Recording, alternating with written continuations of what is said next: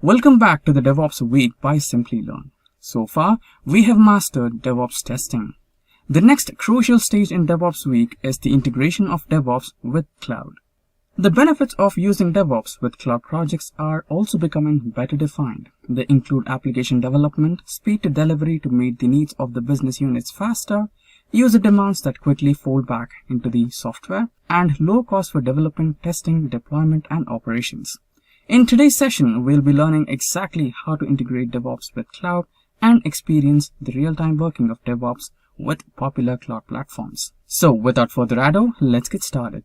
So we will start by watching a short animated video to understand the basics of DevOps and then learn the life cycle of DevOps followed by its advantages. We will look at what cloud computing is, the benefits of cloud computing, and the different cloud providers. Moving ahead, we will learn the important DevOps tools and frameworks such as Git, Jenkins, Maven, Selenium, Docker, and others. Then, we will focus on learning about the different cloud providers and explore more about them. So we will learn about Amazon Web Services, Microsoft Azure, and Google Cloud Platform in detail with hands-on demonstrations. So let's get started. Meet Tim. Tim builds a robot in his lab, a climate-controlled and pollution-free environment. Once he's done, he drops the robot off at his project partner, Mia's house. Mia takes it out to her backyard to ensure that the robot meets the requirements. But here is where the problem arises. The change in the environment causes the robot to malfunction. Mia is now really annoyed and she has a lot to correct. And it seems to her as though Tim didn't really do much.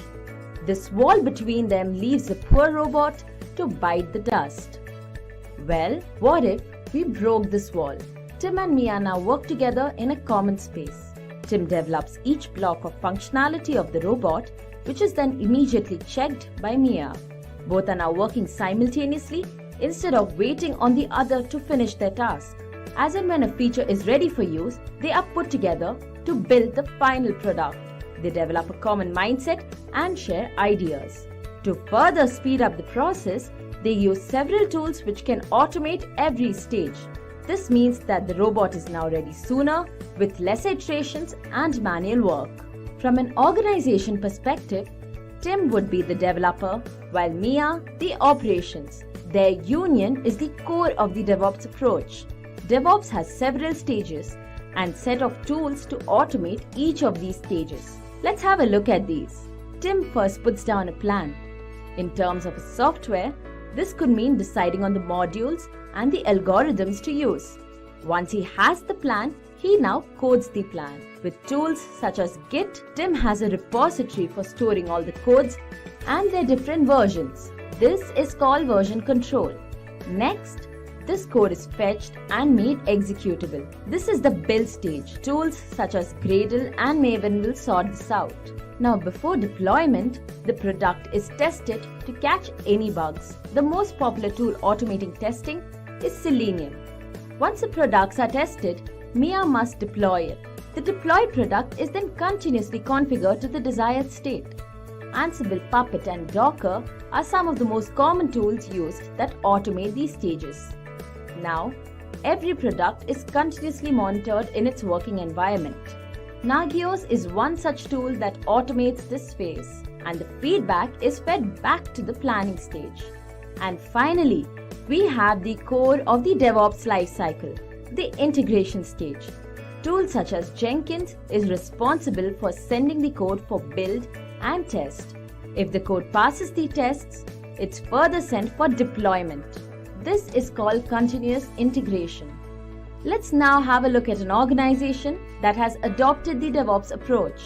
Which of the below sequence of steps would they follow to develop a software? Leave your answers in the comment section. Keep an eye out for the right answer on the comment section or our YouTube community.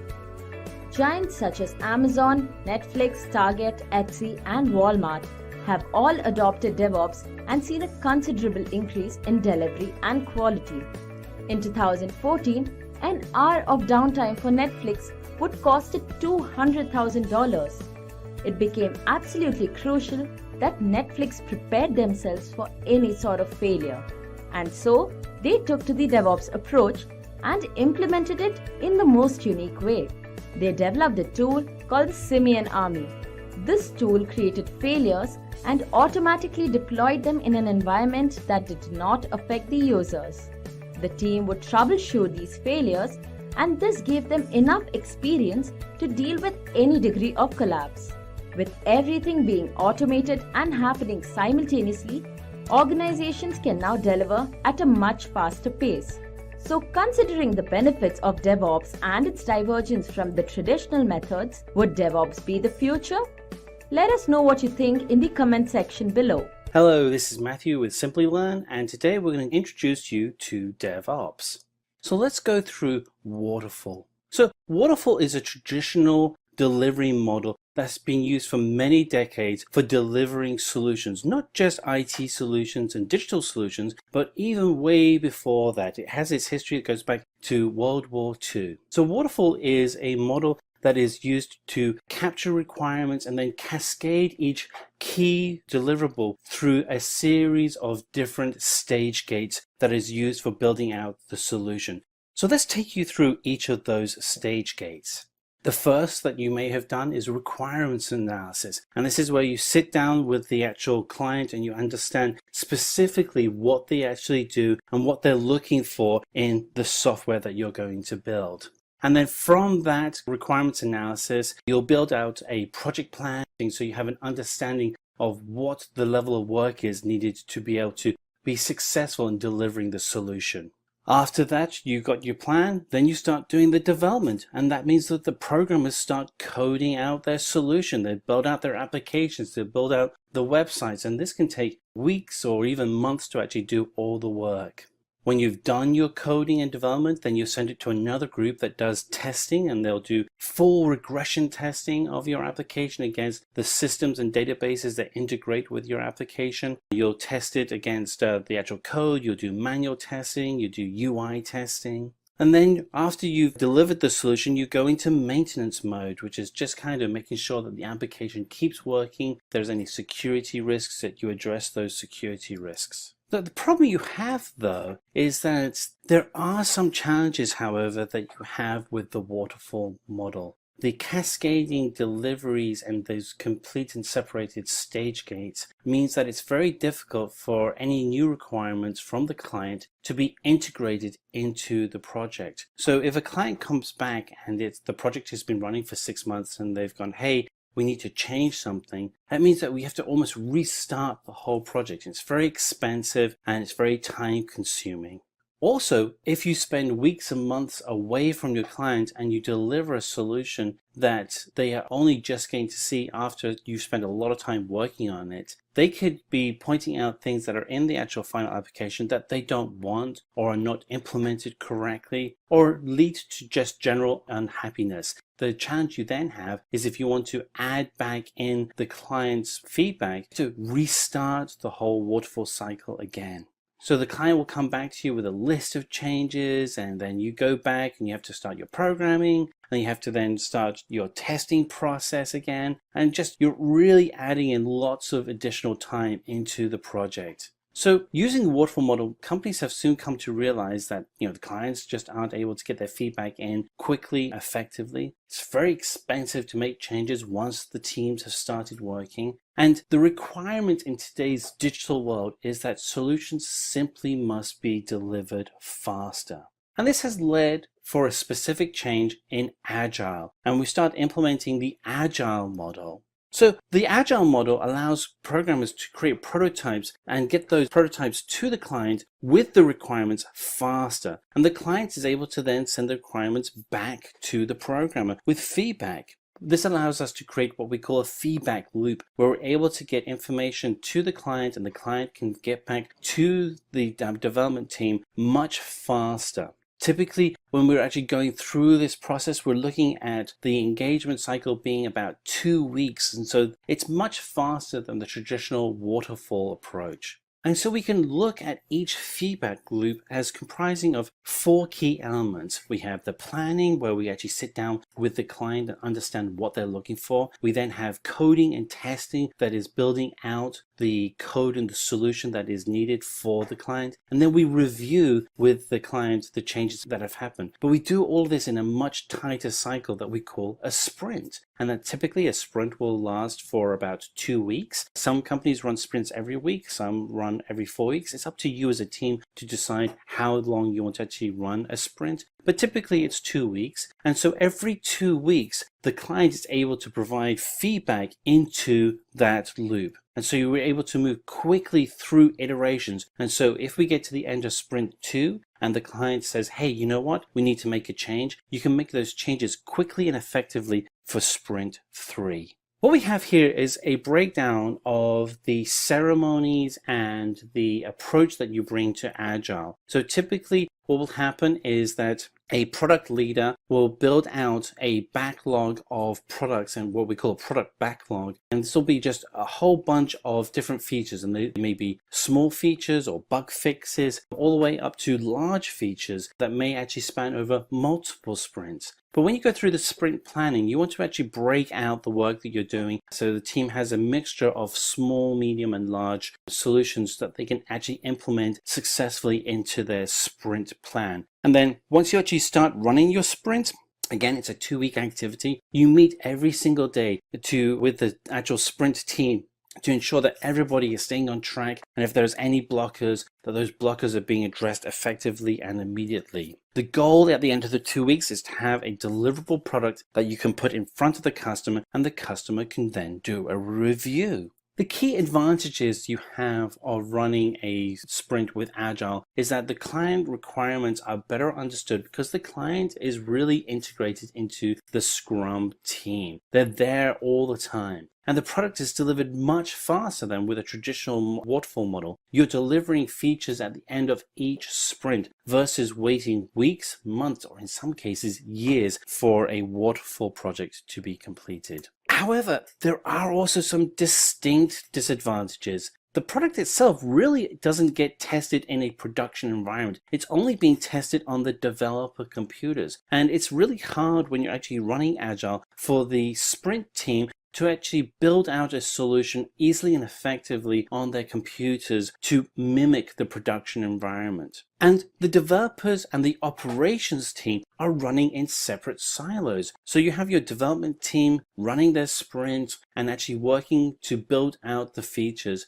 But then when they're done at the end of their sprint and they want to do a release, they kind of fling it over the wall at the operations team. And then it's the operations team job to actually install the software and make sure that the environment is running in a stable fashion. That is really difficult to do when you have the two teams really not working together. So here we have is a breakdown of that process with the developers submitting their work to the operations team for deployment. And then the operations team may submit their work to the production servers. But what if there is an error? What if there was a setup configuration error with the developer's test environment that doesn't match the production environment? There may be a dependency that isn't there. There may be a link to an API that doesn't exist in production. And so you have these challenges that the operations team are constantly faced with. And their challenge is that they don't know how the code works.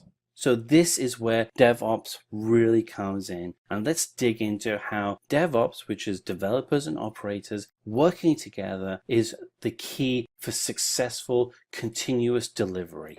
So DevOps is an evolution of the Agile model. The Agile model really is great for gathering requirements and for developing and testing out your solutions. And what we want to be able to do is kind of address that challenge and that gap between the ops team and the dev team. And so with DevOps, what we're doing is bringing together the operations team and the development team into a single team. And they are able to then work more seamlessly together because they are integrated to be able to build out solutions that are being tested in a production-like environment so that when we actually deploy, we know that the code itself will work. The operations team is then able to focus on what they're really good at, which is analyzing the production environment and being able to provide feedback to the developers on what is being successful. So we're able to make adjustments in our code that is based on data. So let's step through the different phases of a DevOps team. So typically you'll see that the DevOps team will actually have 8 phases. Now this is somewhat similar to Agile. And what I'd like to point out at the time is that, again, Agile and DevOps are very closely related, that Agile and DevOps are closely related delivery models that you can use. With DevOps, it's really just extending that model with the key phases that we have here. So let's step through each of these key phases. So the first phase is planning, and this is where we actually sit down with a business team and we go through and understand what their goals are.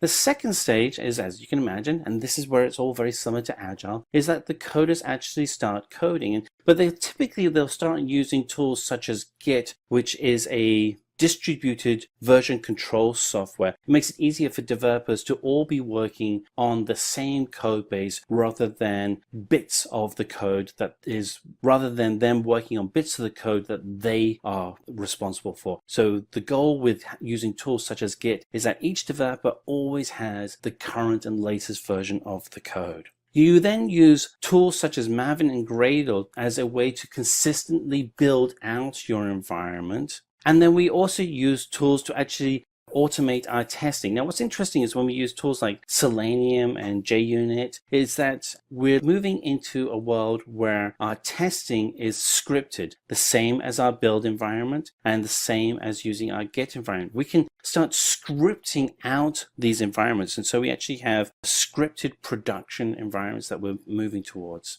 Jenkins is the integration phase that we use for our tools. And another pointer here is that the tools that we're listing here, these are all open source tools. These are tools that any team can start using. We want to have tools that control and manage the deployment of code into the production environments. And then finally, tools such as Ansible and Chef will actually operate and manage those production environments so that when code comes to them, that code is compliant with the production environment, so that when the code is then deployed to the many different production servers, that the expected results of those servers, which is you want them to continue running, is received. And then finally, you monitor the entire environment so you can actually zero in on spikes and issues that are relevant to either the code or changing consumer habits on the site. Imagine you're the owner of a small software development firm and you want to scale your business up. However, a small team size, the unpredictability of demand, and limited resources are roadblocks for this expansion. That's when you hear about cloud computing.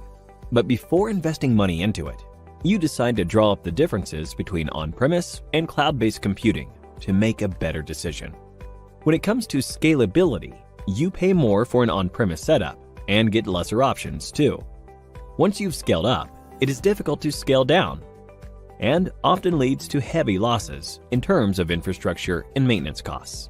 Cloud computing, on the other hand, allows you to pay only for how much you use, with much easier and faster provisions for scaling up or down. Next, let's talk about server storage. On-premise systems need a lot of space for their servers, notwithstanding the power and maintenance hassles that come with them. On the other hand, cloud computing solutions are offered by cloud service providers who manage and maintain the servers, saving you both money and space. Then we have data security. On-premise systems offer less data security, thanks to a complicated combination of physical and traditional IT security measures, whereas cloud computing systems offer much better security and lets you avoid having to constantly monitor and manage security protocols. In the event that a data loss does occur, the chance for data recovery with on-premise setups are very small.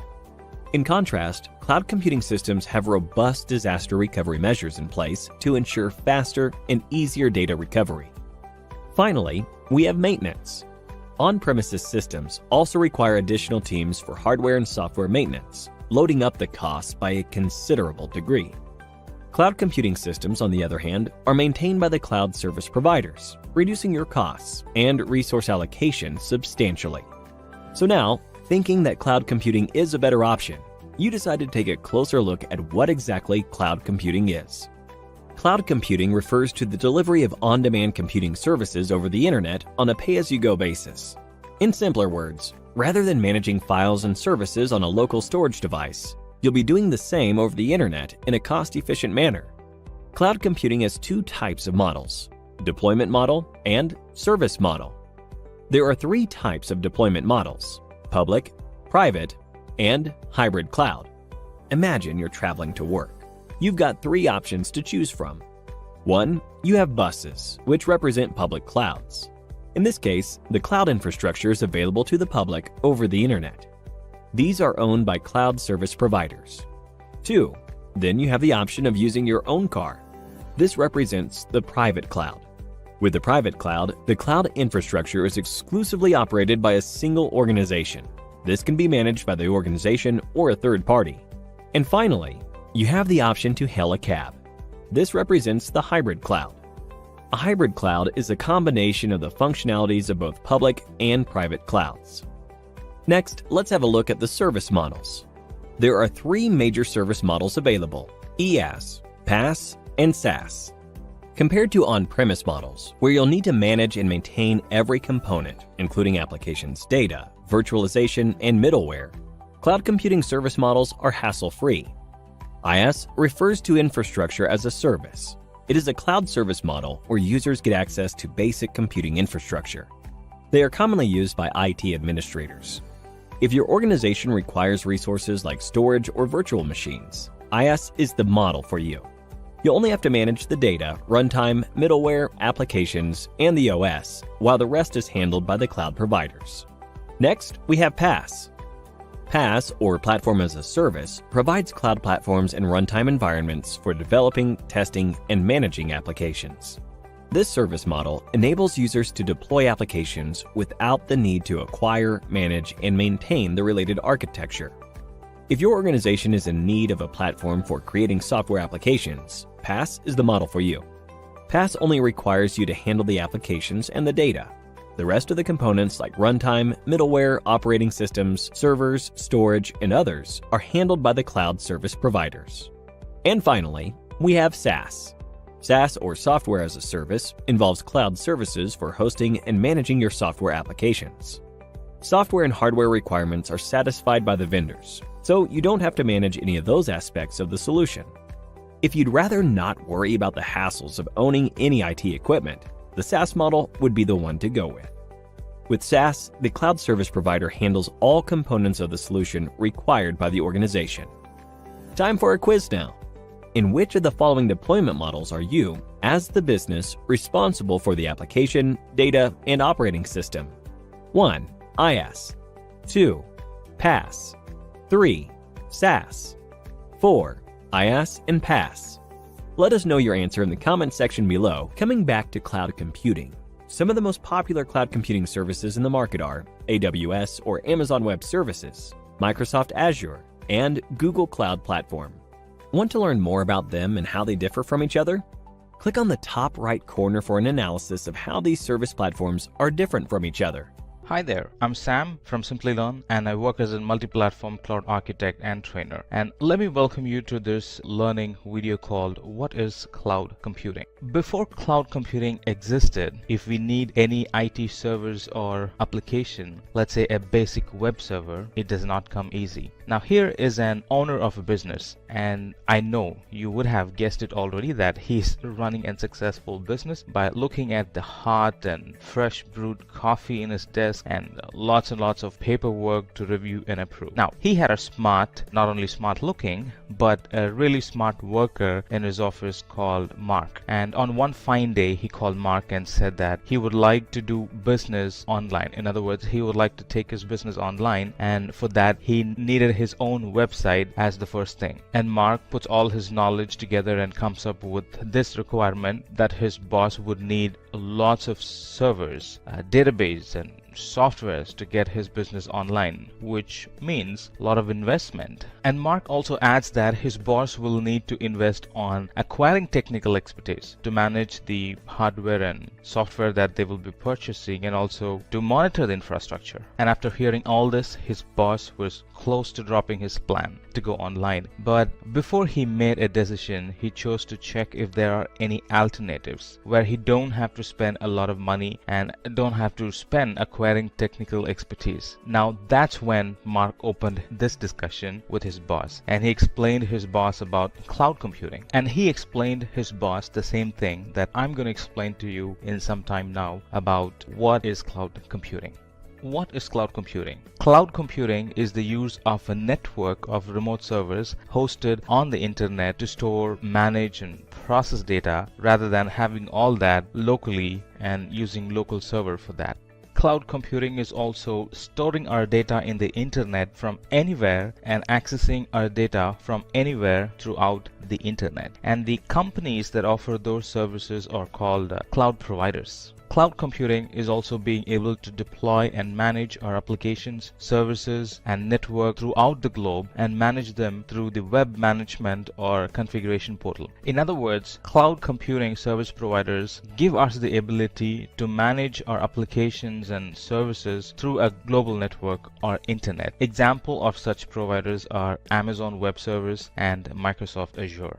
Now that we have known what cloud computing is, let's talk about the benefits of cloud computing. Now I need to tell you, the cloud benefits is what is driving cloud adoption like anything in the recent days. If you want an IT resource or a service now with cloud, it's available for me almost instantaneously and it's ready for production almost the same time. Now this reduces the go live date and the product and the service hit the market almost instantaneously compared to the legacy environment, and because of this the companies have started to generate revenue almost the next day, if not the same day. Planning and buying the right size hardware has always been a challenge in legacy environment, and if you're not careful when doing this, we might need to live with a hardware that's undersized for the rest of our lives. With cloud, we do not buy any hardware, but we use the hardware and pay for the time we use it. If that hardware does not fit our requirement, release it and start using a better configuration and pay only for the time you use that new and better configuration. In legacy environments, forecasting demand is an full-time job, but with cloud, you can let the monitoring and automation tool to work for you and to rapidly scale up and down the resources based on the need of that hour. Not only that,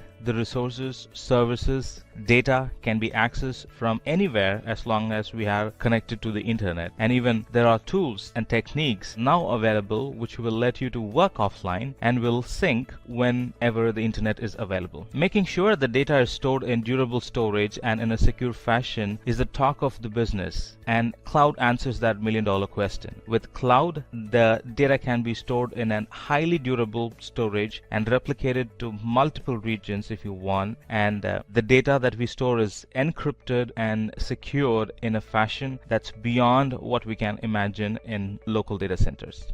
Now let's bleed into the discussion about the types of cloud computing. Very lately, there are multiple ways to categorize cloud computing because it's ever growing. Now we have more categories. Out of all these 6 sort of stand out, categorizing cloud based on deployments and categorizing cloud based on services. And again, under deployments, categorizing them based on how they have been implemented. Is it private, is it public, or is it hybrid? And again, categorizing them based on the service it provides. Is it infrastructure as a service, or is it platform as a service, or is it software as a service? Let's look at them one by one. Let's talk about the different types of cloud based on the deployment models first. In public cloud, everything is stored and accessed in and through the internet, and any internet users with proper permissions can be given access to some of the applications and resources. And in public cloud, we literally own nothing, be it the hardware or software. Everything is managed by the provider. AWS, Azure, and Google are some examples of public cloud. Private cloud, on the other hand, with private cloud, the infrastructure is exclusively for a single organization. The organizations can choose to run their own cloud locally or choose to outsource it to a public cloud provider as managed services. And when this is done, the service, the infrastructure will be maintained on a private network. Some examples are VMware Cloud, and some of the AWS products are very good example for private cloud. Hybrid cloud has taken things to the whole new level. With hybrid cloud, we get the benefit of both public and private cloud. Organizations will choose to keep some of their applications locally, and some of the application will be present in the cloud. One good example is NASA. It uses hybrid cloud. It uses private cloud to store sensitive data and uses public cloud to store and share data which are not sensitive or confidential. Let's now discuss about cloud based on service model. The first and the broader category is infrastructure as a service. Here we would rent the service, network, storage, and we'll pay for them in an hourly basis. But we will have access to the resources we provision, and for some we will have root level access as well. EC2 in AWS is a very good example. It's a VM for which we have root level access to the OS and admin access to the hardware. The next type of service model would be platform as a service. Now in this model, the providers will give me a pre-built platform where we can deploy our codes and our applications, and they will be up and running. We only need to manage the codes and not the infrastructure. Here in software as a service, the cloud providers sell the end product, which is a software or an application, and we directly buy the software on a subscription basis. It's not the infra or the platform, but the end product, or the software or a functioning application, and we pay for the hours we use the software. And in here, the client maintains full control of the software and does not maintain any equipment. Amazon and Azure also sell products that are software as service. This chart sort of explains the difference between the four models, starting from on-premises to infrastructure as a service to platform as a service to software as a service. This is self-explanatory that the resource managed by us are huge in on-premises, that towards your left as you watch, and it's little less in infrastructure as a service as we move further towards the right, and further reduced in platform as a service, and there's really nothing to manage when it comes to software as a service because we buy the software, not any infrastructure component attached to it. There are lots of famous well-known organizations around the world. They have moved or have migrated to the cloud environment. Pinterest is one company which is one of the world's largest visual bookmarking tool with more than 70 million monthly active users. Now Pinterest was able to scale its business because it was all built on Amazon Web Services. With a company with less number of employees, Pinterest decided that they do not want a dedicated staff time to manage a data center. Instead, Pinterest uses AWS, or they used AWS to manage their high performance social application and store more than 8 billion objects and 400 terabytes of data in AWS cloud using a service called Amazon Simple Storage Service, or in short Amazon S3. And not only that, they are running 225,000 instance hours a month, and they run that on Amazon compute service called Amazon EC2 or Amazon Elastic Compute Cloud. Spotify is another company that got benefited using AWS. It's an online music service offering, and it offers instant access to over 16 million licensed songs. Spotify needed a peculiar requirement. It needed a storage solution that could scale very quickly without incurring long lead times for upgrades. Long story short, Spotify used Amazon S3, which is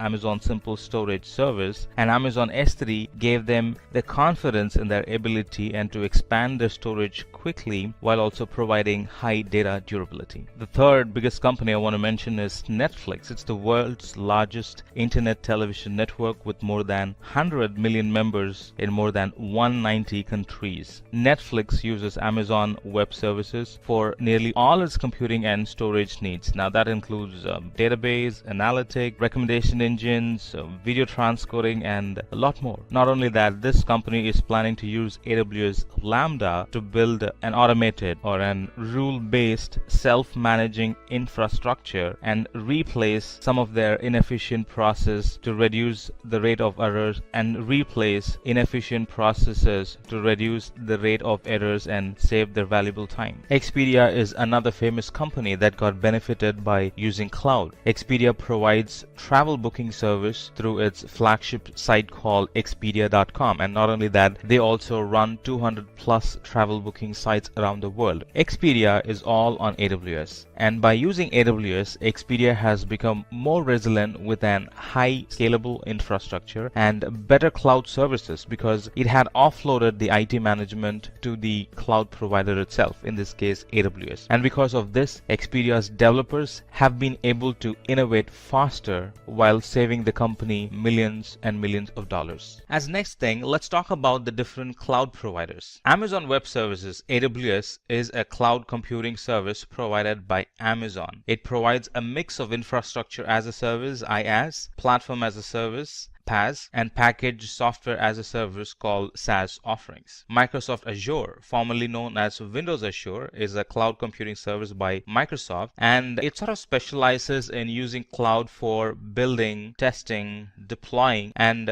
managing the applications through the service throughout a global network that Microsoft manages. It also provides software as a service, platform as a service, infrastructure as a service, and it supports lots of different programming languages and tools and frameworks, including both Microsoft and third-party software and systems. IBM Cloud is a cloud computing service offered by IBM. IBM Cloud includes infrastructure as a service, software as a service, platform as a service. Now, the difference is here it offers through public, private, and hybrid cloud delivery models. VMware, on the other hand, is an subsidiary of Dell Technologies and provides cloud computing and platform virtualization software and services. It was the first commercially successful company to virtualize the x86 architecture. Google Cloud Platform, on the other hand, is offered by Google. It's a suite of cloud computing services that run on the same infrastructure that Google uses internally for its end-user products such as the Google Search and the YouTube we are familiar with. Alongside a set of managed tools, it also provides cloud services including computing services, data storage services, data analytics, and machine learning services. DigitalOcean, on the other hand, is headquartered in New York City with data centers worldwide. DigitalOcean provides developers cloud services that help to deploy and scale applications that run simultaneously on multiple computers. As of January 2018, DigitalOcean was the third largest hosting company in the world in terms of web-facing computers.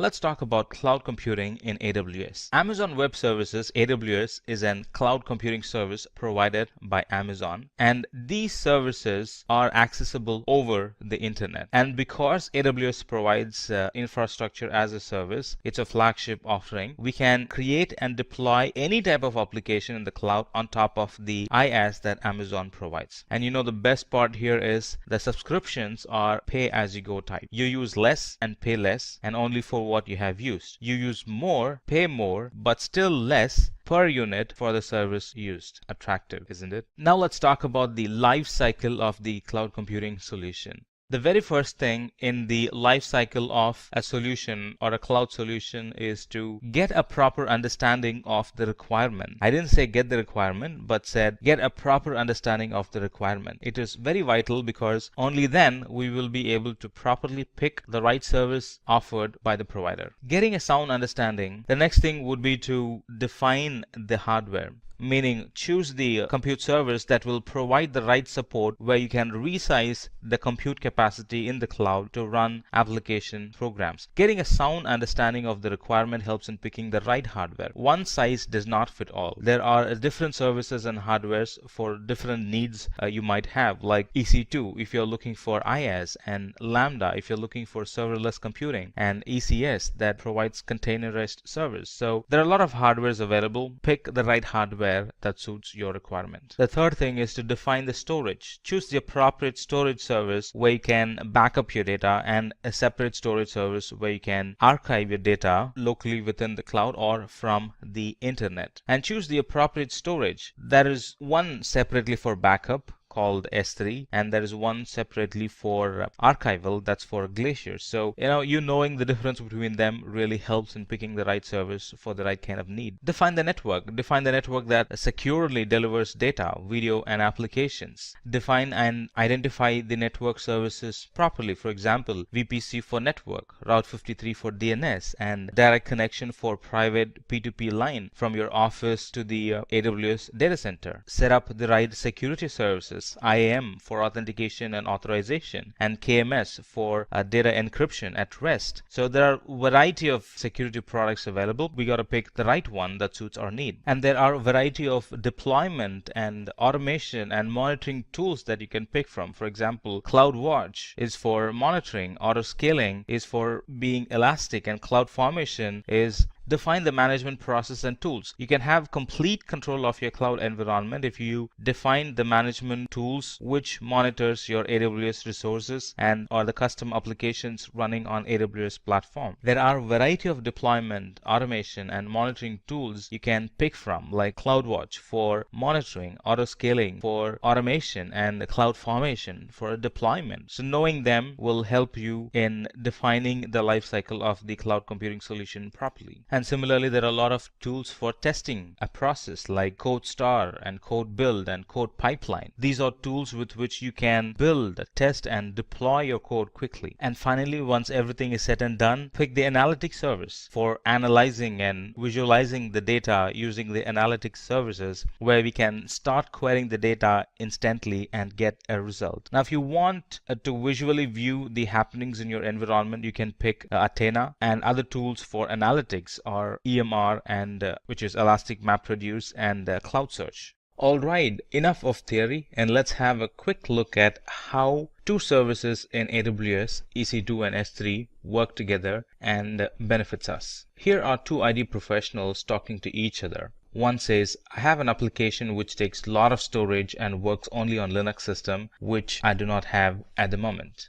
And the other one is a smart guy, and he immediately replies that he could use S3 to store data and retrieve data, and use EC2 for all his compute needs. And then the curious conversation builds up, and the first person wants to know what is EC2 and S3. And the second guy starts to explain that AWS EC2 is a web service that provides a secure and resizable compute capacity in the cloud. And EC2, it can also be used to launch as many virtual servers as we need. And about S3, he explains AWS S3 is a simple storage service provided by AWS. And about S3, he explains further, saying that using Amazon S3, we can store and retrieve any amount of data at any time on the web. Alright, so the very first thing is to have an AWS account. So create an AWS account. And second thing is to create an AWS S3 bucket and upload the files there. You know, the files that EC2 server is going to pull from will get stored in S3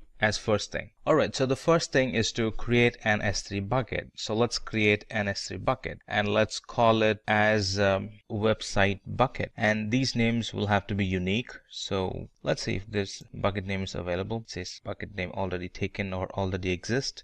So let me top it up with SL, meaning Simplilearn. Alright, so we were able to create a bucket, and in that bucket let me upload a content. That basically is going to be my index file that's going to go and sit in my web server. So let me also make it public and view it. Alright, so this is the content that I have stored in my S3, and this is the content I'm going to push to my EC2 server. Alright, second step, create an AWS S3 bucket and upload files. We're done with that.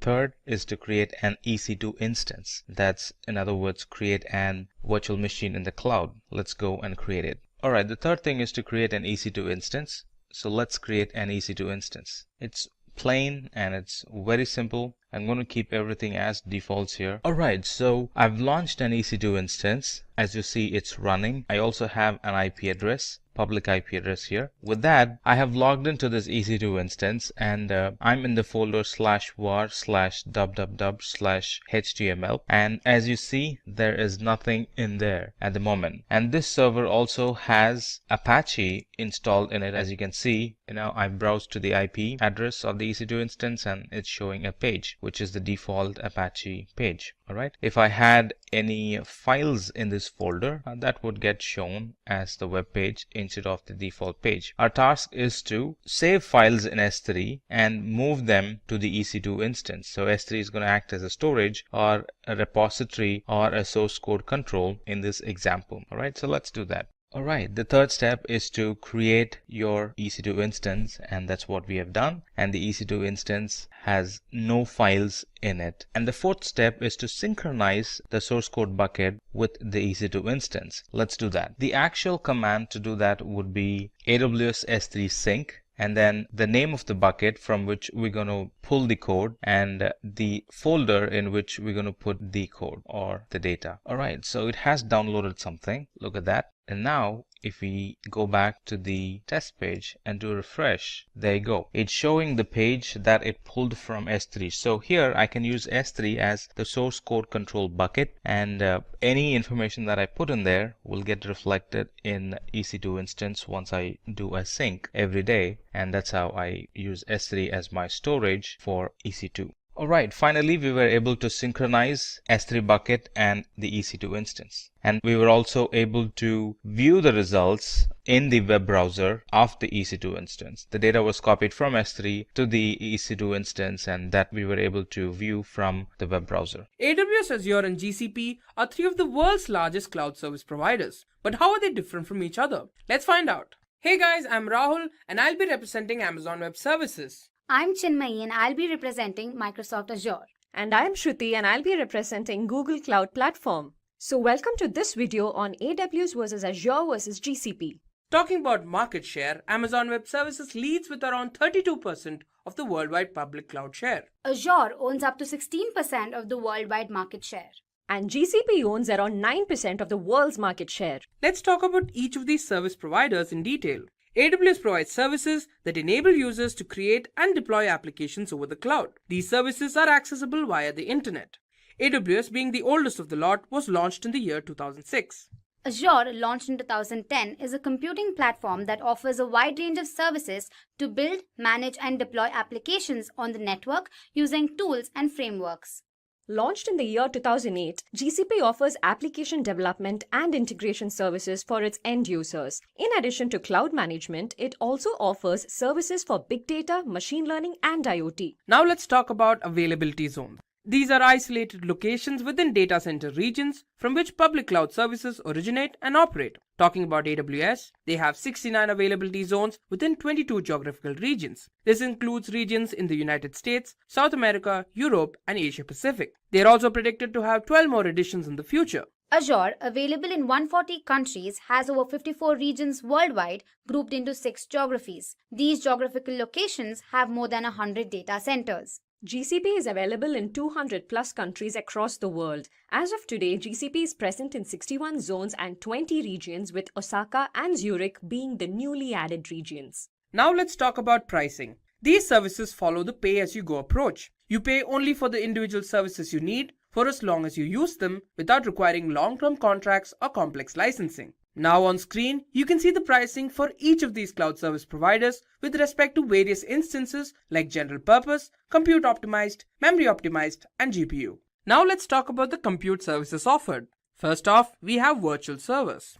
For AWS, we have EC2. It is a web service which eliminates the need to invest in hardware so that you can develop and deploy applications in a faster manner. It provides virtual machines in which you can run your applications. Azure's virtual machines is one of the several types of computing resources that Azure offers. Azure gives the user the flexibility to deploy and manage a virtual environment inside a virtual network. GCP's VM service enables users to build, deploy, and manage virtual machines to run workloads on the cloud. Now let's talk about the pricing of each of these services. AWS EC2 is free to try. It is packaged as part of AWS's free tier that lasts for 12 months and provides 750 hours per month of both Linux and Windows virtual machines. Azure Virtual Machine Service is a part of the free tier that offers this service for about 750 hours per month for a year. The user gets access to Windows and Linux virtual machines. GCP's VM service is a part of a free tier that includes micro-instance per month for up to 12 months. Now let's talk about Platform as a Service or PaaS services. For AWS, Elastic Beanstalk is an easy-to-use service for deploying and scaling web applications and services developed with Java, .NET, Node.js, Python, and much more. It is used for maintaining capacity, provisioning, load balancing, auto-scaling, and application health monitoring. The PaaS backbone utilizes virtualization techniques where the virtual machine is independent of the actual hardware that hosts it. Hence, the user can write application code without worrying about the underlying hardware. Google App Engine is a cloud computing platform as a service which is used by developers for hosting and building apps in Google data centers. The App Engine requires the apps to be written in Java or Python and store data in Google Bigtable and use the Google query language for this. Next, let's talk about virtual private server services. AWS provides Lightsail. It provides everything you need to build an application or a website along with the cost-effective monthly plan and minimum number of configurations. In simple words, VM image is a more comprehensive image for Microsoft Azure virtual machines. It helps the user create many identical virtual machines in a matter of minutes. Unfortunately, GCP does not offer any similar service. Next up, we have serverless computing services. AWS has Lambda.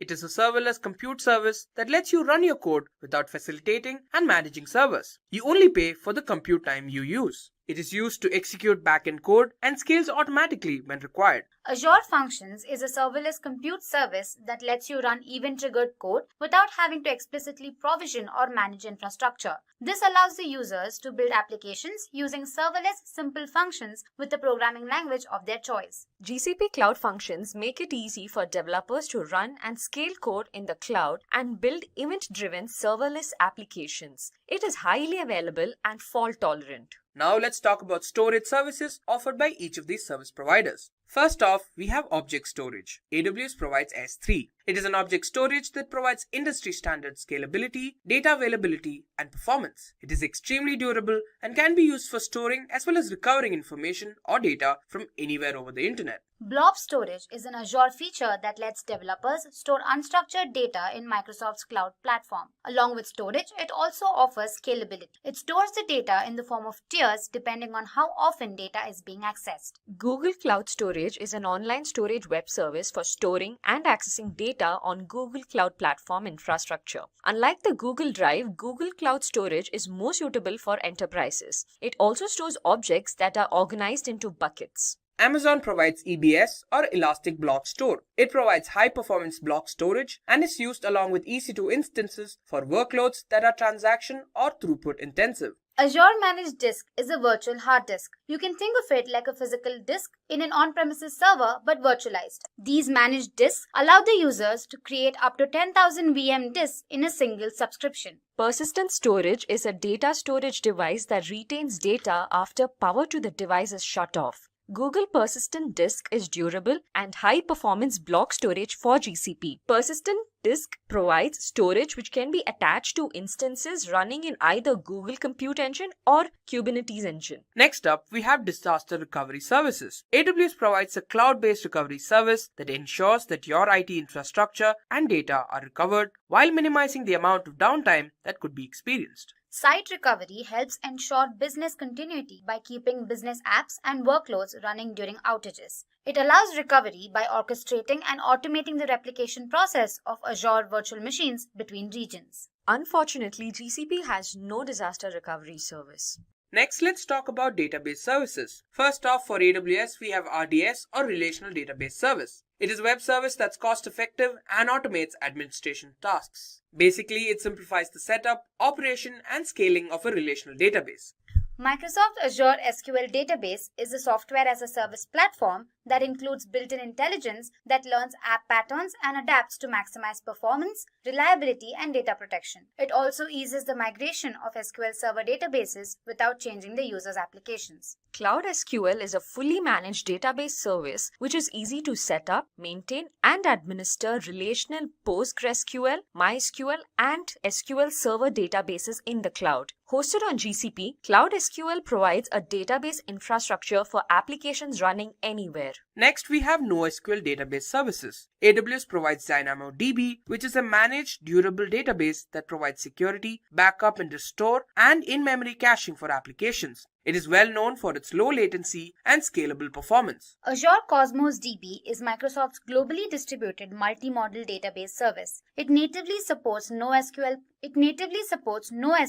created for low latency and scalable applications. GCP Cloud Data Store is a NoSQL database service offered by Google on the GCP. It handles replication and scales automatically to your application's load. With Cloud Data Store's interface, data can easily be accessed by any deployment target. Now let's talk about the key cloud tools for each of these service providers. For AWS in networking and content delivery, we have AWS Route 53 and AWS CloudFront. For management, we have AWS CloudWatch and AWS CloudFormation. For development, we have AWS CodeStart and AWS CodeBuild. For security, we have IAM and Key Management Service. For Microsoft Azure, networking and content delivery, we have Content Delivery Network and ExpressRoute. For management tools, we have Azure Advisor and Network Watcher. For development tools, for management, we have Azure Advisor and Network Watcher. For development, we have Visual Studio IDE and Azure Blob Studio. For security, we have Azure Security Center and Azure Active Directory. For GCP, we have the following tools. For networking and content delivery, we have Cloud CDN and Cloud DNS. For management, we have Stack Driver and GCP Monitoring. For development, we have Cloud Build and Cloud SDK. And finally, for security, we have Google Cloud IAM and Google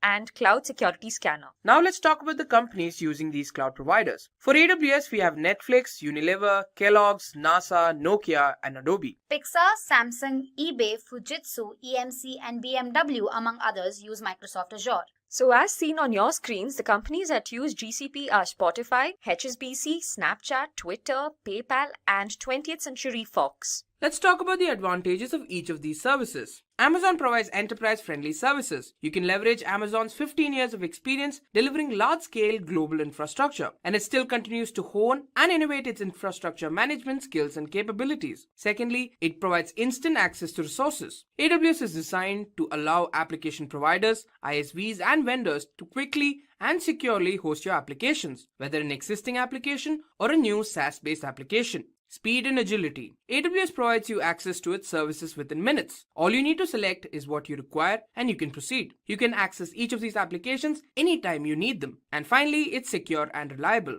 Amazon enables you to innovate and scale your application in a secure environment. It secures and hardens your infrastructure. More importantly, it provides security at a cheaper cost than on-premise environments. Now talking about some of the advantages of Azure. Microsoft Azure offers better development operations. It also provides strong security profile. Azure has a strong focus on security, following the standard security model of detect, assess, diagnose, stabilize, and close. Azure also provides a cost-effective solution. The cloud environment allows businesses to launch both customer applications and internal apps in the cloud, which saves on IT infrastructure costs. Hence, it's OpEx friendly. Let's now look at the advantages of GCP. Google bills in minute-level increments, so you only pay for the compute time you use. They also provide discounted prices for long-running workloads. For example, you use the VM for a month and get a discount. GCP also provides live migration of virtual machines. Live migration is the process of moving a running VM from one physical server to another without disrupting its availability to the users. This is a very important differentiator for Google Cloud compared to other cloud providers. GCP provides automatic scalability. This allows a site's container scale to as many CPUs as needed. Google Cloud Storage is designed for 99.9% durability. It creates server backup and stores them in a user-configured location. Let's talk about the disadvantages of each of these services. For AWS, there's a limitation of the EC2 service. AWS provides limitations on resources that vary from region to region. There may be a limit to the number of instances that can be created. However, you can request for these limits to be increased. Secondly, they have a technical support fee. AWS charges you for immediate support, and you can opt for any of these packages. Developer, which costs $29 per month, Business, which costs more than $100, and Enterprise, that costs more than $15,000. It has certain network connectivity issues. It also has general issues when you move to the cloud, like downtime, limited control, backup protection, and so on. However, most of these are temporary issues and can be handled over time. Talking about some of the disadvantages of Microsoft Azure. Codebase is different when working offline, and it requires modification when working on the cloud. PaaS ecosystem is not as efficient as IaaS. Azure Management Console is frustrating to work with. It is slow to respond and update and requires far too many clicks to achieve simple tasks. Azure Backup is intended for backing up and restoring data located on your on-premises servers to the cloud. That's a great feature, but it's not really useful for doing bare metal restores of servers in a remote data center. Let's now look into the disadvantages of GCP. So when it comes to cloud providers, the support fee is very minimal, but in the case of GCP, it is quite costly. It is around $150 per month for the most basic service. Similar to AWS S3, GCP has a complex pricing schema. Also, it is not very budget-friendly when it comes to downloading data from Google Cloud Storage. Today we're going to delve into Git and what it actually is and how it fits within your DevOps stack. So a little scenario before using Git. One of the challenges that a lot of developers and development teams would have had is developers would be working on different types of code, whether it was database code, whether it was Python, or whether it was Java or .NET, and they would have a central server that they would be pushing all of their source code in. But there was little or no communication that was actually going on in between all the developers. The challenge you had with that scenario is that when people would be checking in code, you could be like, there'd be conflicts and you'd have to roll back different code versions. And this is really kind of the challenge that Git addresses. Git is a tool that allows all of the developers, no matter what stack they're working in, to have access to all of the code. And it makes it much more effective at being able to have development teams work on small, medium, or even massive applications. And some of the biggest applications out there are managed through a Git distributed server environment. So let's jump into what we'll be covering so you have a clear understanding of the value that you're going to get out of watching this presentation. So we're going to go through DevOps and the tools we have available for DevOps. We'll talk about what version control means within a DevOps environment and cover the two different types of version control, centralized and distributed. And then we're going to zero in on Git, which is a really fantastic distributed version control system. And we're going to go through and understand the features, workflow, branches, and commands in Git. We're going to give you a demo and then summarize all of the activities at the end of the presentation.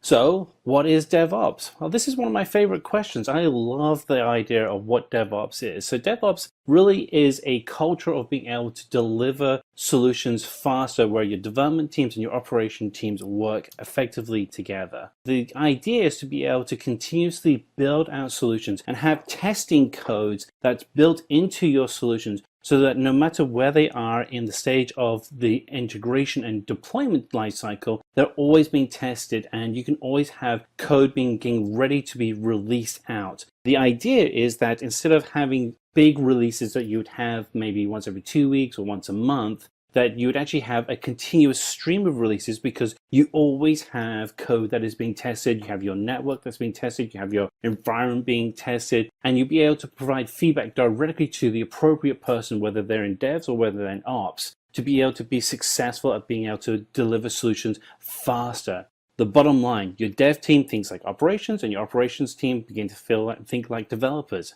It's really a fantastic way of being able to speed up delivery and have your team just think and feel and act in a different cultural environment. So let's have a look at some of the tools that are available to you in DevOps environments. If we look at DevOps, it's really kind of split into two areas. The dev side, you have building, code, planning, and testing. And then on your ops side, you have release, deployment, operating, and monitoring. But the tools really all interact with each other. And what's really great is that the tools are either open source or very, very low in cost. And in fact, most of the tools that you're seeing in front of you right now are open source tools, which means there's no licensing to you, and you can actually effectively manage them and implement them within your team right now.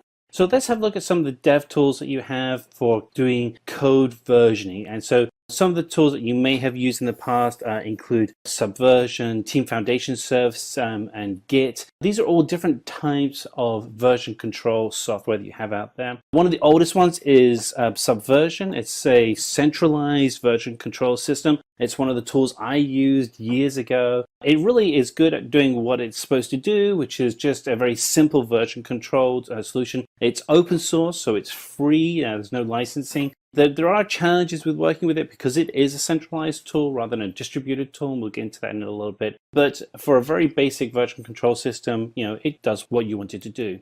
Team Foundation Service Solutions, something that many of you in Microsoft world may have been using for a long time. And the thing that's great about TFS is that it's built right into the Microsoft environment. It's the server side, the services side of building out your solutions with Microsoft.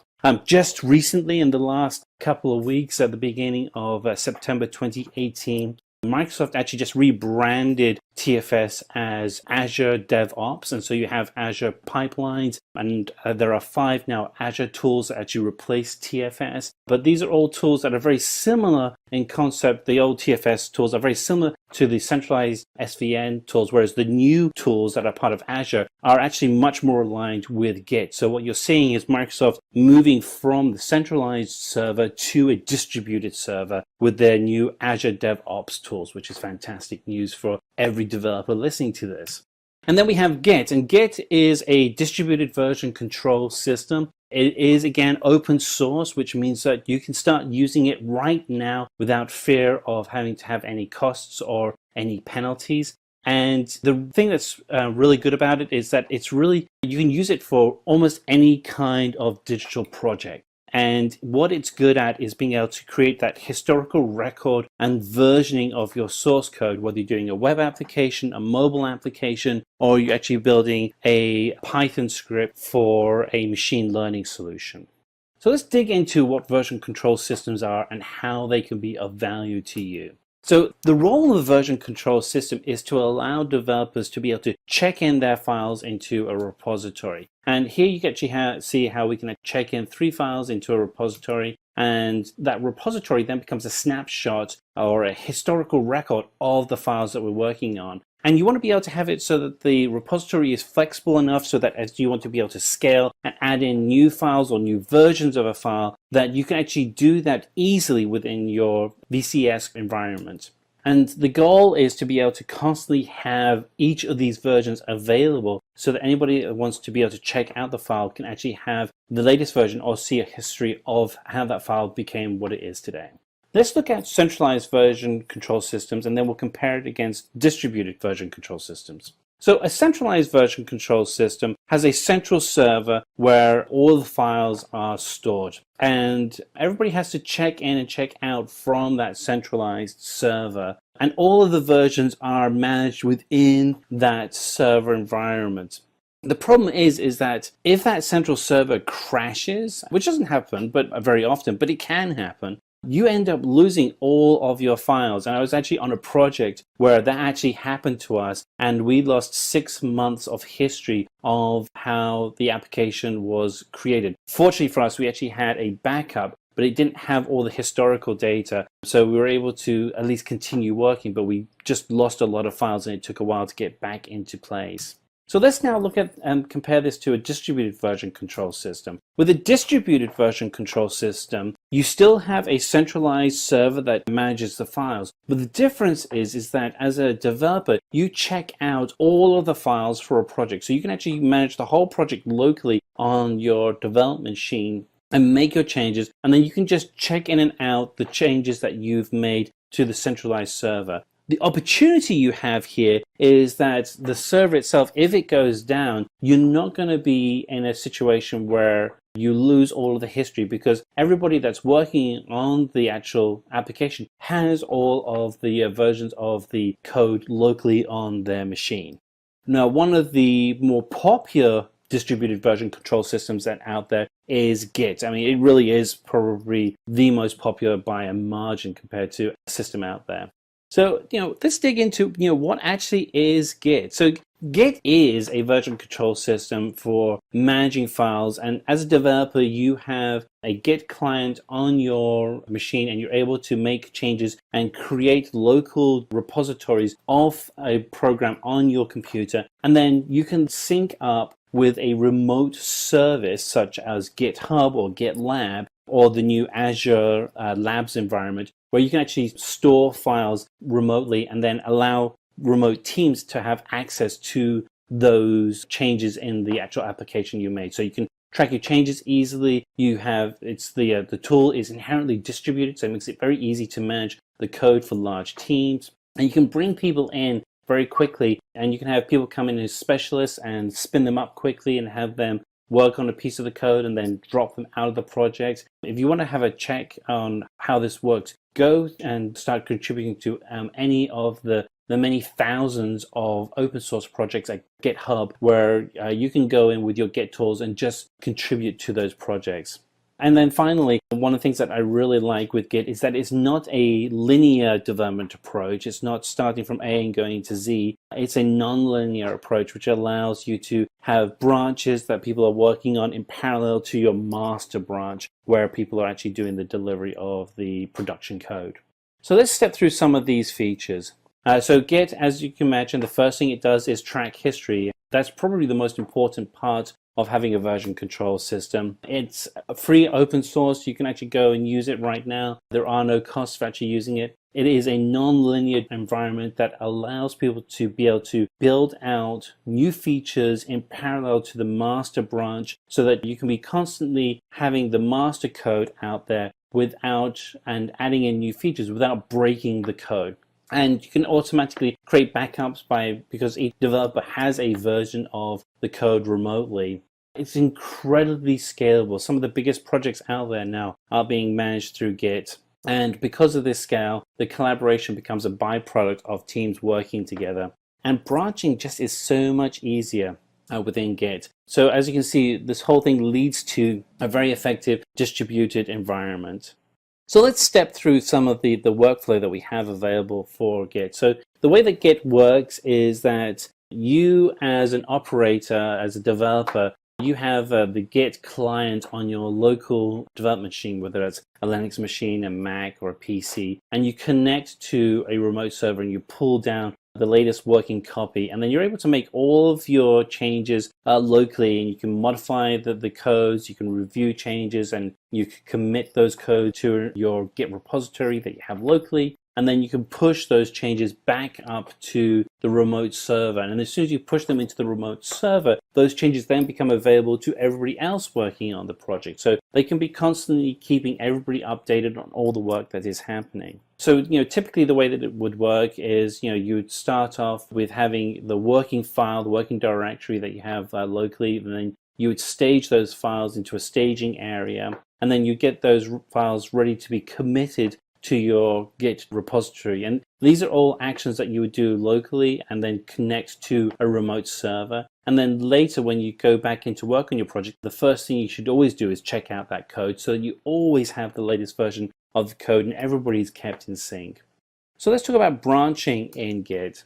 So the way that branches work is that if you imagine you're working on a project, and projects always have a tendency of getting bigger than you imagine. And what you want to be able to do is keep that main product working and keeping it working effectively. But if you want to be able to add a feature to that product, you may have 2 or 3 different groups that are working on multiple features simultaneously. And what you want to be able to do is give them the freedom to work on those individual features. And the way you do it in Git is that you can create branches of the master, and while you're of the main branch, which is called the master.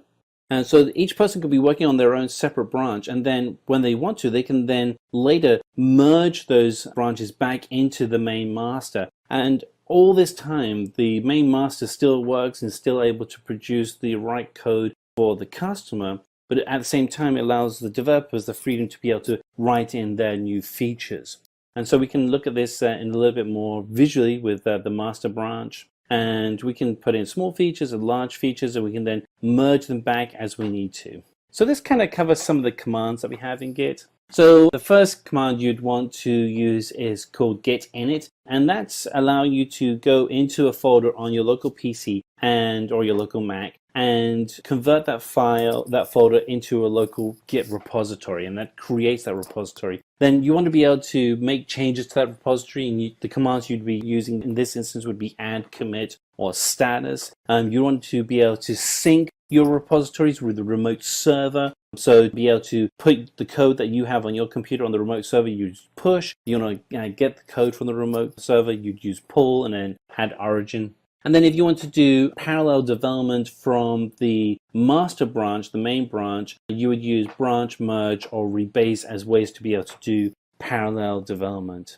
And now we're going to go through and do a demo on Git. So we're going to do a demo on Git so you can feel comfortable running the commands in the interface and you're able to get Git running correctly in your environment. So the first thing we're going to do is we're going to set up which version of Git that you have, and then we're going to see if we can establish some global configurations within your Git environment. And we're going to do sandeep.dash as the name, the email address is sandeep.simplylearn, and then we're going to do a list of the different configuration settings we have. So to check the version of Git that we have, we do git -- version in our terminal or command line window. You can also use PowerShell. That'll actually get you running in the same environment as well. All of these tools are going to be command line tools. And then the next thing we're going to do is we're going to assign some global usernames and a global email address so that we can actually access the Git account itself locally on the device. And so we're going to put in config -- global user.name Sandeep, and then git config -- global user.email and sandeep.d@simplilearn.net. And now we're going to check the list of usernames and email IDs in our configuration environment with -list, and you'll see that we have everything in there correctly. Here is our username right here, and our name and our email ID. So if you need any help when you're actually doing any of your work in Git, all you have to do is do git help config or git config -- help, and this will allow you to actually get access to the help screens. So let's just go and type that in: git help config return, and this takes us to the help page that's running locally on your device. And here we have a breakdown of all the different commands and what those commands actually do within a Git configuration. And we can go ahead and we can do git config -- help, and that will actually take us to the same page. So two ways of doing the same thing. So we're going to go ahead and we're going to create a test repository on our local system, and we're going to do that with make directory called test, and then we're going to move our cursor within command window, terminal window, to the test folder, and then we're going to initialize that folder to become a Git repository. So let's go ahead and do that. So we're going to make a new directory and we're going to call it test, and we're going to move the cursor so it's actually in the test folder. We do cd change directory to test, and you can see now we're actually in the test folder. And now what we have to do is initialize this folder as a Git repository. And so we're going to do this as git init, and it's now a new Git instance that we can actually now use for managing our Git environment. So we're going to create a new file and we're going to call it info.txt, and we're going to put some content in it, and we're actually going to put it in the folder that we've just created so you can actually see what it's like to test out the Git environment with a file that hasn't been checked into it yet. So let's go ahead and do that. So we open up our folder directory, and here you can see we have the test folder, and we're just going to go ahead and create a default test file. So right click, text, new document, info.txt, open that, and you can put really whatever you want in here. We're just going to put in this information right now: name equals Sam, registration number 12479, and save that file, close it out. Now if we actually go ahead and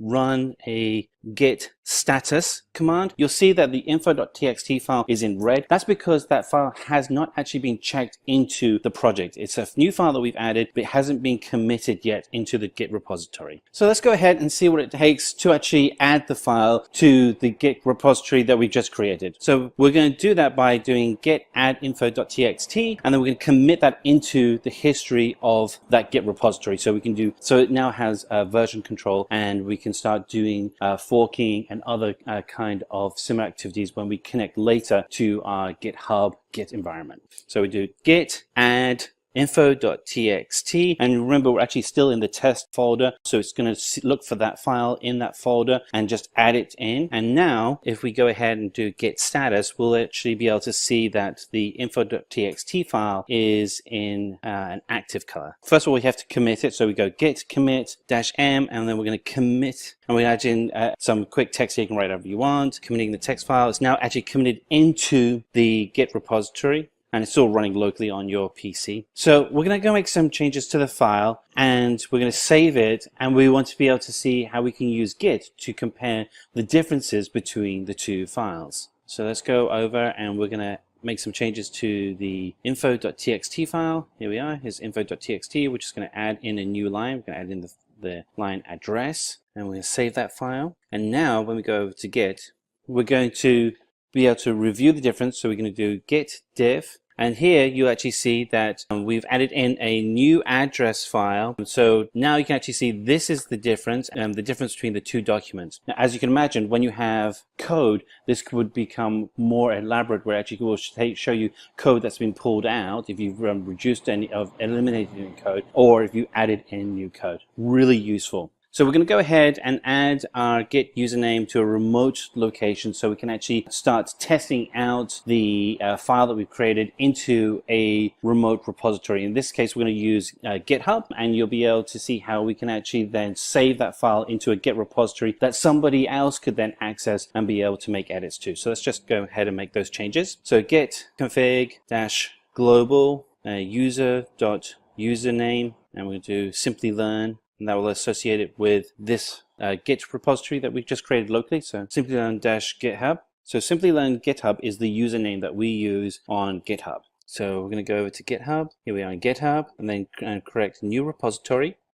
And then, as you can see, we're in Simplilearn-GitHub, and we're going to call the new repository test. We're going to make it public so anybody can access it. And you'll see that it automatically adds a README file. And we have our test environment set up correctly. So we'll go ahead and copy the URL link, which is github.com/simplilearn-github/test.git. Copy that, and we'll go back over to our command line window. And so now we're going to add the username to the GitHub configuration. So what we're doing is we're connecting the local repository to the remote repository. So we type git remote add origin, and then we'll paste in the address. And this then allows us to connect the local repository that we created in the test folder with the remote repository. And now we're connected. So now that we've connected, we can actually push the file that we have in the local repository on your PC or Mac to the remote repository in the GitHub server environment. So let's go ahead and do that. So we're going to do git push, and push is the command to push the documents from the origin, which is the local file, to master, and master is a remote file. Hey, and there we are. Success. So what we have now is the file that we just created in our local Git repository is actually now in the remote repository as well, so that anybody can access it. So let's go have a look at that. So we're going to refresh the GitHub page, and hey, there we are. There's info.txt has been uploaded, and we're ready to go. That's great. That's what you should be seeing. So refreshing your web page on the remote GitHub folder, and it could be any Git service, we just happen to be using GitHub because it's free to use. You'll be able to see that the local file has been installed and is now part of the Git repository in the remote server. So what we're going to do now is we're going to create 3 more files, and we're just going to call them info.txt, info2, and info3. And then we're going to push them out to the remote server, and we're going to merge everything together into a single environment. So let's go ahead and create those 3 files, and we're just going to add those into the folder. So let's go ahead, create new text document, info1, and then we're going to create info2, and then info3. I'll get my typing right here. Okay, here we go. There we are.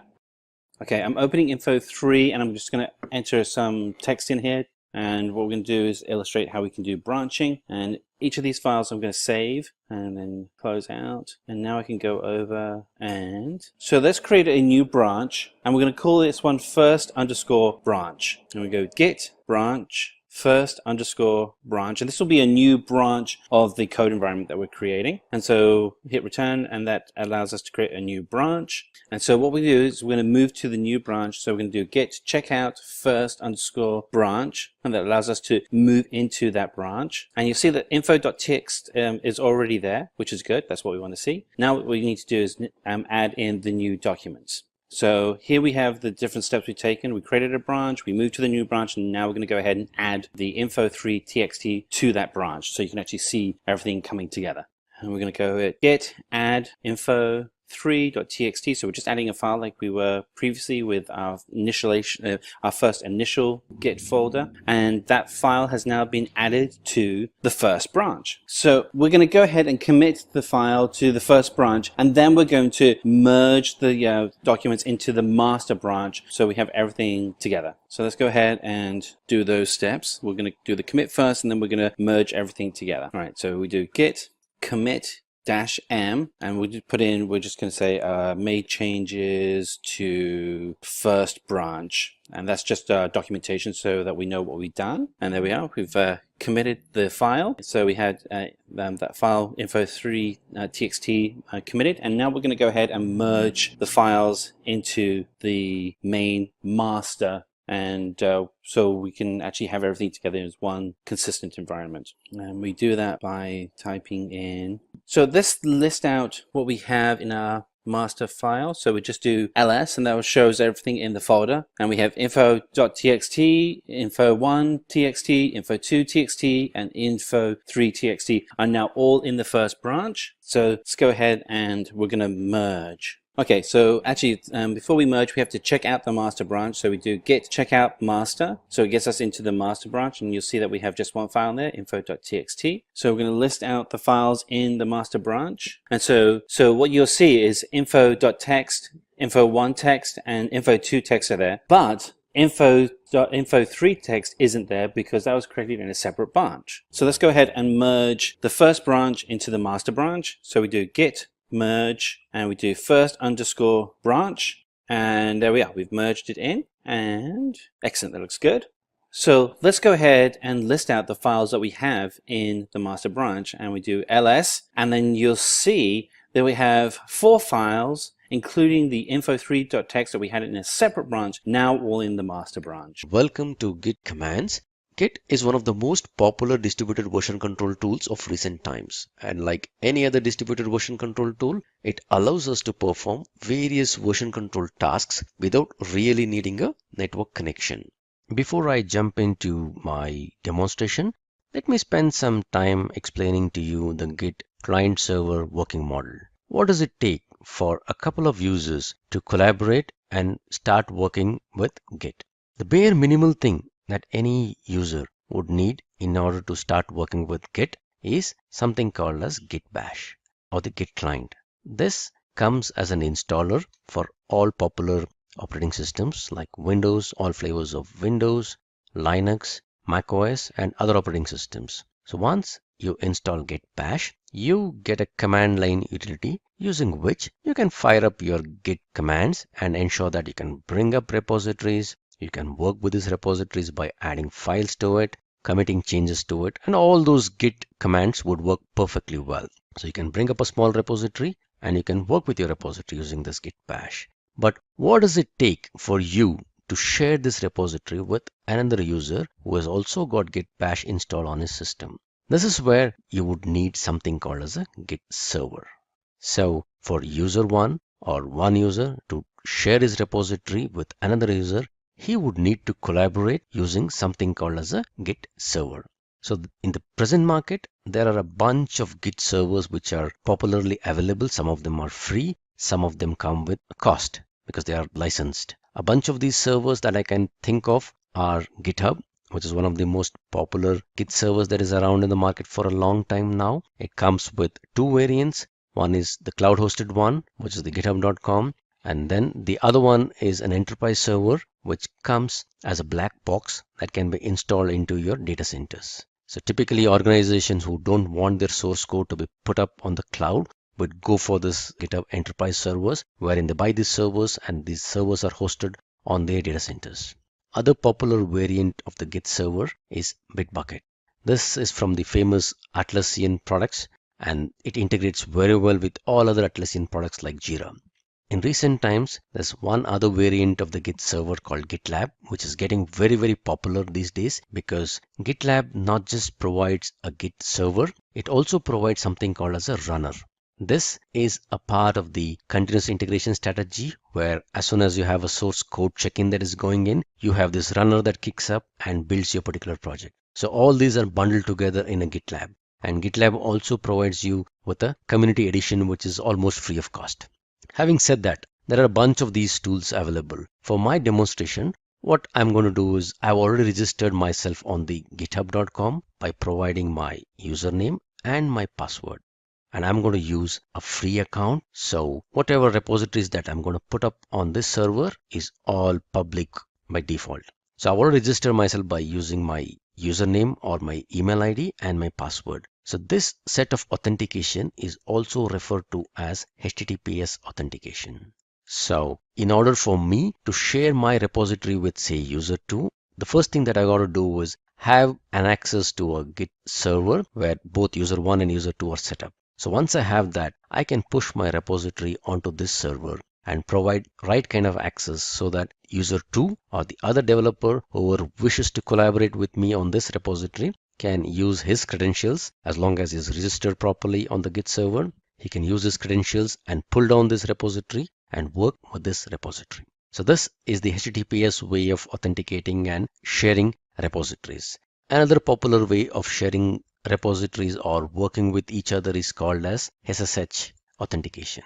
As many of you would know, SSH means nothing but creation of a private and a public key. A bunch of keys, public and private, are created on the client machine. While I create keys, I will be asked for a passphrase. I need to type in a passphrase and remember my passphrase. And then I take this public key and kind of post it onto my account within my Git server, so that whenever I'm going to connect next time using my command prompt or any of the tools, it's going to challenge me for my passphrase. As long as I remember my passphrase correctly, I can authenticate myself and get into the server. So both HTTPS and SSH are popular ways of communicating with the Git server. Having said this, let me just get started by installing the Git bash on my local system and then fire up some of these Git commands and build up some repositories, make some changes in my repository, commit these changes, and later use my GitHub credential to connect to my GitHub server and push my repositories out there. Let me now go ahead and find my Git bash for my Windows so that I can go ahead and install it. So I just type in Git client for Windows, open up a browser and type in for this. The first one that I find is a GUI tool. I don't need this GUI client, I need this one. So this is the Git client or the Git bash that I was referring to. It's about 40 megs, and let me just download this. Pause this video for some time so that the download happens and come back to you once I have the download. The download seems to be complete. When I'm recording this video, the version that I have, the latest version that is there is 2.19.0, and this is a 64-bit version for Windows. So I've got that downloaded. Let me go ahead and find it and install this exe. Alright, I go ahead choosing all the default options. I want it to be installed in C: program files under the Git folder. Everything looks good for me. I'm not going to make any changes here. Git bash from Windows. Yes, I may want to use Git from Windows command prompt. That sounds good for me. OpenSSH, that's fine. Looks good. Looks good. No, I don't want any of these new features.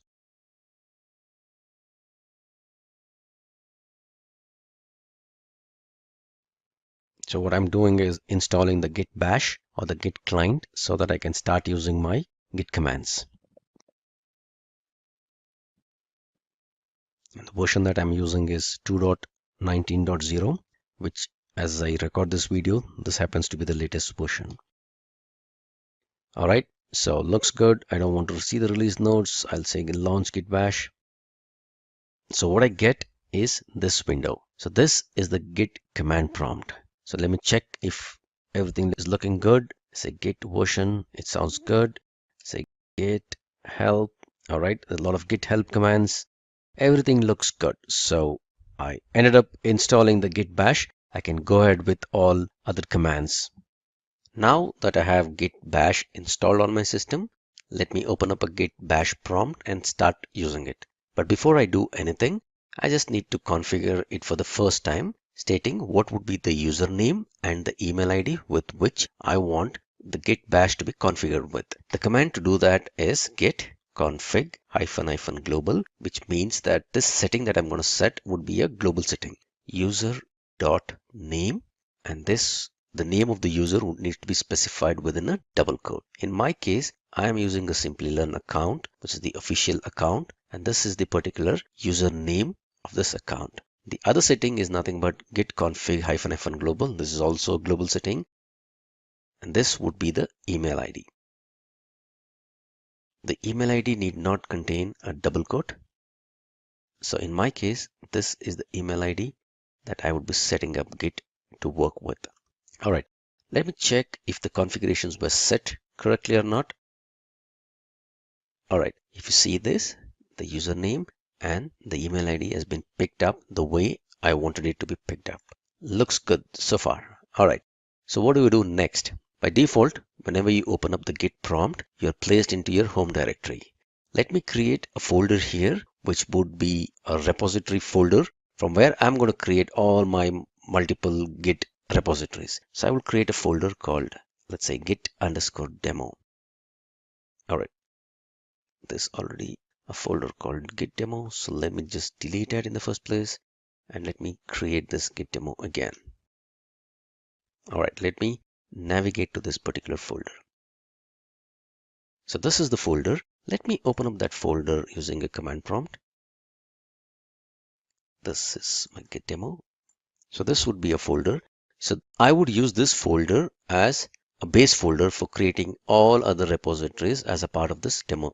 So let me create my first repository. A repository is nothing but a folder. So let me create my first folder called first repo. And let me get into this repo. All right. As of now, this is just an empty folder. If at all I navigate to this, you would see that this folder is empty. There's nothing much in this folder at all at this moment. Okay, so let me create a repository out of this. How do I create a repository of this? It's pretty simple. I just run a git init command. When I say git init, it means it's going to initialize a repository. As of now, the folder contained nothing in it. It was an empty repository. So it initializes an empty repository in this particular folder. If at all I look at my content, you would see that there's a hidden folder. This would be a hidden folder since I've configured my Explorer to view all hidden folders. I see it, otherwise you wouldn't see it. So a folder by name .git is created within this first repo. And this was created because we ran the command git init. If I get into this folder, I see a bunch of directories and other configurations. If you see, there's something called as a hooks directory, a couple of configuration files that are here in this directory. All these relate to one or the other type of a client hook that can be enabled.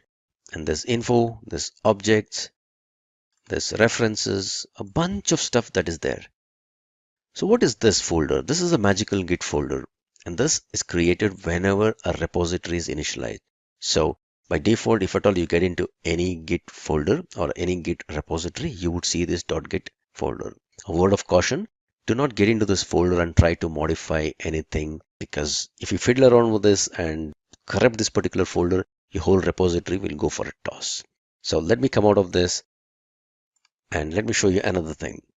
Now, if you notice here, when I was in the folder, the repository did not have anything after this. Now, when I say git init, there is something called as a master that shows up. So typically what happens is whenever a Git repository is created for the first time, it creates a default branch. The name of the branch is called master. And that is why you would see master within braces. This doesn't mean anything else other than we have a repository out in this particular folder. And by default, there is a branch called master and we are currently on that branch. If at all I create multiple branches in this folder, whenever I navigate to different branches, the branch name within these brackets would change. All right, so far so good. So we created a folder, we made it a Git repository by initializing that with a git init, and then I've not put anything yet in the repository. So let me try to do that. Let me create a few files within this particular repository. So I use a touch command. Touch is a Linux command. It kind of creates this particular folder. If at all you're not comfortable with the file creation by this way, you can always use a file explorer and create some files in this. So I create a file called touchmaster.txt. I'll open up in the notepad. Okay, so this is my first file. That's what I'm going to write inside this. I save this and I come out of this. All right, now let me do a git status command. So what does this tell you? There's no commit set. You're on the master branch. There is an untracked file and this shows up in red. It also gives you all the commands that is supposed to be run. So if at all you want to add this file, you would say git add and the name of the file, and then you're going to commit it. So what happened is that when the repository was initialized, it was an empty repository. Now that a git notices that there is a new file in this repository called master.txt. If at all you want us to let git know that you want to track this file, we need to add this to the repository. So the command to add that is called git add. I can specify either the name of the file or I can give a wild character saying git add dot. Now if I run the git status command again, it says there's no commits yet. Added a file, and the file which was earlier in red now shows up in green, and it says it's a new file, master.txt. All right, it also gives you something called git remove command if at all you want to unstage or undo your changes. So what has happened is the file which was earlier untracked is been added into the Git index, or it is ready for staging, or it's in a staged state. Now I can go ahead and commit this file if at all that's what I want to do. So let me do that. I'll do a git commit -m and I give a message that I want. I would say this is my first git commit. Alright, I run the git status command again and see it says on the branch master nothing to commit. It's all nice and clean. So typically what happened was I created an empty directory, made it into a git folder by doing a git init. I put a file into it. I made some changes to the file. I added that file into the repository and I committed to the repository. If at all I run the git log command, it says this was the commit ID or the commit number or the commit hashtag, and this is the author. If you notice, this is the email ID and the username that we set earlier. And this was done on this date, and this is the commit message that is there. All of it looks so good. Let me do one more commit into this repository. So I will touch master1.txt. I'll put in another file. I'll open up this particular file, write something into this. All right, I save this change. Let me also open up the older file, make some more change into this.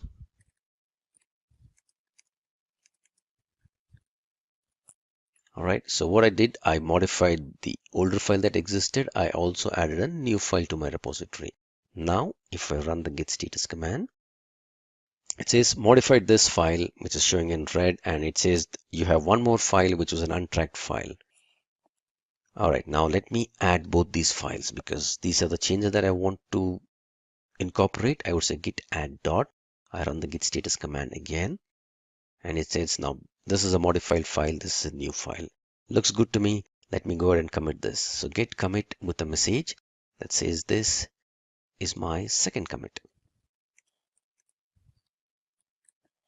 All right, if I do a git log now, it shows both the commits.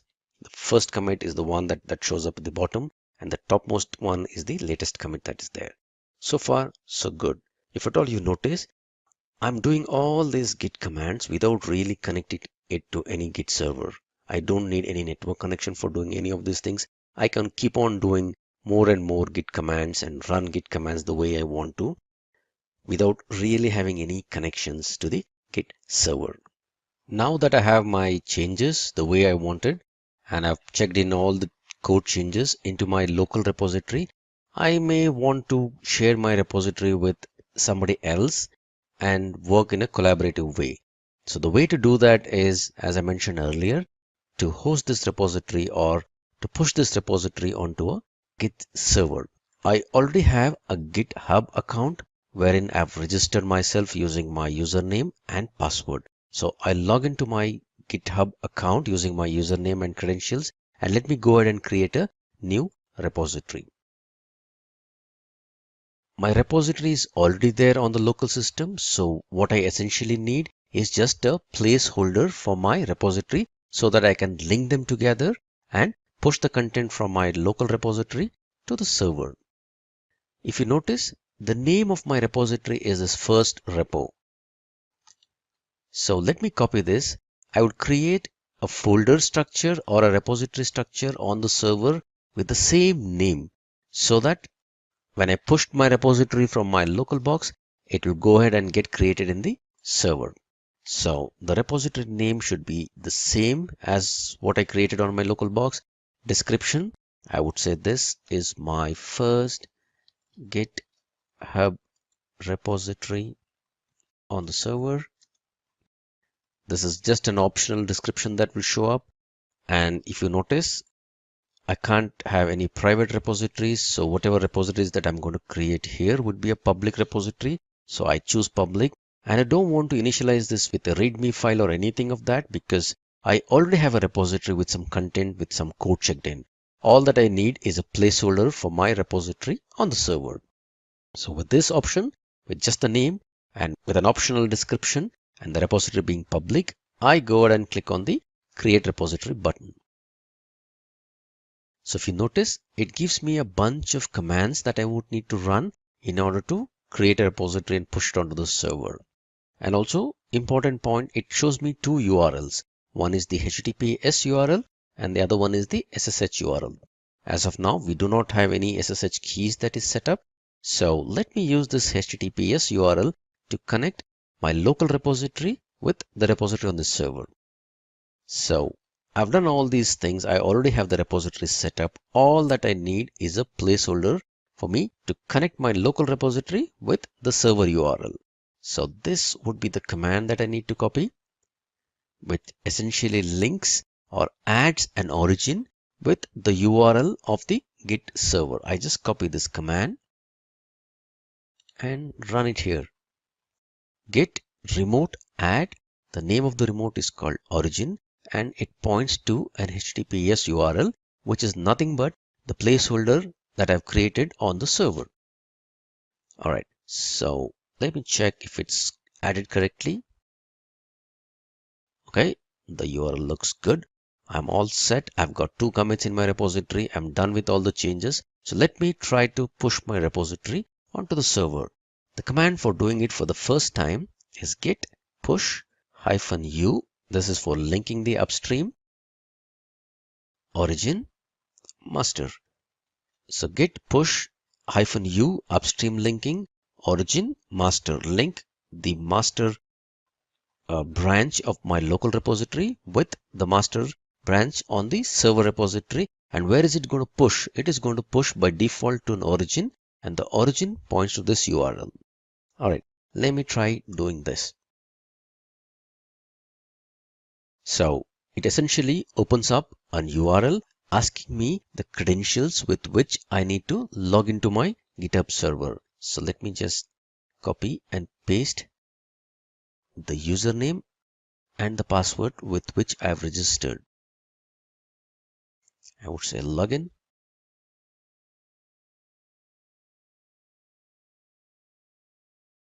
Okay, success. So I'm able to create a repository on the server and the content seems to be pushed, and it created a new branch called master. It has linked the master branch from the local repository with the master branch on the server. So let me go back to my server and refresh this page and see if all my commits have come in. master1.txt. If at all I see the commits, there seem to be 2 commits. This is my first commit, this is my second commit. And if at all you notice, each of this commit comes with a hash key or a hash ID, which contains the details of my commits. In this commit, the files were added. This was the line that was added. If you look at the second commit, I added these lines. I made this, 1 line chain that was there. I also added this new file, which was not existing. These are the 2 commits that existed. And if you see the timestamp of the commit, this is the commit which was committed 15 minutes ago. So what does this mean is that the commit is the timestamp when we actually committed the code in the client. The pushing is just after we have committed the change, we have pushed it. So there's no timestamp of the push that happened. This completes the first part of the tutorial, wherein I created a repository on the client and then I pushed it to the server after creating a repository skeleton on the server. Now let me demonstrate to you the SSH configuration that is required for creating a pair of SSH keys and ensuring that I connect to the GitHub server using the SSH mechanism. So for doing that, I need to first create a pair of private and public key. The command to do that is ssh keygen -t. I will use the RSA mechanism for creating my keys, capital C, and I need to specify the email ID using which I'm going to connect to, or I need to create the keys for. All right, so generating a private and public key pair, it says, let me know what folder should I create the keys in. So by default, the keys are created in the user home directory under a .ssh folder. So this is pretty good for me. So let me go ahead and say that, that's fine. Enter a passphrase. So let me enter some passphrase. Keep in mind that I would need to remember my passphrase, because when I'm going to authenticate myself using SSH mechanism, it will challenge me for this particular passphrase. I need to enter the right passphrase so that I get authenticated. So the key is generated, and by default it is created in this particular folder. So let me go over to that particular folder, and this is the folder where the keys is generated. You would see a public key and a private key that is created. Let me open up the public key with a notepad and then copy the contents of the whole file. And now I would need to stick it in on the server so that I can get myself authenticated using SSH keys. So I've logged in to GitHub using my credentials and go to my settings, and you would see an SSH and GPG keys. Let me click on that.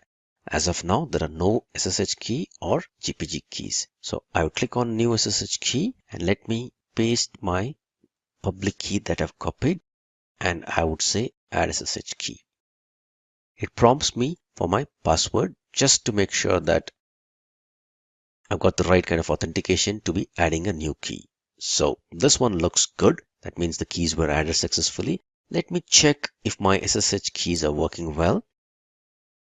So I do SSH -T. I would say git at github.com. This is just to double check if my SSH keys are authenticated correctly. Are you sure you want a connection? Yes. You want to continue? Yes. All right. Now a check for my passphrase. Let me enter my passphrase. I hope I remember it correctly. All right. Pretty good. I've been successfully authenticated. So that means now my SSH keys are good, and just by using my passphrase, I can connect to my GitHub server using SSH. Alright, so for the second use case, what I would do is create a repository on the server with some content in it and then clone that repository. Cloning is nothing but making a copy of that repository, linking the origin so that I create an exact replica of the repository which is there on the server on my local drive. So let me first create a repository on the server. I will create a new repository. Let me give a name for my repository and let me kind of initialize that with a readme file. I would call this my second repo. Give some description. This is my second repo that is created straight on the Git server, on the GitHub server to be precise. It's a public repository. This time I'm going to choose this option. The reason being that I don't want to create just a skeleton as of now. I want to create a repository with some readme file in it. A random readme file with no content in it, but then I want a repository to be created on the server. Alright, I say create a repository. So a random readme file with some content in it gets created, and I can see there are two URLs to this repository, HTTPS and SSH. So this time, let me copy the SSH URL so that I will use this URL to clone this repository on the server, rather from the server to my local box. Alright, so let me navigate to my root folder, the folder that I created for making all my repositories, Git repositories. If you see, my first repository is already here.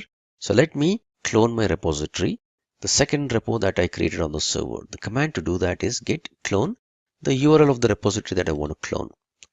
Oops, looks like I didn't copy the URL correctly. Let me copy that again. Copy this URL. Alright, so if you notice, there's no HTTPS to it. I'm just cloning the URL, that is SSH URL of the repository.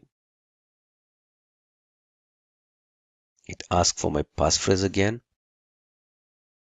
Okay, so I just had first repository earlier. Now I have something called a second repo. This is an exact replica of whatever was the repository content that was created on the server. So if I get into the repository, there's just a simple readme file that is there. Let me try to add a new file out here. I would say notepad, second.txt, some text file I'm going to put in here. Yes, definitely you will not find that file there. This is my second file that I will push onto the server. I'm going to put in some content out there. I'm going to save this. And if I do git status, it says this is a new untracked file.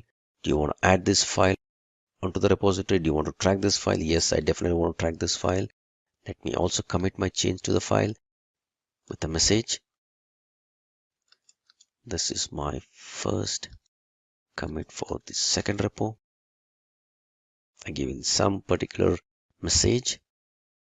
And this time around, since I cloned my repository from a server, the origin is already set for me. I don't really need to add the origin and all that stuff, because what happened in the first case was that I was creating a repository from my local box and then pushing it on the server, which is why I had to set up the upstream branches and stuff like that. In this case, I have cloned an existing repository from the server.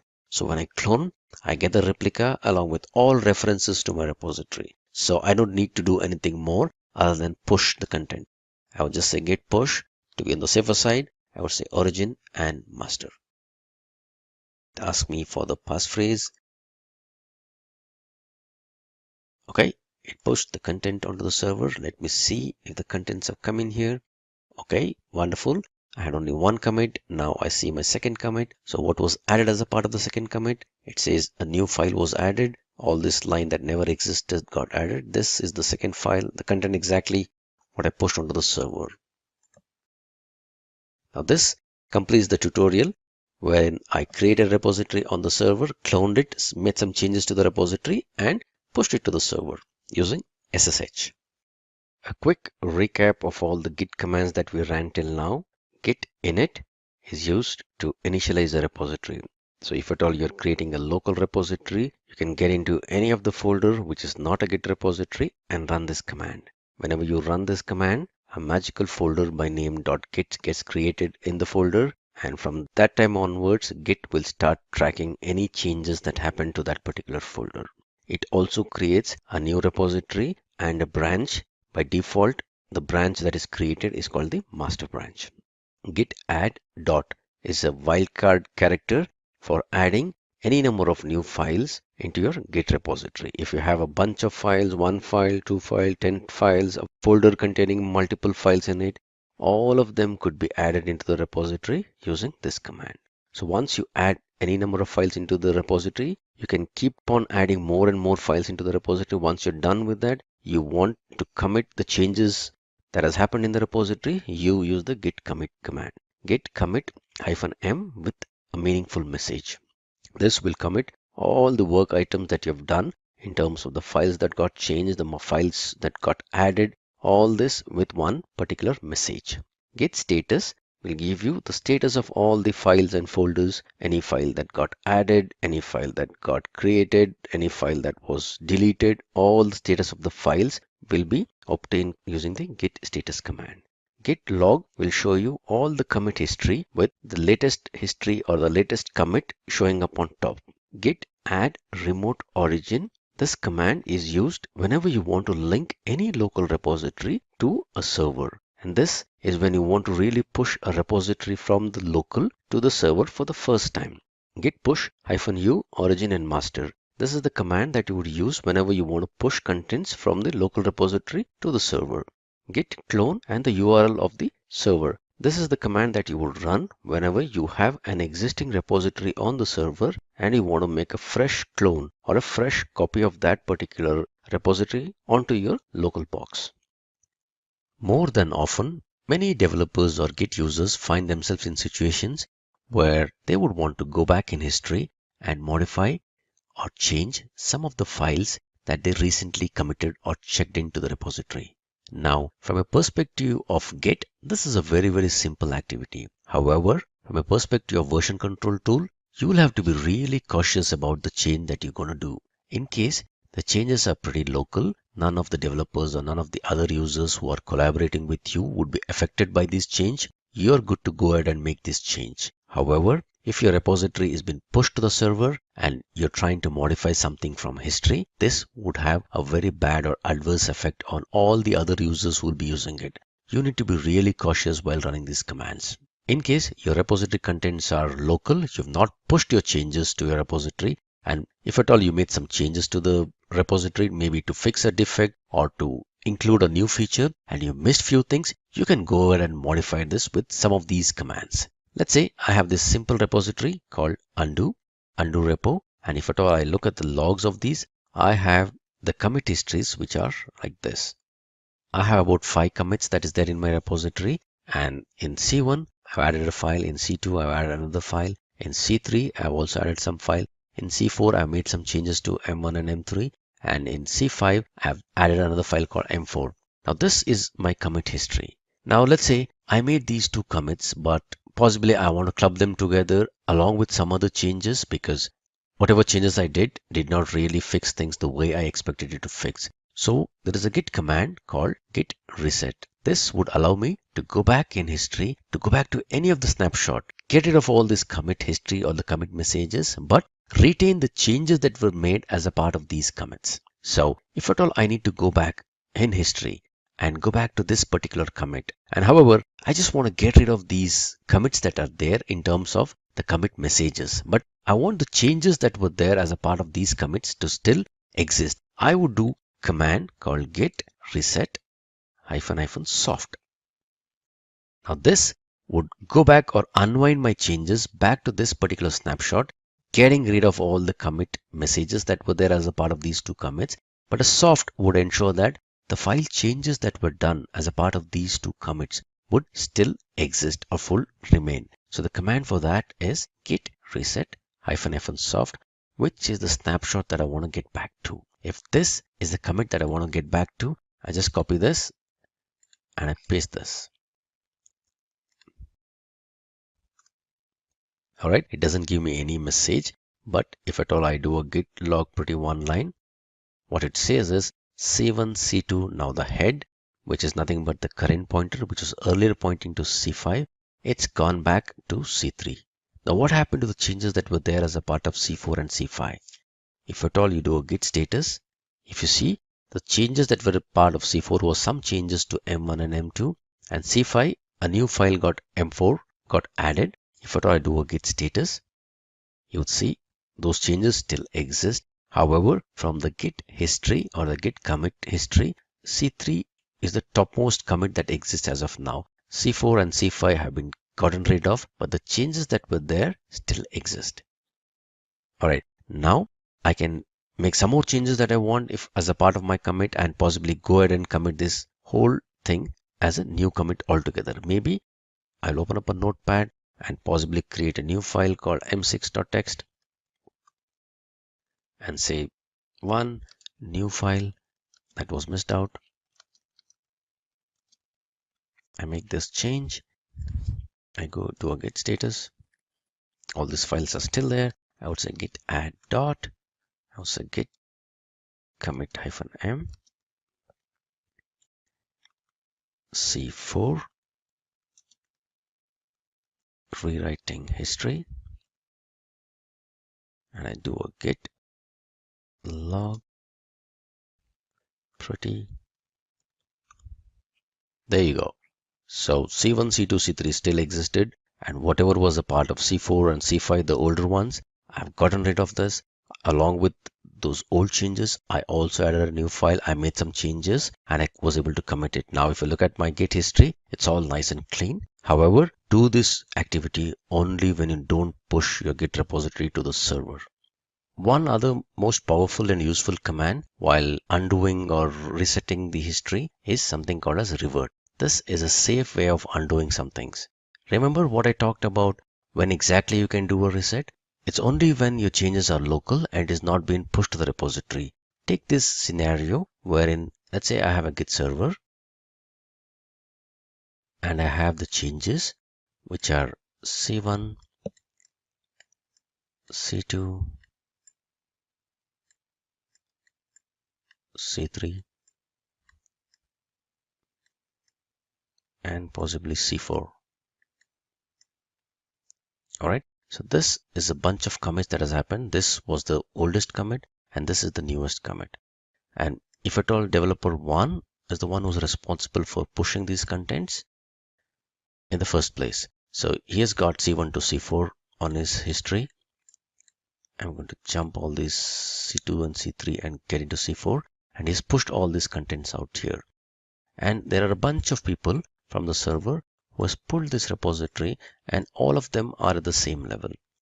Now imagine a use case where developer 1 then figures out that by mistake he put in the C3, which was the wrong thing to do, and possibly, he could have done a better job of fixing this in a different way. So he wants to get rid of the C3 or C4 or any one of these commits. If he's going to do that and push it to the server, first of all, the Git server would not allow him to go back in history. But assuming that he forcibly pushed something, what would happen to all these people who are looking to work ahead from C4? All of them would be affected in an adverse way. So, in short, never go back in history. If at all you need to undo something, go ahead and put in a new commit to undo something. Let's take this example. Maybe if at all a developer 1 wants to get rid of C3, better way to do that is by adding a new commit which is ahead, say let's say C5. And what does this commit do? This commit possibly gets rid of C3. Instead of going back in history, it actually is taking your Git history ahead. But as a part of this commit, you're undoing some part of the work that was done as a part of C3. In short, you're removing a commit, but to remove a commit, you're adding a new commit. And this is why you're doing it, because there are a bunch of other people who are using this repository collaboratively and who are planning to get ahead in terms of history. They cannot afford to go back in history and modify something in history. All right, the command to do this is called the git revert command. So let me take up this repository, which has got a bunch of commits in it. And if at all I do a git log, pretty one line, I have these bunch of commits. In C1, I've added a file. In C2, I've added another file. In C3, I've added one more file. And in C4, I made some changes. And this is the latest commit, and this is the oldest commit. So if at all I see the contents of the Git folder, it contains M1, M2, M3, and M4. And let's say, looking at the previous use case that I mentioned, I may want to get rid of this particular commit. I want to get rid of the C3, which is nothing but I've added a file called m3.txt, but I added it by mistake. I need a better way of fixing it. Possibly I'll look at it later on, but for now, I don't want this particular commit and the changes that were made as a part of that commit to exist. So the better way to do that is using the git revert command. So git revert and the commit ID, whatever I want to revert. So if I want to revert this, I copy this particular commit ID, and bear in mind that considering a reset, revert works on one commit at a time. So I can do one commit revert at a time. I can club a bunch of them together and do one commit, but otherwise the revert always works on one commit at a time. So git revert, paste this. Essentially what I'm trying to do, I'm trying to undo this particular commit.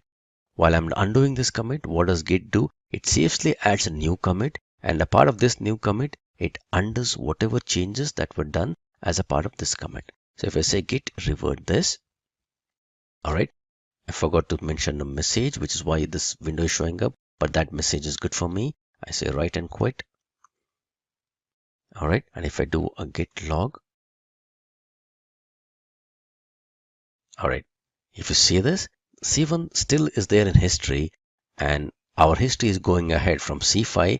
I see another commit, but what was there as a part of this commit actually is getting rid of this commit C3. So if at all I see my files here, there's only M1, M2, and M4. M was added as a part of C3. Now I've gotten rid of M3 by getting rid of the revert command for C3. So this is a better way of undoing things. Now that we have acquainted ourselves with few of those basic Git commands, let me get into a very interesting topic regarding Git, which is about branching. The topic is interesting because Git deals with branches in a completely different way compared to any other version control tool.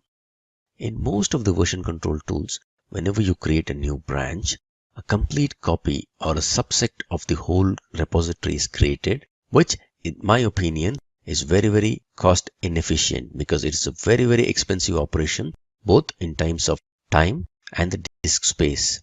However, in Git, you just create a very, very lightweight movable pointer whenever you create a branch. There is no folder or no copy of the repository that is created. In short, the branches are very, very inexpensive in Git. So go ahead and create any number of branches that you need. However, once you create your branches, do all the work relating to that branch in that specific branch. And once you've completed your task, go ahead and merge your branches back into your base branch and then delete the branch. Let me go ahead and create a repository with some branches in this and give you a demonstration of that. So let me go back to my base directory, which is git demo, and then I'm going to create a new folder here. I'll create a folder called org details. All right, this is my folder here. All right, I navigate into this folder and let me create a repository here. Initial as a repository, and .git folder is created without any files in it. So let me create a few files in it. Say notepad name.txt.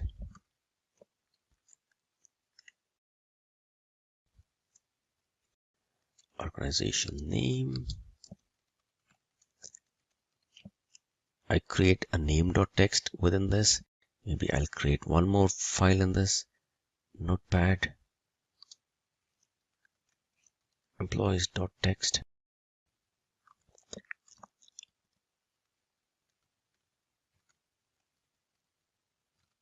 Simplilearn has over 3K employees.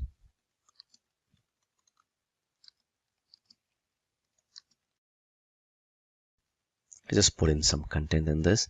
Save this content. All right. So if at all I do a git status, I just see two files in it. So let me go ahead and add these two files and let me commit my changes. So git commit -am or -m. First commit. So if I do a git log,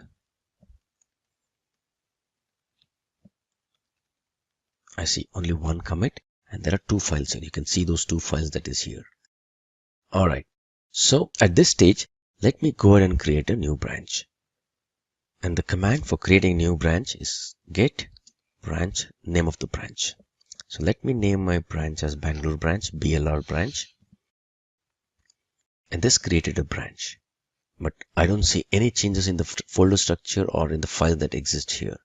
I've just created this branch. So if at all I do a git branch, I see these two branches. And whatever star means I'm currently in this master branch. So let me go ahead and get into the BLR branch. At this moment, the number of files that exist in this repository is same. There's absolutely no change in any of the branches. Both master and BLR branch point to the same snapshot. So let me get into the other branch, and the command to do that is git checkout BLR branch. Now I actually switched into Bangalore branch. If you see the content of the files, there's exactly two files the way it was earlier, because I've created a branch from my base branch, which is the master branch, and when I created a branch, there were two files existing here. If you see the content of these files, they would all be the same.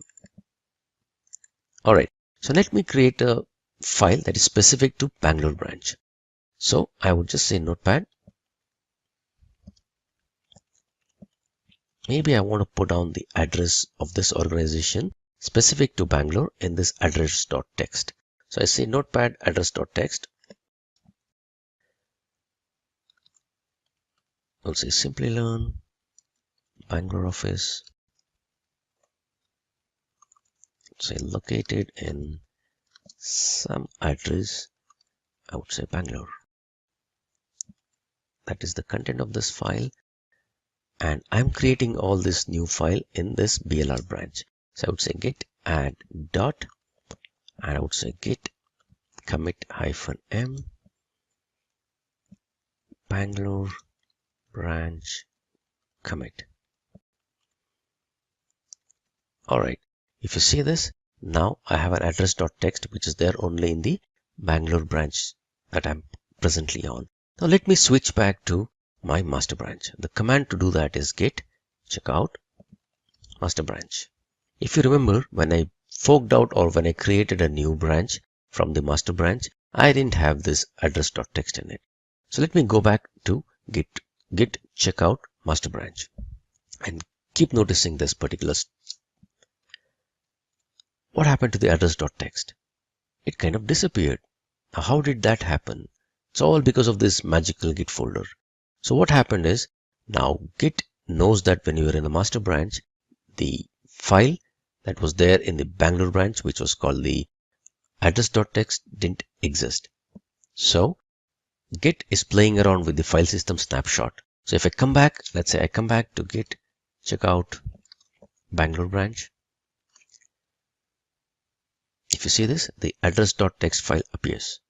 So this particular file is only present in the branch, and git is playing around with the file system snapshot by moving the pointers across and ensuring that whenever I'm switching to Bangalore branch, I see this address.txt. When I go back to my master branch, I don't see this Bangalore branch contents, which is the address.txt.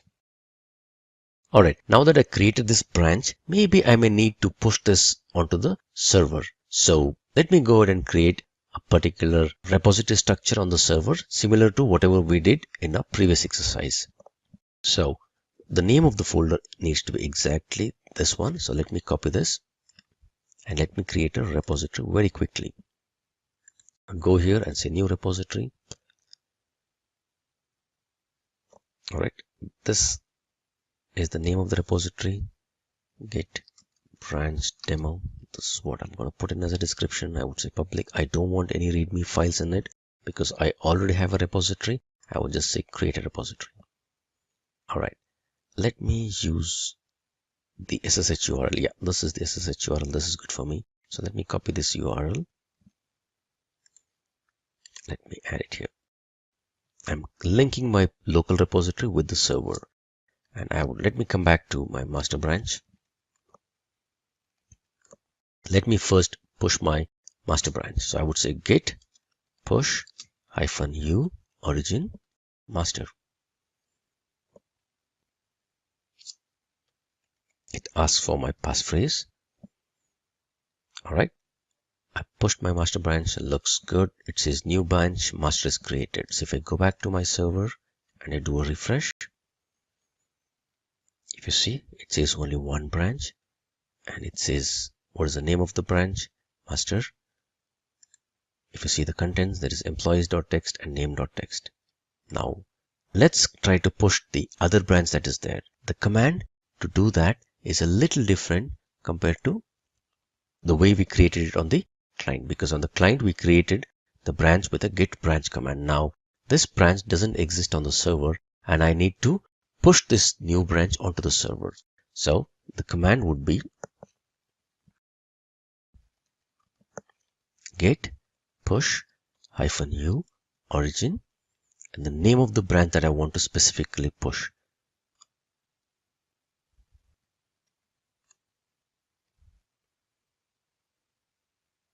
All right, now it created a branch out here. Let me do a refresh of this. All right, it says 2 branches. If I get into this Bangalore branch, I would see the address.txt. If at all I go back into master branch, I would not see this address.txt. Wonderful. Now let me do one thing. Let me try to get the changes from the branch that I created back into the master branch. That is what I would mean by merging. I would want the changes that is there as a part of the Bangalore branch to come back into my master branch. So if I go to git checkout Bangalore branch, I see this address.txt. This is there only as a part of Bangalore branch. Now, assuming that I'm done with the changes from the Bangalore branch, I want to get those changes back into my master. So let me come back to my master branch. And the way to merge in the changes is git merge. So what is that you want to merge? I want to merge the Bangalore branch changes. And where will it merge? It will merge it into the current branch that I'm on. Presently, I'm in the master branch. So this command would merge the changes from the Bangalore branch into your master branch. So with this, if you'll keep looking here, the content that was there that was added as a part of Bangalore branch, which was nothing but the address.txt, this file should appear as soon as we do a merge. Alright, so it happened quickly, and you would see this address.txt that is here. So if you see, let's check the contents in terms of the git log.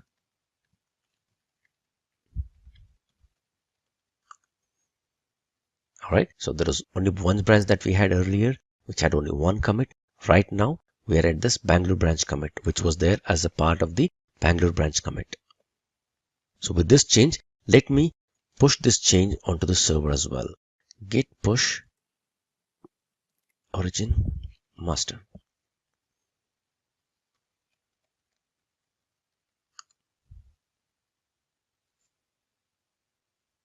Okay, those changes were pushed to the server, and now if at all I do a refresh out here, okay, I'm in two branches. The branches is master. Even if I'm in master branch, I should see this address.txt that is there. Even if I'm in the Bangalore branch, the content is all same because we have merged these two branches. Now that I've merged this branch, I don't need this branch anymore. So I would go ahead and delete this locally as well as push it onto the server so that it gets deleted from the server as well. So delete branch locally. The command is git branch -d and the name of the branch. Only thing you need to ensure is that you should not be currently on that branch which you're trying to delete. So I would say git branch, and I'm presently in the master branch, so I can go ahead and delete the other branch. So git branch -d Bangalore branch. Alright, this got rid of our Bangalore branch locally. If at all I do a git branch -v, it shows there's only one branch as of now. However, this branch would still exist on the server, because server doesn't know anything about the changes that we have done. We need to specifically push our changes onto the server. Okay, there are two branches still here. So let me go ahead and push these changes so that the branch gets deleted from the server as well.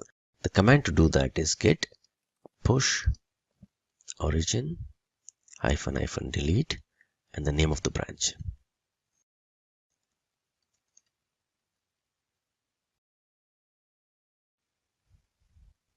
Alright, so this went ahead and deleted the branch from the server. Let's check that. Okay, if you see now, there's only one branch. These are the basic steps that you would need to know before you work with any of the branches within Git. And as I said before, the branches are very inexpensive in Git. Go ahead and create any number of branches that you want, but just ensure that once you create your branch, finish off your task, and once you finish off your task, go ahead and delete the branch. And before you delete the branch, please ensure that you merge in the branches so that you get in or take in the work that was done as a part of that particular branch.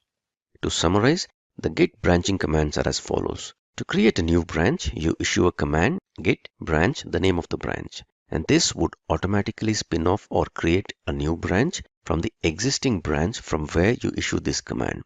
If you are on the master branch and if you execute this command git branch new underscore branch, it creates a new underscore branch from the master branch. Once you create a new branch, in order to get into this branch, you would type in git checkout, the name of the branch. This would automatically switch the file system snapshot between different branches.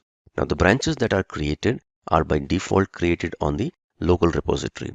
In case you want to push any specific branch onto the server, you would have to issue a command git push -u origin and the name of the branch. So this will ensure that the contents of the new branch are pushed onto the server. At any time, if you want to list out all existing branches on your local repositories, the command would be git branch -av. Assuming that you did all your work in a new branch and you're happy with the changes, you would want to bring back those changes into the master branch. The command to merge the contents of any new branch into a master branch would be git merge and the name of the branch. And this would automatically merge the branch contents that you specified into the branch on which you currently reside. If at all you're on the master branch and if you issue a command git merge new underscore branch, this would merge the contents of the new branch onto the master branch. So once you merge the contents of any branch, you would possibly want to go ahead and delete this branch. So the command to delete those branch locally is git branch -D and the name of the branch. This again would delete the branch locally. In order to make this change on the server, which is in order to remove this branch from the server, the command to do that is git push origin -delete and the name of the branch. This would also delete the branch that you created on the server. In this session, we're going to deep dive into what Jenkins is and how it improves your DevOps continuous integration environments. So let's talk a little bit about life before Jenkins. Let's see this scenario. I think it's something that maybe all of you can relate to. As developers, we all write code and we all submit that code into a code repository, and we all keep working away, writing our unit tests, and hopefully we're running our unit tests. But the problem is that the actual commits that actually get sent to the code repository aren't consistent. You as a developer may be based in India, you may have another developer that's based in the Philippines, and you may have another team lead that's based in the UK, and another development team that's based in North America. So you're all working at different times, and you have different amounts of code going into the code repository. There's issues with the integration, and you're kind of running into a situation that we like to call development hell, where things just aren't working out and there's just lots of delays being added into the project, and the bugs just keep mounting up. The bottom line is the project is delayed. And in the past, what we would have to do is we'd have to wait until the entire software code was built and tested before we could even begin checking for errors. And this just really kind of increased the amount of problems that you'd have in your project. The actual process of delivering software was slow. There was no way that you could actually iterate on your software, and you just ended up with just a big headache with teams pointing fingers at each other and blaming each other. So let's jump into Jenkins and see what Jenkins is and how it can address these problems.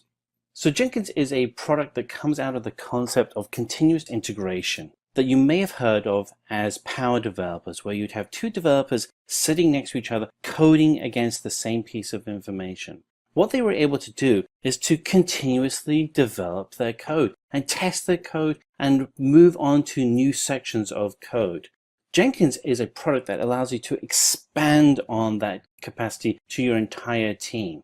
So you're able to submit your codes consistently into a source code environment.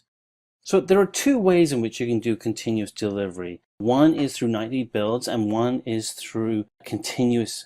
So the approach that you can look at continuous delivery is modifying the legacy approach to building out solutions. So what we used to do is we would wait for nightly builds, and the way that our nightly builds would work and operate is that as code developers, we would all run and have a cutoff time at the end of the day that was consistent around the world, that we would put our codes into a single repository. And at night, all of that code would be run and operated and tested to see if there were any changes, and a new build would be created. And that would be referred to as the nightly build. With continuous integration, we're able to go one step further. We're able to not only commit our changes into our source code, but we can actually do this continuously. There's no need to race and have a team get all of their code in at an arbitrary time. You can actually do a continuous release, because what you're doing is you're putting your tests and your verification services into the build environment. So you're always running cycles to test against your code. This is the power that Jenkins provides in continuous integration. So let's dig deeper into continuous integration. So the concept of continuous integration is that as a developer, you're able to pull from a repository the code that you're working on, and then you'll be able to then at any time submit the code that you're working on into a continuous integration server. And the goal of that continuous integration server is that it actually goes ahead and validates and passes any tests that a tester may have created. Now, if on the continuous integration server a test isn't passed, then that code gets sent back to the developer, and the developer can then make their changes. It allows the developer to actually do a couple of things. It allows the developer not to break the build, and we all don't want to break the builds that are being created, but it also allows the developer not to actually have to run all of the tests locally on their computer. Running tests, particularly if you have a large number of tests, can take up a lot of time. So if you can push that service off to another environment, like a continuous integration server, it really improves the productivity of your developer. What's also good is that if there are any code errors that have come up that may be beyond just the standard CI test, so maybe there's a code, the way that you write your code isn't consistent, those errors can then be passed on easily from the tester back to the developer too. The goal from doing all of this testing is that you're able to release and deploy, and your customer is able to get new code faster, and when they get that code, it simply just works. So let's talk a little bit about some of the tools that you may have in your continuous integration environment. So the cool thing with working with continuous integration tools is that they are all open source, or at least the ones that we have listed here are all open source. There are some that are private, but typically you'll get started with open source tools, and it gives you the opportunity to understand how you can accelerate your environment quickly. So Bamboo is a continuous integration tool that specifically runs multiple builds in parallel for faster compilation. So if you have multiple versions of your software that runs on multiple platforms, this is a tool that really allows you to get that up and running super fast so that your teams can actually test how those different builds would work for different environments. And this has integration with Ant and Maven and other similar tools. So one of the tools you're going to need is a tool that allows you to automate the software build, test, and release process. And BuildBot is that open source product for you. Again, it's an open source tool, so there's no license associated with this. So you can actually go in and you can actually get the environment up and running, and you can then test for and build your environment and create releases very quickly. So BuildBot's also written in Python, and it does support parallel execution jobs across multiple platforms. If you're working specifically on Java projects that need to be built and tested, then Apache Gump is the tool for you. It makes all of those projects really easy. It makes all the Java projects easier for you to be able to test with API level and functionality level testing. So one of the popular places to actually store code and create versioning of your code is GitHub, and it's a service that's available on the web, just recently acquired by Microsoft. If you are storing your projects in GitHub, then you'll be able to use Travis Continuous Integration, or Travis CI, and it's a tool designed specifically for hosted GitHub projects.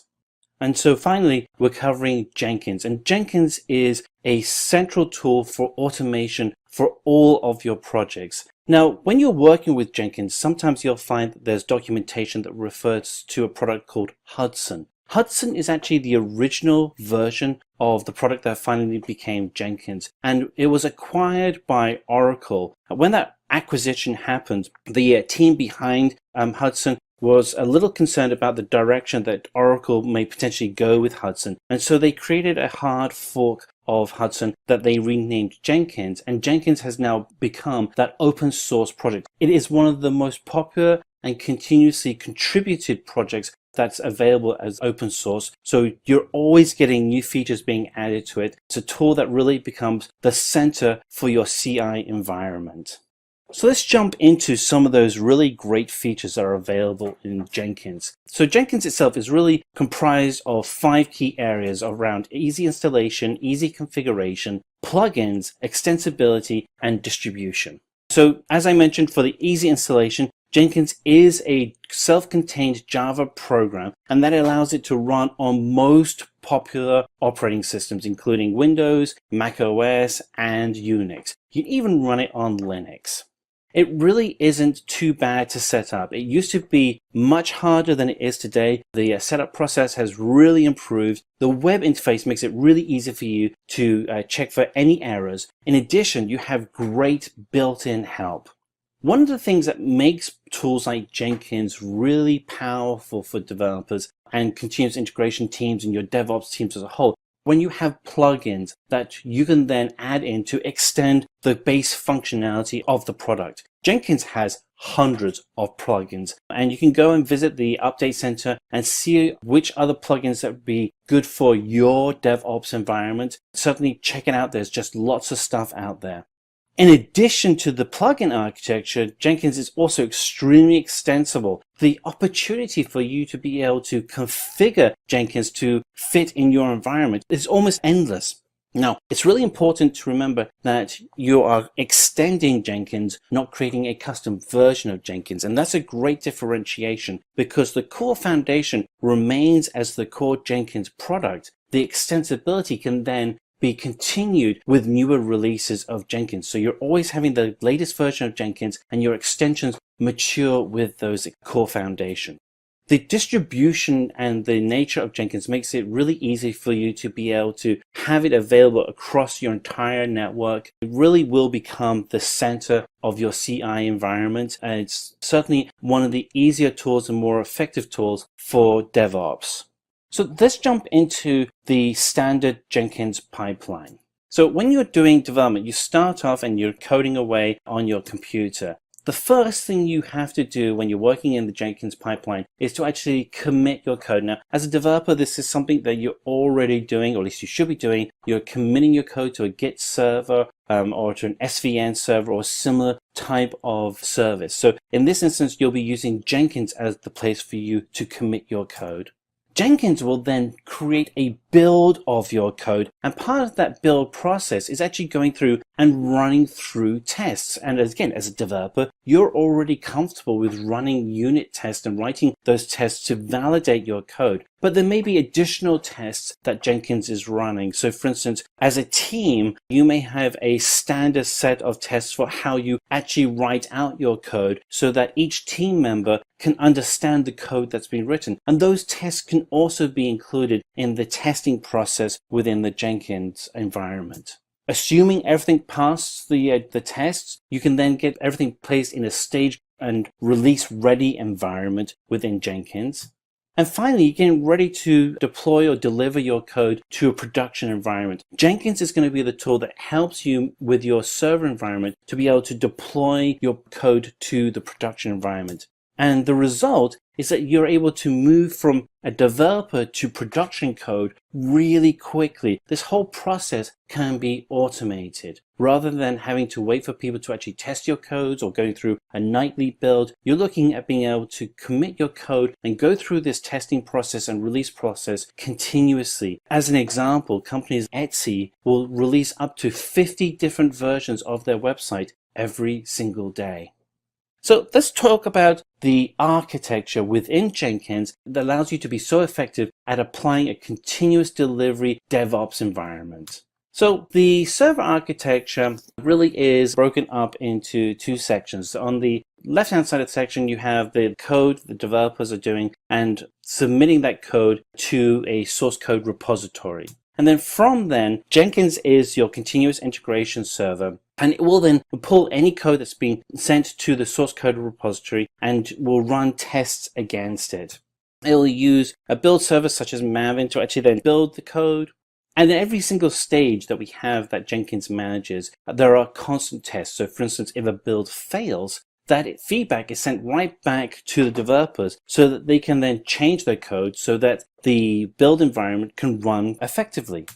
The final stage is to actually execute specific test scripts. And these test scripts can be written in Selenium. So it's probably good to mention here that both Maven and Selenium are plugins that run in the Jenkins environment. So before we were talking about how Jenkins can be extended with plugins, Maven and Selenium are just two very popular examples of how you can extend the Jenkins environment. The goal to go through this whole process, again, it's an automated process, is to get your code from the developer to the production server as quickly as possible, have it fully tested, and have no errors. So it's probably important at this point to mention one piece of information around the Jenkins environment, that if you have different code builds that need to be managed and distributed, this will require that you need to have multiple builds being managed. Jenkins itself doesn't allow for multiple files and builds to be executed on a single server. You need to have a multiple server environment with running different versions of Jenkins for that to be able to happen. So let's talk a little bit about the master-slave architecture within Jenkins. So what we have here is an overview of the master-slave architecture within Jenkins. On the left-hand side is the remote source code repository. And that remote source code repository could be GitHub, or it could be Team Foundation Services, or the new Azure DevOps code repository, or it could be your own Git repository. The Jenkins server acts as the master environment on the left-hand side, and that master environment can then push out to multiple other Jenkins slave environments to distribute the workload. So it allows you to run multiple builds and tests and production environments simultaneously across your entire architecture. So Jenkins slaves can be running the different build versions of the code for different operating systems, and the server master is controlling how each of those builds operate. So let's step into a quick story of a company that has used Jenkins very successfully.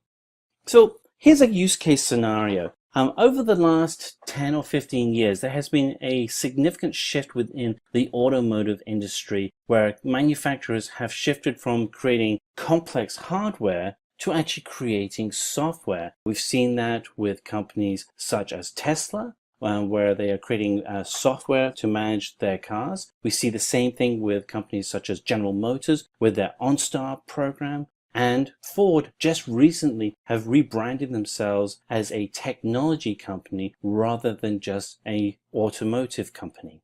What this means, though, is that the software within these cars is becoming more complex and requires more testing to allow more capabilities and enhancements to be added to the core software. So Bosch is a company that specifically ran into this problem, and their challenge was that they wanted to be able to streamline the increasingly complex automotive software by adopting continuous integration and continuous delivery best practices, with the goal of being able to delight and exceed the customer expectations of the end user. So Bosch has actually used CloudBees, which is the enterprise Jenkins environment. So to be able to reduce the number of manual steps such as building, deploying, and testing, Bosch has introduced the use of CloudBees from Jenkins. And this is part of the enterprise Jenkins platform. It has significantly helped improve the efficiencies throughout the whole software development cycle, from automation, stability, and transparency, because Jenkins becomes a self-auditing environment. Now, the results have been tangible. Previously, it took 3 days before a build process could be done, and now it's taken that same 3-day process and reduced it to less than 3 hours. That is significant. Large-scale deployments are now kept on track and have expert support, and there is clear visibility and transparency across the whole operations through using the Jenkins tools. Let's get started with Jenkins. Jenkins is a web application that is written in Java, and there are various ways in which you can use and install Jenkins. I have listed popular 3 mechanisms in which Jenkins is usually installed on any system. The topmost one is as a Windows or a Linux based services. So if at all you have Windows like the way I have, and I'm going to use this mechanism for this demo. So I would download a MSI installer that is specific to Jenkins and install this service. So whenever I install it as a service, it goes ahead and nicely installs all that is required for my Jenkins. And I have a service that can be started or stopped based upon my need. Any flavor of Linux as well.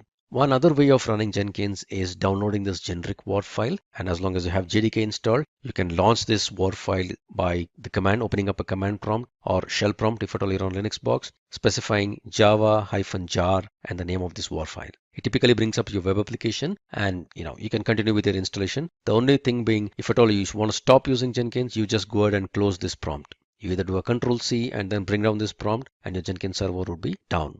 Other older versions of Jenkins were run popularly using this way, in which you already have a Java-based web server up and running. So you kind of drop in this war file into the root folder or the HTTPD root folder of your web server. So Jenkins would explode and kind of bring up your application. All user credentials or user administration is all taken care of by the Apache or the Tomcat server or the web server on which Jenkins is running. This was a very older way of running, but still some people use it because if they don't want to maintain two servers, if they already have a Java web server which it's being nicely maintained and backed up, Jenkins can run attached to it. Alright, so either ways, it doesn't matter however you're going to bring up your Jenkins instance. The way we're going to operate Jenkins is all going to be very same or similar one, with the subtle changes in terms of user administration if at all you're launching it through any other web server which will take care of the user administration. Otherwise, all the commands or all the configuration or the way in which I'm going to run this demo, it is going to be same across any of these installations. Alright, so the prerequisites for running Jenkins, as I mentioned earlier, Jenkins is nothing but a simple web application that's written in Java. So all that it needs is Java, preferably JDK 1.7 or 1.8. 2 GB RAM is the recommended RAM for running Jenkins. And also, like any other open source toolsets, when you install JDK, ensure that you set in the environment variable Java home to point to the right directory. This is something very specific to JDK, but for any other open source tools that you install, there is always a preferred environment variable that you got to set in, which is specific to that particular tool that you're going to use. This is a generic thing that is there for, for any other open source projects, because the way open source projects discover themselves is using these environment variables. So as a general practice or a good practice, always set these environment variables accordingly. So I already have JDK 1.8 installed on my system. But in case you do not, what I would recommend is just navigate on your browser to the Oracle homepage and just type in or search for install JDK 1.8 and navigate to the Oracle homepage. You'll have to accept the license agreement, and there are a bunch of installers that you can pick up based upon the operating system on which you're running. So I have this Windows 64 installer that is already installed and running on my system. So I will not get into the details of downloading this or installing it. Let me show you once I install this, what I've done with regard to my path. So if you get into this environment variables, alright, so I've just set in a Java home variable. If you see this, C: program files Java JDK 1.8. This is where my Java is located. C program files Java. Okay, so this is the home directory of my JDK. So that is what I've set it up here in my environment variable. So if you see here, this is my Java home. All right, one other thing to do is ensure that in case you want to run Java or JavaC from a command prompt, ensure that you also add that path into this path variable. So if you see this, somewhere I will see, yes, there you go. C: program files Java JDK 1.8 bin. So with these two, I'll ensure that my Java installation is nice and good enough. So to check that, to double check that or to verify that, let me just open up a simple command prompt. And if I type in Java -version, all right, and Java C -version. So the compiler is on the path, Java is on the path. And if at all I do this, even the environment variable specific to my Java is installed correctly. So I'm good to go ahead with my Jenkins installation. Now that I have my prerequisites all set for installing Jenkins, let me just go ahead and download Jenkins. So let me open up a browser and say download Jenkins. All right. LTS is nothing but the long-term support. These are all stable versions. Weeklies, I would not recommend that you try these unless until you have a real need for that. Long-term support is good enough. And as I mentioned, there are so many flavors of Jenkins that is available for download. All right, so what I want is, yes, this is the WAR file, which is a generic WAR file that I was talking to you earlier. And this is the Windows MSI installer. So go ahead and download this MSI installer. I already have that downloaded. So let me just open that up. All right, so this is my downloaded Jenkins instance, or rather installer. This is maybe a few months old, but this is good enough for me. Before you start Jenkins installation, just be aware of one fact that there is a variable called Jenkins home. This is where Jenkins would store all this configuration data, jobs, project workspace, and all that specific to Jenkins. So by default, if at all you don't set this to any particular directory, if at all you install an MSI installer, all your installation gets into C:\program files 86 and Jenkins folder. If at all you run a war file, depending upon the user ID with which you're running a war file, the Jenkins folder, there's a .jenkins folder that gets created inside the user home directory. So in case you have any need wherein you want to back up your Jenkins or you want Jenkins installations to get into some specific directories, go ahead and set this Jenkins home variable accordingly before you even begin your installation. For now, I don't need to do any of these things, so I've already downloaded the installer. Let me just go ahead with the default installation. All right. So this is my Jenkins MSI installer. I don't want to make any changes into the Jenkins configuration. C:\program files is good for me. Yeah, this is where all my destination folder and all the configuration specific to it goes. I'm happy with this. I don't want to change this. I would just say go ahead and click installation.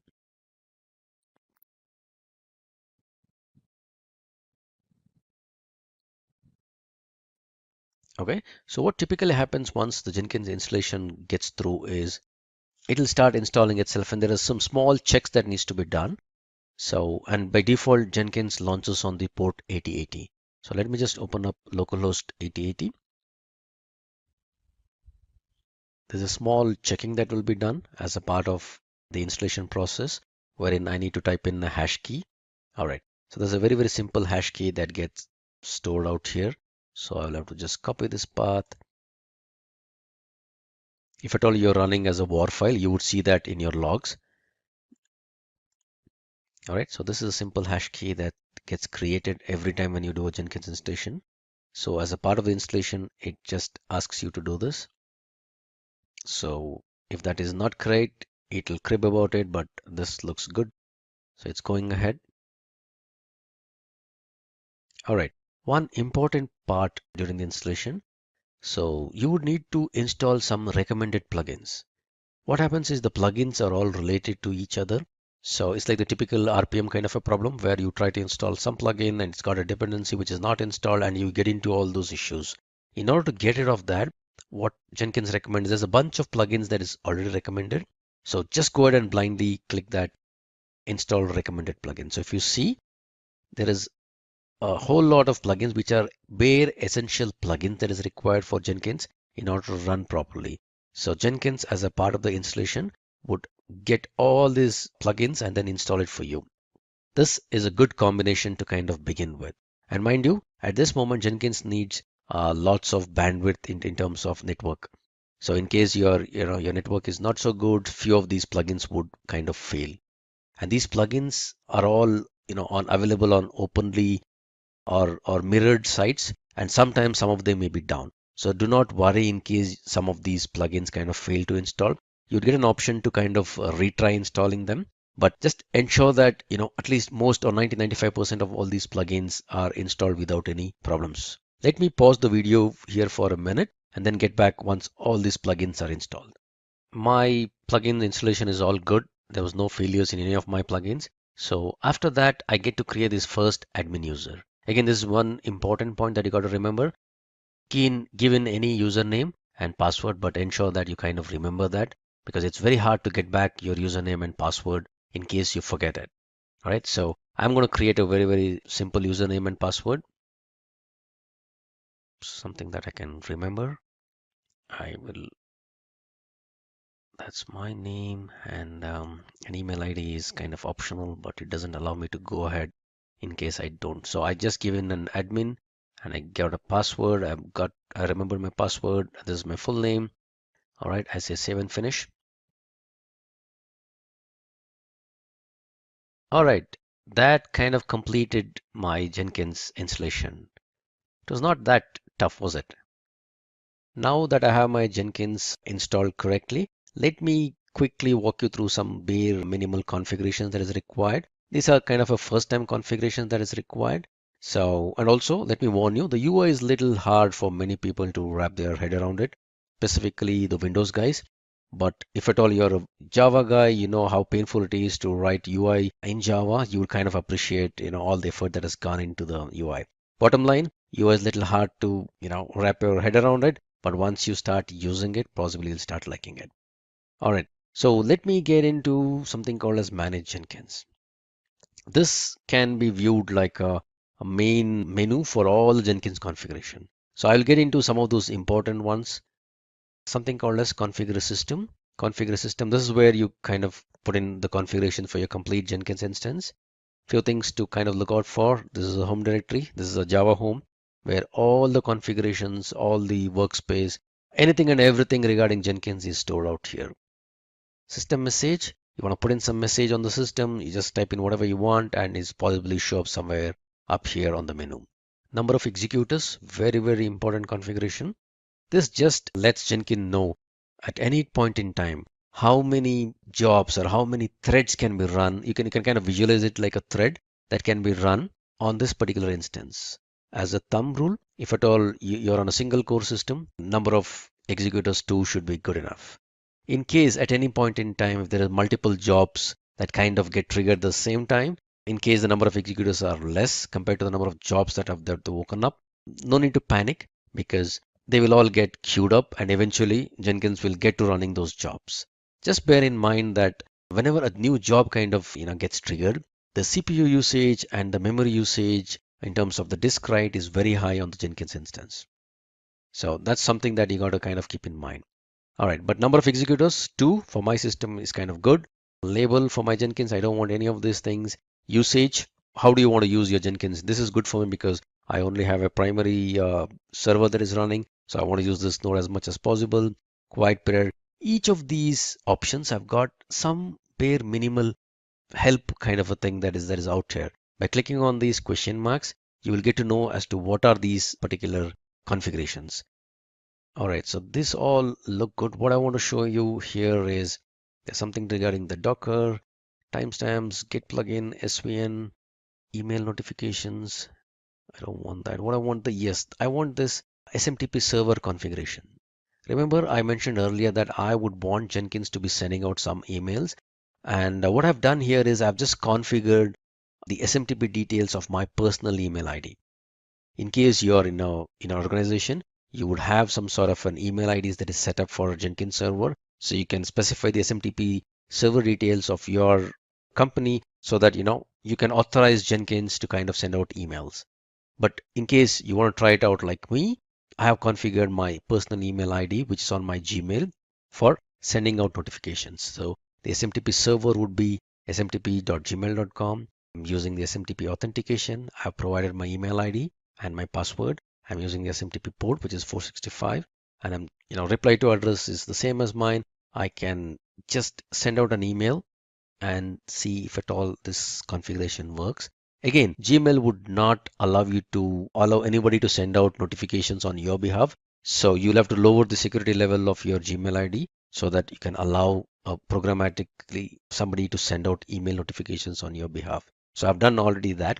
I'm just trying to see if I can send a test email with the configurations that I've set in. Yes. All right. So the email configuration looks good. So this is how you configure your your Gmail account in case you want to do that. If not, put in your organization SMTP server details, which are with a valid username and password, and it should all be set. All right, so no other configurations that I'm going to change here. All of these look good. All right, so I come back to Manage Jenkins. Okay, one other thing that I want to kind of go over is the global tool configuration. Imagine this scenario, or look at it this way. Jenkins is a continuous integration server. It doesn't know what kind of a code base it's going to pull in, what kind of a tool set that is required, or what is the code that it's going to pull in and how is it going to build. So you would have to put in all the tools that is required for building the appropriate kind of code that you're going to pull in from your source code repositories. So just to give an example, in case your source code is a Java source code, and assuming that because in this demo, this is my laptop and I've put in all the configurations, JDK, everything on my laptop because I'm a developer, I'm working on the laptop. But my continuous integration server would be a separate server without anything being installed on it.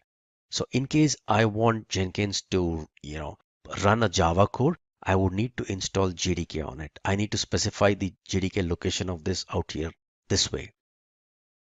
Okay, since I already have the JDK installed and I've already put in the Java home directory, or rather the environment variable correctly, I don't need to do it.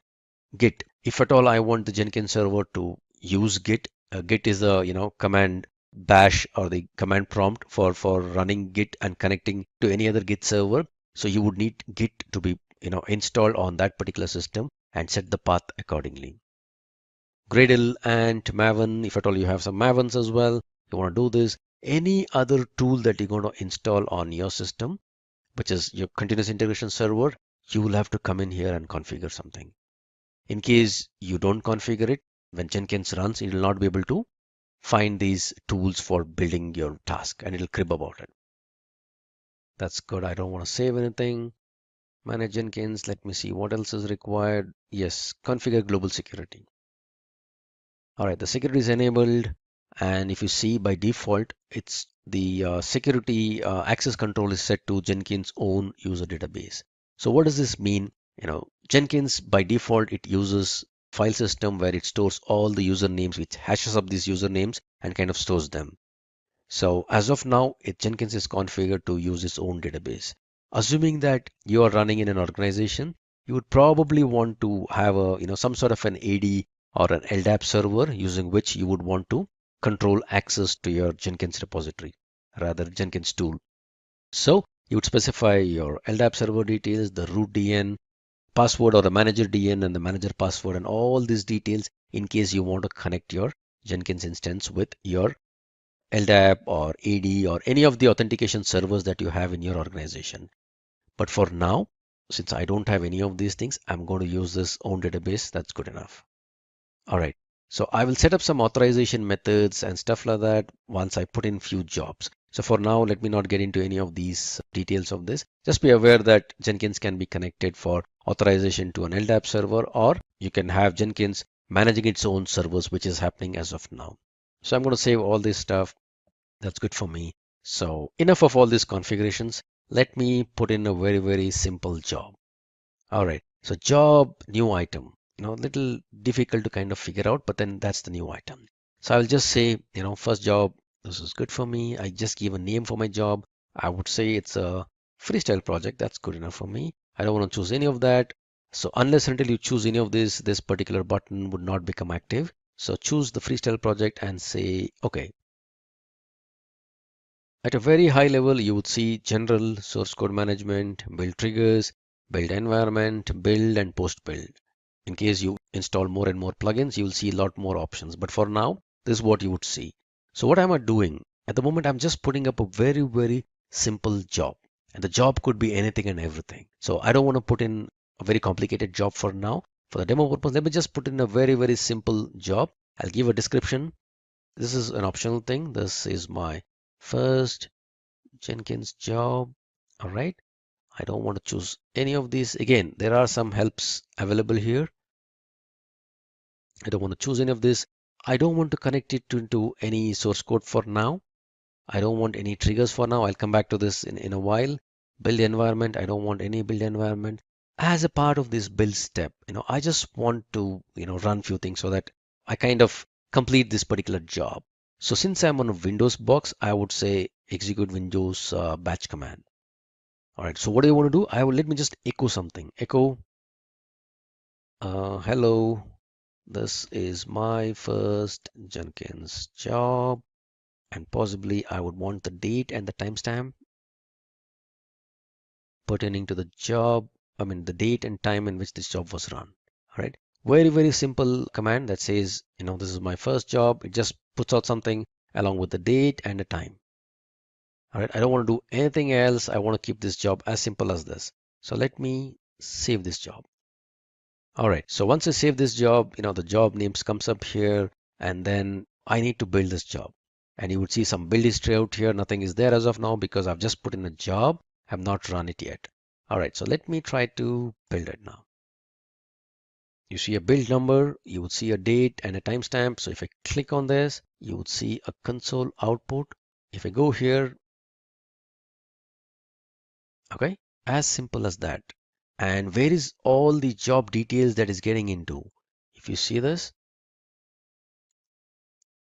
if I navigate to this particular directory, all right, so this is the directory what I was mentioning earlier regarding Jenkins home. So all the job related stuff that is specific to this particular Jenkins installation is all here. All the plugins that is installed, the details of each of those plugins can be found here. All right, so the workspace is where all the jobs that I've created, whichever I'm running, there will be individual folders specific to the jobs that has been put up here. All right, so one job, one quick run, that's what it looks like. Pretty simple. Okay, let me do one thing. Let me put up a second job. I would say second job. I would say freestyle project. All right, this is my second job. I just want to demonstrate the powerfulness of the automation server and how simple it is to automate a job that is put up on Jenkins, which will be triggered automatically. Remember what I said earlier about Jenkins, because at the core of Jenkins is a very, very powerful automation server. All right, so what I'm going to do, I will just keep everything else the same. I'm going to put in a build script pretty much similar to second job that gets triggered automatically every minute. All right, let me do that. Percentage date, and I'll put in the time. All right, so I just put in another job called second job, and it pretty much does the same thing as what I was doing earlier in terms of printing the date and the time. But this time I'm just going to demonstrate the powerfulness of the automation server that is there. If you see here, there's a build trigger.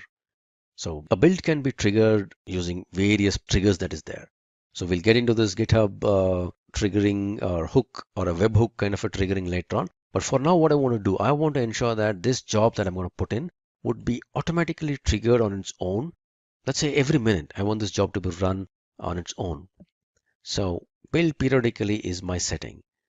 If you see here, there's a bunch of help that is available for me. So for those of you who have written cron jobs on Linux boxes, you'll find it very, very simple. But for others, don't panic. Let me just put up a very, very simple regular expression for scheduling this job every minute. All right, so that's 1, 2, 3, 4, 5.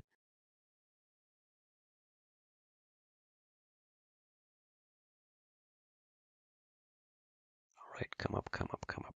All right, so 5 stars is all that I'm going to put in. And Jenkins got a little worried and is asking me, do you really mean every minute? Oh yeah, I want to do this every minute. Let me save this. And how do I check whether it gets triggered every minute or not? I just don't do anything. I'll just wait for a minute. And if at all everything goes well, Jenkins would automatically trigger my second job in a minute's time from now. This time around, I'm not going to trigger anything. Look, there you see. It's automatically got triggered. If I go in here, yep, second job that gets triggered automatically. It was triggered at 1642, which is 4:42 my time. That looks good. And if everything goes well, every 1 minute onwards, this job would be automatically triggered. Now that I have my Jenkins up and running, a few jobs that has been put up here on my Jenkins instance, I would need a way of controlling access to my Jenkins server. This is wherein I would use a plugin called role-based access plugin and create few rules. The rules are something like a global role and a project role, project specific role. I can have different roles, and I can have users who have signed up or the users whom I create kind of assigned to these roles so that each of these users fall into some category. This is my way of kind of controlling access to my Jenkins instance and ensuring that people don't do something unwarranted.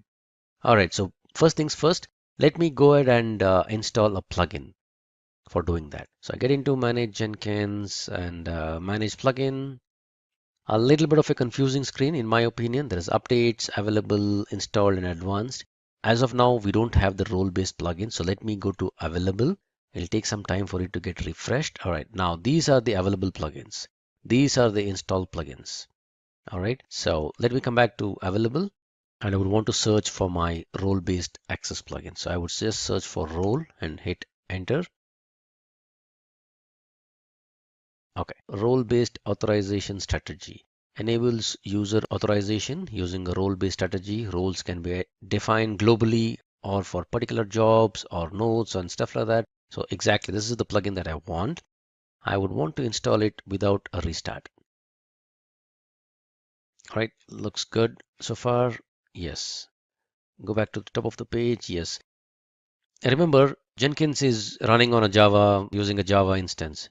So typically many things would work the same way unless and until you want to restart Jenkins once in a while. But as a good practice, whenever you do some sort of a big installations or big patches on your Jenkins instance, just ensure that you kind of restart it. Otherwise, there would be a difference in terms of what is installed on the system and what is there on the file system.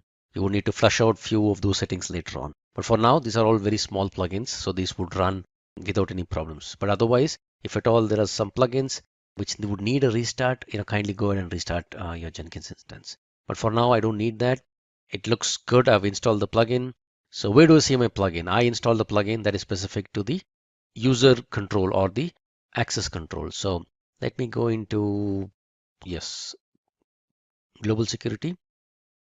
And I would see this role-based strategy showing up now. All right, so this comes in because of my installation of my role-based plugin.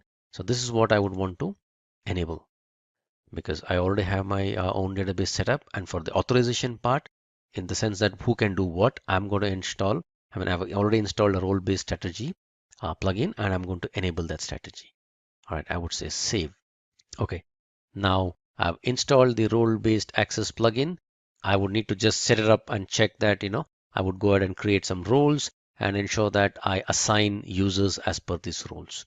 All right, so let me go to manage Jenkins, configure. All right, let me see, where is this? Configure global security. Is that where I create my roles? Nope, not here.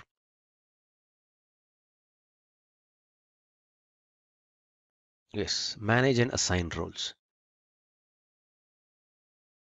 Okay, again, you would see these options only after you install these plugins. So for now, I've just enabled the plugin. I've enabled role-based access control, and I would go ahead and create some roles for this particular Jenkins instance. So I would say first manage roles. So I would need to create some roles here, and the roles are at a very high level. These are global roles, and there are some project roles, and there are some slave roles. I'll not get into details of all of these. At a very, very high level, which is a global role, let me just create a role. A role can be kind of visualized like a group. So I would create a role called developer. Typically, the Jenkins instance or the CA instance are kind of owned up or controlled by QA guys. So QA guys would need to provide some sort of limited access to developers. So that's why I'm creating a role called developer. And I'm adding this role at a global role level. So I would say add this here, and you would see this developer role that is there. And each of these options, if you hover over it, you would see some sort of a help on what are these permissions specific to. So what I want is it sounds a little different, but I would want to give very, very little permissions for the developer. So from an administration perspective, I would just want him to have a read kind of a role. Credentials, again, I would just want a view kind of a role. I don't want him to create any agents and all that stuff. That looks good for me. For a job, I would want him to just possibly read. I don't want him to build. I don't want him to cancel any jobs. I don't want him to configure any job. I don't even want him to create any job. I would just want him to read few things. I would not give him possibly a role to the workspace as well. I mean, I don't want him to have access to the workspace. I would just want him to read a job or check, have read-only access to the job. Run. No, I don't want him to give him any particular access which will allow him to run any jobs. View, configure, yeah, possibly create, yeah, delete, I don't want, read, yes, definitely. And this is the specific role.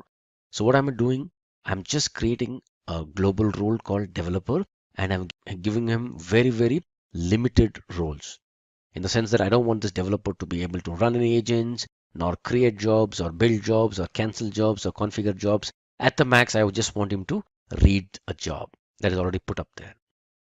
Okay, so I would save. Now I've created a role. I still don't have any users that is there on the system. So let me go ahead and create some user on the system. That's not here. I would say configure, manage Jenkins, manage users. Okay, let me create a new user. I would call this user as, yeah, developer1 sounds good. Some password that I can remember.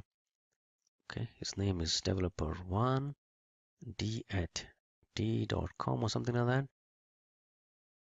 Okay, so this is the admin with which I kind of configured or brought up the system, and developer1 is a user that I have configured.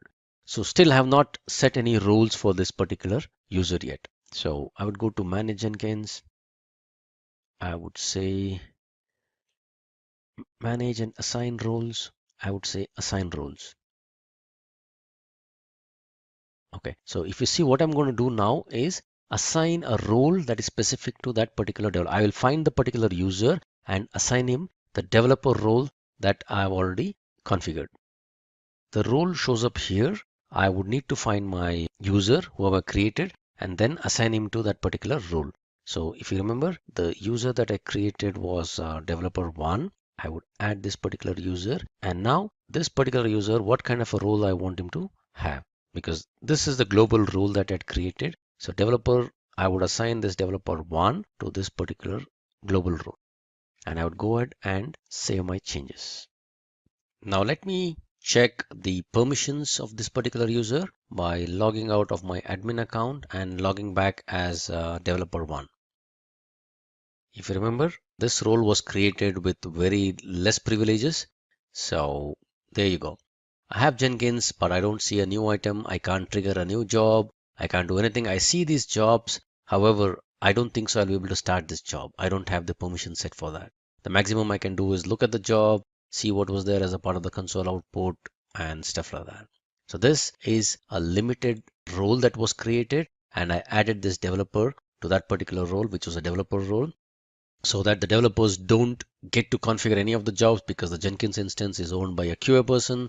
He doesn't want to give developer any administrative rights. So the rights that he set out by creating a developer role, and anybody who is tagged, any user who is tagged as a part of this developer role would get the same kind of permissions.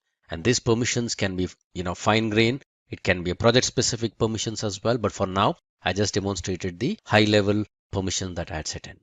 Let me quickly log out of this user and get back as the admin user, because I need to continue with my demo. With the developer role that was created, I have very, very less privileges. One of the reasons for Jenkins being so popular, as I mentioned earlier, is the bunch of plugins that is provided by users or community users who don't charge any money for these plugins, but it's got plugins for connecting anything and everything. So if you can navigate to, or if you can find Jenkins plugins, you would see index of over so many plugins that is there. All of these are wonderful plugins. Whatever connectors that you would need, if you want to connect Jenkins to an AWS instance, or you want to connect Jenkins to a Docker instance, or any of those containers, you would have a plugin. You can go and search up. If I want to connect Jenkins to Bitbucket, Bitbucket is one of the Git servers. There's so many plugins that is available.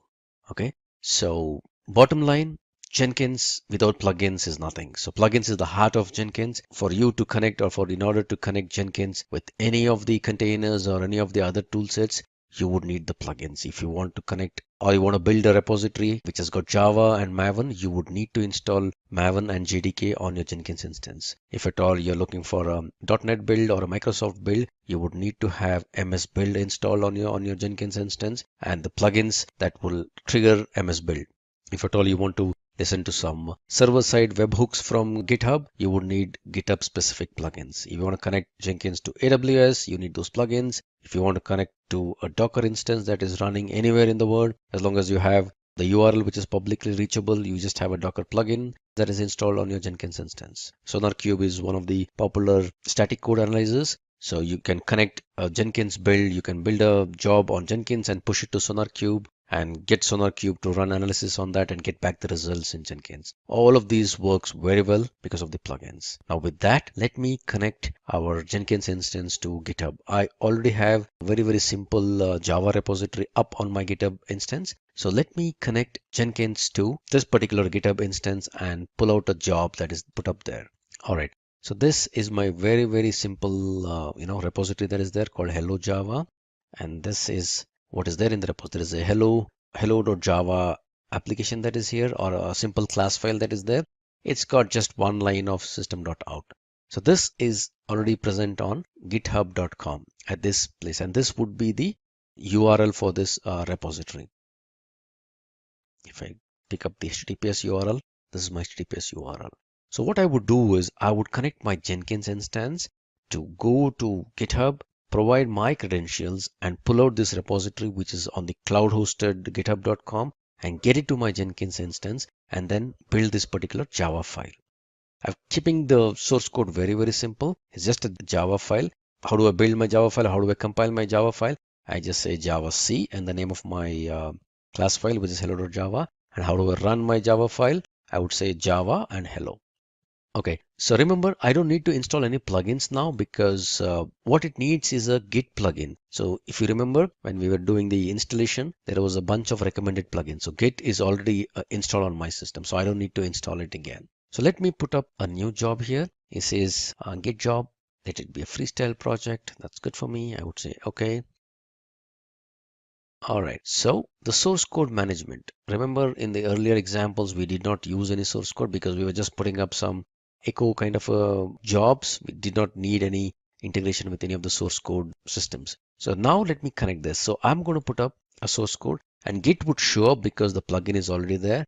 SVN, Perforce, any of those additional source code management tools, if at all you would need, just install those plugins, and Jenkins connects wonderfully well to all these particular source control tools. Okay, so I would copy the HTTPS URL from here.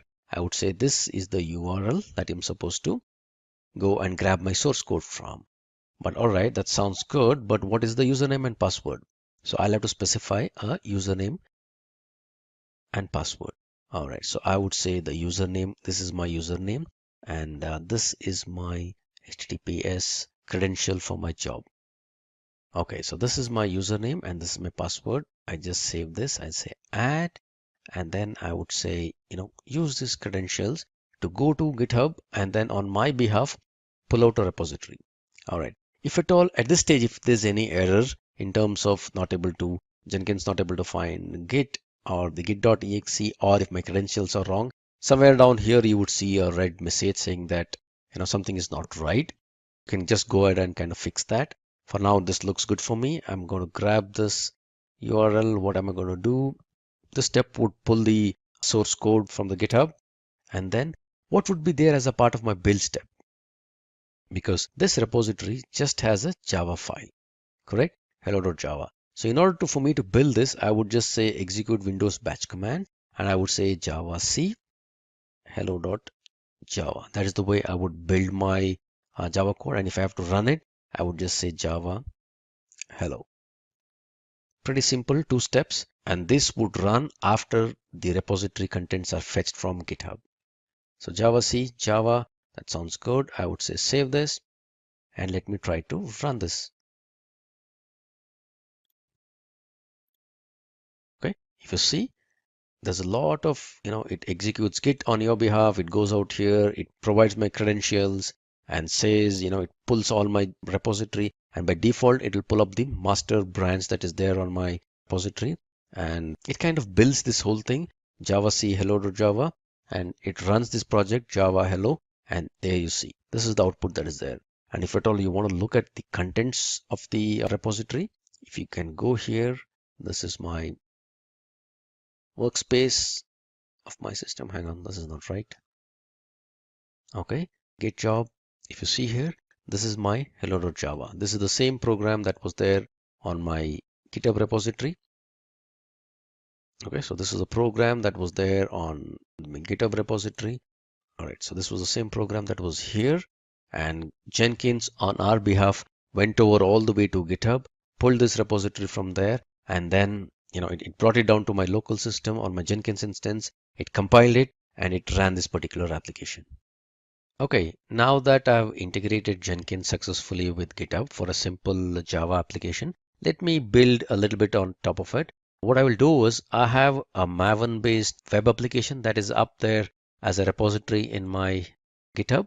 So this is the repository that I'm talking about. It's called MVN Web App. It's a Maven based repository. As you would know, Maven is a very simple Java based build tool that will allow you to run various targets, and it'll compile. It will, based upon the goals that you specify, it can compile, it can run some tests, and it can build a WAR file and even deploy it into some other server. For now, what we're going to use Maven is just for building and creating a package out of this particular web application. It contains a bunch of things, and what is important is just the index.jsp. It just contains an HTML file that is there as a part of this web application. So from a perspective of requirements, now since I'm going to connect Jenkins with this particular repository, Git, we already have that set. We only need two other things. One is Maven, because Jenkins will use Maven. So in order to use Maven, Jenkins would have to have a Maven installation that is there on the Jenkins box. And in this case, the Jenkins box is this laptop. And after I have my Maven installed, I also need a Tomcat server. Tomcat is a very simple web server that you can freely download. I'll let you know how to quickly download and install the Tomcat. All right, so download Maven first. There are various ways in which you can kind of download this Maven. There is zip files, binary zip files, and archive files. So what I've done is I've just already downloaded Maven, and if you see, I've unzipped it here. So this is the folder with which I've unzipped my Maven. So as you know, Maven again is a one open source build tool. So you'll have to set in a few configurations and set up the path. So mvn -- version, if I specify this, after I set in my path, Maven should work. And if at all I echo m2 home, which is nothing but the environment variable specific to Maven home, it is already set here. So once you unzip Maven, just set this m2 home variable to the directory where you unzipped your Maven. Also, just set the path to this particular directory /bin, because that is where your Maven executables are all found. All right, so that's with Maven. And since I've set the path and the environment variable, Maven is running perfectly fine on my system. I've just verified it. Okay, next one is a Tomcat server. Download Apache Tomcat server 8.5 is what I have on my system. So I'm just going to show you where to download this from. This is where you download Tomcat server, and I already have the server downloaded. Again, this doesn't need any installation. I just unzip it here, and it kind of has a bin and configuration. I've made some subtle changes in the configuration. First and foremost, Tomcat server also by default runs on port 8080. Since we already have our Jenkins server running on port 8080, we cannot let Tomcat run on the same port. There will be a port clash. So what I've done, I've configured Tomcat to use a different port. So if I go to this configuration file here, there is a server.xml. Let me open this up here. All right. Okay. So this is the port. By default, it will be 8080. I've just modified it to 8081. So I've changed the port on which my Tomcat server would run. All right. So that's one change. Second change, when Jenkins kind of tries to get into my Tomcat and deploy something for someone, he would need some authentications so that he'll be allowed deployment by Tomcat. So for that, I need to create a user on Tomcat and provide this user credentials to my Jenkins instance. So I would go to Tomcat users.xml file here. I've already created a username called deployer and the password is deployer, and I've added a role called manager-script. Manager-script will allow programmatic access to the Tomcat server. So this is the role that is there. So using this credentials, I will enable or I'll empower Jenkins to get into my Tomcat server and deploy my application. All right, only these two things that is required. Let me just start my Tomcat server first. So I get into my bin folder, I open a command prompt here, and there's a startup.bat.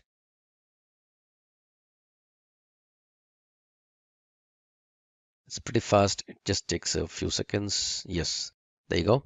Tomcat server is up and running. Now This is running on port 8081. So let me just check if that looks good.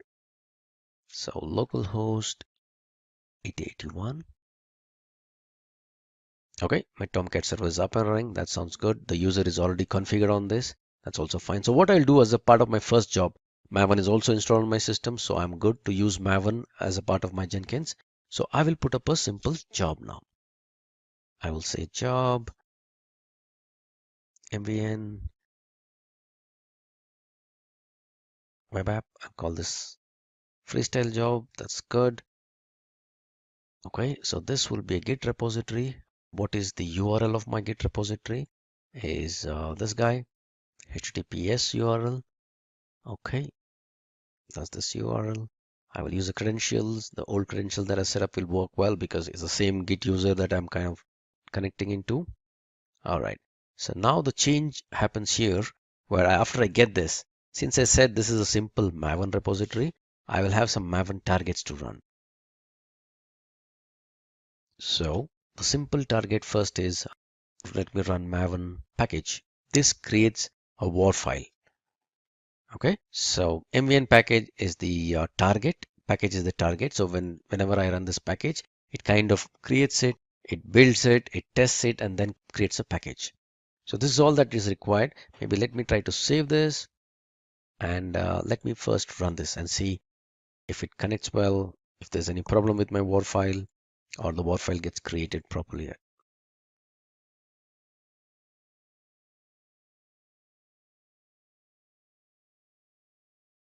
Okay, wonderful. So it built a war file, and if you see, it all shows you what is the location where this war file was generated. So this will be the workspace.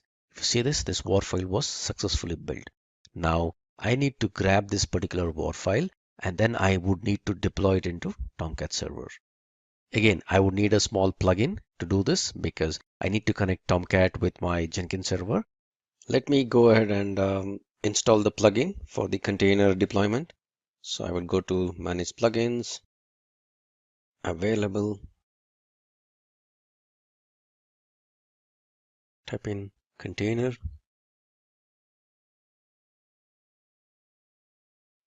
container,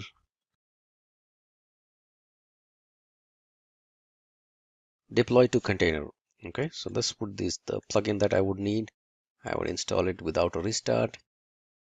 Okay, seems to be very fast. Nope, sorry, it's still installing.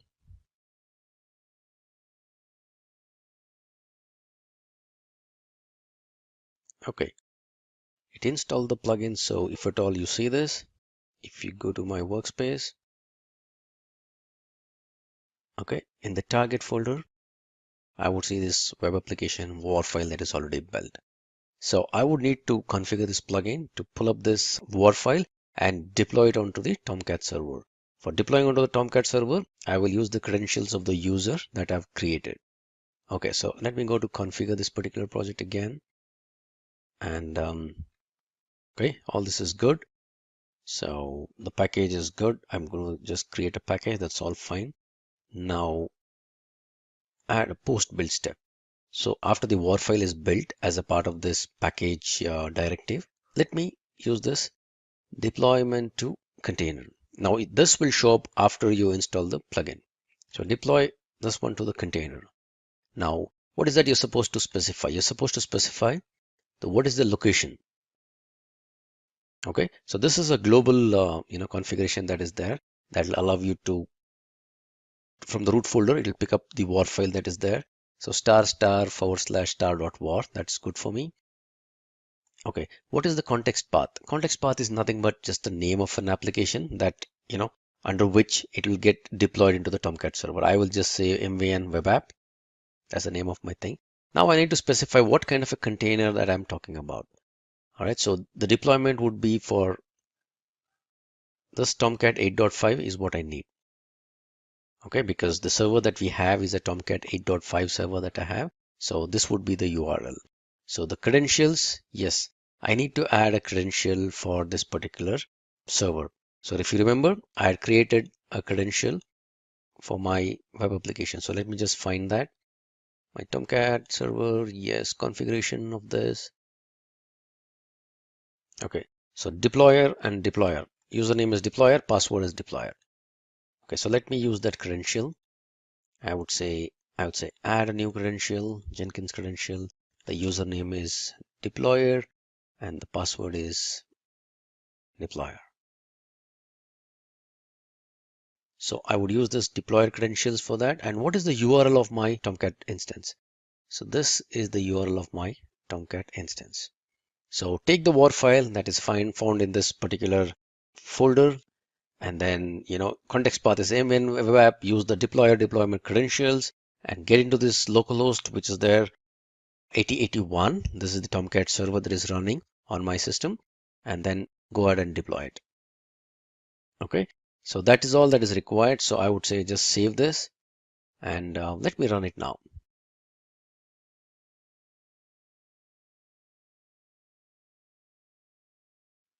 Okay, it successfully built the WAR file. It is trying to deploy it, and looks like the deployment went ahead perfectly well. So the context path was mn web app. So if I type in this, right, if at all I go ahead into my Tomcat server, there would be a web apps folder. You would see the the date timestamp. So this is the file that got recently copied, and this is the Explorer version of our application. So the application was built, the source code of this application was pulled from the GitHub server. It was built locally on the Jenkins instance, and then it was pushed into a Tomcat server which is running on a different port, which is 8081. Now for this demo, I'm running everything locally on my system, but assuming that this particular Tomcat instance was running on some other server with some other different IP address, all that you got to go and change is the URL of the server. So this would be the server in case you already have that, if you have a Tomcat server which is running on some other machine, that's all fine. With a different IP, that's all good enough. The whole bundle or the WAR file that was built as a part of this Jenkins job gets transferred onto the other server and gets deployed. That's the beauty of Jenkins and automatic deployments, or rather deployments using Jenkins and Maven. Distributed build or master slave configuration in Jenkins. As you would have seen, we just have one instance of Jenkins server up and running all the time. And also I told you that whenever any job that kind of, gets started on the Jenkins server, it is little heavy on in terms of disk space and the CPU utilization. So which kind of, if at all you're in an organization wherein you're heavily reliant on the Jenkins server, you don't want your Jenkins server to go down. So that's wherein you kind of start distributing the load that is there on the Jenkins server. So you primarily have a server, which is just a placeholder or like a master who will take in all the kind of jobs. And what he will do is based upon trigger that has happened to the job or whichever job needs to be built, if at all, he can delegate these jobs onto some other machines or some other slaves. That's a wonderful thing to have. Okay, use case 1. Use case 2, assuming that, if you have a Jenkins server that is running on a Windows box or on a Linux one, and if at all you have a need where you need to build based upon operating systems, you have multiple build configurations to support. Maybe you need to build a Windows, Windows based .NET kind of a projects where you would need a Windows machine to build this particular project. You also have a requirement where you want to build Linux based systems. You also have a Mac, you support some sort of an apps or something that is built on Mac OS. You would need to build, Mac based system as well. So how are you going to support all these needs? So that's wherein a beautiful concept of master slave or primary and delegations or agent and master comes into play. So typically you would have one Jenkins server who will just configure with all the proper authorizations, users, configurations, and everything is set up on this Jenkins server. His job is just delegations. He will listen to some sort of triggers, or based upon the job that is coming in, he will, if there is a nice way of delegating these jobs to somebody else and taking back the results, he can control a lot of other systems. And these systems may not have a complete, or there's no need to put in a complete Jenkins installation. All that you got to do is have a very, very simple runner or a slave that is a simple jar file that is run as a low priority thread or a process within these systems. So with that, you can have a wonderful distributed build server that can be set up. And in case one of the servers goes down, your master would know that what went down and kind of delegate the task to somebody else. So this is the kind of distributed build or the master slave configuration. So what I'll do in this exercise or in this demo is I will set up a simple slave, but since I don't have too many machines to kind of play around, what I'll do is I will set up a slave in one other folder within my hard drive. So I've got the C drive and D drive. My Jenkins is on my C drive. So what I would do is I would just use my E drive and set up a very simple slave out there. I'll just show you how to provision a slave and how to connect to a slave and how to delegate a job to that slave. Let me go back to my Jenkins master and configure him to talk to an agent.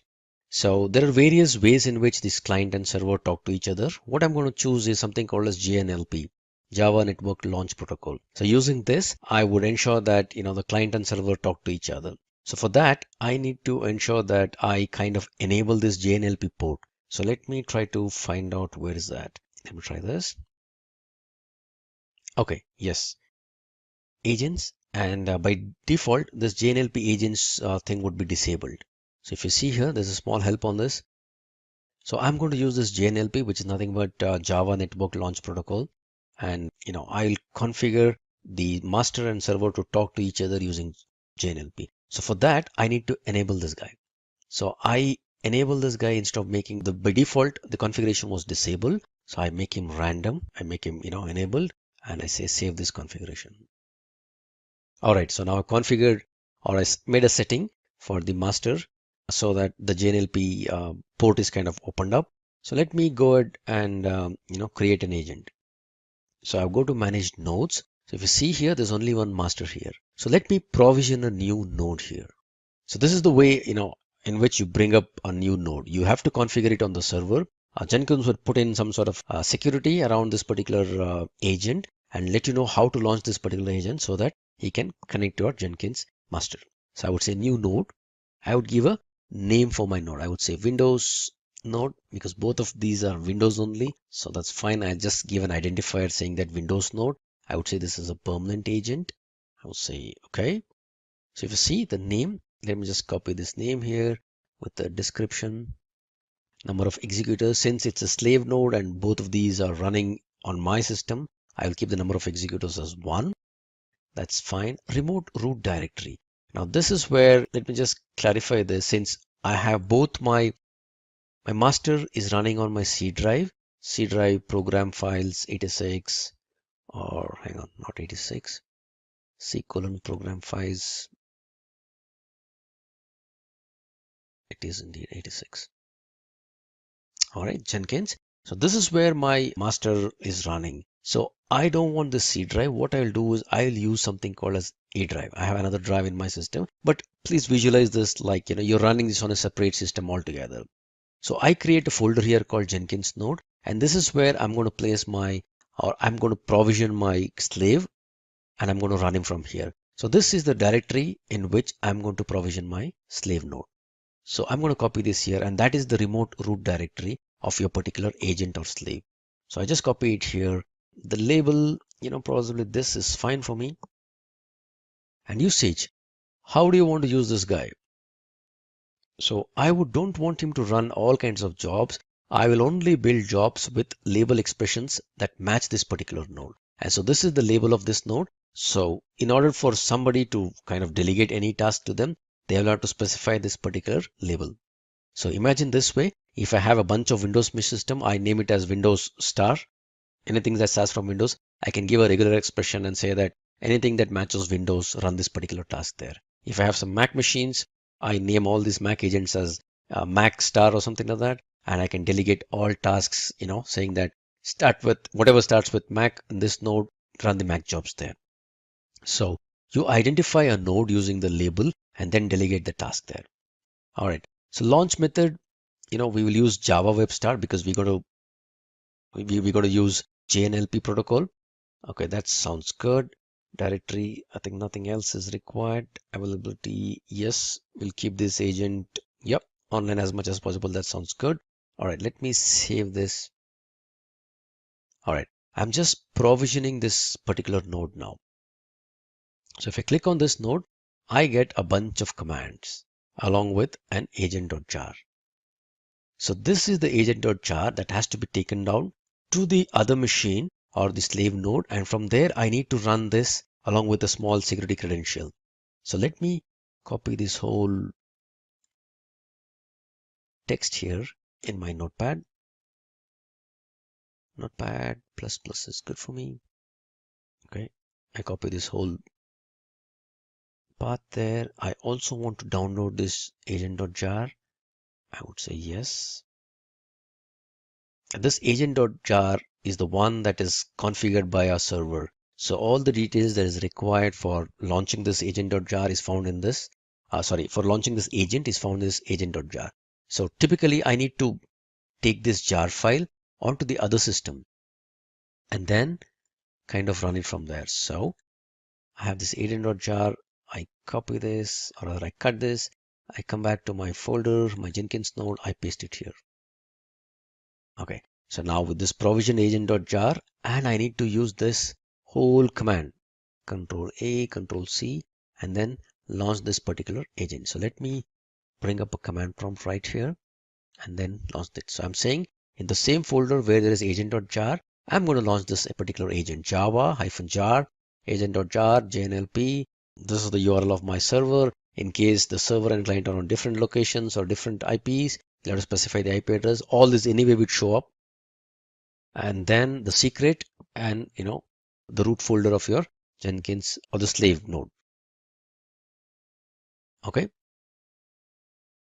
So something ran and then it says it's connected very well. It seems to have connected very well. So let me come back to my Jenkins instance and see, if at all you see earlier, this was not connected. Now let me refresh this guy. Okay, now these two guys are connected. Provision a Jenkins node, and then I copied all the credentials of the slave.jar along with the launch code and then took it to the other system and kind of ran it from there. Since I don't have another system, I've just got a separate directory in another folder, another drive, and I'm launching the agent from here. As long as this particular agent is up and running or this command prompt is up and running, the agent would be connected. So once I close this, the connection goes down.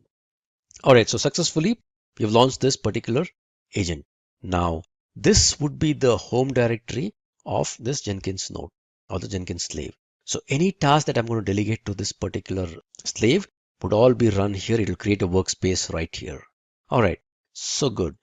So let me just come back and let me kind of put up a new task here.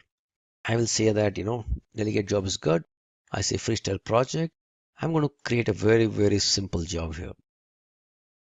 I don't want it to connect to Git or anything like that. Let me just create a very, very simple echo delegated to the slave, delegated to, I don't like the word slave, delegated to agent. Put this way. All right. So delegated to agent sounds good. Now, how am I going to ensure that this particular job runs on the agent or on the slave that I've configured? Right? Do you see this? If at all you remember how we provisioned our particular slave, we gave a label, right? So now I'm going to put in a job that will only match this particular label. So I'm going to say that whatever matches this, Windows label, run this job on that particular node. So we have only one node that's matching this, Windows node. So this job will be delegated out there.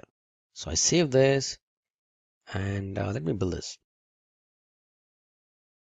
This is again a very, very simple job. There's nothing in this. I just want to demonstrate how to kind of delegate it to an agent. So if you see this, it ran successfully. And where is the workspace? The workspace is right inside our Jenkins node. It created a new workspace, delegated job, it put in here.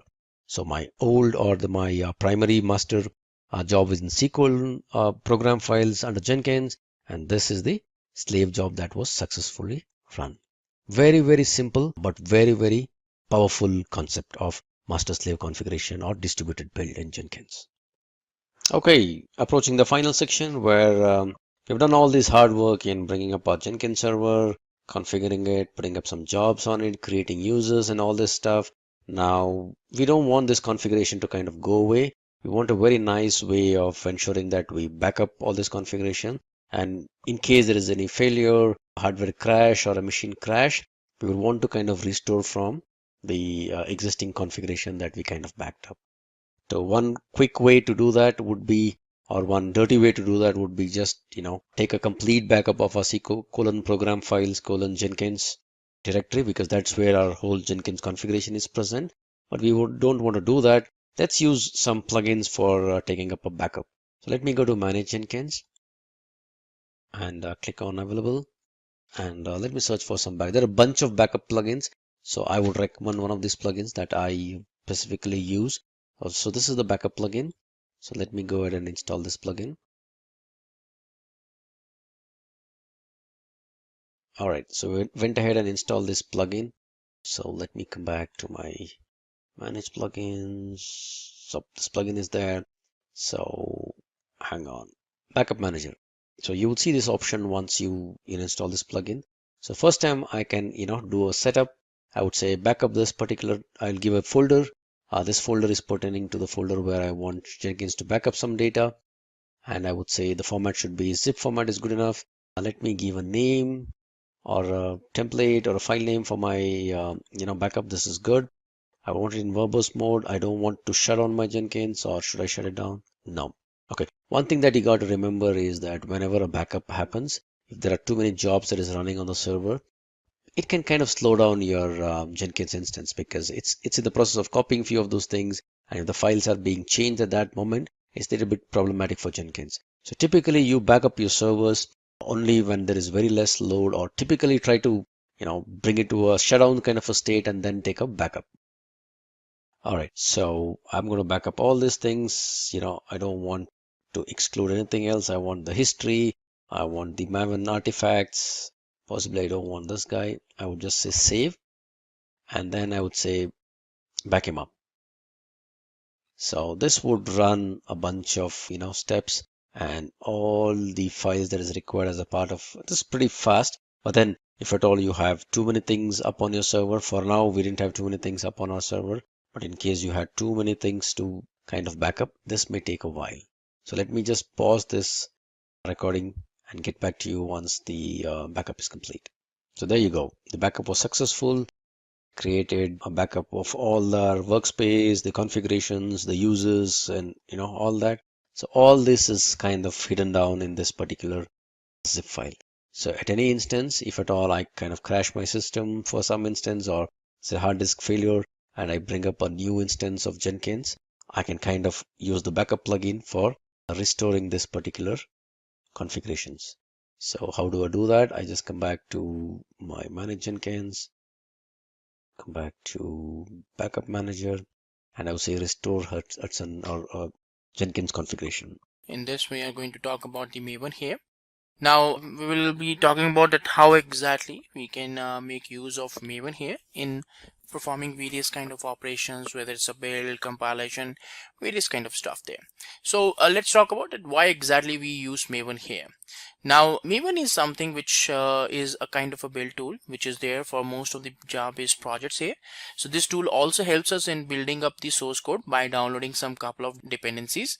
These dependencies are something which is being configured by the developers, which a developer feels that the project is dependent on, and he requires those dependencies to be downloaded.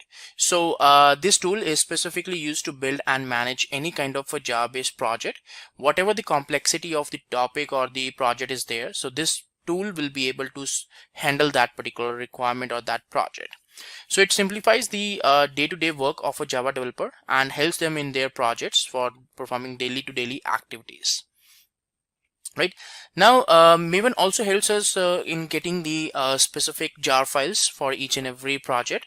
So if you are you can pretty much make a jar file, var file, or ER file, any kind of a package mechanism you can follow for your Maven there. So to download the dependencies, we don't have to actually go to the official website of each and every software. You can easily get the dependencies of each and every third-party binaries on the mvnrepository.com. This is a website which is present, on which if you visit, you will be able to download the dependencies which is required by your project or by your specific project over here. So it totally depends on how exactly you want to download and you want to get together a specific repository over here. So mvnrepository.com is the one. If you visit, you will be able to download and go through all the jar files dependent jar files as in dependencies which you require for your current project. Right. So now what exactly is a Maven all about? So let's see on that part. So Maven is a popular open source build tool which is developed by the Apache group, and the primary ownership of this tool is to build, publish and deploy several projects at once. Maven is written in Java, and it can be used to build projects written in C#, Scala, Ruby, etc. So apart from Java, these are the different programming languages or the tools which is supported by the Maven here for performing the build activity. So the tool is used for build and management of any kind of a Java-based project. It simplifies the day-to-day work of a Java developer and helps them to automate most of the compilation or build perspective tasks on the projects. Right. Now Maven is a kind of a POM-based project, so it also known as a project object model, and it focuses on simplification and standardization of the building process. In the process, it takes care of all the followings here: builds, dependencies, reports, distribution, releases, mailing list. So all these things are being taken care as in this particular process here, and ultimately it's an availability inside the Maven that how the overall build process needs to be automated and standardized here. So all these particular mechanisms can be followed as such over here, so that we can have a good standards and the simplifications implemented as such here. Now what exactly is a Maven repository all about? So Maven repository is something which is kind of a directory, or it's kind of a location where we have all the jar files packaged all together in a single location. So depending on the software which you want to download, the dependent jar files can be downloaded from there. So the metadata refers to the POM files relevant to each project here. This metadata is what allows Maven to download the dependencies. Now there are three types of repositories from where we can download the dependencies. The first one is the local repository, second one is the remote repository, and the third one is the central repository. So these are the primary three types of repositories which is available there for a specific Maven over here. So whatever repository you want to follow, you want to access, you can pretty much access it and you can go with that. Right now, the local repository will be primarily present onto your PC. That's the way that how it's present there. And the particular remote repository is something which you can store on any remote machine or remote server. And the central repository is something which you can have it onto the internet. So usually the central repositories is something in which we can actually host our different kind of dependencies and the jar files over there. So local repository on the machine of the developer where the project material is saved. So all the particular dependencies jar file will be available on your local machine. Remote machine is the location where you can actually store all your particular dependencies, from where you can download these dependencies whenever you require it. So this repositories work similar to the central repository. Whenever anything is needed from the remote repository, it's first downloaded into your local repository and then it will be utilized. So if you feel that the dependency is something which is not there in the local, it will be first downloaded from the remote repository and then it will be utilized or will be referenced onto the local machine there. And central repository refers to the Maven community repository there, where you will be able to see each and every dependency present on that repository. So Maven downloads the repositories from here in the local repository whenever they're needed or whenever required. All these dependencies are cached locally, from where it will be referenced in the next, or whenever we want to refer that, we will be able to do that particular reference easily on that part.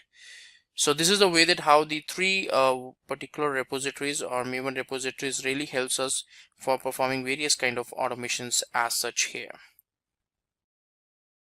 Right now, what are the basic concepts of Maven here? So some of the couple of basic concepts which is present in Maven is, like, for the first time we have the project object model. So project POM refers to the XML file which has all the information regarding the project, how this particular project should be built up, how the different build process should be automated there. It also has a description of the project, details regarding the versioning. Versioning information is also stored as such in this XML file, in this particular POM reference file as such over here. The XML file is which is there in the project home directory. So Maven is something which search for the POM file in the current directory. If it's able to find that particular POM file, so it will execute or it will proceed with the build step. Otherwise, it will halt there itself. So this POM file is very important because it will act as a kind of a build script, and primarily the Maven tool will be able to process each and everything which is configured as such in this specific XML file there, and according to that only it will function or it will proceed further. Right. Now, second thing is the dependencies and repositories. So dependencies usually refers to the Java files, so the Java libraries which we need into our particular project. So while working on the project, we may be having the dependency on couple of dependencies. So these dependencies we have to actually download or we have to actually refer. And once these particular information or these details are referred, so what will happen that we need to download these specific dependencies from the particular Maven repositories. So if the dependencies are not present in your local repository, then Maven will try to download it from the central repository and cache it into your local repository. But first of all, it will look on into the local repository, and if it is not present in local, then only it will go to the remote or the central repository. Then we have build life cycles and phase and goals there. So build life cycles consists of the sequence of build phases, and each build phase consists of sequence of goals here. Now each goal is responsible for performing a specific task. When a phase is running all the goals related to that phase, and its plugins are also used to performing the compilation, preparing the artifacts, downloading the dependencies, all different things being done by the plugins here. Then we have the build profiles. So build profiles refers to a set of configuration values. Now generally we have the generic build process for all the environments or all the particular code base there, but sometimes we do have some kind of a differences there. So that is where we can go for the profiles, because a specific profile can have its own configuration, and whatever it's required for the build process, we can have different configurations stored inside the Maven build script here. Then different build profiles are added to the POM files, and which enables the different build as such here. So depending on these profiles, we can actually decide that how we need to proceed with the build process and how the different kind of build automations needs to be performed here.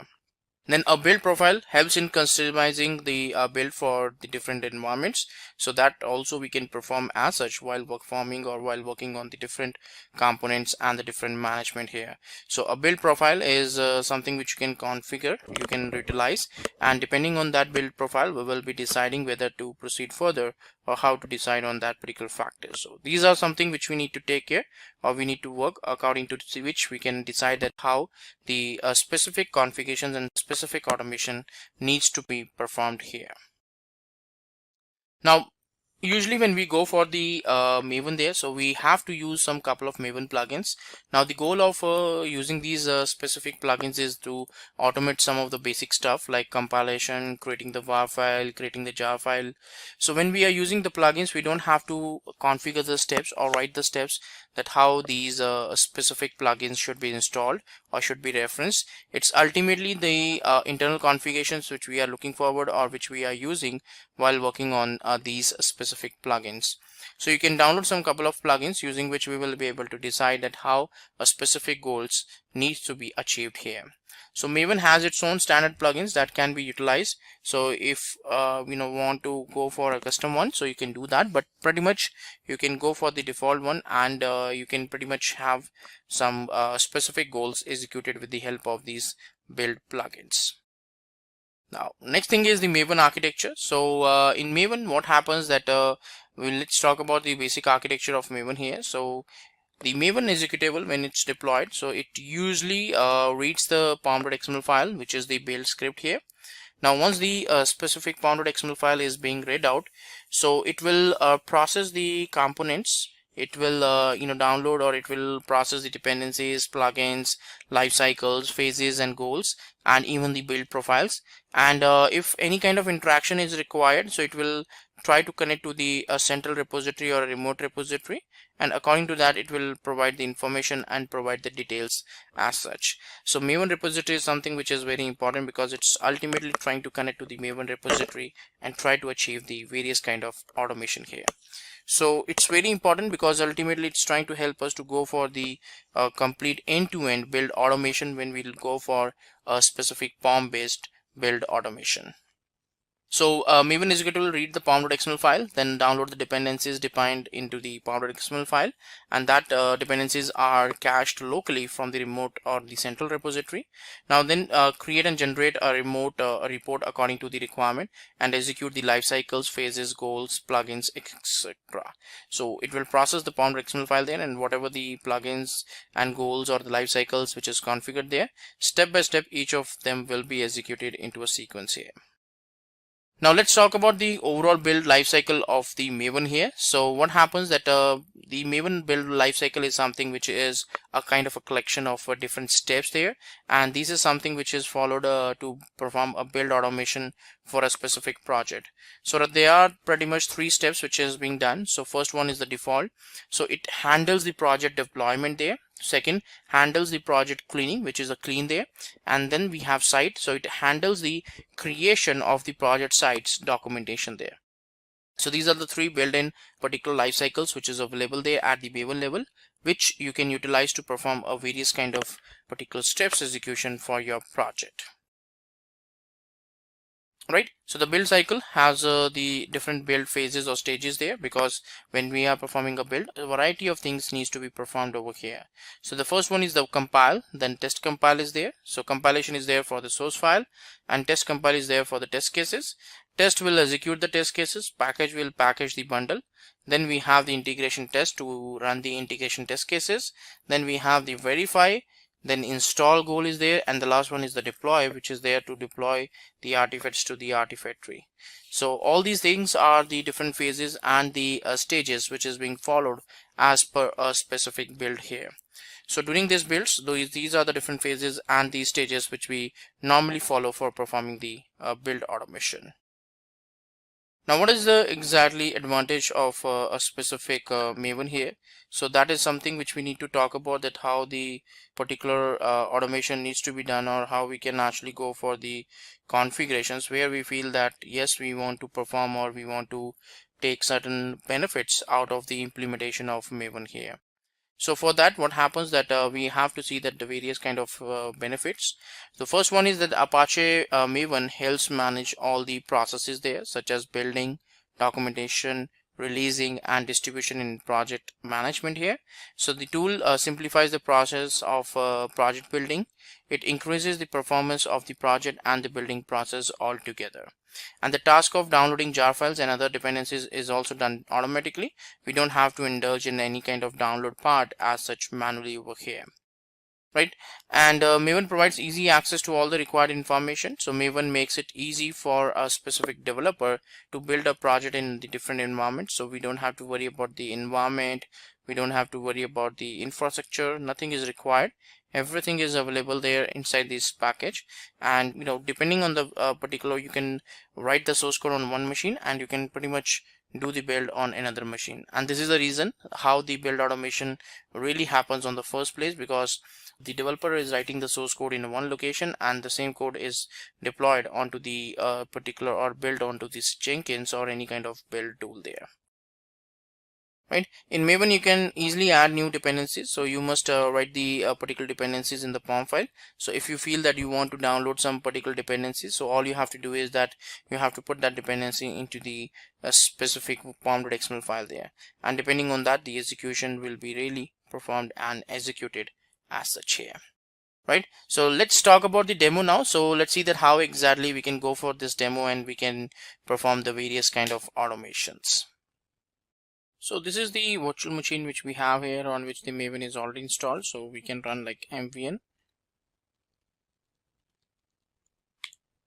So Maven will be available as in 3.6.3 here. Now I'm going to run a particular command called mvn archetype generate here. Let me create a directory here, a temp directory, and to perform this activity over there. So mvn archetype generate. Now once we run that, so what will happen, that it will download some of the binaries there, because ultimately what we are trying to do is that we are trying to generate a new project, like a Maven project. So a couple of particular plugins will be downloaded by the Maven executable so that it can achieve that particular execution. So we just have to wait for downloading all these values. Now here it's trying to give us a particular attributes, like it's asking the different attributes over here. So what exactly we want to configure. So if you want to configure, you can provide that details, otherwise you can perform or whatever the setup you want to perform. Now here it's asking for the version, so which kind of version we want to follow. So I'm going to follow like 5 here, so I'll press 5. Then a group ID which is there, so it's basically a kind of a group mechanism, so I can say like com.Simplilearn. So that's a value which I'm providing here. Artifact ID, I can make it like a sample project or something like that. I can do, so that will be the artifact ID which is there. So version I am keeping the same only. So and yeah, so package same here. So I just want to create, so I'll just provide the value called yes and enter. So with this, what will happen, that a sample project will be created here, right? So whatever the artifact ID you provided, so according to that the project is created in this directory. So you have to go into this directory and see that what exactly the files are created there. So you have the pom.xml file. Now this pom.xml file, when I open, so you can see here that there are some attributes, like you can have the values related to what version or group ID you want to follow. So this is the group ID, this is the artifact ID. So this is jar file. By default you can change it according to your requirement, and this is the version, and if you feel that you want to do the changes to the name, that also you can perform here.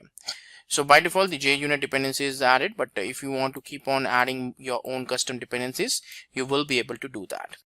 Now in this case, if you run like mvn clean install, so it will be considered as a particular Maven project. A pom.xml file is already there present in the local directory. So according to that, the execution of the steps will be performed, and according to that you will be able to get some desired values here. So ultimately in the target directory you will be able to see that some couple of jar file or a specific jar file is generated here. So you can see that in the target directory this jar file or this artifact is generated here. So this is a way that how we can actually go for a generic one, like a new particular project, and later on you can, depending on your understanding, you can keep on adding or you can keep on modifying the dependencies, and that's how you can get the final result there. So that's it for this demo, in which we have find out that how exactly we can go for a particular project preparation with the help of mvn executable. So that's it for this demo things, right? So that was the demo in which we saw that how exactly we can go for the Maven, and we can execute some build process related to Maven there. Are you exploring test automation? Are you wondering why everyone is talking about Selenium around you? Do you want to know what Selenium is all about? If yes, this is the video for you. Alright, so let's get started. Manual testing. A definition, if you can say, a manual testing involves the physical execution of test cases against various applications, and to do what? To detect bugs and errors in your product. It is one of the primitive methods of testing a software. This was the only method which we knew of earlier. It is execution of test cases without using any automation tools. It does not require the knowledge of a testing tool, obviously, because everything is done manually. Also, you can practically test any application since you are doing a manual testing. So let's take an example. So say we have a use case. You are testing, say, a Facebook application. And in Facebook application, let's open the Facebook application and say create an account. This is your web page which is under test now. Now as a tester, what would you do? You would write multiple test cases to test each of the functionalities on this page. You will use multiple data sets to test each of these fields, like the first name, the surname, mobile number, or the new password. And you will also test multiple links. What are the different links on this page? Like say forgotten account or create a new page. So these are the multiple links available on the web pages. Also, you look at each and every element of the web page, like your radio buttons, like your drop down list. Apart from this, you would do an accessibility testing. You would do a performance testing for this page, or say a response time after you say click on the login button. Literally, you can do any type of tests manually. Once you have these test cases ready, what do? You start executing these test cases one by one. You will find bugs, your developers are going to fix them, and you will need to rerun all these test cases one by one again until all the bugs are fixed and your application is ready to ship. Now, if one has to run test cases with hundreds of transactions or the data sets and repeat them, can you imagine the amount of effort required in that? Now, that brings us to the first demerit of the manual testing. Manual testing is a very time consuming process and it is very boring. Also, it is very highly error prone. Why? Because it is done manually and human mistakes are bound to happen. Since it's a manual execution, testers' presence is required all the time. One needs to keep doing manual steps, step by step again all the time. He also has to create manual reports, group them, format them so that we get good looking reports. Also send these reports manually to all stakeholders. Then collection of logs from various machines where you have run your test, consolidating all of them, creating repositories and maintaining them. And again, since it's all is a manual process, there is a high chance of creating manual errors there. Scope of manual testing is limited. For example, let's say regression testing. Ideally, you would want to run all the test cases which you have written. But since it's a manual process, you would not have the luxury of time to execute all of them, and hence you will pick and choose your test cases to execute. That way, you're limiting the scope of testing. Also, working with large amount of data manually is impractical, which could be the need of your application. What about performance testing? You want to collect metrics on various performance measures as a part of your performance testing. You want to simulate multiple loads on application under test, and hence manually performing these kind of tests is not feasible. And to top it all up, say if you're working in an agile model where code is being churned out by developers, testers are building their test and they're executing them as and when the builds are available for testing. And this happens iteratively. And hence, you will need to run this test multiple times during your development cycle, and doing this manually definitely becomes very tedious and boring. And is this the effective way of doing it? Not at all. So what do?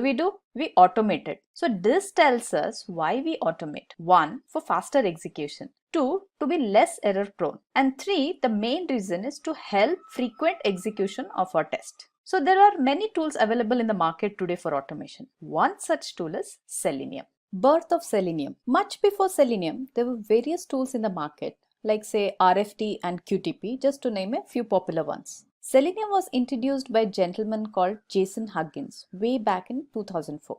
He was an engineer at ThoughtWorks and he was working on a web application which needed frequent testing. He realized the inefficiency in manually testing this web application repeatedly. So what he did was he wrote a JavaScript program that automatically controlled the browser actions, and he named it as JavaScript Test Runner. Later, he made this open source and this was renamed as the Selenium Core. And this is how Selenium came into existence. And since then, Selenium has become one of the most powerful tools for testing web applications. So how does Selenium help? So we saw all the demerits of manual testing. So we can say by automation of test cases, 1, Selenium helps in speedy execution of test cases. Since manual execution is avoided, the results are more accurate, no human errors. Since your test cases are automated, human resources required to execute automated test cases is far less than manual testing.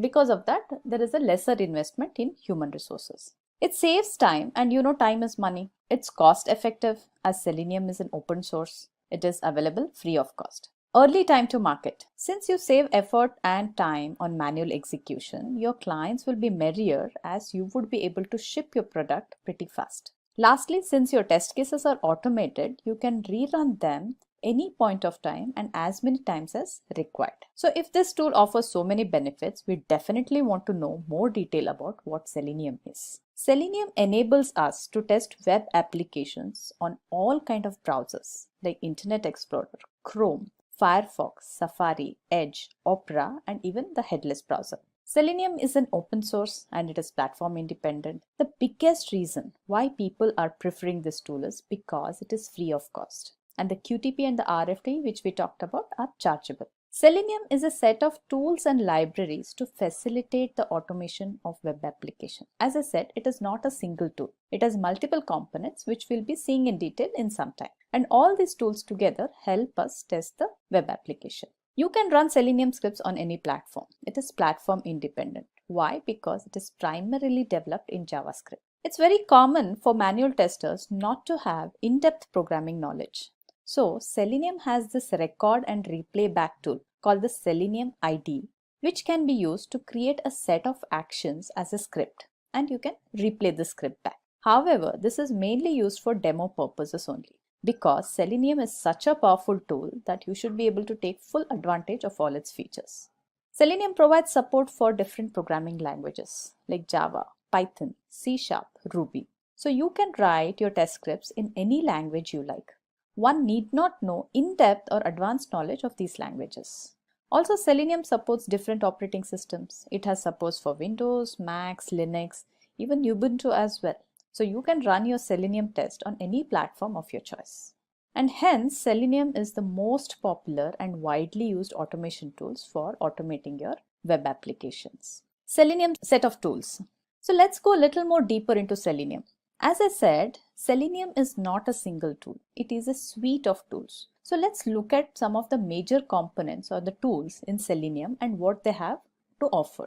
So Selenium has 4 major components. 1. Selenium ID. It's the most simplest tool in the suite of Selenium. It is integrated development environment. Earlier, Selenium IDE was available only as a Firefox plugin, and it offered a simple record and playback functionality. It is a very simple to use tool, but it's mainly used for prototyping and not used for creating automation in the real-time projects because it has its own limitations like any other record and replay tool. Selenium RC. This is nothing but Selenium remote control. It is used to write web application tests in different programming language. What it does, it basically interacts with the browser with the help of something called as RC server. And how it interacts is it uses a simple HTTP post GET request for communication. This was also called as Selenium 1.0 version, but it got deprecated in Selenium 2.0 version and was completely removed in 3.0, and it was replaced by WebDriver. And we will see in detail as why this happened. Selenium WebDriver. This is the most important component in the Selenium suite. It is a programming interface to create and execute test cases. It is obviously the successor of the Selenium RC which we talked about because of certain drawbacks which RC had. So what WebDriver does is it interacts with the browsers directly, unlike RC where the RC required a server to interact with the browser. And the last component is the Selenium Grid. So Selenium Grid is used to run multiple test scripts on multiple machines at the same time. So it helps you in achieving parallel execution. Since the Selenium WebDriver you can only do sequential execution, Grid is what comes into picture where you can do your parallel execution. And why is parallel execution important? Because in real-time environment, you always have the need to run test cases in a distributed environment. And that is what Grid helps you to achieve. So all this together helps us to create robust web application test automation. And we will go in detail about each of these components. So before that, let's look at the history of Selenium version. So what did Selenium version comprised of? It had an IDE, RC and Grid. And as I said earlier, there were some disadvantages of using RC. So RC was on its path of deprecation and WebDriver was taking its birth. So if you look at Selenium 2 version, it had an earlier version of WebDriver and also the RC. So they coexisted. From 3. onwards, RC was completely removed and WebDriver took its place. There is also a 4. version around the corner and it has more features and enhancements. Some of the features which are talked about are W3C WebDriver standardization, improved IDE and improved Grid. Now let's look at each of the components in the Selenium suite. Selenium IDE is the most simplest tool in the suite of Selenium. It is nothing but an integrated development environment for creating your automation scripts. It has a record and playback functionality and is a very simple and easy to use tool. It is available as a Firefox plugin and a Chrome extension. So you can use either of this browser to record your test scripts. It's a very simple user interface using which you can create your scripts that interact with your browser.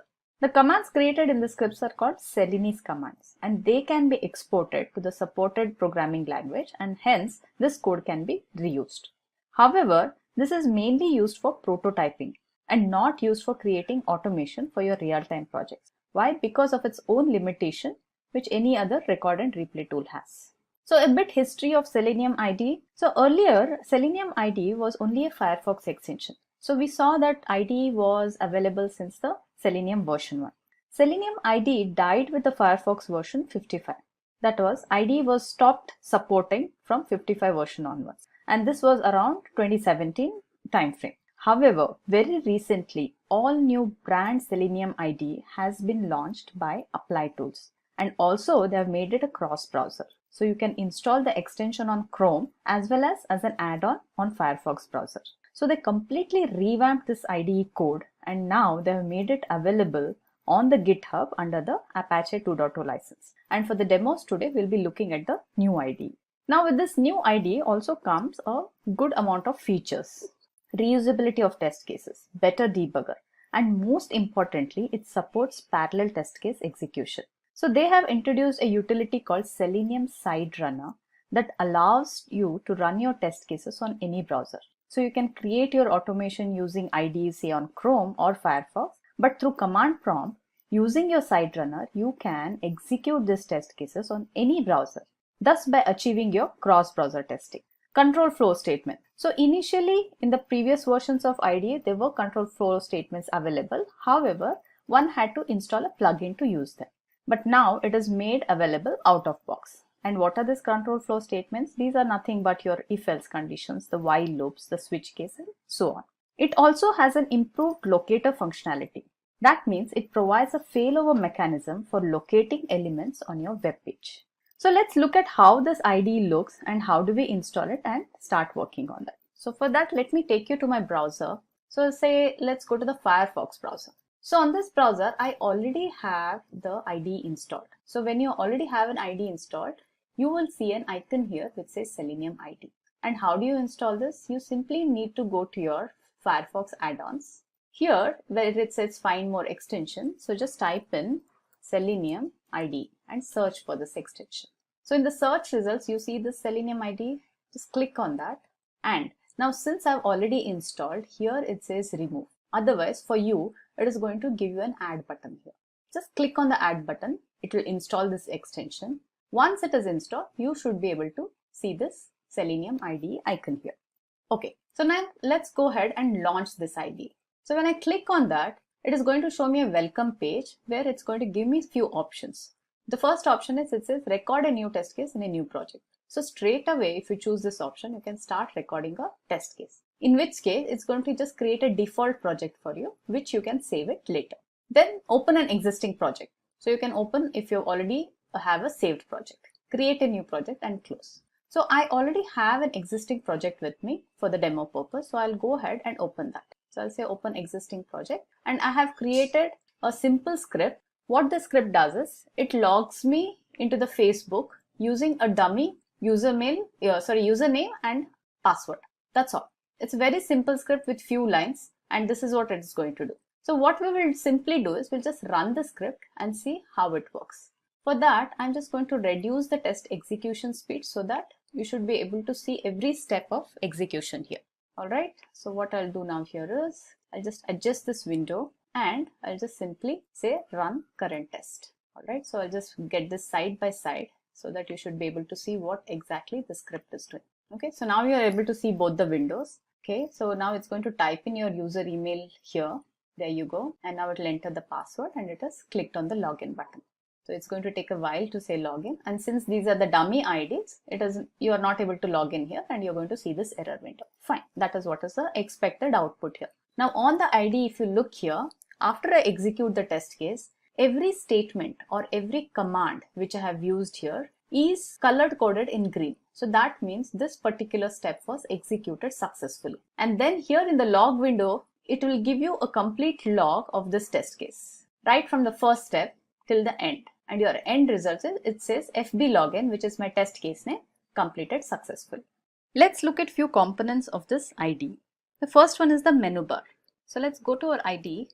Alright, So the menu bar is right here on the top. So here is your project name. So either you can add a new project here or rename your project. So since we already have this project which is named as Facebook. And then on the right, you have options to create a new project, open an existing project, or save the current project. And then comes our toolbar.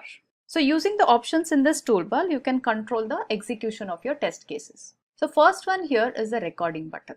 So this is what you use when you start recording your script. And then on the left, you have two options here to run your test cases. The first one is run all tests. So in case you have multiple test cases written here, you can execute them one by one sequentially by using this run all test. Else what you can do is if you just want to run your current test, this is what you would use. Then IDE has this debugger option which you can use to do a step execution. So say for example, now whenever I run the scripts, it's going to execute each and every command here sequentially. So instead, if I just select the first command and say do step execution, alright, so what it does is the moment it finishes the first command, which is opening of Facebook, right, I think which is already done here, yeah, alright, so once this is done, it is going to wait immediately on the second command and it says pause debugger.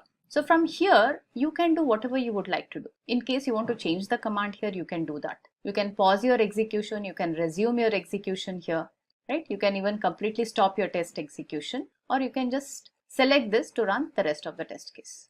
So if we say run the test case, what it is going to do is it's just going to simply go ahead and complete the test case. Now, there is another option here, which is, you see the timer there, which says test execution speed. So to execute your test cases in the speed you want. Say whenever you're developing an automation script, right, and say you want to give a demo. So you need to control the speed sometimes so that the viewer is able to exactly see all the steps which is being performed. And this gives you an option to control that complete execution, right? So do you see the grading here? So we have somewhere from fast to completely slow execution. So the previous demo which I showed was I controlled the speed and then I executed it so that we could see every command how it is being executed. Alright, so what's the next? This is called as an address bar. So whenever you enter an URL here, that is where you want to conduct your test. And another thing what it does is it keeps a history of all the URLs which you have used for running your test. Then here is where your script is recorded. So each and every instruction is displayed here in the order in which you have recorded the script. And then if you look here, you have something called as log and reference. So now log is an area where it records each and every step of your command as in when they get executed. Right? So if you see here, it says open https facebook.com and OK. So that means this command was executed successfully. And after the complete test case is done, it gives you whether the test case passed or failed. So in case there is a failure, you'll immediately see this test case is failed in red color. Also, there is something called as reference here.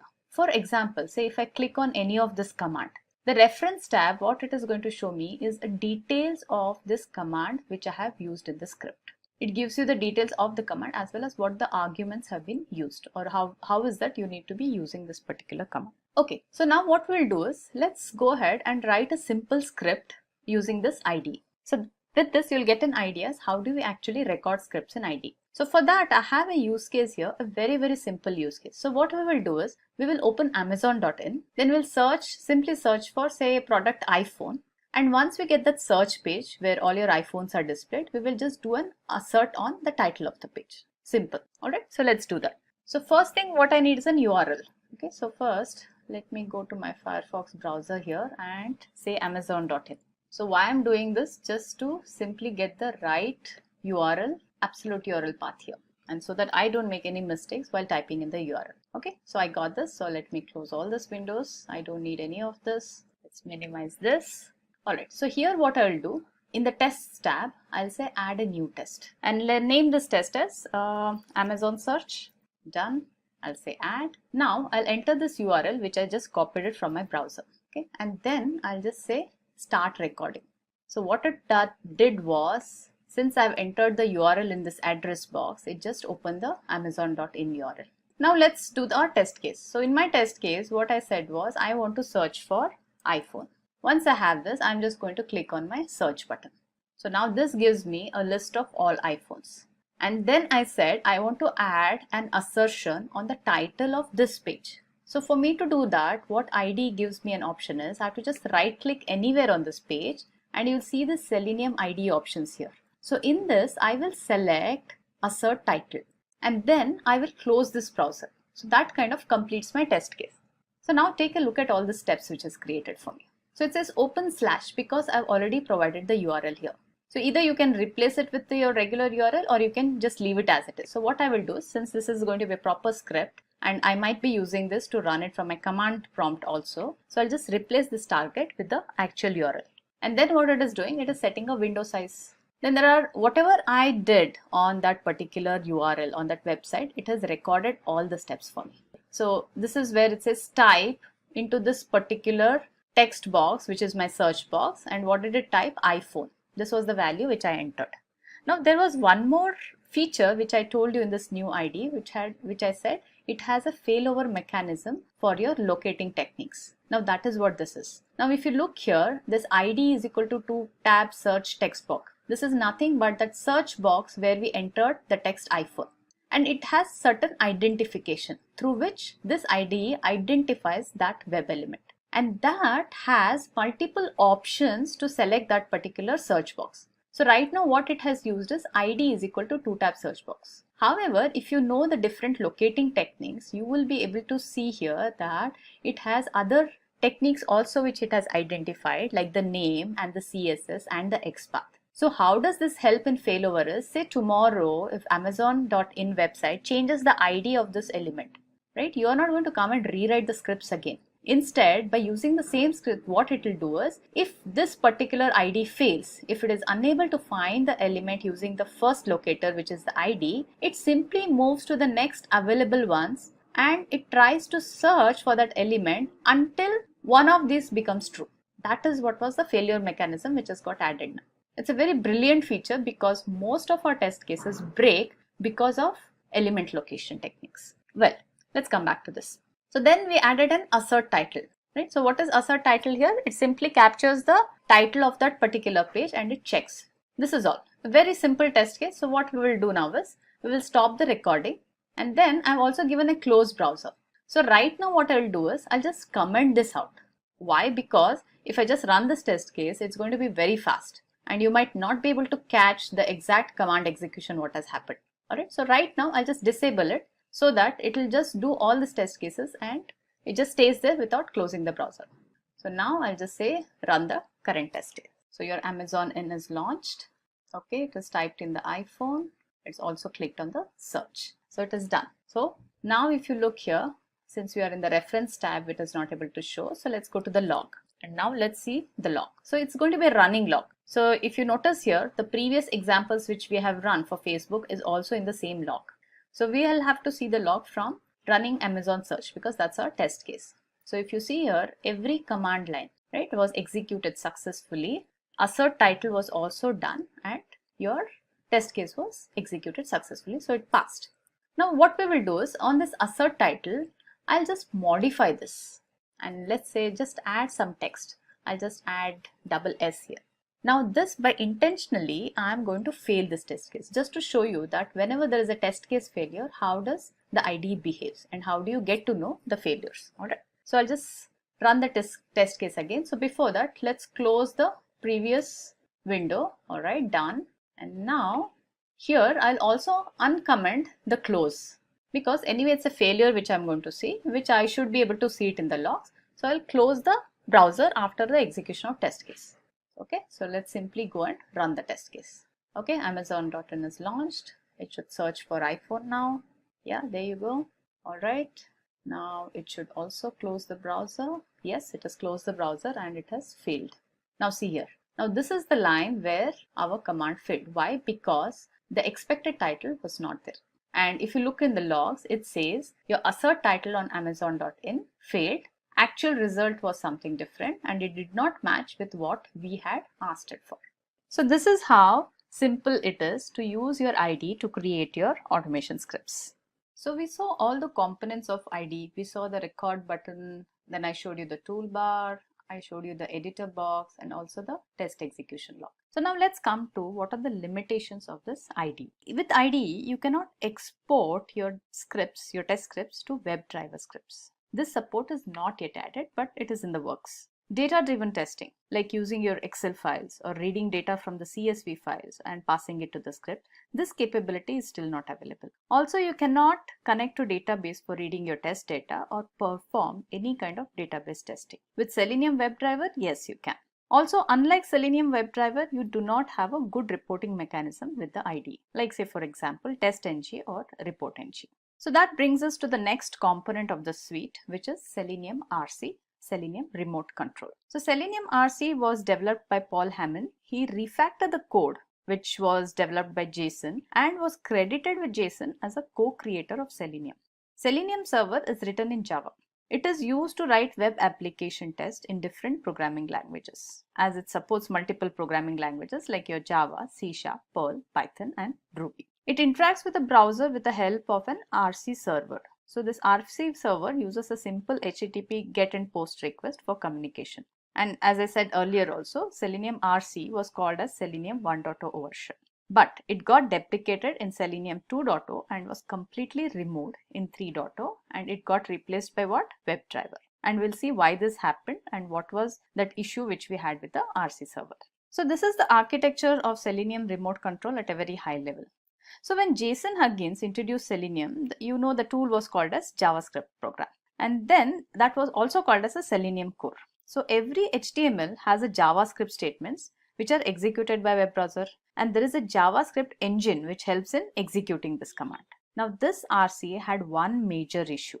Now what was that issue? Say for example, you have a test script, say test.javascript here, which you are trying to access elements from anywhere from the google.com domain. So what used to happen is every element which is accessible are the elements which can belong only to google.com domain. Like say for example, mail, the search or the drive. So any elements from this can be accessible through your test scripts. However, nothing outside the domain of say google.com in this case was accessible. Say for example, if your test scripts wanted to access something from yahoo.com, this was not possible. And this is due to the security reasons, obviously. Now to overcome that, the testers, what they had to do was they had to install the Selenium core and the web server, which contained your web application which is under test on the same machine. And imagine if you have to do this for every machine which is under test. This is not going to be feasible or even effective all the time. And this issue is called as a same origin policy. Now what a same origin policy issue says is it prohibits a JavaScript from accessing elements or interacting with scripts from a domain different from where it is launched. And this is purely for the security measure.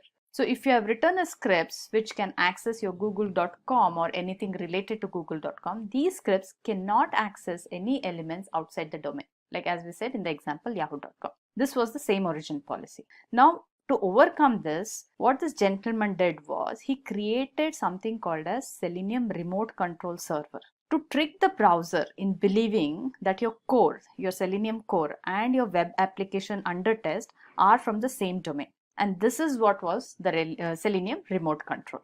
So if you look at again a high level architecture or how did this actually work, first you write your test scripts, which is here, right, in any of the supported language like your PHP or your Java or Python. And before we start testing, we need to launch this RC server, which is a separate application. So this Selenium server is responsible for receiving the Selenese commands. And these Selenese commands are the ones which you have written in your script. It interprets them and reports the result back to your test. So all that is done through your RC server. The browser interaction which happens through RC server, right, from here to your browser. So this happens through a simple HTTP and post and get request. And that is how your RC server and your browser communicate. And how exactly this communication happens? This RC server, it acts like a proxy. So say your test scripts asks to launch a browser. So what happens is this commands goes to your server and then your RC server launches the browser. It injects the JavaScript into the browser. Once this is done, all the subsequent calls from your test script, right, from your test scripts to your browser goes through your RC. And now upon receiving these instructions, your Selenium core executes these actual commands as JavaScript commands on the browser. And then the test results are displayed back from your browser to your RC to your test scripts. So the same cycle gets repeated, right, until the complete test case execution is over. So for every command what you write in your JavaScript here or your test script here goes through a complete cycle of going through the RC server to the browser, collecting the results again from the RC server back to your test scripts. So this cycle gets repeated for every command until your complete test execution is done. So RC had definitely a lot of shortcomings, and what are those? So RC server needs to be installed before running any test scripts, which we just saw. So that was an additional setup since it acts as a mediator between your commands, which is your Selenium commands, and your browser. The architecture of RC is complicated. Why? Because of its intermediate RC server, which is required to communicate with the browser. The execution of commands takes very long. It is slower. We know why. Because every command in this takes a full trip from the test script to your RC server, to the core engine, to the browser, and then back to the same route, which makes your overall test execution very slow. Lastly, the APIs supported by RC are very redundant and confusing. So RC does have a good number of APIs. However, it is less object oriented. So they are redundant and confusing. Say for example, say if you want to write into a text box, how and when to use a type key command or just a type command is always confusing. Another example is some of the mouse commands, using a click or a mouse down. Both kind of, almost providing a similar functionality. So that is the kind of confusion which developers used to create. Hence, Selenium RC got deprecated and is no more available in latest Selenium versions. It is obsolete now. Now to overcome these shortfalls, WebDriver was introduced. So while RC was introduced in 2004, WebDriver was introduced by Simon Stewart in 2006. It's a cross-platform testing platform, so WebDriver can run on any platform like say Linux, Windows, Mac, or even if you have a Ubuntu machine, you can run your Selenium scripts on this machine. It is a programming interface to run test cases. It is not an IDE. And how does this work actually? So test cases are created and executed using web elements or objects using the object locator and the WebDriver methods. So when I do a demo, you will understand what these WebDriver methods are and how do we locate the web elements on the web page. It does not require a core engine like RC. So it is pretty fast. Why? Because WebDriver interacts directly with the browser and it does not have that intermediate server like the RC had.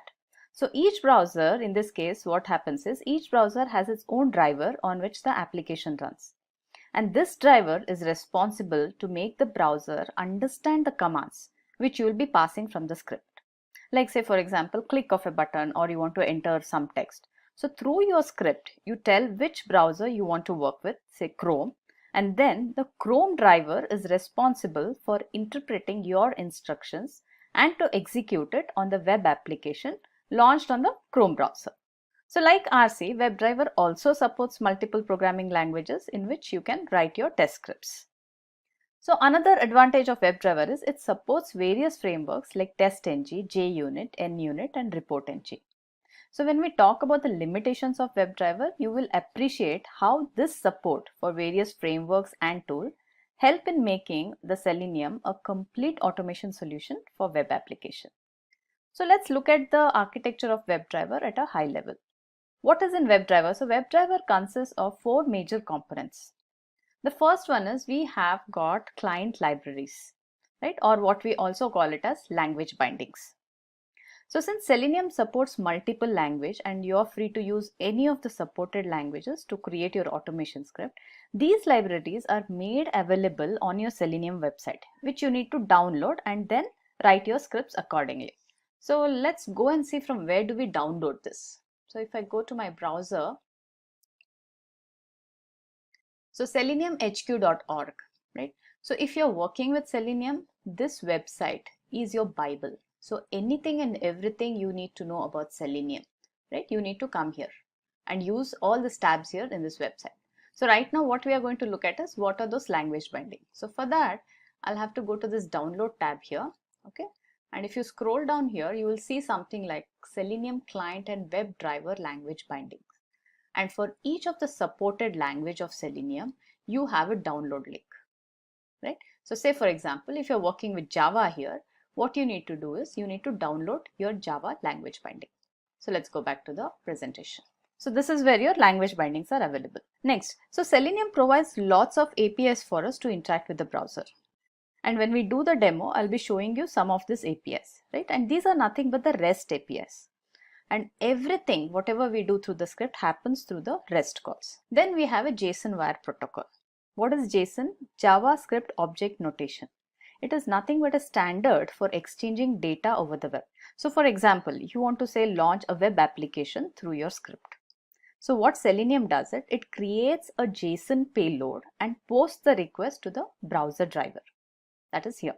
And then we have this browser drivers themselves. And as I said, there is a specific driver for each browser.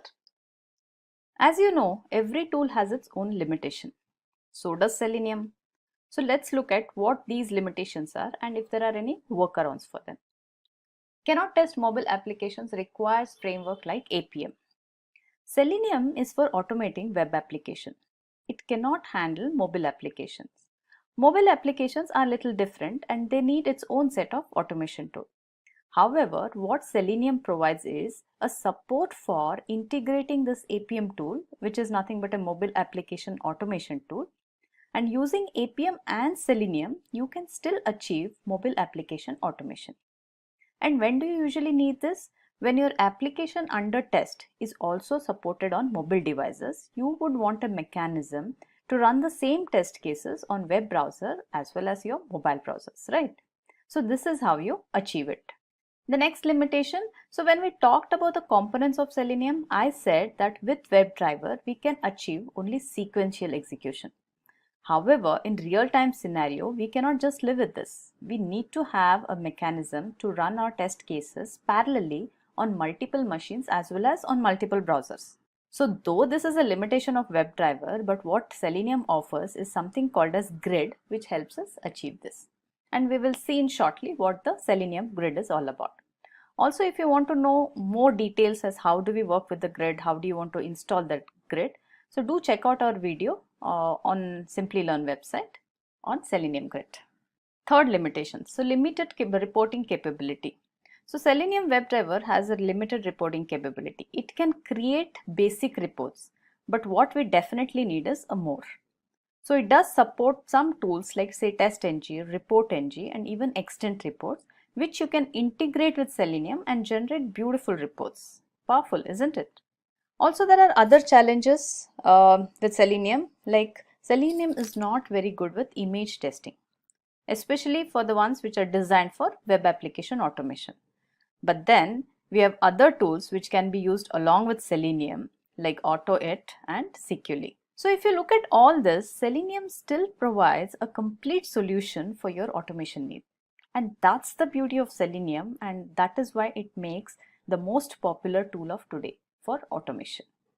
Okay, let's do a quick comparison between the Selenium RC and the WebDriver. So RC has a very complex architecture. You know why? Because of the additional RC server.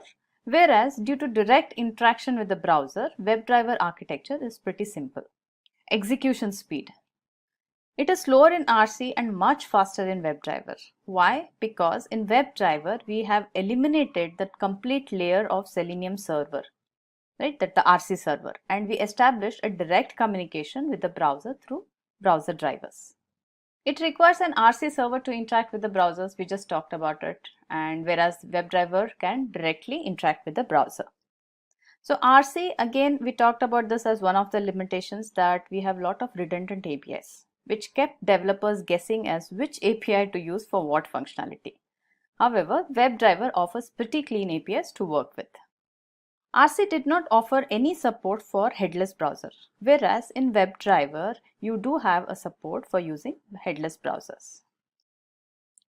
Let's see the WebDriver in action now. Now for the demo, we will use this particular use case. And what this use case says is navigate to the official Simplilearn website. Then type the Selenium in search bar and click on it. And click on the Selenium 3.0 training. So we are basically searching for Selenium 3.0 training on the Simplilearn website. First, let's do the steps manually and then we will go ahead and write the automation script. So let's go to my browser. On my browser, what I'll do is let me first launch the Simplilearn website. Okay, and here what my use case step says is I need to search for Selenium and click on the search button.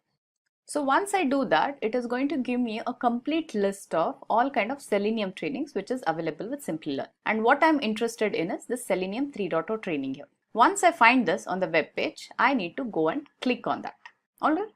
So this is all the steps which we are going to perform in this use case. Okay. Now, so for writing the test cases, I'll be using an IDE which is Eclipse. I've already installed my Eclipse, and also I have installed Selenium in this instance of my Eclipse. Alright, so if you can see the reference library folder here, you will see all the jars which are required for the Selenium to work. Next, another prereq which is required for Selenium, and that is your driver files. Now, every browser which you want to work with has its own driver file to execute your Selenium scripts. And since for this demo, I'll be working with the Firefox browser, I will need a driver file for Firefox. Now, driver file for Firefox is the Gecko driver, which I have already downloaded and placed in my folder called drivers.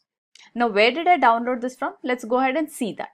So if I go back to my browser, and if you go to your seleniumhq.website, you have to go to this download tab here. In the download tab, when you scroll down, you will see something like third-party drivers, bindings and plugins. In this, you will see the list of all the browsers which is supported by Selenium.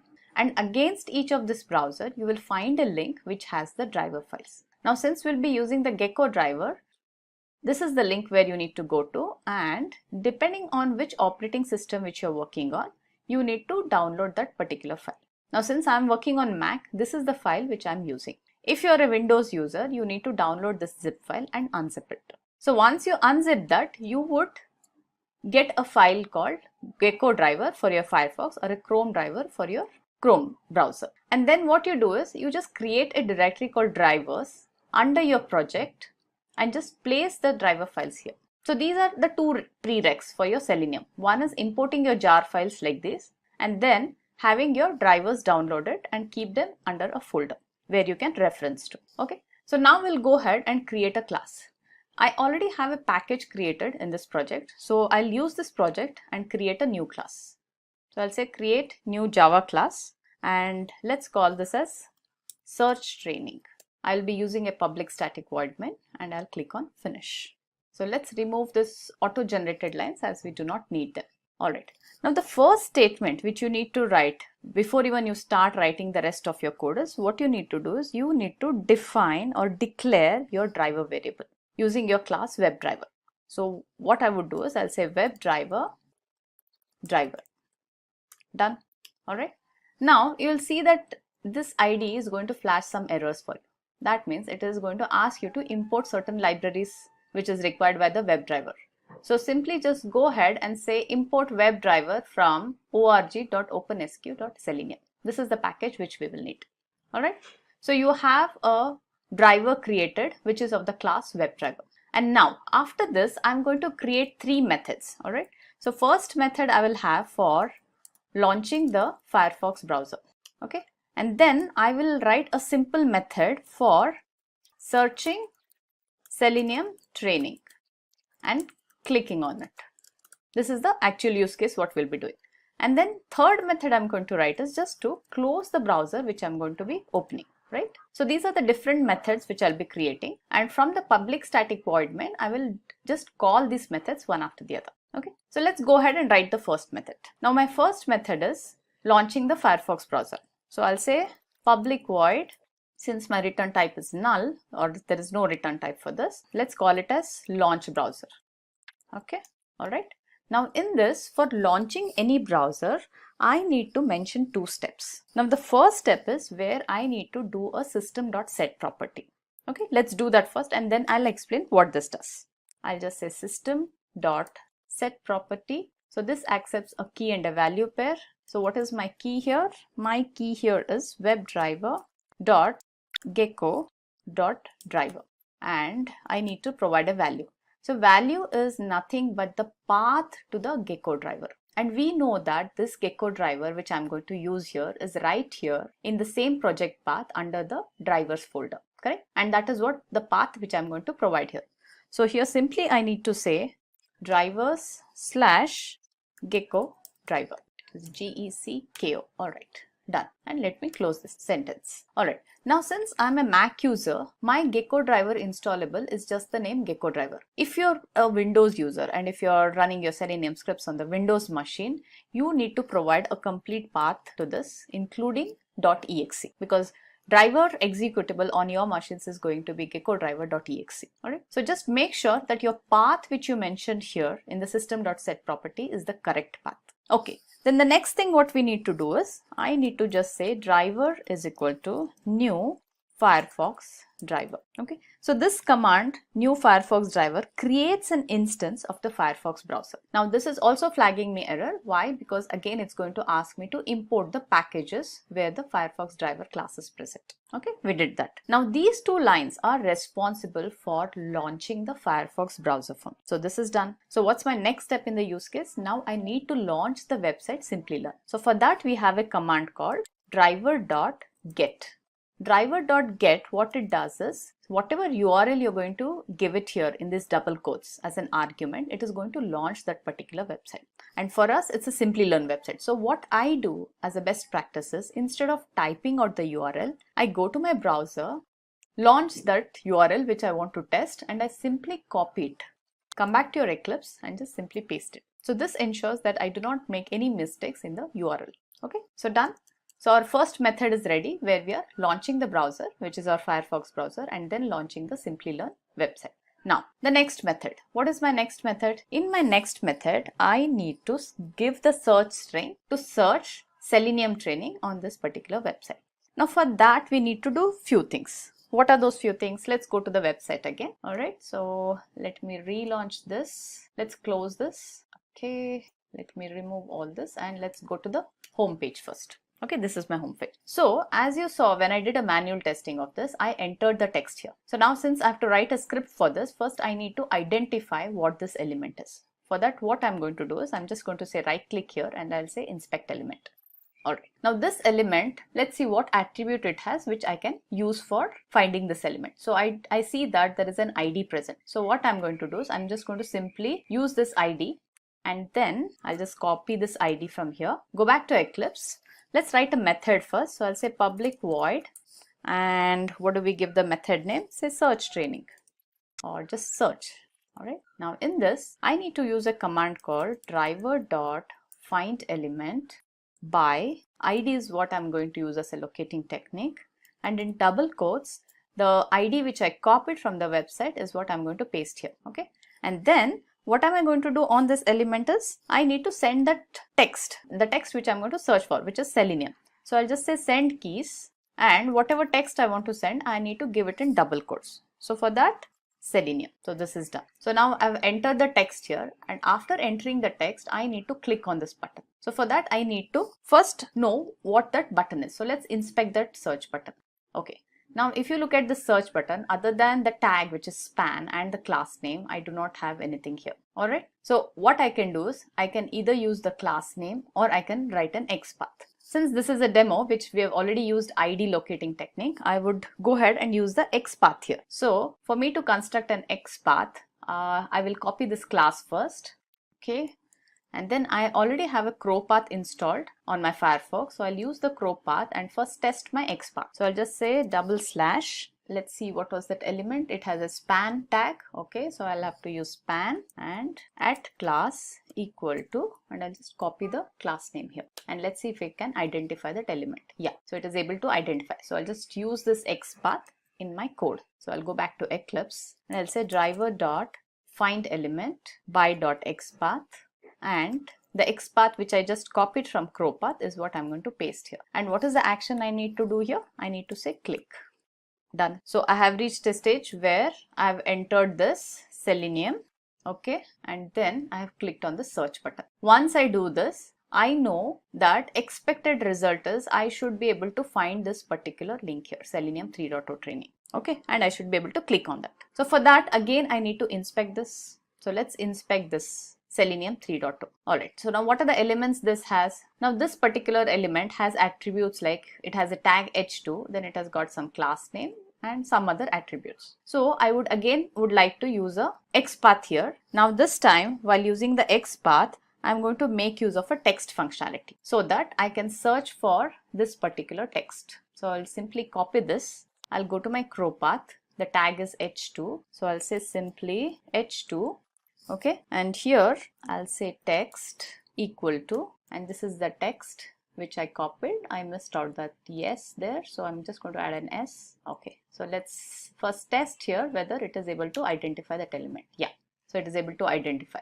So can you see a blue dotted line? It is able to show us which element it is identified. So I'll copy this XPath now and let's go to my IDE Eclipse. So now here what I need to do is I'll have to again simply say driver dot find element by dot XPath and paste the XPath which we just did, and then again I have to do a click operation. Done. Alright. So technically we have taken all the steps of the use case and we have written the commands for that. Alright. Now let's add an additional thing here. Say after coming to this page, after finding this, we want to say print the title of this page. Now what is the title of this page? If you just hover your mouse on this, it says online and classroom training for professional certification courses Simplilearn. So what I will do is after doing all these operations, I will just print out this page title on our console. So for that I have to just do this driver dot so let's do a sysout. So I'll say sysout system.out.println. Okay, and here I would say let's add a text here. The page title is, and then let's append it with driver dot get title. So this is the command which we'll be using to fetch the page title. Done. Now what is the last method I need to add? Just to close the browser. Alright, so let me add a method here. I'll say public void close browser, and it's a one single command which I need to call. I'll say driver dot quit. Okay, and then I need to call all these methods from my public static void main. So let me use my class name, which is this. So I'm going to create an object obj is equal to new class name, and then using this object, first is I need to call the method launch browser, and then I'll call the method search, right, and then I'll call the method close browser. Done. So technically our script is ready with all the functionality which we wanted to cover from our use case. Now there are few other tweaks which I need to do this, and I'll tell you why I need to do this.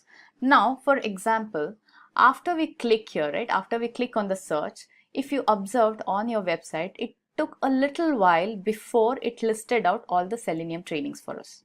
And usually when you're actually doing it, you wait for the Selenium 3.0 training to be available and then you click on that. Now same thing, you also need to tell your scripts to do that. You need to tell your scripts to wait for a while until you start seeing the Selenium 3.0 training or it appears on your web page. There are multiple ways to do that in your script, and it is a part of overall synchronization, what we call, where we use kind of implicit and explicit kind of ways. Now since this is a demo, for demo purpose, what I'm going to do is I'm going to use a command called thread.sleep, and I'm just going to give an explicit wait of say 3 seconds. So you can use this mainly for the demo purposes. You can use a thread.sleep command. Now this thread.sleep command needs us to handle some exceptions. So I'm just going to click on add throws declaration and say interrupted exception. Now same thing, I'll have to do it in my main function also. Okay, so let's do that and complete it. Alright, so this is done. So by doing this, what am I doing? I'm ensuring that before I click on the Selenium 3.0 training, we are giving enough time for the script to wait until the web page shows this link to the Selenium 3.0 training. That's one thing I'm doing. Alright, and also now since you're going to be seeing this demo through the video recording, the script when it starts running, it is going to be very fast. So you might just miss out seeing how it does the send keys and how did it click on the search button. For us to enable us to see it properly, I'll just add some explicit waits here just for our demo purpose. So after entering the keys, right, so what I'll do is I'll just give a simple thread.sleep here. Okay, so probably a 3 seconds or a 2 seconds wait should be good enough. Okay, a 3 seconds wait should be good enough here so that we should be able to see how exactly this works on your browser when we execute this. Okay, now our complete script is ready. So what I'll do is I'll just save the script and then we will simply run the script. So to run the script, I'll just say right click, run as Java application. Okay, it says asks me to select and save. I've saved the script now. So let's observe how it runs. Okay, the Simplilearn.com, the website is launched. So the Selenium text has been entered in the search box. It is clicked on the search. Okay, all right. So now it did everything whatever we wanted it to do. All right. So since we are closing the browser, you were unable to see whether the Selenium 3.training was selected or not. However, what I have given here is to fetch the title after all these operations were complete. And if you see here, the complete operations was done and we were able to see the page title here. Okay. So now what I'll do, since we are unable to see whether it clicked on the Selenium 3.0 training or not, I'll just comment out the close browser, the command. Okay. So we will not call the close browser so that the browser remains open and we get to see whether did it really find the training link or not. Okay. So let me close this window. We don't need this Firefox window. Close all tabs and then I'll just re-execute this script. So I'll say run as Java application. So save the file. Okay, Simplilearn.com is launched. So search text is entered. Now it's going to click on the search button. Yes. Alright, so we've got the search results. It should click on Selenium 3.0 training and yes, it is successfully able to click on that. Alright, so now it's not going to close the browser because we have commented on that line. However, it did print us the title here. Alright, so this is a simple way of using the Selenium scripts. Selenium Grid.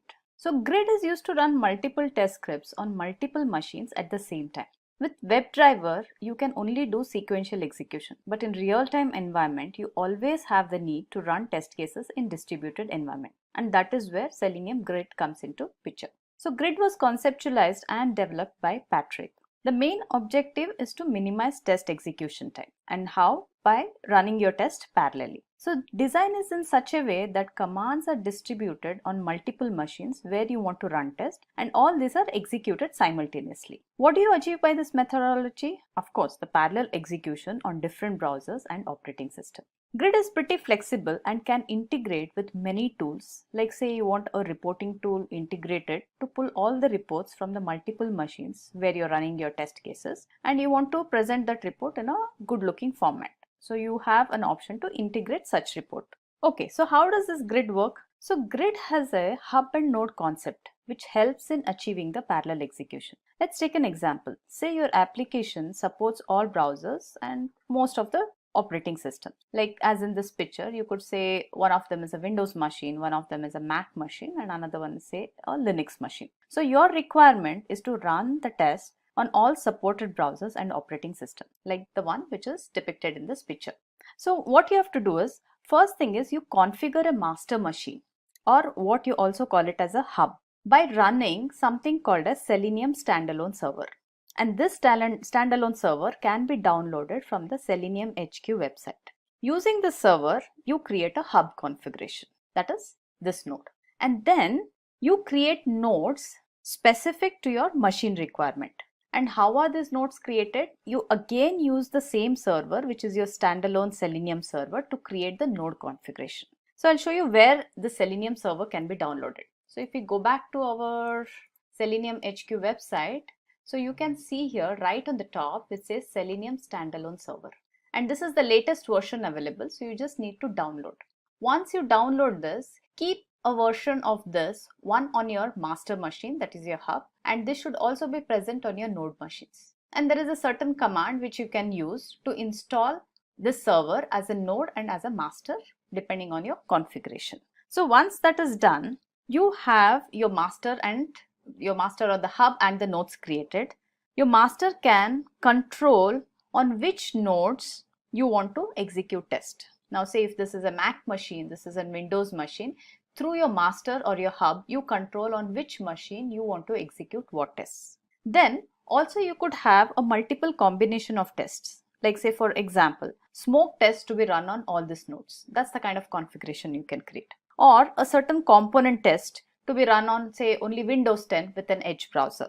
Or say regression test on Mac machine. So any such things, whatever configurations you have for your node, what happens is the hub picks the right node which conforms to your requirements or the configurations which you have set up, and then sends a command to the node to execute those test cases on the node. Everything is controlled through your master machine only here. What happens on the node? So once the node gets the command from the master, the node actually runs all the test cases which it intends to run on the specific browser which you have mentioned in your configuration file. So this is a very high level architecture and how a grid works. So if you want to know more details of how the grid works, you can refer to our video on Simplilearn. Alright, again, limitations. So what limitation does this grid have now? The first one, it has relatively poor scalability compared to many modern applications. It is pretty static. Each server is configured in advance with a subset of required browser instances available. So if you want to vary this, you'll need to reconfigure. So any configuration tomorrow on any machines you want to change, it cannot be done automatically. You need to completely reconfigure that node and then add it back to the grid. Thirdly, although it is available to run on virtual servers, it is actually not designed as a cloud native application. And as a result of this, it isn't optimized to take advantage of things like, say, distributed storage or dynamic scaling or even automatic failover. So these are some of the limitations of the grid. Advantages of Selenium: speed and accuracy. Of course, since there is no manual execution, your test can run faster, and with grid, it helps in parallel execution, and you can run or execute large volumes of tests within a very short time frame. Let's take an example. Say just before the release of your product, say during the last lap of your testing, you find a bug, and of course it has to be fixed. So the developer fixes the bug and you want to run all the test cases pertaining to that area. Now, can you imagine that if you have to do this testing manually, how long it's going to take? So by automation, you can achieve this in a very short duration of time, and it will also help you release your product in time with very minimal or absolutely no human errors. The second advantage, it's an open source, so it's available free of cost, so anyone can download it and start using it. It supports wide spectrum of programming languages we have been seeing throughout this presentation. It is not restricted to any particular programming language. So whatever language you are comfortable with, you have an option to use that and write your Selenium scripts. Selenium has support for almost all browsers and operating systems. We also talked about headless browser support. So this helps you create test cases once using any of the browser and run them across all browsers and all operating systems, thus saving you a lot of time from manual execution and helping in achieving a very broad test coverage. And we also saw that pretty easy to use tool, right? So you can check out all our videos and it's just a matter of time that you can master the skill of writing your automation scripts. Reusability. Of course, like any programming language, it provides you a mechanism to reuse your code and avoid redundancy. Well, again, let's see an overall what are the limitations of Selenium itself.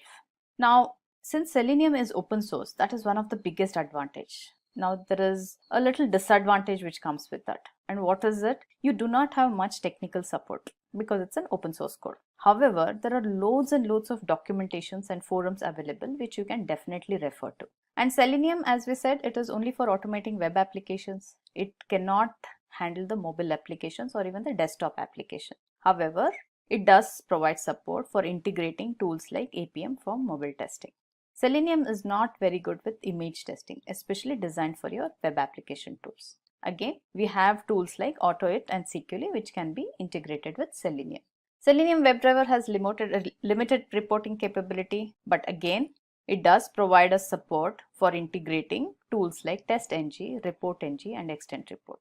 It does not have test management capabilities. It need not, right? Not one tool need not have each and everything what is required, but there is always a way to integrate it. So Selenium does provide a way to integrate any of the test management tools. Now, since Selenium supports multiple programming languages, the developer of test automation will require to have some basic knowledge of any of the programming language it supports to write effective automation scripts. Right? So this you could look at it as an advantage or as a disadvantage. So overall, if you look at all this, right, Selenium still provides a complete solution for our automation need. And that is why we can still say that Selenium is one of the most popular tool used in the industry today for your web application automation. What Docker is and how you could be using it within your own DevOps environment. So let's get started. So let's first of all compare Docker with a traditional virtual machine. So here we have the architecture on the left and right of a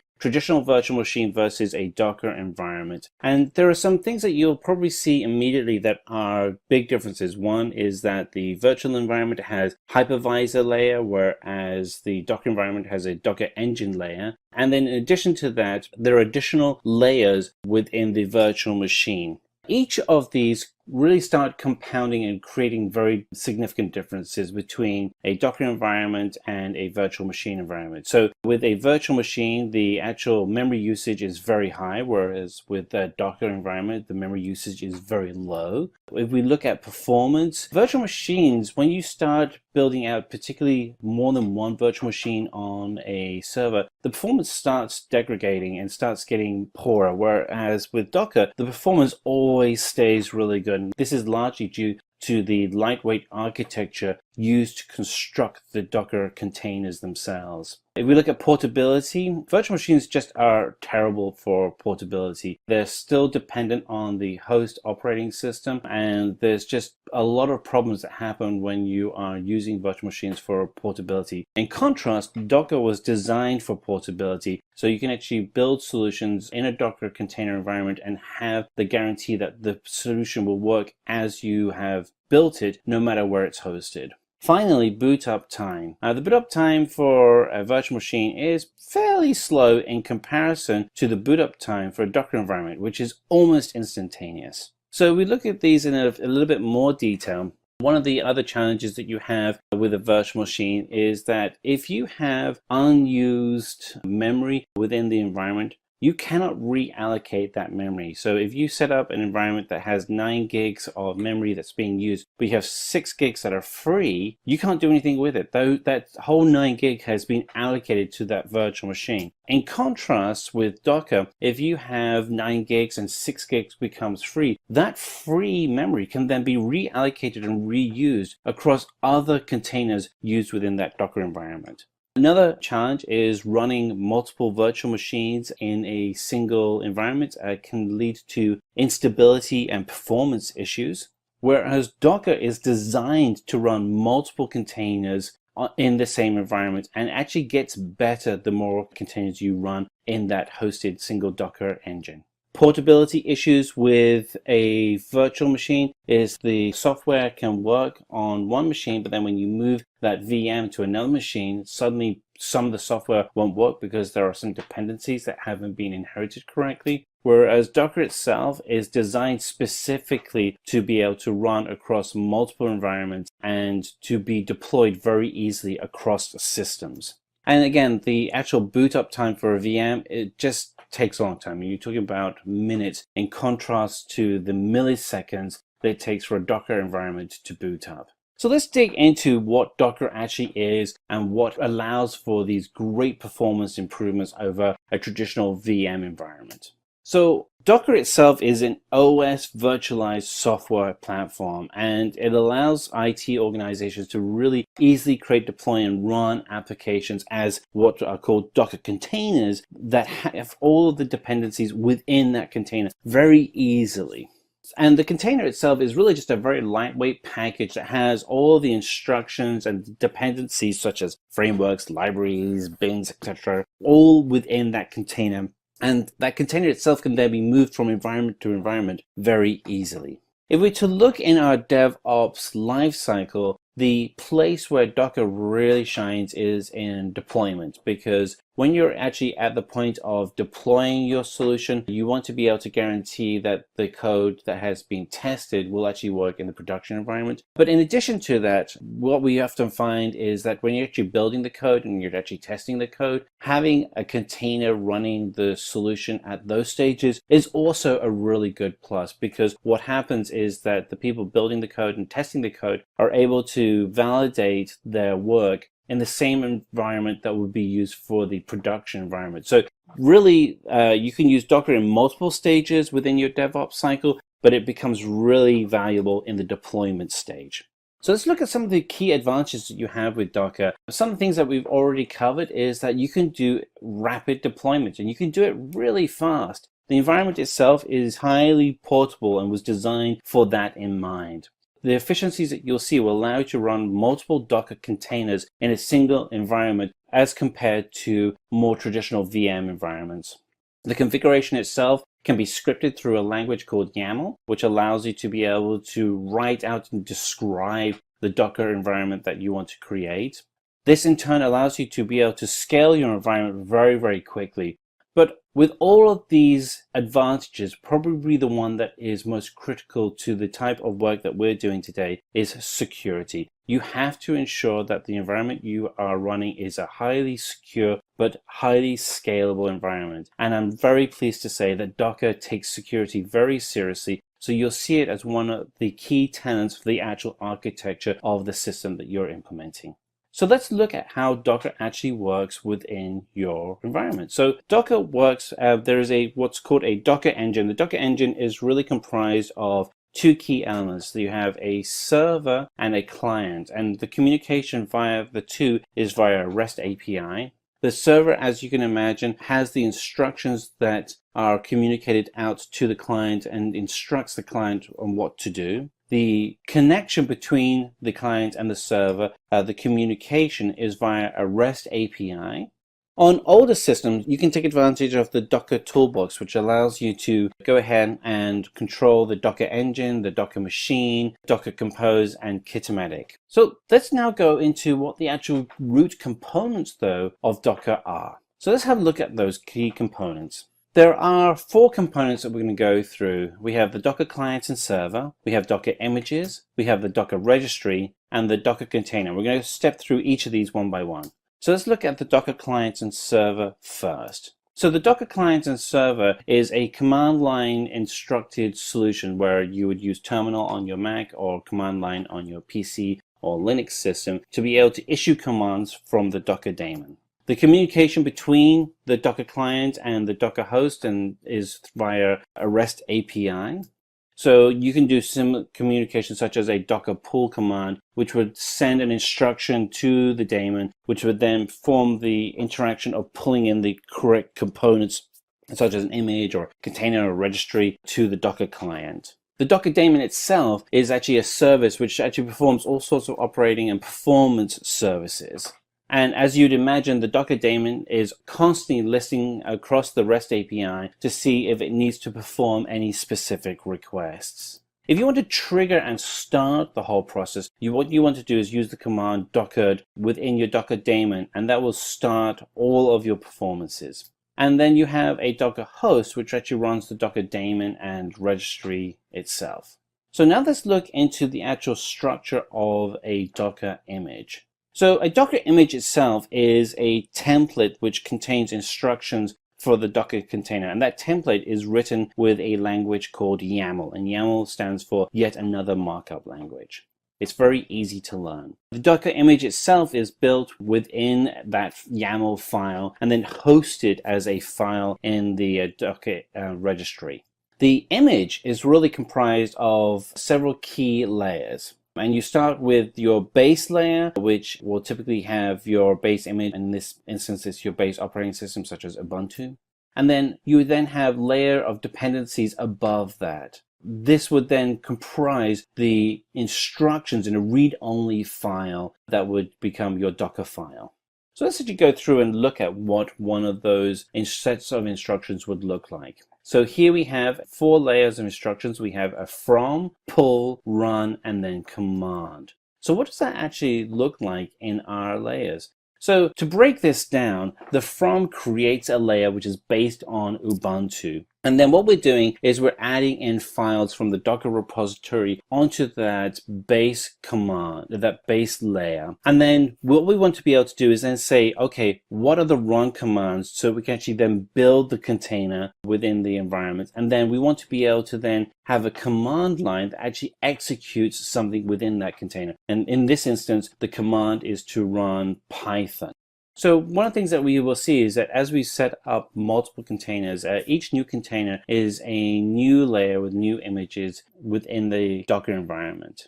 Each container is completely separate from the other containers within your Docker environment. So you're able to create your own separate read-write instructions within each layer. What's interesting is that if you delete a layer, then the layer above it will also get deleted. So what happens when you pull in a layer, but something has changed in the core image? What's interesting then is that the actual main image of itself cannot be modified. Once you've copied the image, you can then modify it locally, but you can never modify the actual base image itself. So here are some callouts for the components within a Docker image. So the base layer are in read-only format. The layers can be combined in a union file system to create a single image. The union file system saves memory space by avoiding duplication of files. And this allows a file system to appear as a writable, but without modifying the file, which is known as a copy on write. The actual base layers themselves are read-only.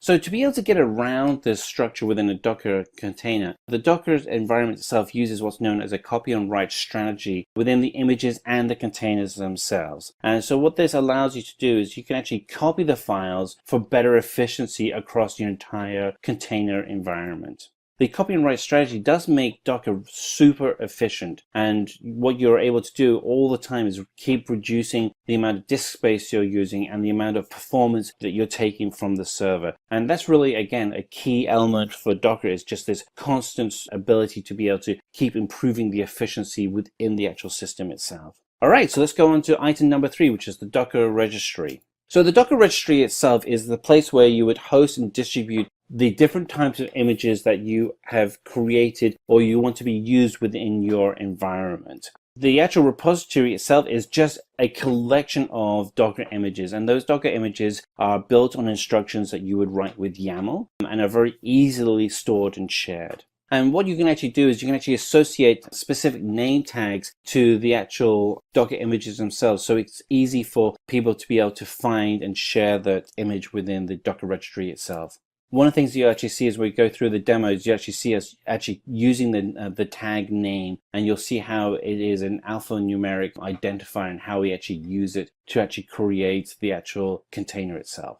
One of the things you can do to as start off how you would manage a registry is you can actually use the publicly accessible Docker Hub registry, which is available to anybody, but you can also create your own registry for your own use internally. The actual registry that you create internally can have both public and private images that you create, and this may be for various reasons of how you structure your environment. The actual commands you would use to actually connect to the registry are both push and pull. Push is to actually push a new container environment that you've created from your local manager node to the remote registry, and a pull allows you to pull a new client that has been created and is being shared. So again, pull command, it pulls and retrieves a Docker image from the Docker registry and makes it very easy for people to share different images consistently across teams. And a push command allows you to take a new command that you've created, a new container that you've created, and push it to the registry, whether it's Docker Hub or whether it's your own private registry, and allow it to be shared across your teams. Some key did you knows in Docker registry, deleting a repository is not a reversible action. So if you delete a repository, it's gone. So let's go into the final stage here, which is the actual Docker container itself. So the Docker container itself is an executable package of applications and its dependencies bundled together. So it gives all the instructions that you would have for the solution that you're looking to run. It's actually really lightweight, and again, this is because of the redundancy that's built into how you structure the container, and the container itself is then inherently also extremely portable.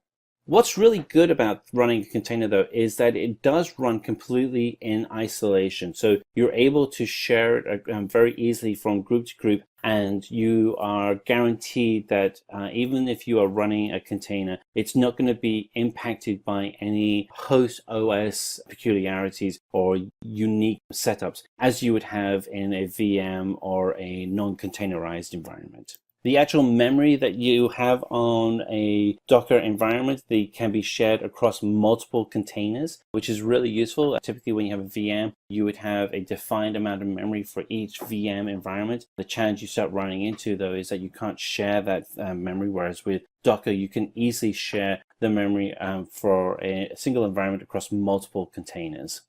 The actual container is built using Docker images, and the command to actually run those images is a run command. So let's actually go through a basic structure of how you would run a Docker image. So you go into terminal window and you would write in Docker run Redis, and then it would run a container called Redis. So we're going to go in, and if you don't have the Redis image locally installed, it will then pull it from the registry. Then the new Docker container Redis will be then available within your environment, so you can actually start using it. So let's look at why containers are so lightweight.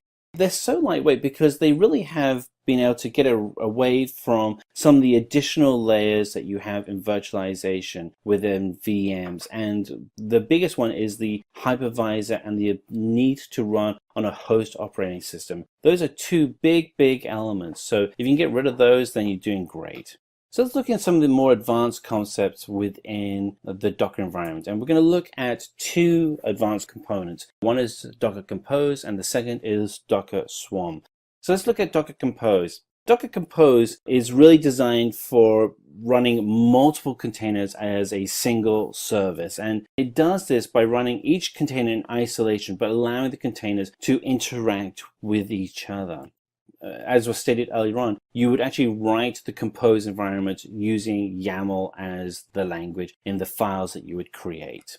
So where would you use something like Docker Compose? So an example would be if you are running an Apache server with MySQL database and you need to create additional containers to run additional services without the need to start each one separately. And this is where you would write a set of files using Docker Compose to be able to help balance out that demand. So let's now look at Docker Swarm. So Docker Swarm is a service that allows you to be able to control multiple Docker environments within a single platform. So what you actually are looking at doing is within your Docker Swarm is we're treating each node as a Docker daemon, and we're actually having an API that's interacting with each of those nodes. There are two types of node that you're going to be getting comfortable working with. One is the manager node and the second is the worker node. And as you'd expect, the manager node is the one sending out the instructions to all of the worker nodes. But there is a two-way communication that is happening. The communication allows for the manager node to be able to manage the instructions and then listen to and receive updates from the worker node. So if anything happens within this environment, the manager node can react and adjust the architecture of the worker node so it's always in sync. It was really great for large scaled environments. So finally, let's go through what are some of the basic commands you would use within Docker. And once we've gone through all these basic commands, we'll actually show you a demo of how you'd actually use them as well. So if we're going to go in, probably the first command is to install Docker. And so if you have yum installed, you just do yum install Docker and you'll install Docker onto your computer. To start the Docker daemon, as you want to do systemctl start Docker. The command to remove a Docker image is docker rmi and then the image ID itself. And that's not the image name, that's the actual alphanumeric ID number that you want to grab. The command line to download a new image is docker pull and then the name of the image you'd want to pull. And by default, you're going to be pulling from the Docker default registry that will then connect to your Docker daemon and download the images from that registry. The command line to run an image is docker run and then the image ID. And then we have if we wanted to pull specifically from Docker Hub, then we would have docker pull and then the image name and colon its tag. To build an image from a Docker file, you would do docker build -t and then the image name and colon tag. To shut down the container, you would do docker stop container ID. The access for running a container is docker exec it container ID bash. So we've gone through all the different commands, but let's actually see how they would actually look, and we're going to go ahead and do a demo. So welcome to this demo where we're going to go ahead and put together all of the different commands that we have outlined in the presentation for Docker. First is just to list all of the Docker images that we have. So we do sudo docker images and we enter in our password. And this will now list out the images that we've created already, and we have 3 images there. So let's go ahead and pull a Docker image. So to do that, we'll go ahead and type sudo docker, and actually we don't want to do image, we want to select pull, and then the name of the image that we want to pull, which is going to be MySQL. And by default, this is actually going to go ahead and use the latest MySQL command, MySQL image that we have. So it's now going to head and pull this image. It's going to take a few minutes depending on your internet connection speed. It's kind of a large file that has to be downloaded, so we'll just wait for that to download.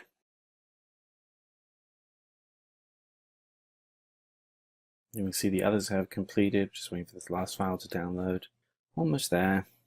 Once that's done, what we're going to go ahead and do is we'll actually run the Docker container and create the new container using the image that we just downloaded, but we have to wait for this to download first.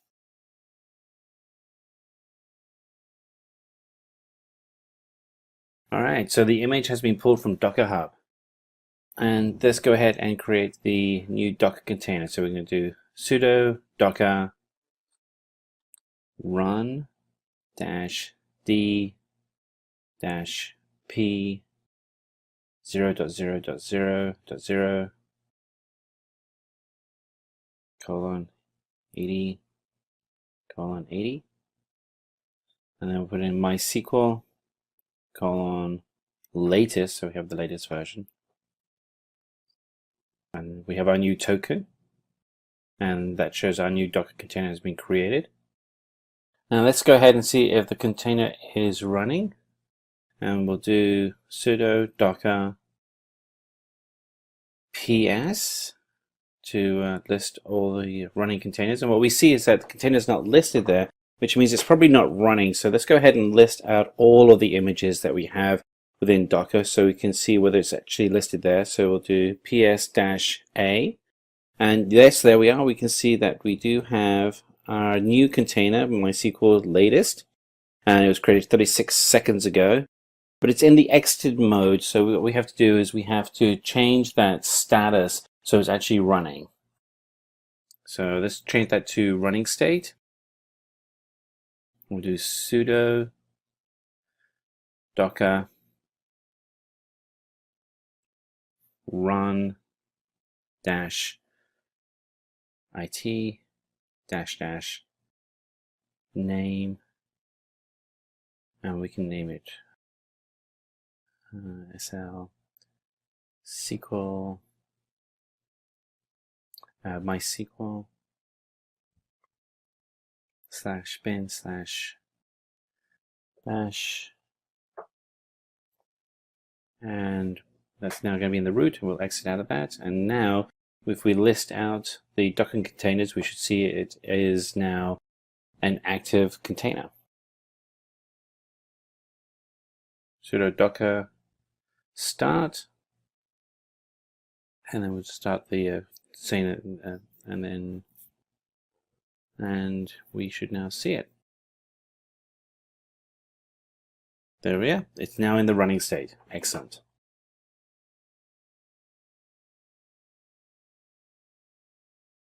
And we can see that it was updated 6 seconds ago. We're going to go ahead and we're going to clear the screen. Okay, now what we want to do is remove the Docker container. So what we're going to do is check list of images that we have. And so sudo docker images. Here are the images that we have, and we have MySQL is listed. And what we want to do is delete MySQL. And to do that, we're going to type in sudo docker rm-f image MySQL.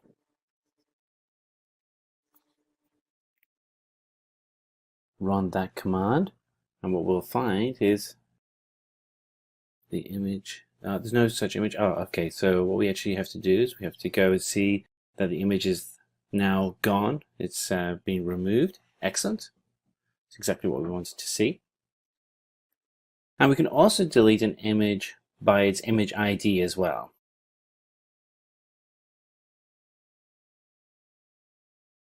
However, if an image is running and active, we have to kill that image first. So we're going to go ahead and we're going to select the image ID. We'll copy that, and it's going to we paste that, it won't be able to actually run correctly because the image is active. So what we have to do now is stop the image and then we can kill it.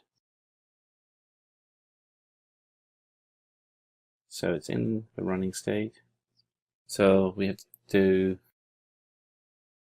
so we do sudo docker kill and kill SL, and that will kill the container. And now we'll see that the container has gone. And now we can delete the image.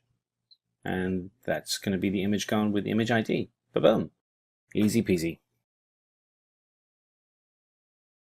Okay, let's go ahead onto the next exercise, which is to, so here we are, we've listed all of the containers and they're all gone. So let's go on to the next exercise, the final exercise, which is to actually create a batch image.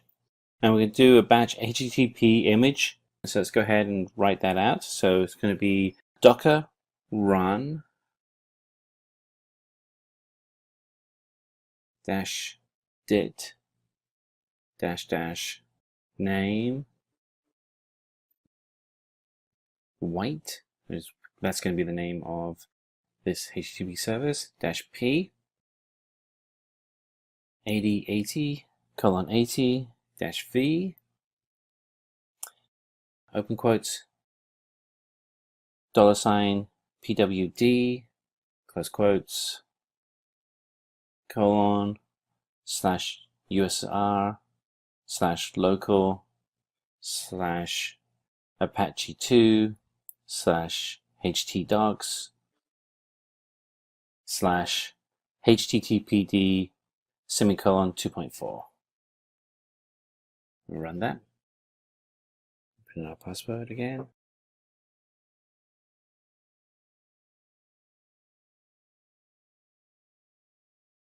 So what we see is the port is already being used. So let's go ahead and see which ports. Let's go see if we can change the port or see what ports are running. So let's do sudo images and see which ports are being used, because it's either the port or the name hasn't been put in correctly. So sudo docker images ps sudo docker ps-a, and yep, there's port 80 there. So we'll clear the screen.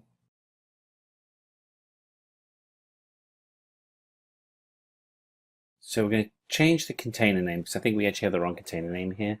So let's go in and change that, and we'll paste that in, and voila. There we go. Now working, and we'll just double check and make sure everything's working correctly.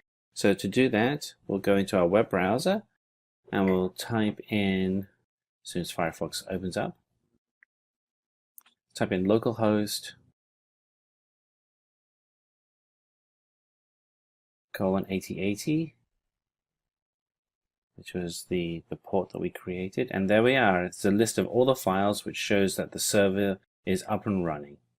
This is Anjali from Simplilearn, and today we'll dive into a tutorial on the configuration management tool Chef. So if you look at the DevOps approach or the DevOps lifecycle, you will see that Chef falls under operations and deployment. Why should we use Chef? Well, consider a large company. Now this company caters to a large number of clients and provides n number of services or solutions. Of course, to get all of this done, they need a huge number of servers and a huge number of systems. Basically, they will have a huge infrastructure. Now, this infrastructure needs to be continuously configured and maintained. In fact, when you're dealing with an infrastructure that size, there's a good chance systems may be failing. And in the long run, as your company expands, new systems may even get added. So what do? Well, you could say the company has the best system administrator out there, but all by himself, could he possibly take care of an infrastructure that size? No, he can't. And that's where Chef comes in, because Chef automates this entire process. So what does Chef provide? Chef provides continuous deployment. So when you look at the market space today, you see how products and their updates are coming out in a matter of days. So it's very important that a company is able to deploy the product the minute it's ready, so that once it's out, it's not already obsolete. Chef also provides increased system robustness. As we saw, Chef can automate the infrastructure. But in spite of this automation, there's a good possibility that errors do creep in. Chef can detect all these bugs and remove them before deploying them into the real environment. Not only this, Chef also adapts to the cloud. We all know how today the services, tools, solutions, everything's revolving around the cloud. So Chef does really play along by making itself easily integratable with the cloud platform. So now that you know why to use Chef, let's look at what exactly is Chef. Chef is an open source tool developed by OpsCode. Of course, there are paid versions of Chef, such as Chef Enterprise, but other than that, most of it is freely accessible. Chef is written in Ruby and Erlang. If you would have gone through any previous material on Chef, I'm sure you would have come across Ruby being related to Chef, but not Erlang. So this is why, because Ruby and Erlang are both used to build Chef, but when it comes to actually writing the codes in Chef, it's just Ruby. And these are the codes that's deployed onto your multiple servers and does the automatic configuration and maintenance. And this is why Chef is a configuration management tool.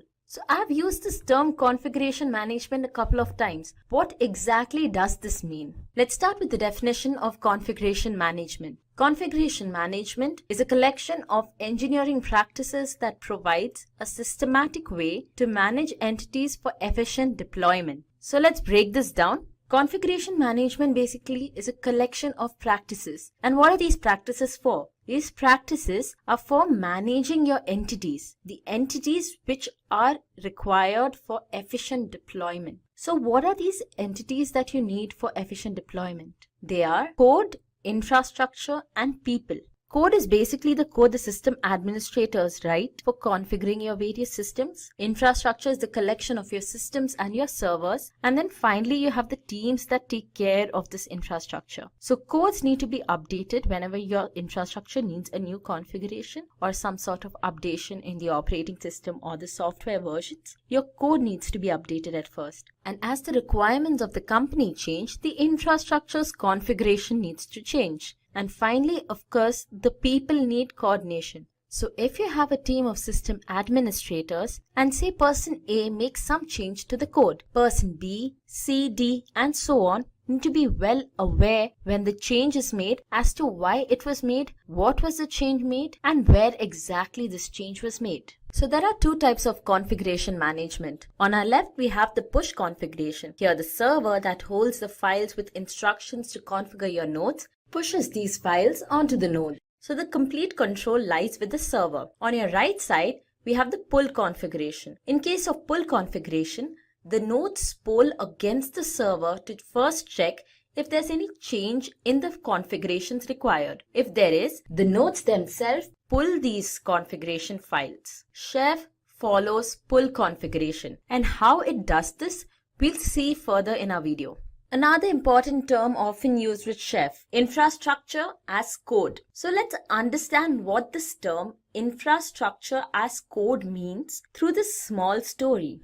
So here's Tim. Tim's a system administrator at a large company. Now he receives a task. He has to set up a server and he has to install 20 software applications over it. So he begins. He sets up the server, but then it hits him. It would take him the entire night to install 20 software applications. Wouldn't things have been much simpler if he just had a code to do so? Well, of course, codes do make things much simpler. Codes have a number of advantages. They're easily modifiable. So if today Tim is told we need MySQL installed on 20 systems, Tim simply writes a code to do so. And the very next day Tim is told, we changed our mind. We don't need MySQL. I think we'll just use Oracle. This does not bother Tim because now he just opens the file, he makes a few corrections in his code, and that should work just fine. Code is also testable. So if Tim had to write 10 commands to do something, and at his 10th command he realized the very first command he wrote, there was something not right there. Well, that would be quite tiresome, wouldn't it?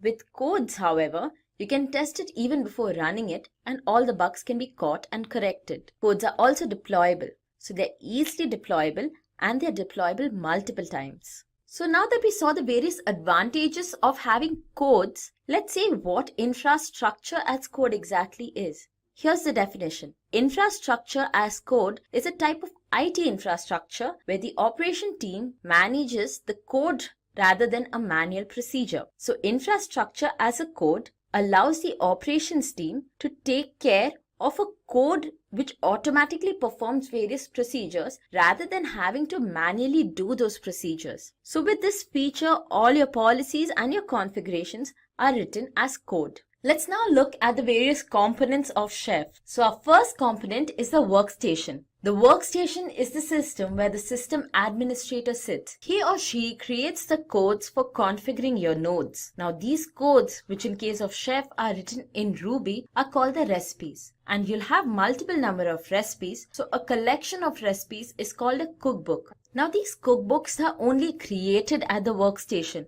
but they need to be stored at the server. So the knife is a command line tool. So it's basically a command that you will see us executing in one of our demos that shifts these cookbooks from the workstation over to the server. Our second component is the server. So server is like the middleman. It lies between your workstation and your nodes. And this is where all your cookbooks are stored. Because as you saw previously, the knife sends these cookbooks over from the workstation to the server. The server can be hosted locally, that's on your workstation itself, or it can be remote. So you can have your server at a different location. You can even have it on the cloud platform. And our final component, the node. So nodes are the systems that require the configuration. In a Chef architecture, you can have a number of nodes. Ohai is a service which is installed on your node, and it is responsible for collecting all the information regarding your current state of the node. This information is then sent over to the server to be compared against the configuration files and check if any new configuration is required. Chef Client is another such service on your node which is responsible for all the communications with the server. So whenever the node has a demand for a recipe, the Chef Client is responsible for communicating this demand to the server. Since you have a number of nodes in a Chef architecture, it's not necessary that each node is identical. So of course, every node can have a different configuration. Let's now have a look at the Chef architecture. So here we have a workstation, one server machine, and two nodes. You can have any number of nodes. First things first,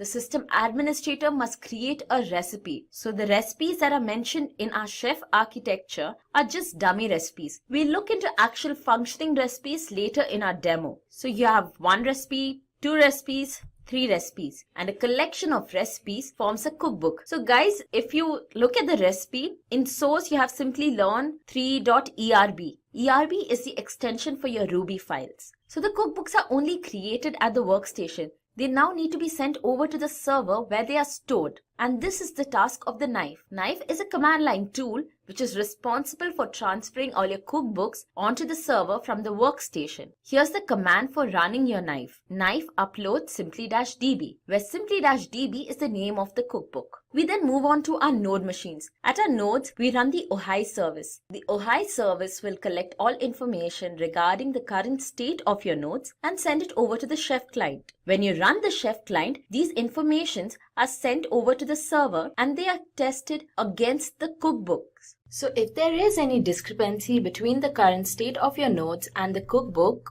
that is, if one of the nodes does not match the configurations required, the cookbook is then fetched from the server and executed at the node. This sets the node to the right state. There are various flavors of Chef. We'll quickly go through these. First, we have Chef Solo. With Chef Solo, there's no separate server, so your cookbooks are located on the node itself. Now, this kind of configuration is used only when you have just a single node to take care of. The next flavor is a hosted Chef. With hosted Chef, you still have your workstation and your node, but your server is now used as a service on the cloud. This really makes things simple because you don't have to set up a server yourself and it still performs all the functioning of a typical Chef. This is the configuration you will notice that we'll be using in our demo. Chef Client Server. With Chef Client Server, you have a workstation, you have server, and you have n number of nodes. Now, this is the traditional Chef architecture. This is the one we have used for all the explanations previously. And finally, we have Private Chef.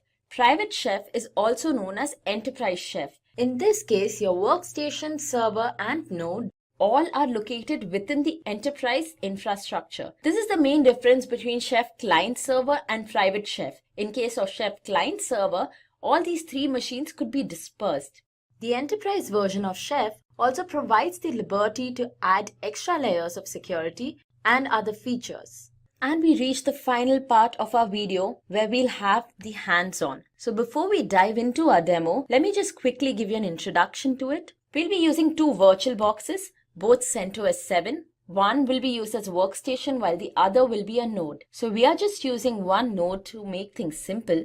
The server will be used as a service on the cloud. Now these are the steps we'll be performing during our demo. We'll first download and install the Chef DK on our workstation. We then make an empty cookbook file and we'll write a recipe into it. We need to then set up the server. So as I mentioned earlier, server will be a service on the cloud. So you'll have to create a profile, but this will be completely free. We then link the workstation to the server and will upload the recipe to the server. The nodes will now download the cookbooks from the server and configure themselves. So now that you have some idea about what we'll be doing, let's move on to the actual demo. We begin our demo. Here's my Oracle VM VirtualBox Manager. I have 2 machines here. I've already created my workstation and node. Both of these are CentOS 7 machines. Just for you to differentiate, this is my terminal. And for my workstation, it's a black background with white text. And as of my node, it's a black background with green text. The first thing you do is you go to your workstation box and open a web browser. Search for Chef DK installation. Go to the first link, which is your Chef's official page, and under Red Hat Enterprise, because our system's a Red Hat system, select the link of the version that you're using. So I'm using CentOS 7, so my operating system version is 7, so I'll take this link. Now this is the link for downloading your Chef DK. You copy this link and go to your terminal. Guys, notice I'm in the home directory of my root user. So let's install our Chef DK.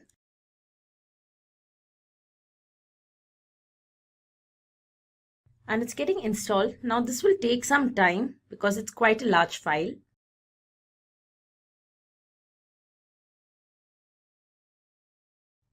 And Chef DK is downloaded.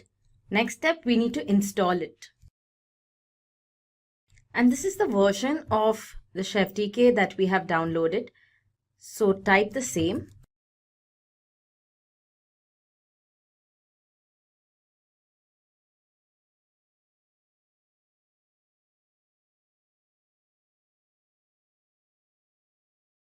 Okay, so that's done. So now we need to make our recipes, and the recipes will exist within cookbooks. So first let's make a Chef repository. So within that, we'll have a folder for holding all our cookbooks, and within our cookbook, we'll write our recipe. So we start with the directory for Chef repository. Move into it. Create a folder called cookbooks, within which we'll store each of our cookbooks. Move into this folder. Okay, so we'll just check the contents here right now. So we have our Chef DK. We have a Chef repo folder here. And let's check the contents of the Chef repo. And this has cookbooks. Okay, so our first cookbook that we'll be making will be under this folder cookbooks. So let's move into cookbooks. We are in. Now we need to create our first cookbook. So the instruction for creating your first cookbook is chef generate cookbook and the name of your cookbook. So I'm just giving the name as sample. Yeah, so our cookbook sample is created. Now when you create your cookbook, you'll notice that a hierarchy is also automatically created. So let's just check the hierarchy of our cookbook. Let's move into sample. And tree is the command for checking the hierarchy. So here, as you can see, we have recipes, and under recipes, we have default.rb. So we'll be editing this default.rb to create our recipe. Okay, so let's begin with that. Let's move into our recipes folder and open your default.rb. And here we are. So now we'll type in our code. So what's our recipe for? Our recipe is for installing the HTTPD package on our node, and then we'll also create a small index file where we'll just have a simple content such as welcome or something like that, just to check if our HTTPD is working fine. So let's begin typing the code here. Package HTTPD service HTTPD do. And what must be done with this package is that once it's installed, it needs to be enabled and it needs to be started. And so that's our first task. Our next task is creating our HTML file. So as you know, all your HTML files will follow this path name. And this is the content of your file. You have successfully configured your node. And that's it. That's a simple code. So our recipe is now ready. Save it and exit back to your terminal. Now what we need to do is that we need to configure our server. So go to your browser. On the search engine, type manage.chef.io. So as I mentioned earlier, we'll be using a server as a service on the cloud. So you'll enter your login page for the Chef server. Most of you may not have a profile already, so you go to click here to get started and fill in the details. It's just like creating an account on Facebook. So I already have my account. I've put in the credentials here. I'll just sign in. Now the first thing once you sign in is you'll get an option to create an organization. So all you have to do there is you gotta enter the name of your organization, and just below that there's another box for entering a short form of your organization. Now my organization name was Simplilearn and the short form was SLP123. So when you come to the administration tab under organization, you can see this organization name. Next step, click on this arrow and you gotta download your starter kit. Okay, so once you click on starter kit, you'll come to this page where there's a button for download starter kit. So do download it. Save the file. So now come back to your terminal. So you come back to your terminal, and next what you need to do is you need to unzip your chef starter.zip. So for that, first we'll move our chef starter to the root. So it's currently present under the downloads folder. Let's move it. So we have moved our chef starter.zip. Now let's unzip it. First, let's just check the contents of our root directory right now. So we have our chef repository, chef repo folder that we created, the chef starter zip that we just moved, and of course the chef DK. So now we can unzip our chef starter kit. And that's done. So our next step, we got to move the chef starters.zip file into our cookbooks, which lies inside the chef repository. This is done because we'll be executing our further commands to connect our workstation with the server from the cookbooks, because that is where our sample cookbook is. And that's moved. So now we'll run a knife command. So what knife does is that it uploads your recipes or your cookbooks onto the server. So here's the command for running your knife. Samples the name of the cookbook that you're uploading, and uploading sample 0.1.0 and uploading sample. Yeah, so our cookbook is uploaded. Now let's just check this at our server. How we do that is go back to your browser where you have opened your server.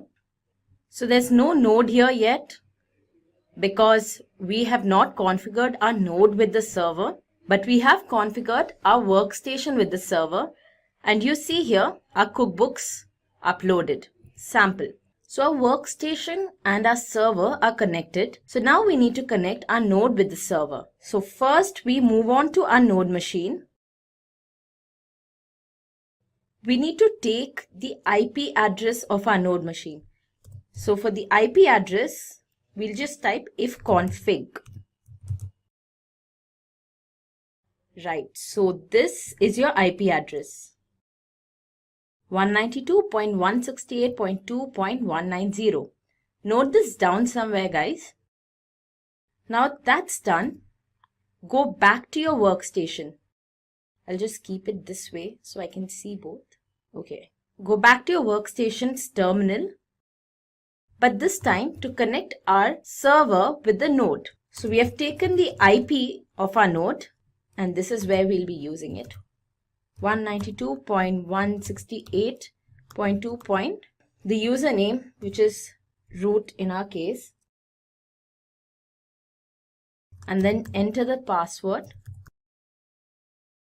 And then finally, you enter your node name. So this is the name that will appear for this particular node on our server. I'm just giving it chef node. You can give it whatever you like. We'll just check the command knife, bootstrap, the IP address, SSH user, our user, which is root, SSH password, the password for the root, and finally the node name. And the node's getting created. So once the node is connected to your server, we'll go back to our browser, open our server service on the cloud, and we'll check the node tab. So ideally, your node name should appear there.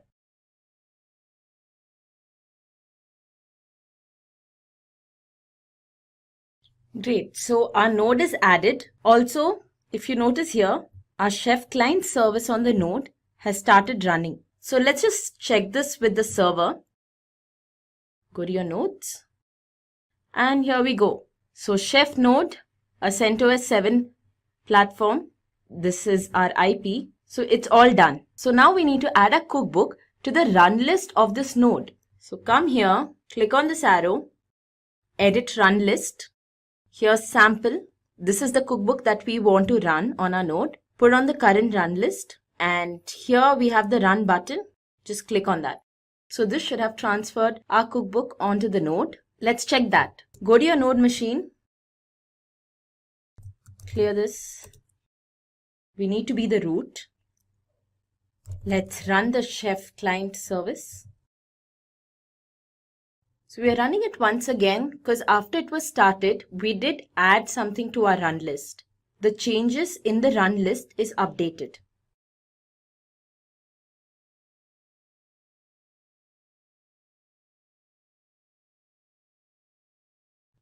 So in 1 minute 56 seconds, our cookbook has run on our node. So the configuration changes should have been made.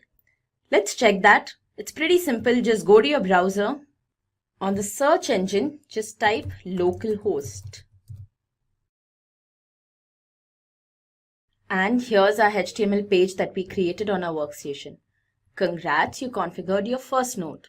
And I really hope you did. So that is the end of our demo. We have successfully installed the HTTPD package on our node, and we have also executed a HTML file. We look into the tutorial on the configuration management tool Puppet. So let's begin. Why Puppet? So consider the scenario of an MNC. The MNC puts together the small team of system administrators. They're responsible for taking care of the infrastructure of this organization. Now this infrastructure could consist of data centers, server centers, and many such components. Fortunately for the MNC, they were doing extremely well. So the number of clients kept growing consistently, and with this came a boom in the infrastructure size. Now here is where the problem came in. With such a large infrastructure, the small team that they put together in no way could manage this. So what do? The solution seems pretty simple, right? Just increase the size of the team. Sure, we'll increase the size of the team. But when do you think we can put an upper limit on this size? When do we get to stabilize this team? So here is where Puppet comes in. With Puppet, a small team is enough to take care of this large infrastructure. This is because the data centers, server centers, all of them can be updated in a matter of seconds with Puppet. Entire load of doing so has now shifted from the team onto the tool. Not only this, with Puppet, if servers do fail, and there's a very high chance of servers failing when you're considering an organization the scale of an MNC, Puppet can instantly roll them back to their previous working states. And if that wasn't enough, Puppet also provides the capability to deploy servers on demand and enforce security on them. Now all of this is done through simple coding which is written in Ruby. We'll look at how Puppet works more. So now that we know why we should use Puppet, let's have a look at what exactly is Puppet. So first and foremost, Puppet is a configuration management tool, as I already mentioned in the beginning of this video. So this simply means that Puppet ensures that all your systems are maintained at a consistent state. So consider that you want to deploy a number of servers. Now you require these servers to be identical. If this task is given to a human, there's a very good chance that those systems will not be identical, or some of them may even fail. Humans are prone to errors, you cannot blame them. So Puppet ensures that all these servers are deployed on time and they are identical. Secondly, Puppet is also a deployment tool. This simply means that Puppet has the capability to deploy your applications, your services, softwares, all of this on your nodes automatically. And finally, Puppet implements infrastructure as code. Now this term infrastructure as code is a very important one when it comes to the DevOps approach. You would have noticed this term being used in our previous video on Chef 2. If not, you can always click the top right corner to know more. So what does this term infrastructure as code mean? Infrastructure as code simply means that all your policies, your tasks, your instructions, everything is written in coded format. So in case of Puppet specifically, all of this is written in the Ruby language. So now that we know what Puppet is, let's look into the Puppet architecture. So Puppet has a master-slave architecture. As you can see here, on the top we have the Puppet master and below we have the Puppet clients. So the Puppet master is the system where your system administrator sits. The clients are those systems which require configuration. You can have n number of clients connected to the Puppet master. So don't worry, we'll look into each of these components in detail. Firstly, we have the Puppet master. So the Puppet master is where the system administrator sits and he or she types in the codes here. So the codes are not only written in the system, but they are also stored here. And whenever the client requires these codes for their configuration, they simply request it. So manifest is the first subcomponent of the Puppet master. These are the actual files where the codes are written. So in case of Puppet, these are Ruby files. Modules tie manifest, templates, and files into a single unit. Now these codes dictate the instructions for performing various tasks on your client.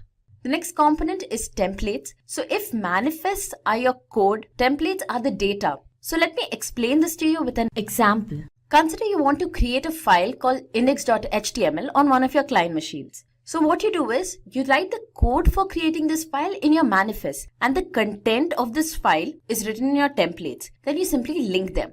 But here's the thing, when you divide your code and data in this way, it's a very clean structure. So it's preferred to do it in this manner. Files are your static contents. So the files are basically sent to your client and they are simply downloaded at the client. There is no execution or compilation involved with your files. Now this is where files and templates are extremely different.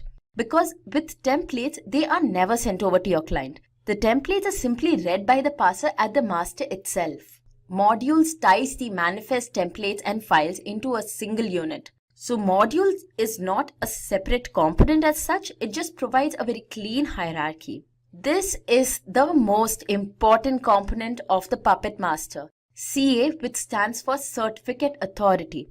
Now, as we will see later in this video, the Puppet master and the Puppet client communicate through an exchange of SSL certificates. So when the client sends over the certificate to the master, CA provides the master the authority to sign these certificates. The minute the master signs a certificate, the master is basically saying that yes, this client is registered with me and I agree to exchange data with this client. Our next component, Puppet client, of course these are the systems that require to be configured.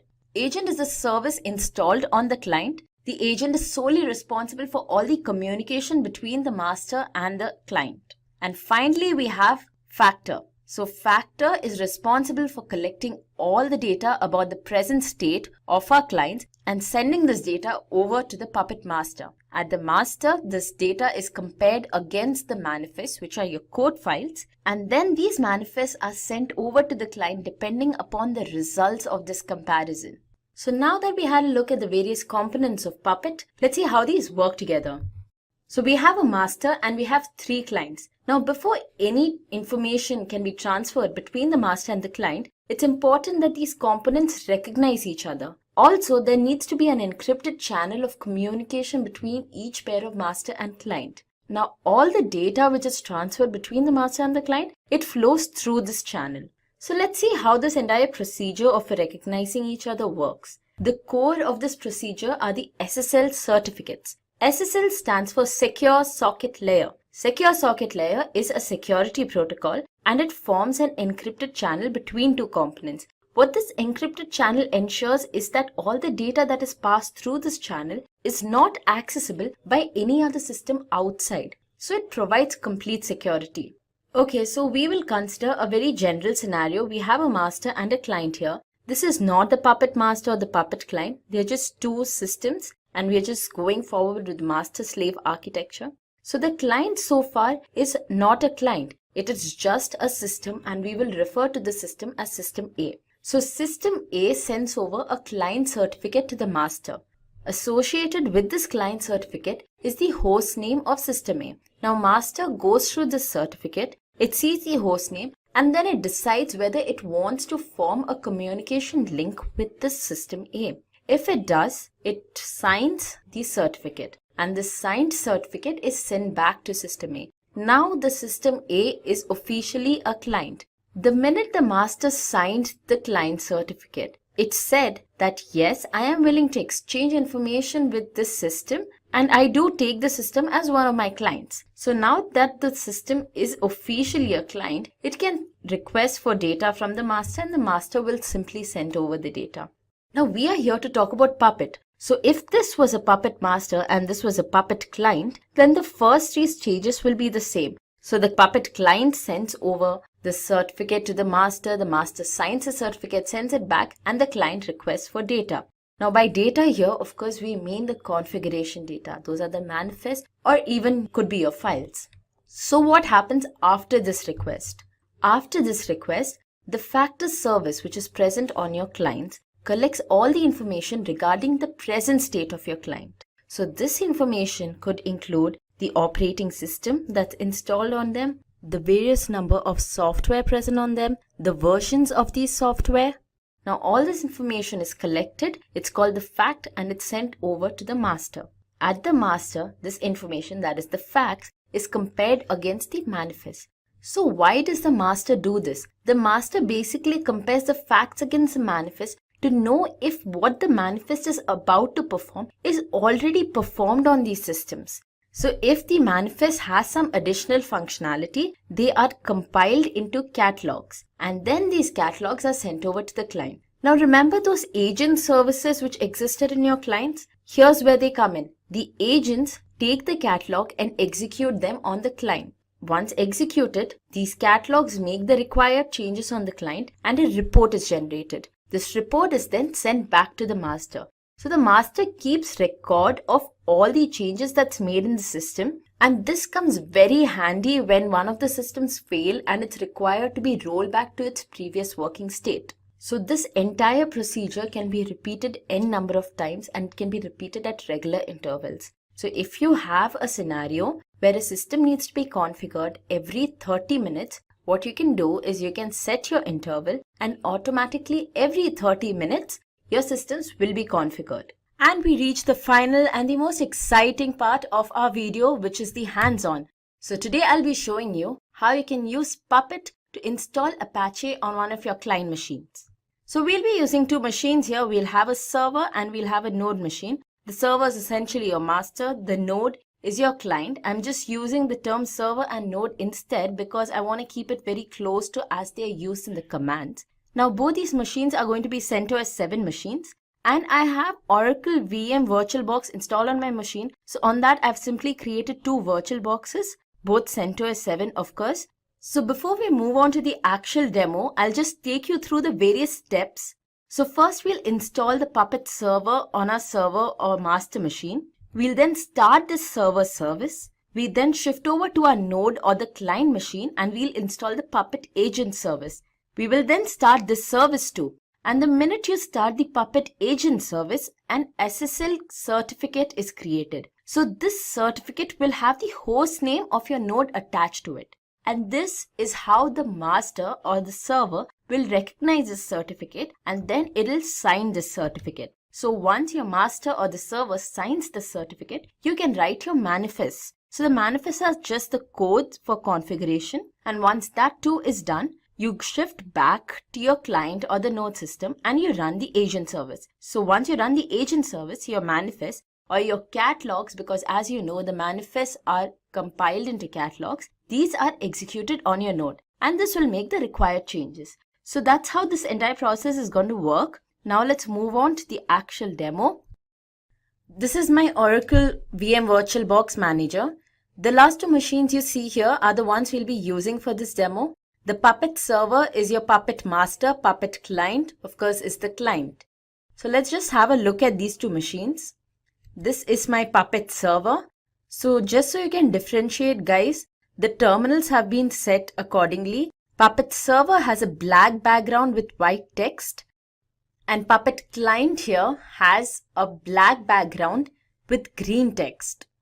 So we'll move on to server machine or the master machine, because that's the one we'll be working on first. So before we begin, we need to set the host name of our master to Puppet. So this is a very essential step in the configuration of Puppet. If you miss this out, there are quite a lot of other changes you'll have to make in certain files. So let's do this first.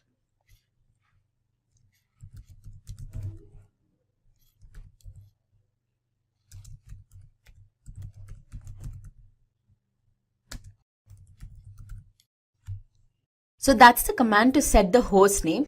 The last word you see there, that's the new host name you want. Okay, so now we'll just check if our host name is set. So just type host name. And yeah, it's Puppet. So next, we will check the IP of this machine. So for that, you just type ifconfig. Enter. So this is your IP, guys, under ENP0S3, init's value, that is 192.168.2.183. Of course, the IP will differ for you guys, needless to say. So note that down somewhere, because we'll require it when we are configuring our client. Okay, so now you want your Puppet server and your client to communicate. So for this, we need to remove certain firewalls. So the command for this is sudo, because we want the root permission, systemctl stop firewall d, and put in the password.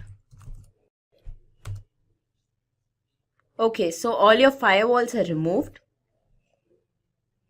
So the next step, now we start on with our Puppet process. So we download the Puppet labs at first. Now guys, ensure that your systems, your virtual boxes in this case, are connected to the net. Also, you won't be getting an IP if it's not for the first time. So here's the command to download the Puppet lab.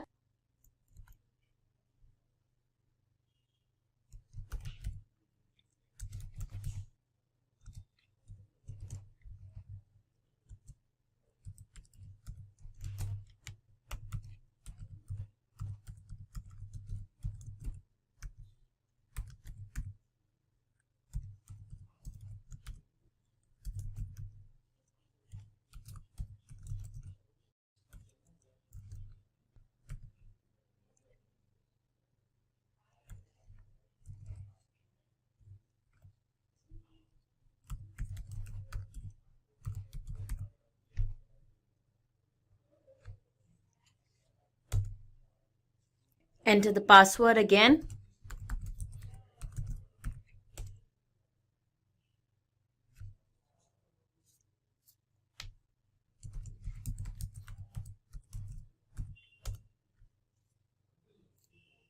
Okay, so the Puppet Labs is downloaded. Now you need to install this.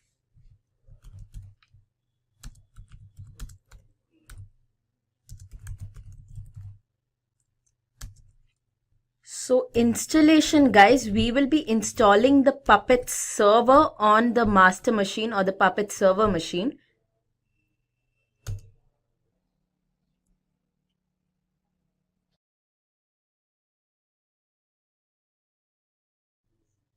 So this may take a while.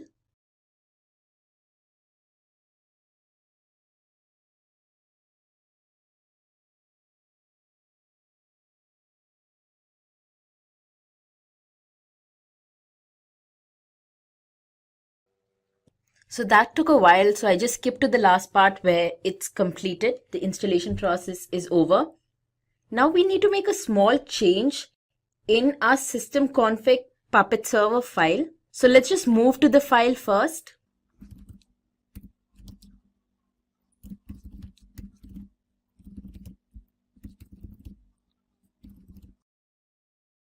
This file will open in VI editor. So this line here, it basically allocates memory for your Puppet server. Now you do not need 2 GB. So we are going to reduce this size.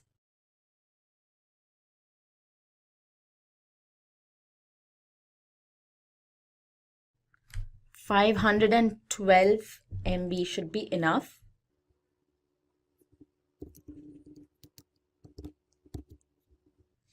So guys, notice here I did not type the B, okay? So I just changed this to XMS 512M. Let's save that. Always remember to open this file using sudo. Otherwise, saving the changes you made could be quite troublesome. Okay, so now we can start our Puppet server service.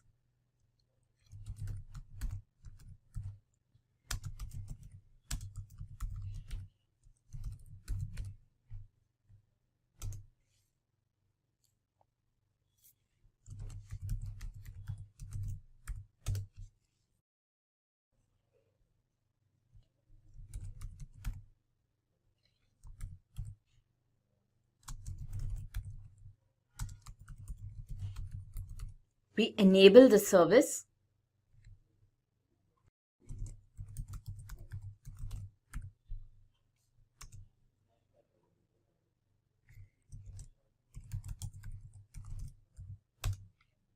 Okay, so that's done. So basically our Puppet server service has started. It's running presently. So for a while we are done with the server machine. Let's move on to our client machine.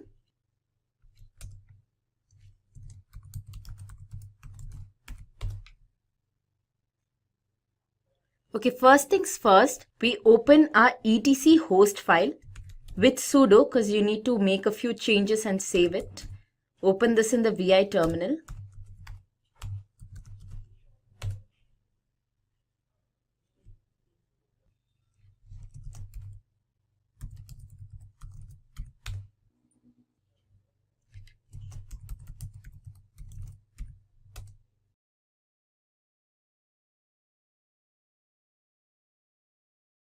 Okay guys, so here you have to add this one line at the end.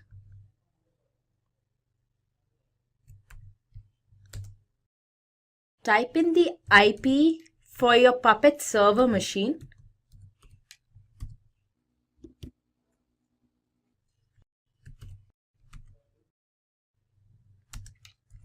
Puppet -master. So let's save this file.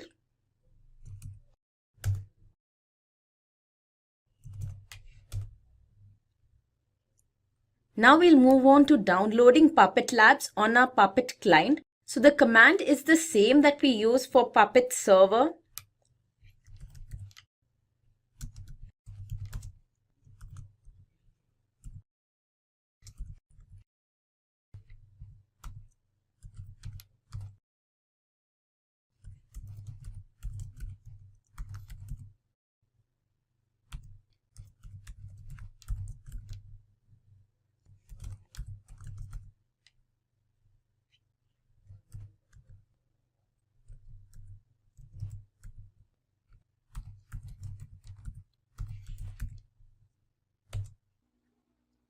So Puppet Labs is downloaded. Now we need to install the Puppet agent service here.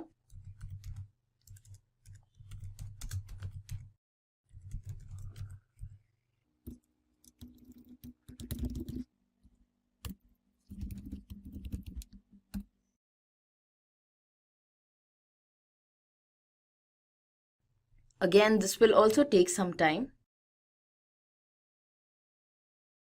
Puppet server is installed. Let me just clear this window.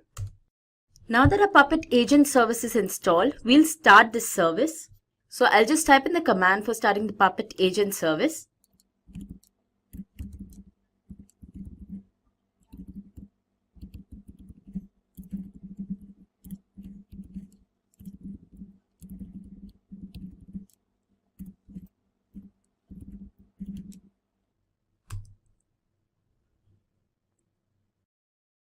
As you can see here, ensure changed stop to running. So basically the service was not running before and now it's changed to the running state. And while we executed this command, not only did the service start running, but an SSL certificate was also created. So this certificate should have the host name of this machine, that's a Puppet client machine, attached to it. So let's just check what the host name of our machine is. That's localhost.localdomain. So our certificate should have this attached to it. So guys, the first time your client sends a certificate, the name of the certificate itself is usually the host name of the machine. So our certificate's name should be localhost.localdomain. We'll check this on our master system, and that's where we'll sign the certificate to.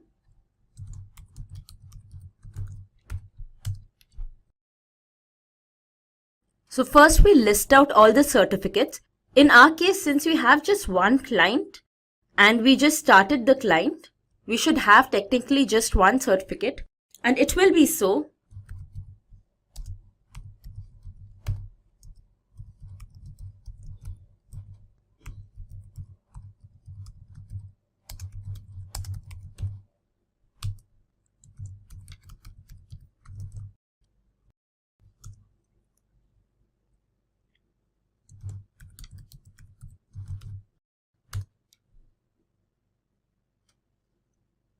Yeah, so this is our certificate, localhost.localdomain. We'll now sign the certificate.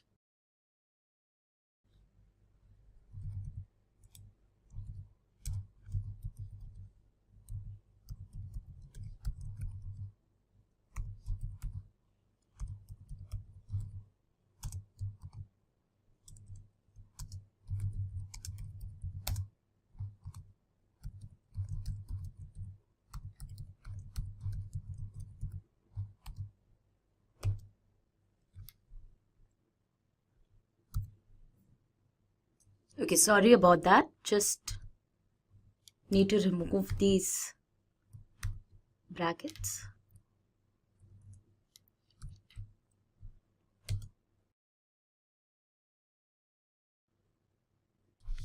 Yeah, as you can see here, the certificate is signed. Signed certificate request. Here. So once the certificate is signed, the request for signing the certificate is removed. That's this line. Now that a certificate is signed, we can begin to write our manifest. So let's move into a manifest folder and we'll create a placeholder file.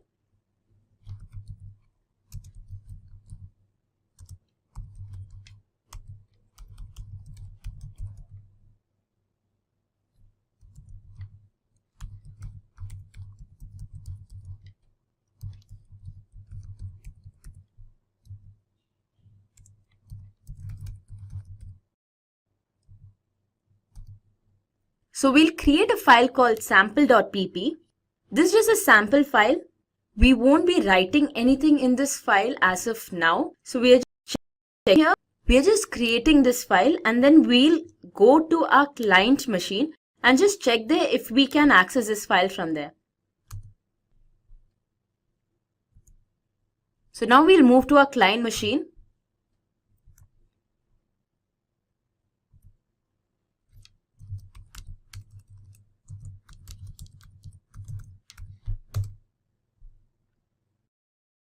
So let's test the connection.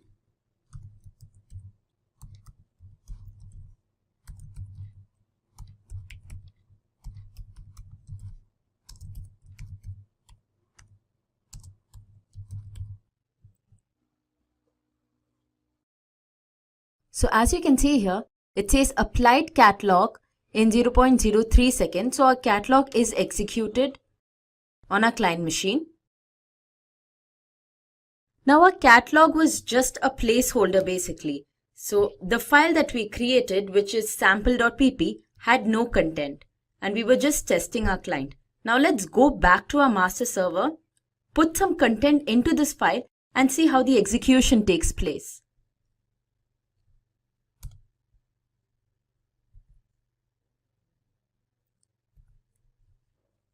So we'll open our file sample.pp, which we created earlier in the VI editor.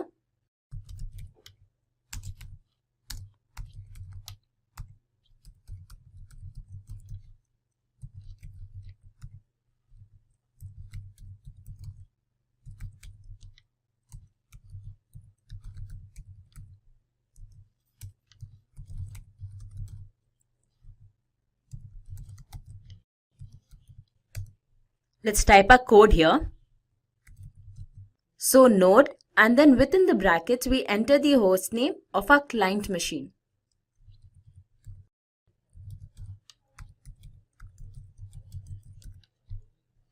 So this ensures that our manifest is executed on this particular machine.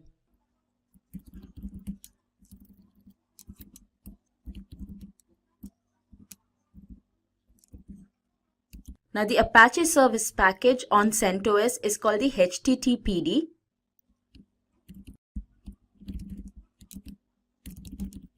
So this line that I just typed in is the action. It will ensure that the HTTPD package is installed on your client. And that's it. So this is our code. We'll save it. Now let's go back to our client machine and test it.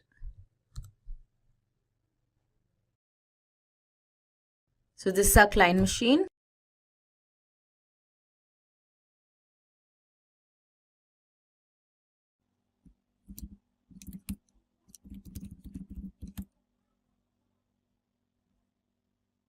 And our catalog's applied on the client. So I just cleared the screen. Now we'll start the Apache service.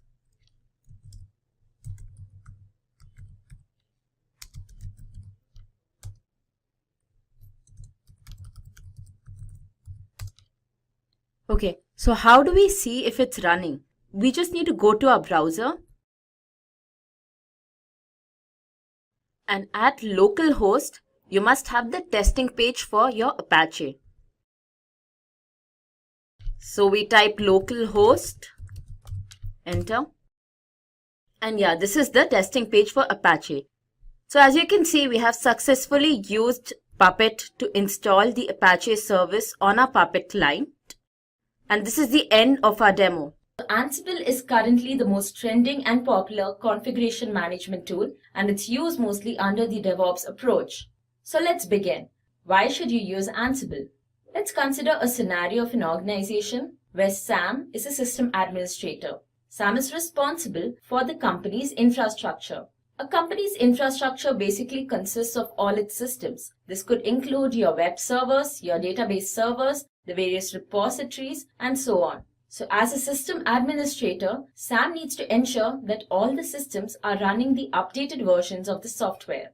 Now, when you consider a handful of systems, this seems like a pretty simple task. Sam can simply go from system to system and perform the configurations required. But that is not the case with an organization, is it? An organization has a very large infrastructure. It could have hundreds and thousands of systems.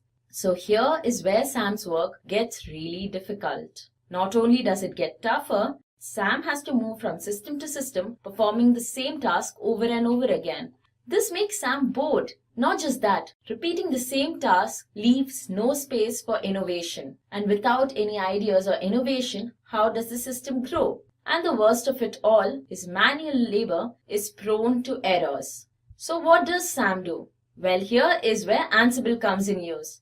With Ansible, Sam can write simple codes that are deployed onto all the systems and configure them to the correct states. So now that we know why we should use Ansible, let's look at what exactly is Ansible.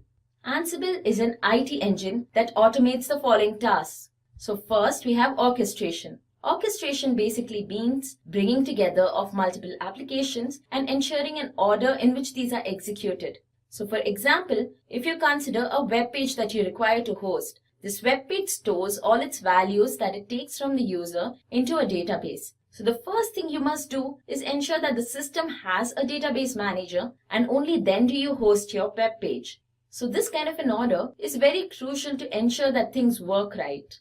Next, Ansible automates configuration management. So configuration management simply means that all the systems are maintained at a consistent desired state. Other tools that automate configuration management include Puppet and Chef. And finally, Ansible automates deployment. Deployment simply means the deploying of application onto your servers of different environments. So if you have to deploy an application on 10 systems with different environments, you don't have to manually do this anymore because Ansible automates it for you. In fact, Ansible can also ensure that these applications or the code are deployed at a certain time or after regular intervals.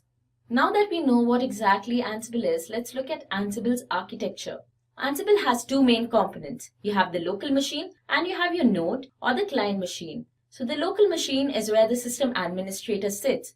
He or she installs Ansible here. And on the other end, you have your node or the client systems. So in case of Ansible, there's no supporting software installed here. These are just the systems that require to be configured, and they are completely controlled by the local machine. At your local machine, you also have a module. A module is a collection of your configuration files. And in case of Ansible, these configuration files are called playbooks. Playbooks are written in YAML. YAML stands for YAML ain't a markup language. And it is honestly the easiest language to understand and learn since it's so close to English. We also have the inventory. The inventory is a file where you have all your nodes that require configuration mentioned. And based on the kind of configuration they require, they're also grouped together. So later in the demo, we'll have a look at how the playbook and the inventory is written, and that will probably make it clearer. So of course, the local machine needs to communicate with the client. And how is this done? This is done through SSH. SSH is your secure shell, which basically provides a protected communication in an unprotected environment. Okay, these components of Ansible. Now, how does Ansible exactly work? You have your local machine on one end. This is where you install Ansible. If you have gone through any previous material on Ansible, you would have come across the term agentless often being associated with this tool. So this is what agentless means. You're installing Ansible only on your local machine and there's no supporting software or plugin being installed on your clients. This means that you have no agent on the other end. The local machine has complete control and hence the term agentless. Another term that you would come across with Ansible is push configuration. So since the local machine has complete control here, it pushes the playbooks onto the nodes and thus it's called a push configuration tool. Now the playbooks and the inventory are written at the local machine and the local machine connects with the nodes through the SSH client. This step here is optional but it's always recommended to do so. It's where the facts are collected. So facts are basically the current state of the node. Now all this is collected from the node and sent to the local machine. So when the playbook is executed, the task mentioned in the playbook is compared against the current status of the node and only the changes that are required to be made further are made. And once the playbooks are executed, your nodes are configured to the desired states. So as I mentioned before, Ansible is currently the most trending tool in the market under the configuration management umbrella. So let's have a look at the various benefits of Ansible which gives it this position. Well, Ansible is agentless, it's efficient, it's flexible, simple, idempotent, and provides automated reporting. How does it do all this? Let's have a look at that. Agentless, as I already mentioned before, you require no supporting software or plugin installed on your node or the client system. So the master has complete control. And automatically this means that Ansible is more efficient because now we have more space in our client and node systems for other resources and we can get Ansible up and running real quick. Ansible is also flexible. So an infrastructure is prone to change very often, and Ansible takes no amount of time to adjust to these changes. Ansible cannot get any simpler with your playbooks written in a language such as YAML, which is as close to English as you can possibly get. Idempotent basically means that if you have a playbook which needs to be run n number of systems, it would have the same effect on all of these systems without any side effect. And finally, we have automated reporting. So in case of Ansible, your playbook has a number of tasks and all these tasks are named. So whenever you run or execute your playbook, it gives a report on which tasks ran successfully, which failed, which clients were not reachable, and so on. All this information is very crucial when you're dealing with a very large infrastructure. And finally, we reach the most exciting part of our tutorial, the hands-on. Before we move on to the actual hands-on, let me just brief you through what exactly we'll be doing. So I'll be hosting 2 virtual boxes, both CentOS 7 operating systems. One would be my local machine and other my node or the client machine. So on my local machine, first of all, Ansible. We'll then write the inventory and the playbook and then simply deploy this playbook. On the client machine, there's just one thing that we need to do is that we need to check if the configurations that we mentioned in our playbook are made right. So we'll now begin our demo. This is my Oracle VirtualBox. Here I have my master system, which is the local machine, and this is the client machine. So let's have a look at these 2 machines. This is my client machine. The terminal is open right now. So the client machine terminal has a black background with white text, and the master machine terminal has a white background with black text, just so you can differentiate between the 2. So we'll start at the master machine. The first thing to do is we need to install our Ansible. So yum install Ansible-y is the command to do so. So this might take some time.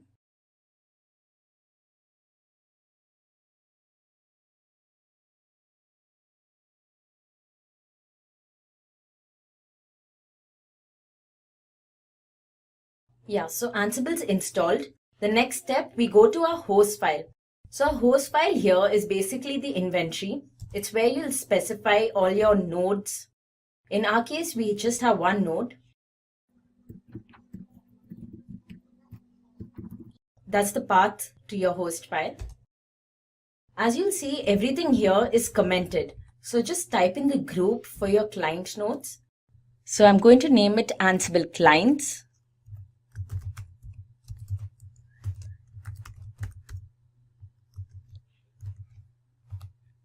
And here we need to type the IP address of our client machine. So my client machine's IP address is 192.168.2.127. So before you come to this, it's advised that you check the IP address on your machine. The simple command for that is ifconfig. Now once you type the IP address, put a space, and here we need to mention the username and the password for our client. So I'll be logging in as the root user.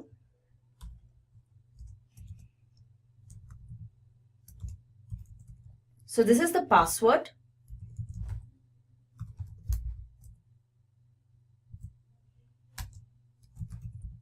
And then the user.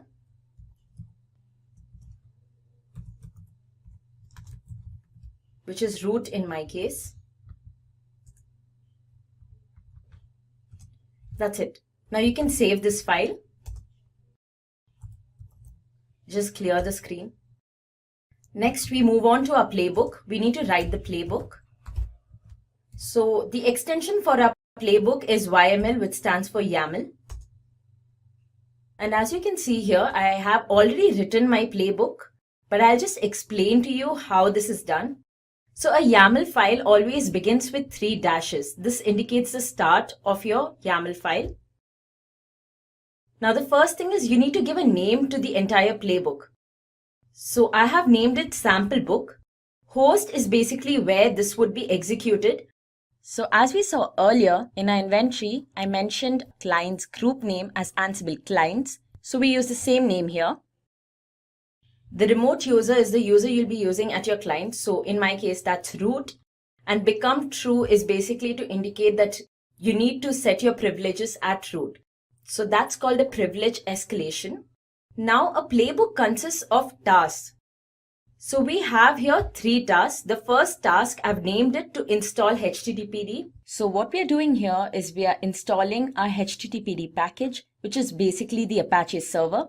And we are installing the most latest version of it. Hence the state value is latest. The next task is running HTTPD. So for the service, the name is HTTPD because that's the service we need to start running and the state is started. Our next task is creating content. So this is the part where we are creating our web page. So copy, because this is the file that will be created at the client. The content will be welcome and the destination of the file will be var www.html index.html. As you know, this is like a default path that we use to store all our HTML files. Now, as you can see here, there's quite a lot of indentation. And when it comes to YAML, although it's very simple to write and very easy to read, the indentation is very crucial. So the first dash here represents the highest stage, that is the name of the playbook, and all the dashes under tasks are slightly shifted towards the right. So if you have 2 dashes at the same location, they basically mean that they are siblings. So the priority would be the same. So to ensure that all your tasks are coming under the tasks label, make sure they are not directly under name. So yeah, that's pretty much it. So when you write your YAML file, the language is pretty simple, very readable. Indentations absolutely necessary. Make sure all your spaces are correctly placed. We can now save this file. Next thing, we need to check if the syntax of our YAML file is absolutely right, because that's very crucial. So the command to check the syntax of the YAML file is Ansible playbook, the name of your playbook, syntax check. So we have no syntax errors, which is why the only output you receive is sample.yml, which is the name of your playbook. So our playbook is ready to be executed. The command to execute the playbook is Ansible playbook and the name of your playbook.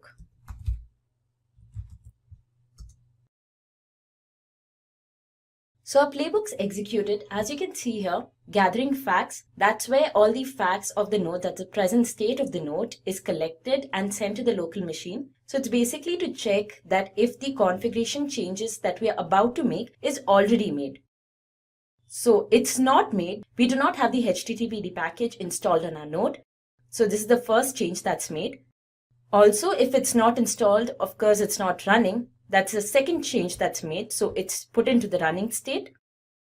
And a final task, which is create content, is under the OK state. This means that the content's already present in the client machine. So I made it this way so that you can at least see the different states that's present. So over here we have OK4, so 4 things are all fine. The facts are gathered, 2 things are changed, and 1 is already present. 2 changes are made. 0 clients are unreachable and 0 tasks have failed. So this is the documentation that I was referring to previously that Ansible provides automatically and is very useful, as you can see. So our next step, we need to just check on our client machine if all the changes that we desired are made. So let's move to our client.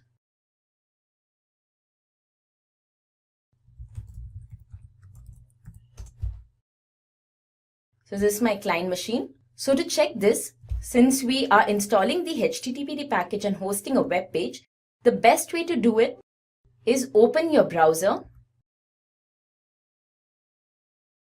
and type in localhost. So there you go, your Apache server is installed and your web page is hosted. So that was very simple, wasn't it? If you have any doubts about the procedure or any other part of the tutorial, please post your doubts in the comment section below and we'll get back to you as soon as we see them. We'll provide the overview of how and why you should be using Kubernetes. So why Kubernetes? Well, Kubernetes is really being built from allowing you to be able to have a more reliable infrastructure. The tool itself is designed to manage the containers you have within your network. It's very modular in architecture, which allows it to be very easy to be able to maintain and to be able to scale and meet the demands that your current customers are offering you today. The actual ability for you to be able to deploy and update software at scale is really at the heart and center of Kubernetes. It's really one of the reasons why Kubernetes was created, was to be able to scale up the deployment of software to tens of thousands of networks and servers within a data center. And then finally, when you start working with Kubernetes, really what you're doing is laying the foundation for building cloud native applications. And part of this comes from the architecture and history of Kubernetes, which we'll get to in a little bit. But it's good to know that as you're using Kubernetes and containerized solutions, that you're really building out an infrastructure that's designed for cloud-centric solution delivery. So let's dig into what Kubernetes is. So the history of Kubernetes is that it was originally developed by Google. Google actually used the precursor to Kubernetes to manage and maintain the data structure and data infrastructure that they had within their network. They really liked it, and one of the big benefits that Google provided is that they converted their code into an open source program that they released as Kubernetes in 2014 and made it open source. This means that any company can use Kubernetes. There's no charge for it. All you have to do is know how to use the command lines to actually get up and running. The benefit of Kubernetes being open source is that most cloud providers now support Kubernetes. So whether you're using Microsoft Azure, you're using Google Cloud or AWS, you'll find that you can actually use Kubernetes. And Kubernetes at its core really helped eliminate manual processes. So it allowed for deploying and scaling your container-based solutions much more effortless within a cloud environment. So let's jump into the features of Kubernetes and why you'd want to be using it. And we have a number of features that we want to kind of step through. Again, the first thing that Kubernetes is a strong benefit of is that it eliminates those manual processes and allows you to automate them. The benefit you have from this is that you can then scale up your automation across your entire network. So whether you are managing 10 nodes within your network or whether you're managing 10,000, doesn't matter. You have the ability to scale. That's something you simply didn't have before. Kubernetes also will manage the actual containers themselves, including the security, the storage, and the networking within those containers. The great benefit of working with Kubernetes is that not only is it a cloud-centric solution, but it was really built from a core need of a secure solution. So security is at the heart and center of all the work you're doing, which really helps benefit any teams scaling out containers. Your Kubernetes environment will be constantly monitored so that when you have nodes that have your containers, the health of those nodes is being constantly communicated back to the Kubernetes environment so that the entire environment is always being managed and checked. So if you have any additional hosting and launching that needs to be done, Kubernetes will help you automate those manual processes. If something does go wrong, you can actually set up your Kubernetes environment to do an automatic rollback. Again, this is just allowing you to have that confidence that when you're deploying a solution that everything is going to work within that environment. And then finally, Kubernetes will allow you to mount and add the storage needed to run your apps. So whether you have storage such as a local SSD storage device physically on the hardware, or if you're connecting to storage via the cloud, Kubernetes will allow you to access the storage you need how you're accessing it. So let's look a little bit into the differences between Kubernetes and Docker Swarm. So if we just step back a little bit, Kubernetes and Docker often get connected with each other, largely because Kubernetes manages containers and Docker is really famous for creating the most popular container management solution, which is called Docker. If you're a developer, you're probably already using Docker today. So one of the things that Kubernetes is really, really good at is that it manages containers at scale,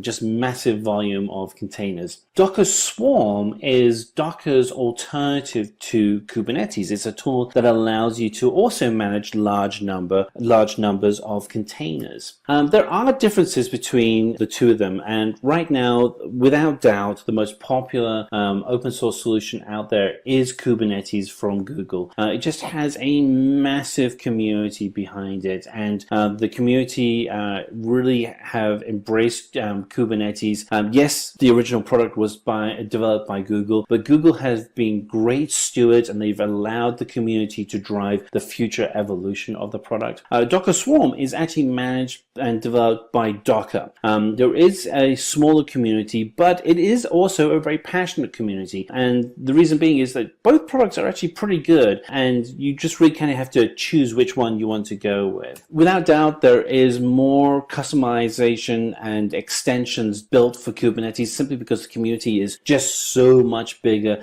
than the Docker Swarm community. But with that said, Docker Swarm is really easy to set up. So if you are used to working within the Docker environment, you'll be able to set up Docker Swarm very, very quickly. Whereas Kubernetes does require some heavy lifting to get up and running. Now, with that said, if you are using Microsoft Azure or Google Cloud, very often those environments will actually set up Kubernetes for you, so you don't have to do it, and you can actually then focus on writing the instructions to maintain your Kubernetes environment. Kubernetes has extremely high fault tolerance. Again, it's because Kubernetes has been road tested. The foundation for Kubernetes is based on managing sites such as Gmail, Google.com, YouTube. I mean, just incredibly robust environment compared to Docker Swarm, which has lower fault tolerance. And this really kind of leads into the final areas where Kubernetes does guarantee strong cluster management, just a really reliable environment. Docker Swarm, however, is able to take containers and deploy them into large clusters very, very quickly. Two interesting differences is that with Kubernetes, the load balancing is still manual, and it'll be interesting to watch how Kubernetes matures that skill set. In contrast, load balancing is automatic within Docker Swarm. So let's dig into the Kubernetes architecture and just kind of expose some of those key elements. If you're interested in actually having a very deep dive into Kubernetes architecture, we have already got another video, and we should have a link in the comments that you can select that will take you to that video as well. But this will provide you an overview as well. So the way that Kubernetes runs is that it uses nodes to actually manage all the individual hardware within a specific unit. And so a node is really a physical machine in a data center or a virtual machine. And when you're setting up an environment on a cloud environment such as Microsoft Azure or Google Cloud or AWS, Kubernetes will be managing the containers within that node. So it's important to know that Kubernetes itself doesn't work with the individual nodes, but actually works with the cluster as a whole. And why that's important is that it's a tool to manage your entire environment. It's not going to come down and manage the individual node itself. It's going to manage the entire environment. The actual control of data within a cluster, it's very, very flexible within Kubernetes. You can have local storage, such as an SSD card or a traditional local storage, or you can actually connect to the cloud and use cloud-based storage. And the benefit that cloud-based storage offers you is that you are increasingly moving your solution into more of a hardware-free environment, cloud-based architecture, where you're not reliant on a physical piece of hardware within your data center. And why that's important is that it gives you the opportunity to scale up your solutions much more effectively. So if you need to increase the hard drive space, you can do that very easily from the cloud, whereas local hardware is a little bit harder to manage. Great news, Kubernetes gives you both options to be able to choose from. And so the next layer down is the actual management of the application, and that's within a container. And as mentioned earlier, Docker is the most popular container solution out there. And again, if you're a developer, you're probably already using Docker, as it was a natural maturity from using a virtual machine. But Kubernetes itself will actually manage the containers that you have within your nodes. And so you have a collection of containers working together, and then you pull those together into what's called a pod. And what's great is Kubernetes will actually manage the health of that pod. So if a container or a pod fails, Kubernetes will automatically deploy out a replica so your entire environment can stay running and being efficient. And so the pods themselves will actually be managed by Kubernetes. And you really want to let Kubernetes do this because it's allowing you to step away from the manual management of pods. Your environment is just going to be healthier relying on Kubernetes to do the actual management of all the pods you have out there. So you are able to allow access to, from services outside of your Kubernetes, and this is done through a process called ingress. And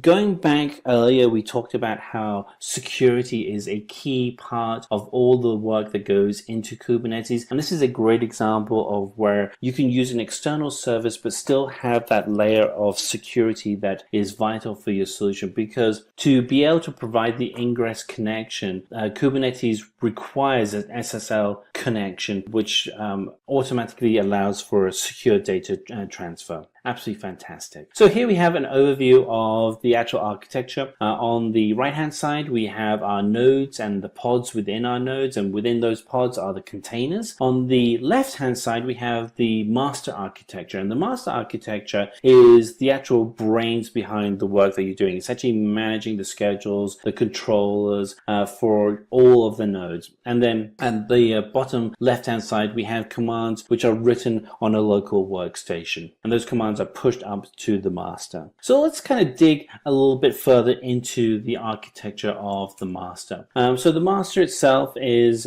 comprised of a number of key components. Again, this is the tool that's going to manage your entire Kubernetes infrastructure. The key components that you have are the etcd, control manager, scheduler, API server, and the key four components are etcd, or the cluster store, the controller manager, the scheduler, and the API server. The cluster store is the tool where all the details of the work that you're doing is stored. It's going to manage the rules, it's going to manage all the instructions, and this is where you're going to post that information. The controller is actually going to then perform the tasks that are stored in the cluster store. And as you'd expect, the scheduler is the tool that actually controls when instructions and tasks are pushed out to all the pods and nodes within your network. And then finally, you have an API server which allows you to be able to control all the operations. The actual operations themselves are all instructions written as REST instructions, which allows you to take advantage of the security that has been built into REST. And so you end up with a worker-slave architecture, and slaves are all the different nodes and pods within your network. And so a pod itself will have one or more multiple containers, and then each container and then each pod will have a Docker container, a kubelet, and a Kubernetes proxy. And these are tools to allow you to communicate back up to the master layer. So the Docker is the actual container itself, and this is going to actually run your application. And the instructions here are to pull down the correct container from the Docker images that you have within your library. The kubelet is going to manage your containers, and your container instructions that will be deployed to the kubelet are going to be written in either YAML or JSON format. YAML is just great. If you haven't had a chance to start working with YAML, I certainly encourage you to do so. It's very easy to pick up. If you know any XML, you'll pick up YAML very quickly. And finally, the Kubernetes proxy is the tool that interacts with the master environment within the Kubernetes network and allows all the instructions that are pushed to the kubelet and to Docker to be able to perform effectively. So let's have a look at some of the companies using Kubernetes. There are a lot. And if you're doing any work today in the cloud, or even if you're just starting off and doing some simple work in the cloud, there's a really good chance that you are using Kubernetes. But some of the companies that you are probably not surprised are using Kubernetes are Spotify, SAP, eBay, and of course some of the big companies out there, Google with their entire network of solutions, and Microsoft with Office and their tools. So let's take a step into now let's have a look at a Kubernetes use case. And in this example, we're going to look at the New York Times and how they use Kubernetes Kubernetes to solve a problem that their IT department was struggling with. So when New York Times started working out of their data centers, their actual deployments were small and the applications were managed across VMs. But the problem is that as New York Times became more of a digital company, they started building more digital solutions. And at some point, they realized that what they needed to do was to embrace the cloud and move all their solutions to the cloud. However, their first step of using the cloud, and this is, I think, typical for a lot of companies, is that they treated the cloud-hosted provider in the same way as they would with a data center. And at some point, they realized they had to take a change. And this is where the development team came in and they said, look, how about we stop thinking of our solutions as a data center, even though they're being run in Amazon, and start thinking of them as cloud-first solutions. And so what they proposed and what they ended up doing was using Google Cloud Platform with Kubernetes as a service to provide greater efficiency. And so by using Kubernetes, they had the following advantages. They're able to deliver solutions at a much faster speed, and in the world of digital content, speed is everything. They were able to reduce the time for deployment from minutes to seconds, and by doing this, they were able to increase the amount of time, uptime for the actual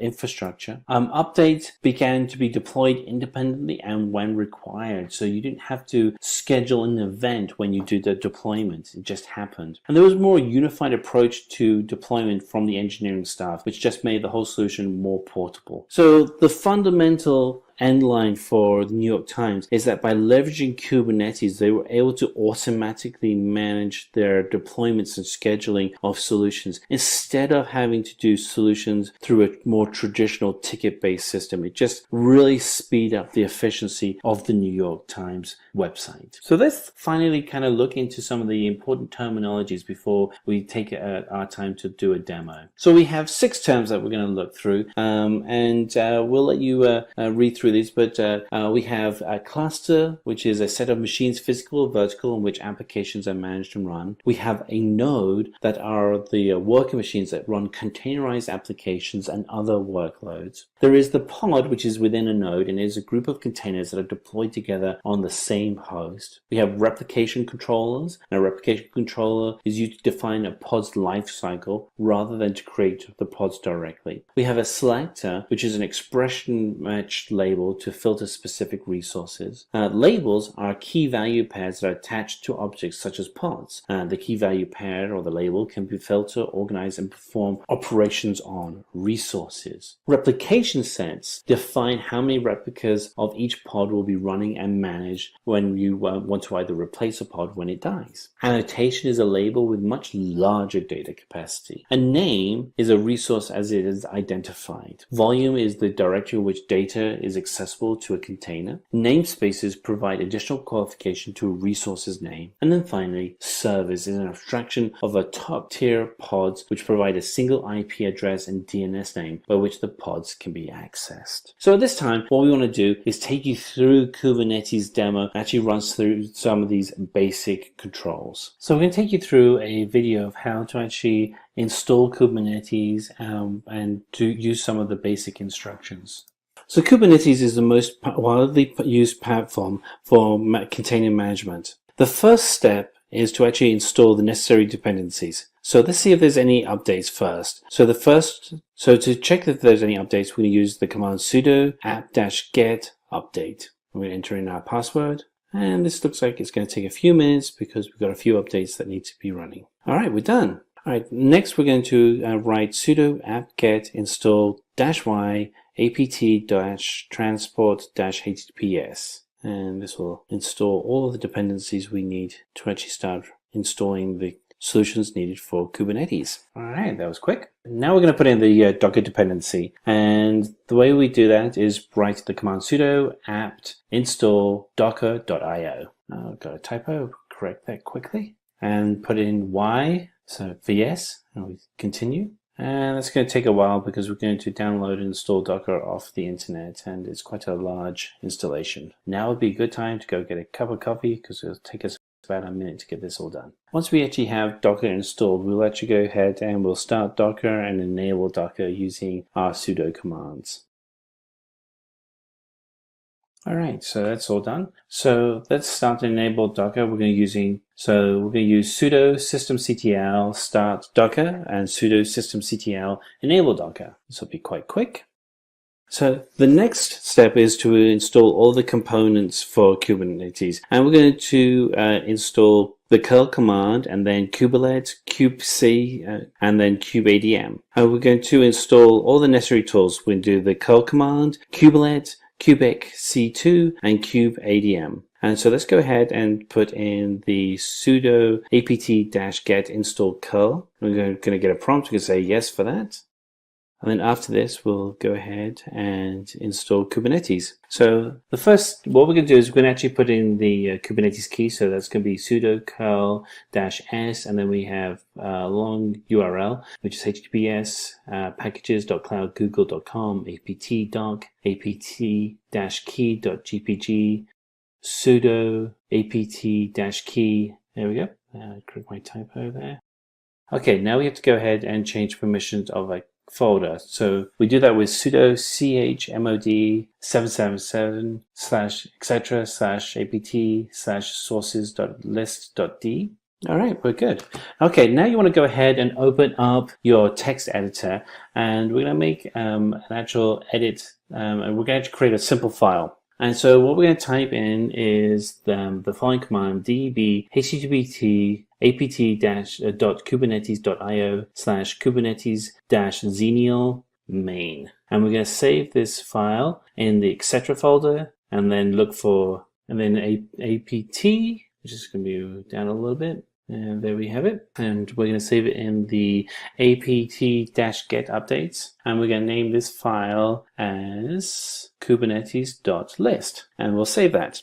And then we can close out the notepad and go back to the terminal window. And let's look and see if there are any updates again. So we're going to go ahead and run apt-get update, and it's going to run any updates from what we've created. And we want to check what's in the folder. And so we can do cat /etc/sources.list.d/kubernetes.list. And there we are. It shows what we have in that text file. And so we're going to go ahead and we're going to install kubelet, kubec2, and kubeadm. But first, we're going to have to initialize the master. I'm going to show you an error you would get if you were to install kubelet and the other files too quickly. You get the following error. All right, so we have installed kubelet, kubeadm, kubectl, and Kubernetes CNI. And so we're going to go ahead and use sudo swap-up -a. And now we're going to initialize the master node. And we're going to do that with sudo kubeadm init. And this will take a few minutes for it to initialize. All right, so that's all done. All right, so we're going to deploy the pod to a network. And we have two commands that we're going to use. We use sudo kubectl apply, and then we have a long path that we have to type out, which is -f https raw githubs content.com corios flannel master documentation cube-file.yml. What we have to do is we have to actually go ahead and deploy the nodes first. So we're going to do that by creating mkdir-p, and then we have $home-.cube. We'll create that new directory, and sudo cp-i, and then the path will be etc /kubernetes/admin.conf, and then $home/.cube.config. And then the final one will be sudo chown $open id-u close paren $open id/-g close paren $home/.cube/config. All right, now we're going to go ahead and deploy, and let's see. Oh, yeah, I think I have a typo in my command here. Yep. Oh, yeah, I did have a typo, and so I've got that incorrect now. So documentation is actually spelled with a T, not an S. And then we're going to go ahead and we're going to put in the next line, which is sudo kubectl apply dash f, and then we're just going to change a little bit of the actual link here, and that runs great. And now we want to be able to see all of the pods that we have in our network, and so we're going to do that by writing the command sudo kubec tcl get pods dash all dash namespaces, and it should list all of our pods. We only have one. There we are. There's all of our content. Now we're going to, so there's only one node, so let's see what we have here. So we're going to use the command sudo kubectl get nodes. There we are, just one node. So our final step is to actually go ahead and deploy a service. And so what we're going to go ahead is deploy the nginx service, and we're going to do that with the command sudo kubectl run -- image equals nginx. And we're going to put this into port 80, so it's going to be nginx-app -- port equals 80 -- environment env equals open quotes domain equals cluster close quotes. And we're going to write one more command, which is sudo kubectl expose deployment nginx-app -- port equals 80 -- name equals nginx-http. And once we've done this, we'll be able to then run the command to actually see our services. And there'll be quite a few of them. And our final command is sudo docker ps-a. There we are, quite a lot of lists, quite a lot of services listed. So there you are. That's the instructions on how to get Docker up and running, and with some basic commands. It's worth going through a few times to get right, but once you actually have the Kubernetes environment up and running, managing your Docker environment and containers, it's extremely powerful. In this section, we're going to talk about what is cloud computing and how things were before AWS, and we're going to talk about what is AWS and the benefits of AWS and the products and services that Amazon offers as of now. And then finally, we're going to end this session with a project that is going to help us understand how to create a Jenkins build server for continuous integration. And in this project, we will learn about how to deploy and host Jenkins, an open source automation software predominantly used for CI/CD, otherwise continuous integration and continuous development. So what is cloud computing? Cloud computing is the on-demand delivery of compute resources through a cloud platform accessed via the internet, and it's also a pay-as-you-go service. Be it compute capacity or database or storage, in cloud we access them through the internet, and that too on a pay-as-you-go pricing model. Let's talk about how things were before AWS existed. Expedia, as we know as the people logistic company, or the company that helps people move around the world with ease, has a certain problem before they decided to migrate to AWS, and migrating to AWS was a solution to their problem. Back then, booking ticket was an unpleasant experience compared to what it is now. It generally would take a long time to book a ticket, and sometimes it would time out if there is a promotion or if a huge sale announced, and if the environment is not scaled up to meet the demand, and sometimes it would time out if there is a promotion or if a huge sale announced and they could not scale up the environment and keep up with the speed of the promotion. That's when they got introduced to AWS, and with the AWS power to increase the capacity of the environment on the fly, solved their scaling issue. Instead of waiting on the new hardware to arrive and wondering what to do with the hardware when the promotion is over, with AWS we can quickly scale up the environment when there is a need and scale down the environment during lull periods. Now that being said, let's talk about what is AWS. Amazon Web Services, or in short AWS, is a secure cloud service platform offering compute power, database, content delivery, and other functionality that you would need to help your business scale and grow. AWS is a very secure cloud platform, and such security cannot be imagined in on-premises without spending a fortune. Almost any type of applications can be created and deployed in the cloud, which includes the latest IoT applications, machine learning, artificial intelligence, and so on. And the best part is we can avail this service from anywhere as long as we have an active internet. and all this is availed on pay-as-you-go subscription. Now let's talk about the benefits of AWS. AWS Cloud Platform is very easy to use. One needs no complicated programming or compute knowledge to access and use this environment. Even with less programming and compute knowledge, one could become a pro in accessing and maintaining the cloud. The products and services offered are very flexible in nature, and that provides room for us to easily integrate the service to other services in AWS and services outside AWS. Cloud in general is a very reliable service, and AWS in specific is very reliable. Cloud in general is very reliable, and when we talk about AWS, it's very true. A statistic says that about 95% of the cloud computing in the whole world is run on AWS due to AWS reliable nature. The services in AWS are scalable by nature, and most of the services provide click button scaling. Services in AWS are very cost effective, and it becomes very true when you start using more services in AWS are very cost effective, and it becomes very true when you start using more services in AWS are very cost effective, and it becomes more true when we start using more, since when we start using more service, the per unit price drops down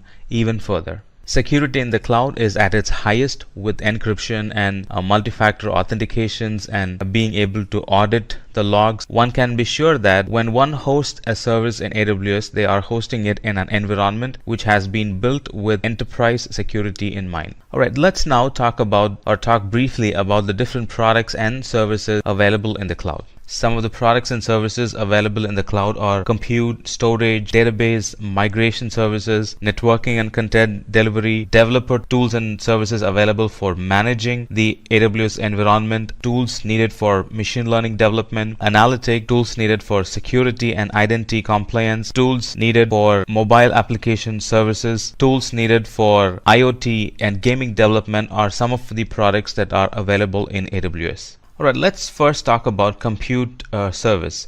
Now, compute service, it enables us to develop, deploy, run and scale our applications and workloads on the cloud.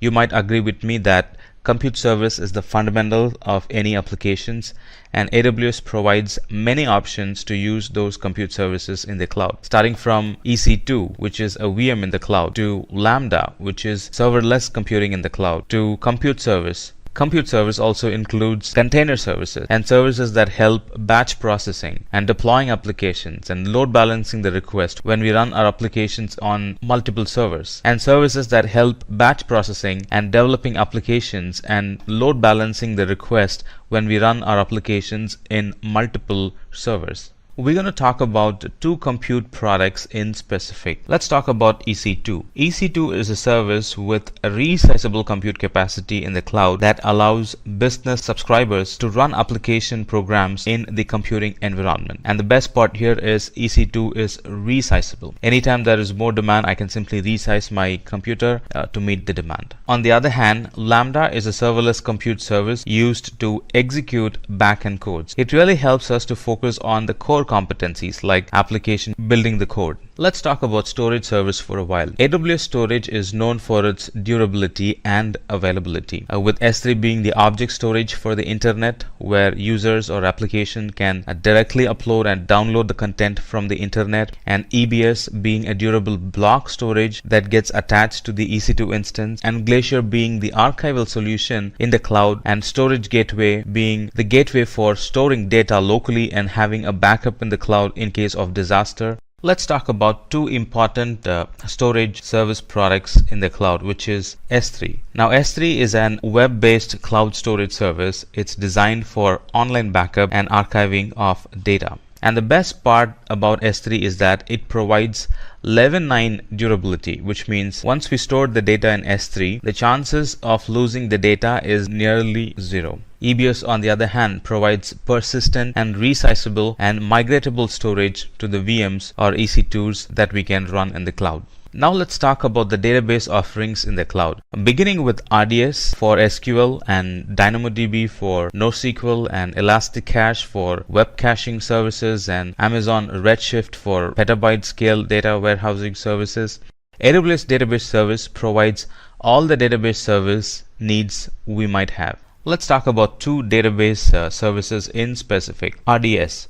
RDS is an web service that is designed to simplify the setup, operation, and scaling of the relational database in the cloud. And DynamoDB is a fast and flexible NoSQL database service which is well known for its low latency and scalability performance. Network and Content Delivery Service contributes to the infrastructure as a service side of the cloud. It provides a secure cloud infrastructure and connects our physical network to our private virtual network with low latency and high transfer speeds. And under Networking and Content Delivery Services, VPC is Virtual Private Cloud Networking in the cloud. Route 53 is the DNS service in the cloud. And Direct Connect is a service that connects our on-premises with AWS environment through point-to-point cables. And CloudFront is Content Delivery Network or caching service throughout the world. Let's talk about VPC for a while. VPC, it enables us to launch AWS resources into a virtual network that we define in the cloud. VPC resembles very similar to our office network with subnets, firewalls, private zones, public or DMZ zones, and a lot more. We can also create a VPN connection between on-premises and cloud environment through this VPC. And Route 53, it is a scalable and highly available domain name system web service that helps to route the end users to the internet application. Now AWS is a domain registrar as well, and here we can buy domain names for our organization and use them to mask the IP addresses behind it. And by the way, if you didn't know already, DNS is the one that translates human readable names like www.xyz.com into the numeric IP address. Let's talk about developer tool services. Now, developer tool services in Amazon provides services where developers can store an application source code and automatically build, test, and deploy applications on AWS, out of which AWS CodeStar enables us to quickly develop, build, and deploy applications in AWS. And Code Build is a fully managed build service that compiles source code, runs tests, and produces software packages that are ready to deploy. And Code Deploy, on the other hand, is a service that automates software developments to a variety of compute services, including Amazon EC2, Amazon Lambda, and even instances running on premises. And AWS Code Pipeline is a continuous integration and continuous delivery service for fast and reliable application and infrastructure updates. Let's talk about CodeStar. CodeStar is a service designed for developers where they can quickly deploy, build, and develop applications on AWS. AWS CodeStar provides a unified user interface enabling us to easily manage our software development activities in one place. With AWS CodeStar, we can set up our entire continuous delivery tool chain in minutes, allowing us to start releasing codes faster. And not only that, AWS CodeStar makes it easy for you or your whole team to work together securely, allowing you to easily manage access and add owners, contributors, and viewers to our project. And not only that, AWS CodeStar project comes with a project management dashboard, including an integrated issue tracking capabilities provided by Jira software. With the AWS CodeStar project dashboard, we can easily track progress across our entire software development process,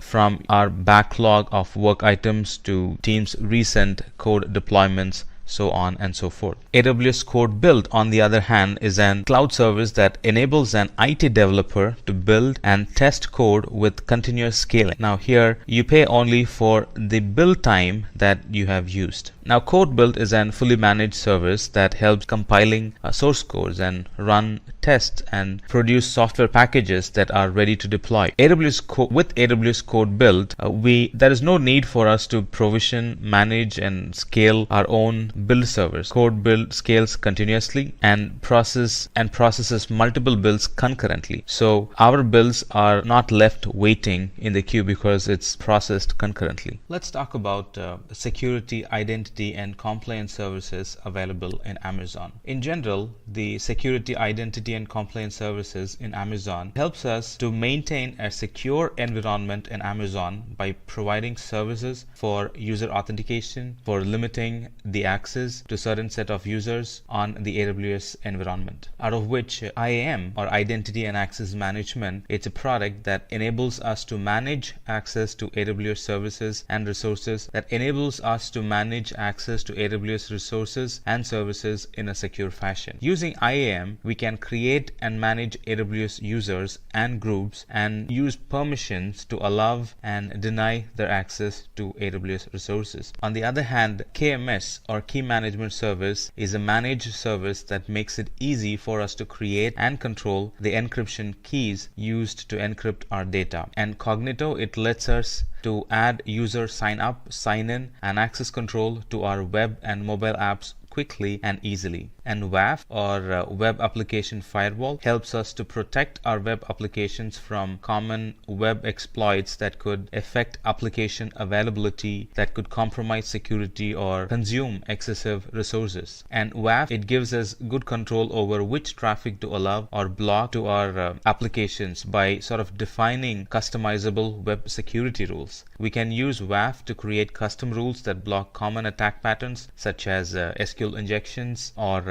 cross-site scripting, and we can also create rules that are designed for our specific application. Out of all the four, Identity and Access Management, it helps us to control access to AWS services and resources for our users. With the Identity and Access Management, I can restrict user access, or I can give a user complete access to the environment. If it's an admin, I can assign complete access, and if it is a user, I can provide some privileged access, or less or degraded or no access, depending on the role that the user plays in the organization. And KMS is a service that helps us to create and control the encryption keys used to encrypt the data. And also we can use hardware security model, HSM, to protect the security of our data in the cloud. Also, we can use hardware security model to protect the security of the key itself. And let's talk about the management tools and services available in Amazon. Management tools and services, it helps us to manage,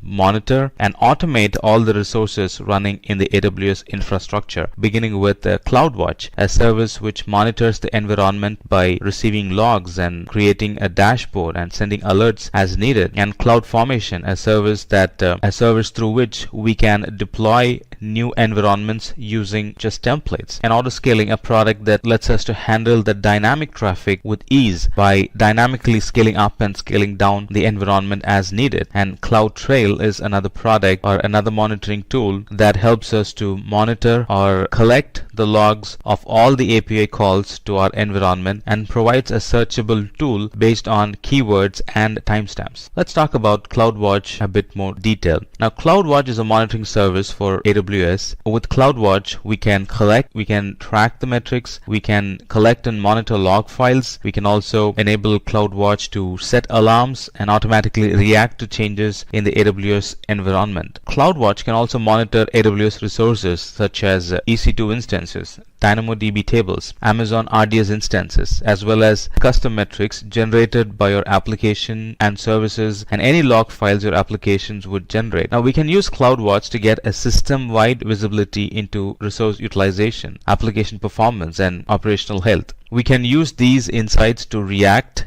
and keep your applications running smoothly. And CloudFormation, on the other hand, provides a common language for us to describe and provision all the infrastructure resources in our cloud environment. Now, CloudFormation allows us to set up and model all our AWS resources so that we can spend less time in managing those resources and more time on our application. Now, CloudFormation is really an infrastructure as a code service where I can build an infrastructure based on the portable template I might be carrying. Alright, in this demo session, we'll talk about how to install Jenkins on Amazon Linux EC2 instance. And before that, let's talk about what is Jenkins and what is the purpose of it, why it is used, and all that stuff. Now, what is Jenkins? Now, Jenkins is an open source automation server, and it provides a lot of inbuilt plugins for deploying and automating any project. In short, it's an continuous integration server, and it is used for many purposes. Used for tasks that take care of continuous deployment and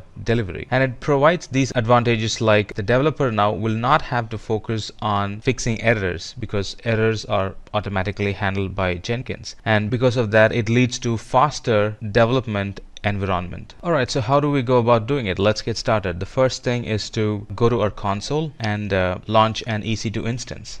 Actually, let me walk you through the steps through the PPT, and then I'll show it in the console. So let me first walk you through the steps in installing a Jenkins server. In this lab, we're going to launch an VM, or a virtual application server, to host our Jenkins installation, and then we are going to deploy Jenkins on top of it and then configure it as an build server. And for this we will need an AWS account to begin with, and then a bit of experience in Jenkins, and then some familiarity on EC2 and how EC2 gets connected to VPC, stuff like that. So when we're all done, this is how the architect is going to look like. Users, they get connected to EC2 instance, which is a Jenkins server, and then there are slaves, build slaves, that can be monitored, that can be used in deployment by the Jenkins server. So let's see how it is done.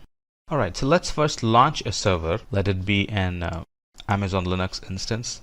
I'm going to pick T2 Micro because of the free eligibility, and because this is a lab, that should be more than enough. And I'm going to keep this as default. I'm going to stick with the default VPC, and I'm going to keep all the settings as defaults. And then I'm not going to add a storage. I'm going to keep the storage limited with the root volume. And then for security group, because we're going to access it through the internet, I would like port 80. In fact, since this is a lab environment, and since I'll be tearing it down right after the lab is over, we're going to use all IP, or we're going to use anywhere, all traffic, anywhere. View and launch. And I already have a key pair that I have created. If you're not familiar with creating key pair, launching EC2 instance, you might need to spend some time watching the AWS EC2 video. That would help. So I already have a key pair that's attached to this account in this region. So I'm using that key pair to launch the instance. Alright, and that's my Jenkins server. Alright, so once that is installed, let's log into it. Since this being an Linux instance, I'm going to use putty to log in, and then use the key pair that we have downloaded to log in. And the key pair was right here.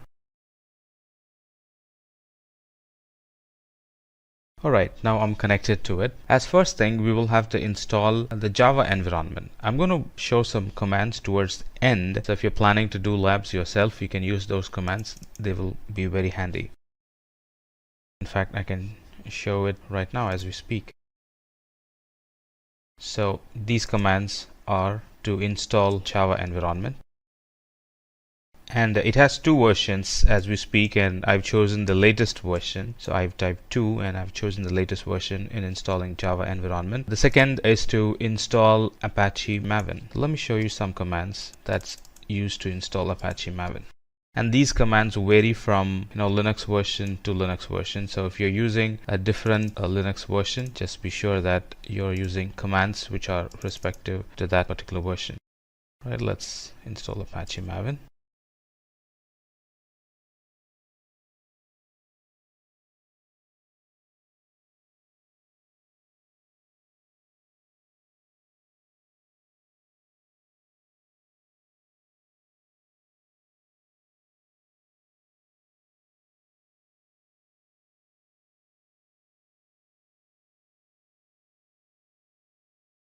Looks like some of them are already installed and it's throwing error for some, but anyway, it's considered an successful installation. And then let's install Jenkins.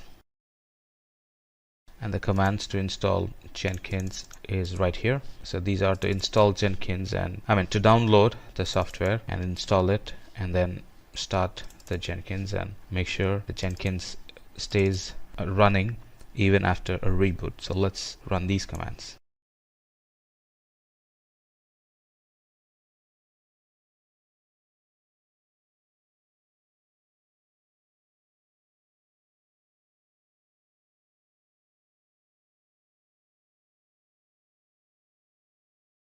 Alright, now Jenkins should be ready, or the Jenkins server is installed in our EC2 instance and it is ready for us to access. And the default port is port 8080.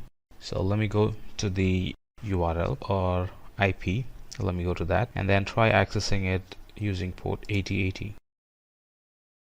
There you go. So at the moment it's locked. It requires admin password to log in, and the admin password is present in this particular folder and this particular file in the Linux instance. So let me get that.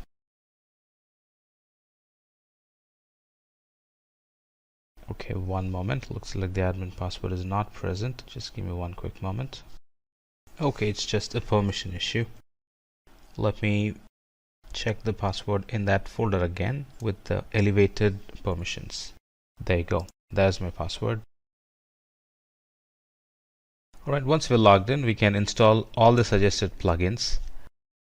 Now that's going to take some time to run and install all the default plugins needed to run a Jenkins server.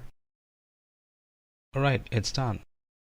Now, as next thing, it's going to ask for the admin username and password. You can choose as an existing administrator, or you can also create another admin user. In this case, I'm going to create another admin user.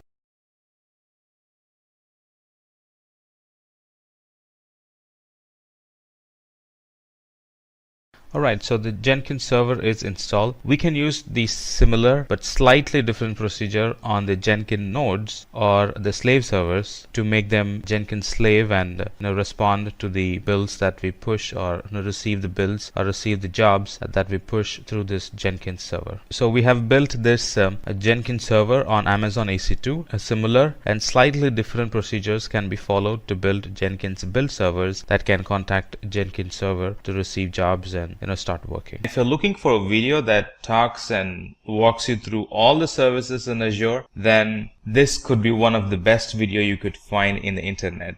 Everybody likes stories, so let's get started with a story. In a city not so far away, a CEO had plans to expand his company globally and called one of his IT personnel for an IT opinion. And this guy has been in the company for a long time and is very seasoned with the company's infra, and he nicely answered the questions with what he foresaw. And he said, I have a good news and a bad news for us to go global. And he starts with the good news. He said, Sir, we're well on our way to become one of the world's largest shipping company. And the bad news is, however, our data centers have almost run out of space, and setting up new ones around the world would be too expensive and very time consuming. Now the IT personnel, let's call him Mike, now he explains the situation from how he saw it. But the CEO had done some homework about how he was going to do it, and he answered Mike saying, don't worry about that, Mike. I've come up with a solution for a problem, and it's called Microsoft Azure. Well, Mike is an hard-working and honest IT professional working for that company, but he did not spend time on learning the latest technologies. And he asked this question very honestly, oh, how does it solve a problem? And the CEO begins to explain Azure to Mike, and he starts with what is cloud computing, and then he goes on and talks about Azure and the services offered by Azure and why Azure is better than the other cloud providers, and what are the great companies that uses Azure and how they got benefited out of it. And then he winds it all up with the use cases of Azure. So he begins his explanation saying Microsoft Azure is known as the cloud service provider, and it works on the basis of cloud computing.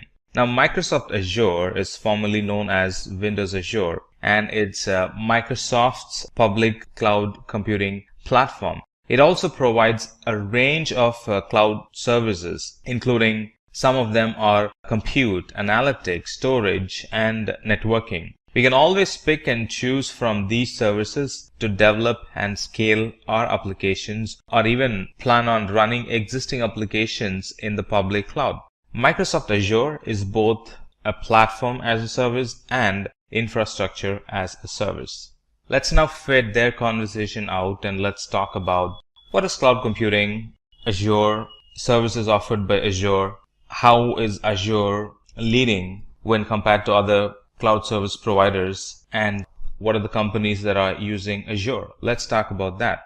In simple terms, cloud computing is being able to access compute services like servers, storage, database, networking, software analytics, intelligence, and a lot more over the internet, which is the cloud, with the flexibility of the resources that we use. Like anytime I want a resource, I can use one and it becomes available immediately. And anytime if I want to retire an resource, I can simply retire a resource and not pay for it. And we also typically pay only for the services that we use, and this helps greatly with our operating cost to run our infrastructure more efficiently and scale our environment up or down depending on the business needs and changes.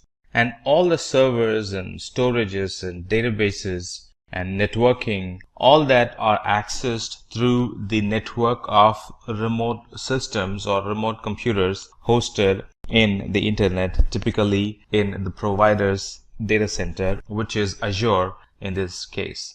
Now, we don't use any physical server or an on-premises server here. Well, we still use physical servers and VMs, hosted on a hardware or a physical server, but they're all in the provider's environment and none of them sit on premises or in our data center. We only access them remotely. It looks and feels the same, except for the fact that they are in a remote location. We access them remotely, do all the work remotely, and when we're done, we can shut it down and not pay for them.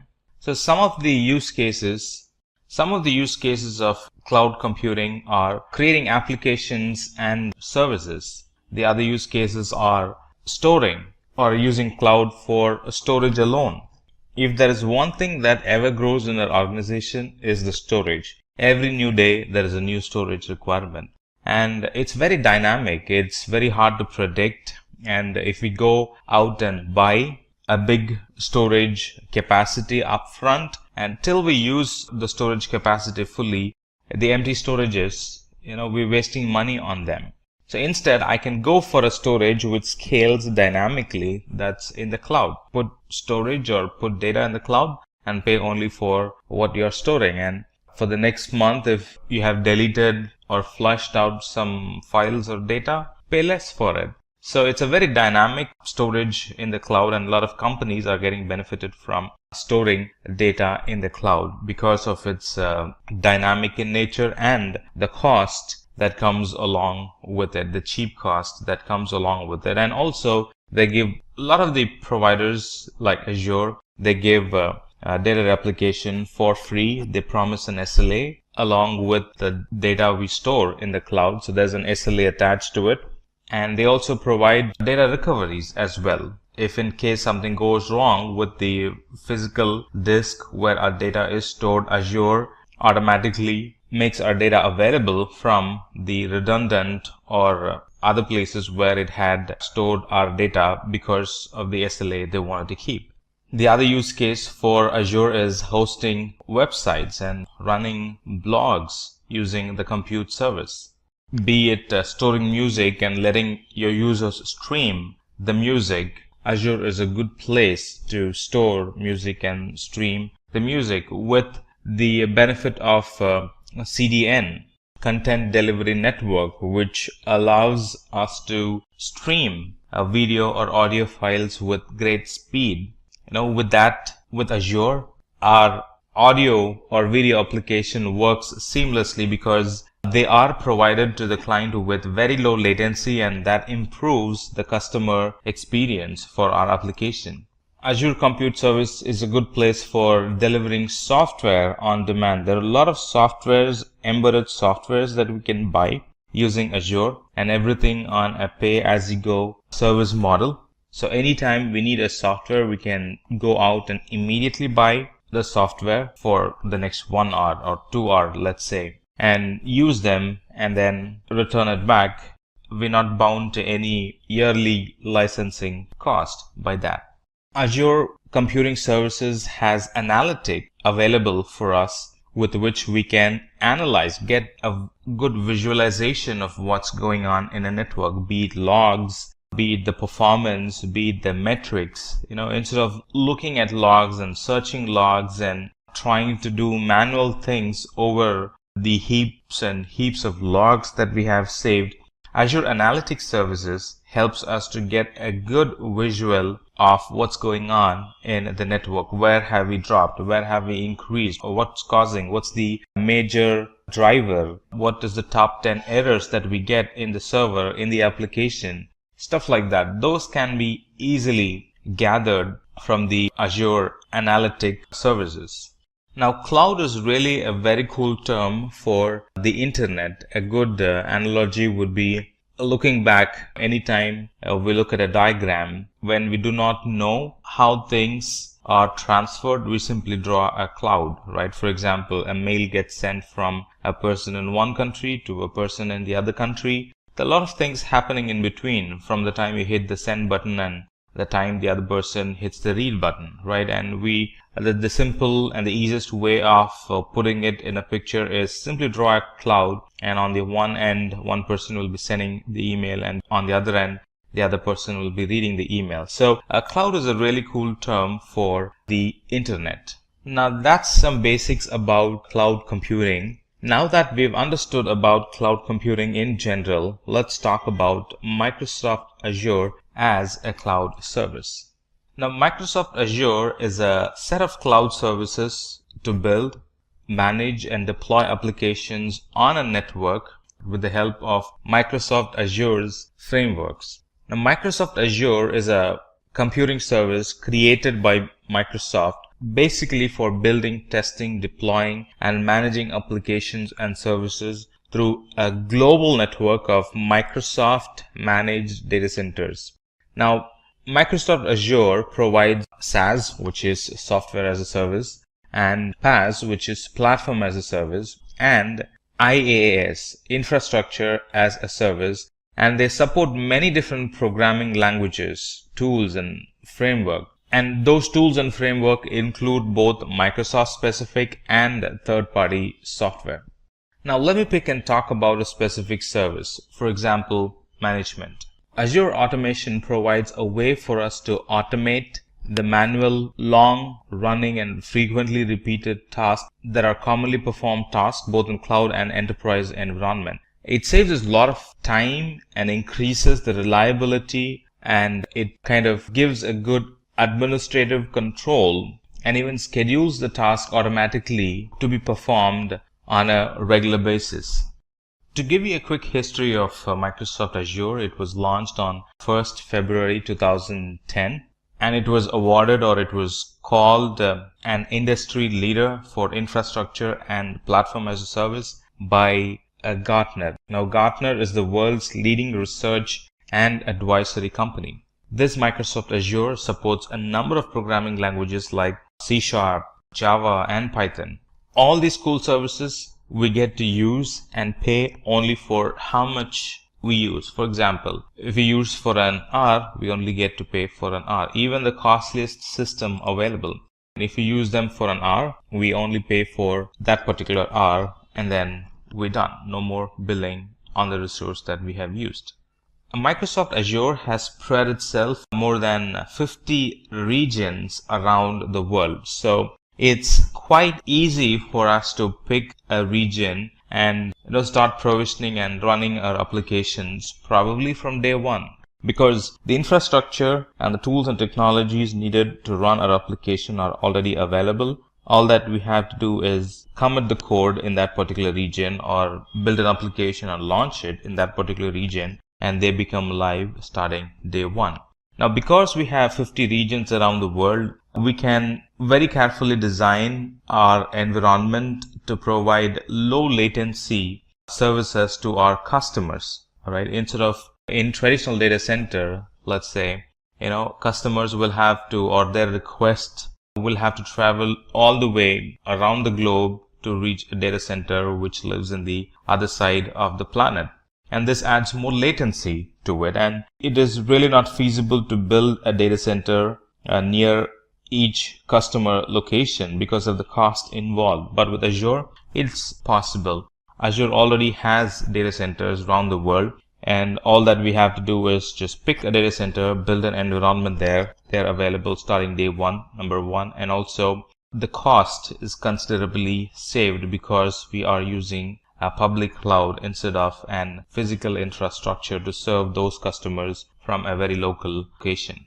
And the services that Azure is offering is ever increasing. As of now, as we speak, we have like 200 plus services offered, and they span through different domain or different platform or different technologies available within the Azure console portal. Now we're going to talk about that later in this section, so hold your breath till we talk about it. But for now, just know that we have like 200 plus services offered by Azure. Let's now talk about different services in Azure, starting with artificial intelligence plus machine learning, where we have a lot of tools and technologies. So the wide variety of services available in Azure includes artificial intelligence plus machine learning plus analytic services to get to give us a good visual of how the data or how the application is performing, or the type of the category of data stored, and to read from the logs. And variety of compute services, different VMs with different size and different operating systems, different containers available, different type of databases available, a lot of developer tools that are available for us, and identity service to manage our users in the Azure cloud. And those users can be integrated or federated with, let's say, Google, Facebook, LinkedIn. So there are some external federation services. They can be used to integrate with our identity system. IoT services, IoT tools and technologies available, and management tools to manage the users. Creating identity is one, and then managing them on top of it is a totally different thing. And we have tools, technologies to manage the users. Cool services for data migration. Data migration is now made simple. Tools and technologies available for mobile application development. And I can plan my own network in the cloud with the networking services. I can implement my own security, both Azure provided and third-party security services on Azure cloud. That's now possible. And a lot of storage options available in the cloud. So these are just a glimpse of the big list of services available in Azure cloud. So that was a glimpse of what's available in the cloud. Let's talk about the services in specific. Let's take compute for example. Whenever we're building a new application or deploying existing ones, the Azure Compute Service provides the infrastructure we need to run and maintain our application. We can easily tap in the capacity that Azure Cloud Service has, and we can scale our compute requirement on demand. We can also containerize our application. We have the option of choosing Windows or Linux VM machine and take the advantage of the flexible options Azure provides for us to migrate our VMs to Azure and a lot more. And these compute services also include a full-fledged identity solution, meaning integration with Active Directory in the cloud or on-premises, and a lot more. Let's look at some of the services that this compute domain provides. Some of the services the compute domain provides are virtual machines. And this Azure Virtual Machines gives us the ability to develop and manage a virtual computer environment or a virtualized environment inside Azure's cloud environment, that too in a virtual private network. Now we will talk about virtual private network at a later point, but as of now, just know that there are a lot of services available in Azure Compute Service that we can get benefited from. We can always choose from a very wide range of compute options. For example, we have an option to choose the operating system. We have the option to choose whether the system should be in on-premises or in the cloud, or do we want to maintain the environment both in on-premises and in the cloud. We have the option of choosing the operating system, whether we want to use our own operating system with some software attached to it, or do we want to go and buy the operating system from the cloud, from Azure Marketplace. And these are just a few of the options available for us when we want to buy the compute environment. And these compute environments are easily scalable, meaning we can easily scale our VM instances from one instance to thousands of virtual machines in a matter of minutes, or simply put, in a couple of button clicks. And all these services are available on a pay for what we use model, meaning there is no upfront cost. We use the service and then pay for the services that we have used. There is no literal long-term commitment when it comes to using virtual machines in the cloud. And most of the services are built on a pay-per-minute billing basis. All right. And at no point, because of the pay-per-minute billing model, at no point we will be overpaying for any of the services. That's attractive, isn't it? Now let's talk about batch service. Now, batch service is always independent, regardless of whether you choose Windows or Linux. It's going to run fairly well. And with batch service, we can take advantage of the environment's unique features. And not only that, in short, the batch service helps us to manage the whole batch environment, and also it helps to schedule the jobs. Now, this Azure batch service actually runs on a large scale parallel and high performance computing. Because of that, batch jobs are highly efficient in Azure.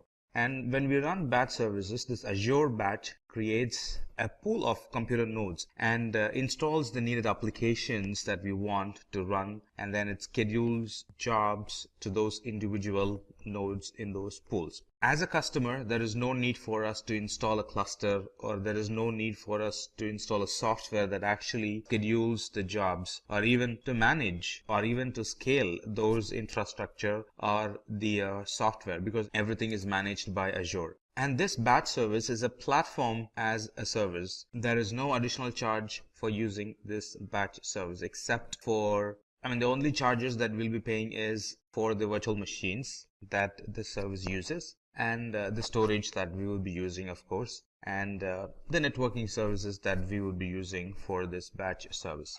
Let's summarize. This batch service, we have a choice of operating system that we can pick and use, and it scales by itself. Now, the alternative for the batch would be queues, but in queues, we'll have to pre-provision and pay for the infrastructure even if we're not using it. But with a batch, we only pay for what we use. And this batch service helps us to manage the application, manage the scheduling as a whole, as if they are just one thing. As next thing in the compute domain, let's talk about this Fabric service. Now, this Fabric service is actually a distributed system platform that helps us to package, deploy, and manage a scalable and a very reliable microservice and containers. And what does it help? This Azure Fabric service helps us, or it helps the developers and administrators so they can avoid the complex infrastructure problems, and they can focus only on implementing workloads or taking care of their development, taking care of their application instead of spending time on infrastructure. So what's Service Fabric? Service Fabric, it provides runtime capabilities and life cycle management to applications that are composed of microservices, no infrastructure management at all. And with Service Fabric, we can easily scale the application to tens or hundreds or even to thousands of machines. Here, machines represent containers. As next thing in compute domain, let's talk about virtual machine scale set. Now, this virtual machine scale set, it lets us to create a group of identical load balanced VMs. I just want to mention it again. It helps us to manage a group identical and load balanced VMs. The number of instances or the number of VM instances in a scale set can increase or decrease in response to the demand or in response to a schedule that we define. the resources needed on a Monday morning is not the same as that would be required on a Saturday or a Sunday morning. All right. And even within the day, the resources that would be needed in the beginning of the business hour is not the resources that would be needed at noon or, after 8 or 9 in the evening. So the demands could actually vary in the environment, and this skill set helps us to take care of the varying demand or take care of the different infrastructure requirement at a different schedule throughout the day, throughout the week, throughout the month, or could be throughout the year as well. The skill set also allows us to provide high availability to our applications, and it helps us to centrally manage, configure, and update a large number of VMs as if they are just one thing. Now you might ask, well, virtual machines are enough. Why would we need a virtual machine skill set? Just like I said, this virtual machine skill set helps us with a greater redundancy and improved performance for our applications. And those applications can be accessed through a load balancer that actually distributes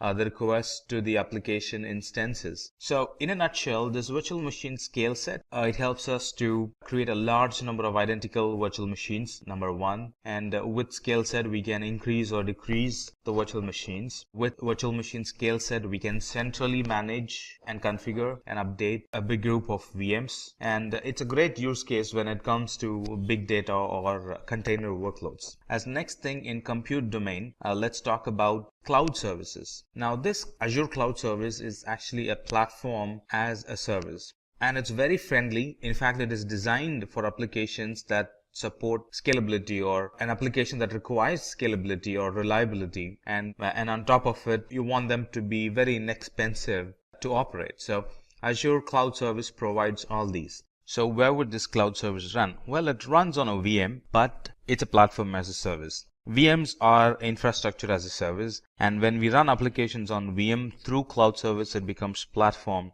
as a service. So here is how you got to be thinking. With infrastructure as a service like VMs, we first create and configure the environment, and then we run applications on top of it. Let's look at the responsibility. The responsibility for us in VM is that we manage everything end to end, like deploying new patches, picking the versions of the operating system, and making sure they are intact and all that stuff. It's all managed by us. But on the contrary, with platform as a service, it's as if the environment is already ready. All that you have to do is deploy your application in it and manage the platform. Manage the platform not as an administrator, because all the administration is taken care by Azure, like deploying new versions of the operating system. It's all handled by the Azure. So we deploy the application and we manage the application. That's it. Infrastructure management is handled by Azure. So what does cloud service provide? This cloud service provides a platform where we can write the application code, and we don't have to worry about hardware. Simply hand over the code and cloud service takes care of it. So no worry on the hardware at all. So responsibilities like patching, what do we do if something crashes? How do I update the infrastructure? How do I manage the maintenance or the downtime in the underlying infrastructure? All that is handled by Azure. It also provides a good testing environment for us. We can simply run the code, test it before it's actually released to the production. I want to expand a bit on these testing applications. So this Azure Cloud Service, it actually gives us a staging environment for testing a new release without it affecting the existing release, which actually reduces the customer downtime. So we can run the application, test it, and anytime that's ready for production, all that's needed for us to do to move it to production is simply to swap the staging environment into the production environment, and the old production environment will now become the new staging environment where we can add more to it and then swap it back at a later point. So it kind of gives us a swappable environment for testing our applications. And not only that, it gives us health monitoring alerts. It helps us to monitor the health and availability of our application. And there is a dashboard we can benefit from when we use Azure Cloud Services, and that shows the key statistics all in one place. And we can also set up real-time alerts to warn when a service availability or a certain metrics that we are concerned about degrades. As next thing in compute domain, let's talk about functions. Now functions are serverless computing. Many times if you've heard about Azure being serverless, a lot of time they are referencing, or the person who's talking to you is referencing to serverless computing or Azure Functions, which is a serverless computing service hosted on Microsoft Azure. The main motive of a function is to accelerate and simplify application development. Functions helps us to run code on demand without we need to pre-provision or manage any Azure infrastructure. So Azure Functions are script or a piece of code that gets run in response to an event that you want to handle. So in short, we can just write a code that you need for a problem at hand without actually worrying about the whole application or the infrastructure that will be running that code. And the best of all the best is when we use functions, we only pay for the time that our code runs. So what does functions provide, or what does Azure Functions provide? Azure Functions allow users to build applications using serverless simple functions with a programming language of our choice. So the current programming languages that are supported is C#, F#, Node.js, Java, and PHP. So here we really don't have to worry about provisioning or maintaining servers. If a code requires more resource, yes, Azure Functions handles or it provides the additional resources needed by the code. And the best part is we only pay for the amount of time the functions are running, not the resources, but the amount of time the function is running. As next thing, and moving to the new domain, let's talk about the container domain in Azure. Now the container domain or the container service, it allows us to quickly deploy a production ready Kubernetes or a Docker Swarm cluster. Now what's a container? A container is a standard unit of software that packages up code and all its dependencies so the applications run quickly and reliably from one computing environment to another. It could be testing to staging to development environment to staging to production, or from one production to another production, or on-premises to cloud, or one cloud to another cloud, vice versa.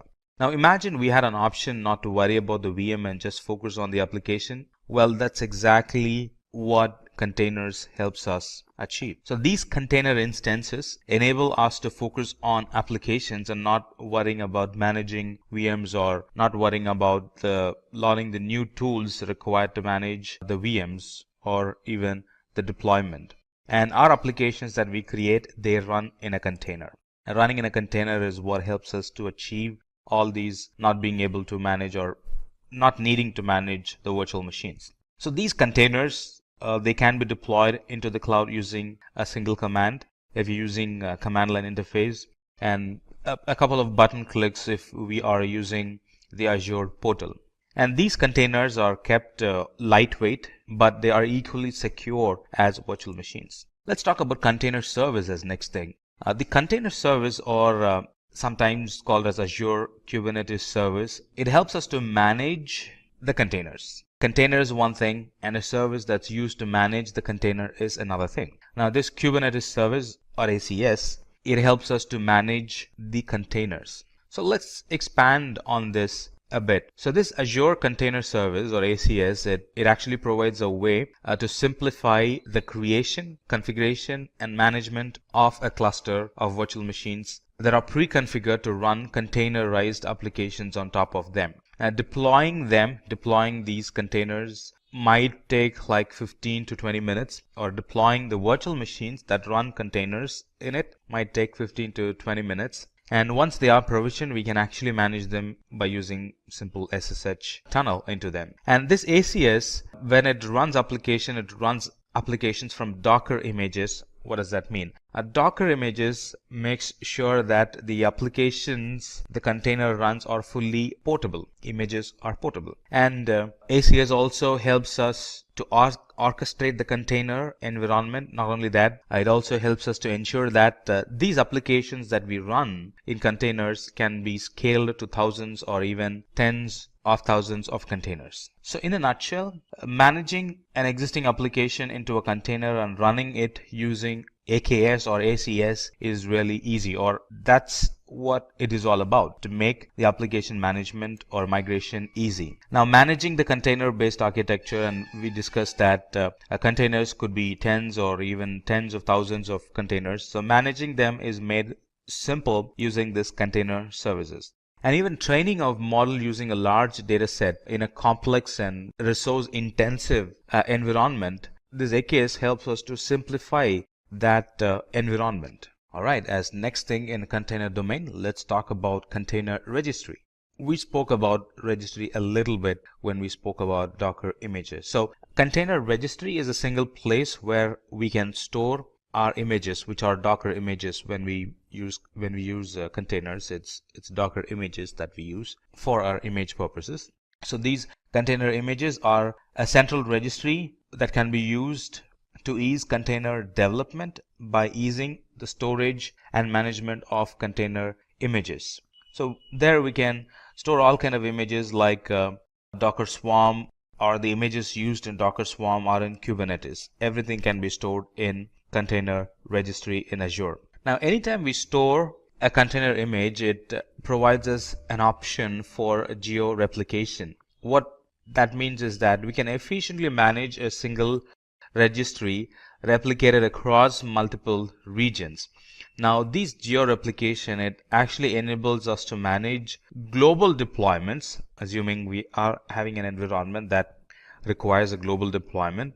So it helps us to manage global deployments as one entity because we are geo replicating. We would be updating, we would be editing one image, and that image gets replicated throughout the global replication centers we would have set up. And so just one editing would have actually edited the global images, and those global images would have provisioned the global application. So one edit, replication, and then provisioning of the applications global wide. And this replication also helps us network latency, because anytime an application needs to deploy, it does not have to rely on a single source which can be reached only through high latency network. Because we have global replications around the world, anytime the application wants to check back, it would check back the application which is in a very nearby location for the application itself.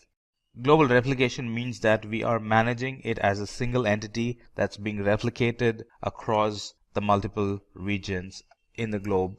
As next thing in our learning, let's talk about Azure databases. Now, these Azure databases are relational. In fact, they have many flavors in them. We're going to look at different flavors, SQL, NoSQL, cache type of database that Azure offers. So we're going to learn one at a time, or we're going to learn one by one. So this Azure SQL database is a relational database. In fact, it's a relational database as a service. It's managed by Azure. We don't get to do a lot of management in it. So it's a relational database as a service based on Microsoft SQL Server database engine. And this database is a high performance database. It is very reliable, and it's very secure as well.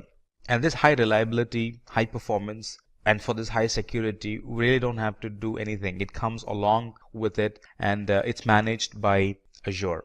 And there are two things that I definitely need to mention about Azure SQL database. That is, it's an intelligent service. Number one, it's fully managed by Azure, and it also has this one good thing, which is it has built-in intelligence that learns app patterns and adapts to maximize performance and reliability and data protection of the application. That's something that's not found in many of the other cloud providers that I'm aware of. So I thought I'll mention it. So it uses built-in intelligence to learn about the user's database patterns and helps improve performance and protection. And migration or importing data is very easy when it comes to Azure SQL database. So it can be readily or immediately used for analytic reporting and intelligent applications in Azure. As next thing, let's talk about Azure Cosmos DB. Now, Azure Cosmos DB is a database service that is for NoSQL type, and it's created to provide low latency and an application that scales dynamically or that scales rapidly. Now, this Azure Cosmos DB is a globally distributed service, and it's a multi-model database. This can be provisioned in a click of a button. That's all we got to do if we need to provision an Azure Cosmos DB in the Azure. It helps with scaling the database. We can elastically and independently scale throughput and storage across this database and in any of the Azure geographic regions. It provides a good throughput, it provides good latency, it provides good availability, and it provides, or Azure promises, a comprehensive SLA that no other database can offer. That's the best part about Cosmos DB. So this Cosmos DB was built with global distribution in mind, and it's built with the horizontal scale in mind.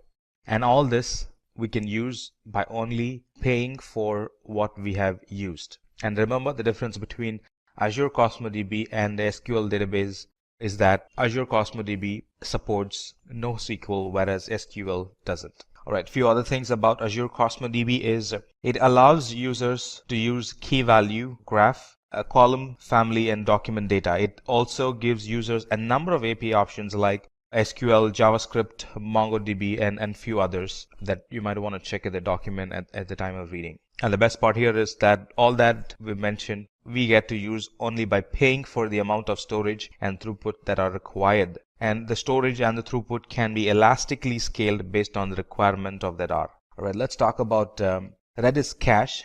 Discussion about Azure database won't be complete without we talking about Redis Cache. Now, Redis Cache is a secure data cache. It's also sometimes called as messaging broker that provides high throughput and low latency access to data for the applications. Now, Redis Cache is based on a popular open source caching product, which is Redis, sometimes called as Redis Cache. Now, what's the use case? It's typically used to cache to improve the performance and scalability of a system that rely heavily on backend data stores. Now, performance when we use Redis Cache is improved by temporarily copying the frequently accessed data to a fast storage located very close to the application. Now, with Redis Cache, this fast storage is located in memory with Redis Cache instead of being loaded from the actual disk in the database itself. Now, this Redis Cache can also be used as an in-memory data structure store. Not only that, it can be used as a distributed non-relational database and a message broker. So there are a variety of use cases for this Redis Cache. And by using Redis Cache, the application performance is improved by taking advantage of the low latency and the high throughput performance that this Redis Cache engine provides. So to summarize, this Redis Cache, when we use Redis Cache, data is stored in the memory instead of the disk to ensure that there is high throughput and low latency when the application needs to read the data. It provides various levels of scaling without any downtime or interference. Now, this Redis Cache is actually backed by Redis server, and it supports a string, hashes, linked list, and various other data structures. Now let's talk about security and identity services. Now, identity management in specific is a process of authenticating first and then authorizing using security principles. Now, not only that, identity management involves controlling information about those principal identities. You might ask, now what's a principal identity? Now, identity or principal identity are services, applications, users, groups, and a lot more. The speciality about this identity management is that it not only helps authenticate and authorize principals in cloud, it also helps authenticate and authorize principals or resources on premises, especially when you run an hybrid cloud environment. So all these services and features that this identity management helps us to get additional level of validation, like identity management can provide multi-factor authentication. It can provide access policies based on condition, permit or deny based on condition. It can also monitor suspicious activity, and not only that, it can also report it. It can also help generate alerts for potential security issues, and in a way to mitigate it, can send us an alert so we can get involved and prevent a security accident from happening. So let's talk more about identity management. So some of the services under security and identity management are Azure Security Center. Now, this Azure Security Center provides security management and threat protection across the workloads in both cloud and in the hybrid environment. It helps control user access and application control to stop any malicious activity if present. It helps us to find and fix vulnerabilities before they can be even exploited. It integrates very well with analytic methods that helps us to identify, or it gives us the intelligence to identify or detect attacks and prevent them before it can actually happen. And it also works seamlessly with hybrid environments. So you don't have to have one policy for on-premises and one policy for the cloud. It's now a unified service, both for on-premises and the cloud. The next service in security and identity would be Key Vault. Now, a Key Vault is a service or a feature that helps safeguard the cryptographic keys and any other secrets used by the cloud applications and the services. In other words, this Azure Key Vault is a tool for securely storing and accessing the secrets of the environment, the secret keys. Now, a secret is anything that you really want to have a very tight control access, like the certificates, like the passwords, stuff like that. Now, if I tell you what Key Vault actually solves, that would actually explain what Key Vault is. Now, Key Vault is used in secrets management. It's helped in securely storing the tokens, the passwords, the certificates. It helps in key management. It really helps in creating and controlling the encryption keys that we would use to encrypt data. It helps in certificate management. Talking about certification management, it helps us to easily provision, manage, and deploy public and private SSL, TLS certificates in Azure, and a lot more. So in a nutshell, this Key Vault, it provides users the ability to provision new vaults and keys in just a matter of minutes. All that in a single command, or all that in a couple of button clicks. It also helps users to centrally manage their keys, secrets, and policies. Next in the list, let's talk about Azure Active Directory. Now, Azure Active Directory, it helps us to create intelligent-driven access policies to limit resource usage and manage user identities. What does that mean? Now, this Azure Active Directory is a cloud-based Active Directory and identity management service. Now, Azure Active Directory combines, it's actually a combination of the core directory services plus application access management plus identity protection. And one good thing about this Azure, in fact, there are a lot of good things, but especially when you're running hybrid environments, you might wonder, well, how this Azure Active Directory is going to behave. Now, this Azure Active Directory is built to work on on-premises and cloud environment as well. Not only that, it also works seamlessly with mobile applications as well. So in a nutshell, this Azure Active Directory, it acts as an central point of identity and access management for our cloud environment. It also provides good security solutions that protect against unauthorized access of our app and the data. Now that we've discussed about security and identity, let's talk about the management tools that Azure has to offer. Azure provides built-in management and account governance tools that helps administrators and developers, that helps them to keep their resources secure and very compliant. And again, it helps both in on-premises and in the cloud environment. And these management tools help us to monitor the infrastructure, monitor the applications. It also helps in provisioning and configuring resources. It also helps in updating apps. It helps in analyzing threats, taking backup of the resources, build disaster recoveries. It also helps in applying policies and conditions to automate our environment. We use Azure management tools, and it's also used in cost control methods. So this Azure management plays a wide role across the Azure services.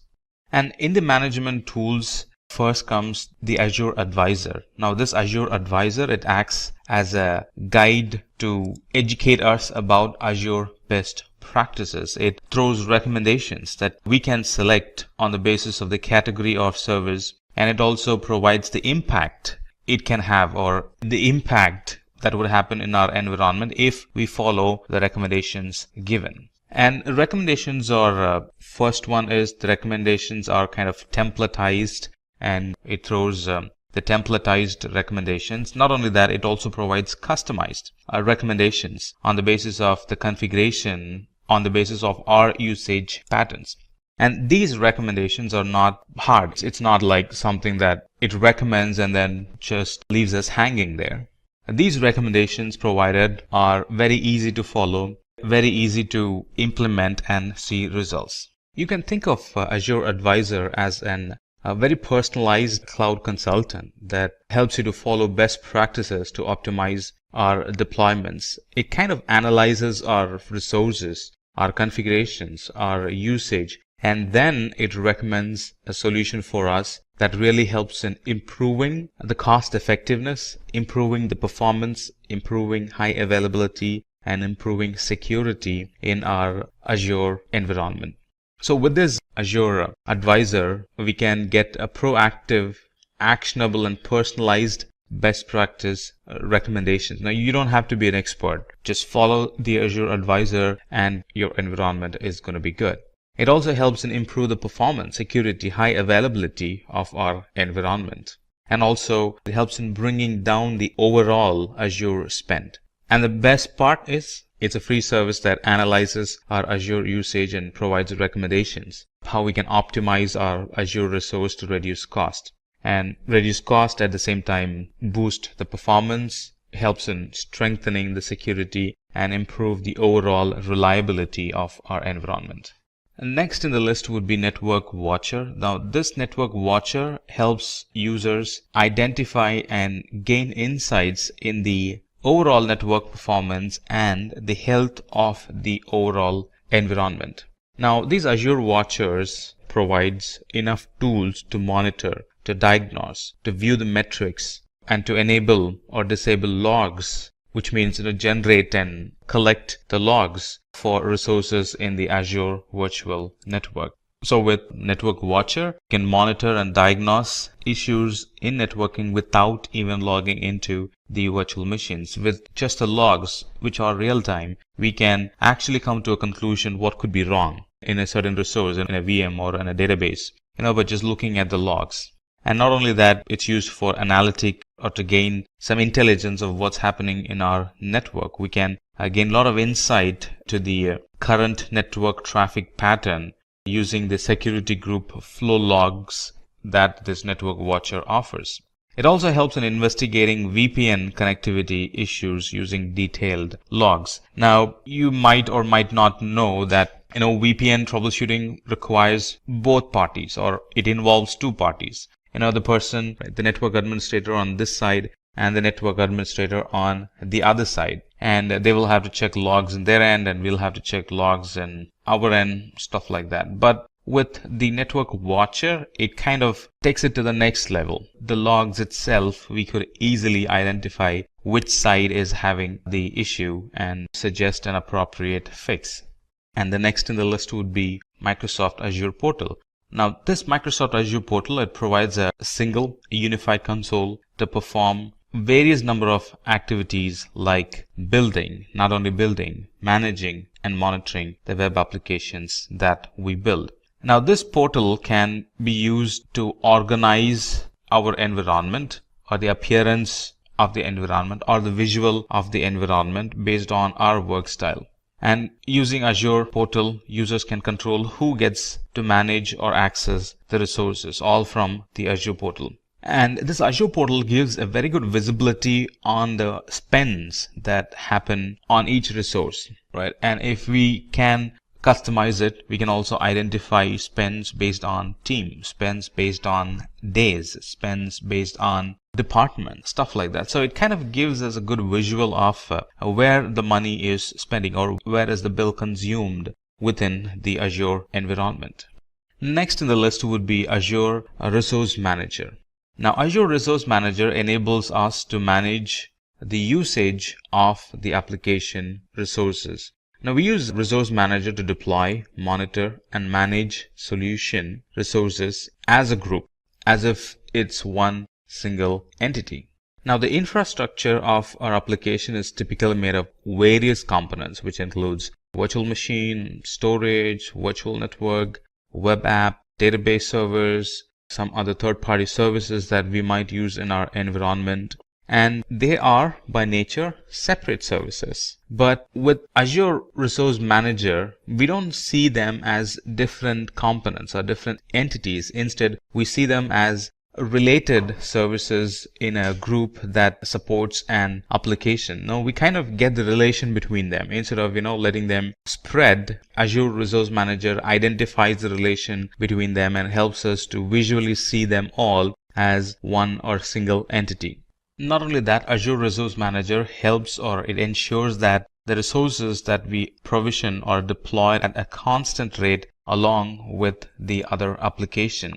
It also helps users to visually see their resources and how they are connected, and that helps in managing the resources a lot better. Resource group also is used to control who can access the resources within the user's organization. Kind of gives you the fine-grained control over who gets to access and who does not get access. And the last one in the management tools would be automation. And this automation gives us the ability to automate, configure, and install upgrades across hybrid environments. It provides a cloud-based automation and configuration service. Not only that, this can be applied for non-Azure environments as well, which is on-premises. So some of the automation we could do is process automation, update management automation, configuration features automation, stuff like that. And this Azure automation provides complete control during the deployment, operation, and also during the decommissioning of the workloads and resources. With automation, we can actually automate time-consuming or mundane or any task that's error-prone because of human errors. Those things can be automated. So irrespective of how many times you run it, it's going to run the same way. And that really helps in reducing the overall time and also the overhead cost, because a lot of the things are automated, which means it's human error-free, which means the application is not going to break and keep running for a longer time. With automation, we can actually build a good inventory of operating system resources and configuration items all in one place with ease. And this really helps in tracking the changes and investigating the issue. Let's say something happened. Because we have automation, because it's logging the configuration changes, it's easy to track, easy to identify what has changed lately that has broken the environment, go back and fix it or kind of roll it back. That solves the problem. And that actually summarizes the Azure management tools or management services. Now let's talk about the networking tools or the networking services available in Azure. There are a variety of services, especially networking services, that Azure offers, and I'm sure it's going to be an interesting one. Let's begin our discussion with Content Delivery Network. Now, the Content Delivery Network, in short CDN, it allows us to perform secure and a very reliable content delivery. Not only that, it also helps in accelerating the delivery time, or in other words, reducing the delivery time, also called as load times. It also helps in saving bandwidth and increases in responsiveness to the application. Let's expand on this. The Content Delivery Network is actually a distributed network of servers that can efficiently deliver web content to users. Now, CDNs, we're going to use the word CDN here. CDNs store cached content on global edge servers, also called as POPs, point of presence locations, that are very close to the end users, so the latency is minimized. It's like taking a copy of the data or taking a multiple copy of the data and storing it in different parts of the world, and whoever is requesting it, the data gets delivered to them from a server which is very locally to them. So this CDN offers developers a global solution for rapidly delivering high bandwidth content to users by caching the content in a strategically placed location which is very near to them.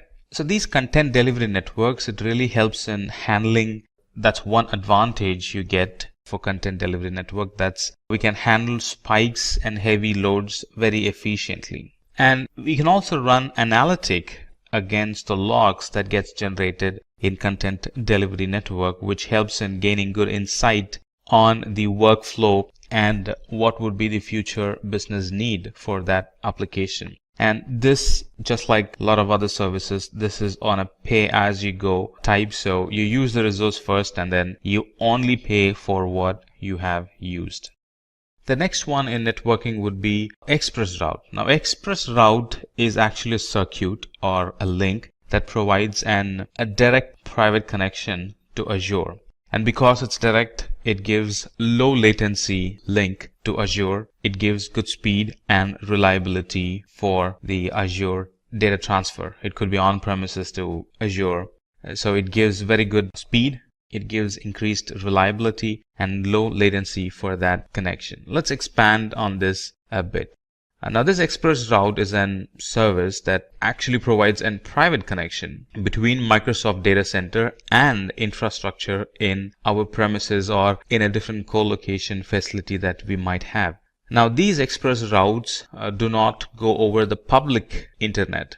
And because they don't go over the public internet, they offer a high security, reliability and speed and low latency compared to the connections which are in the internet.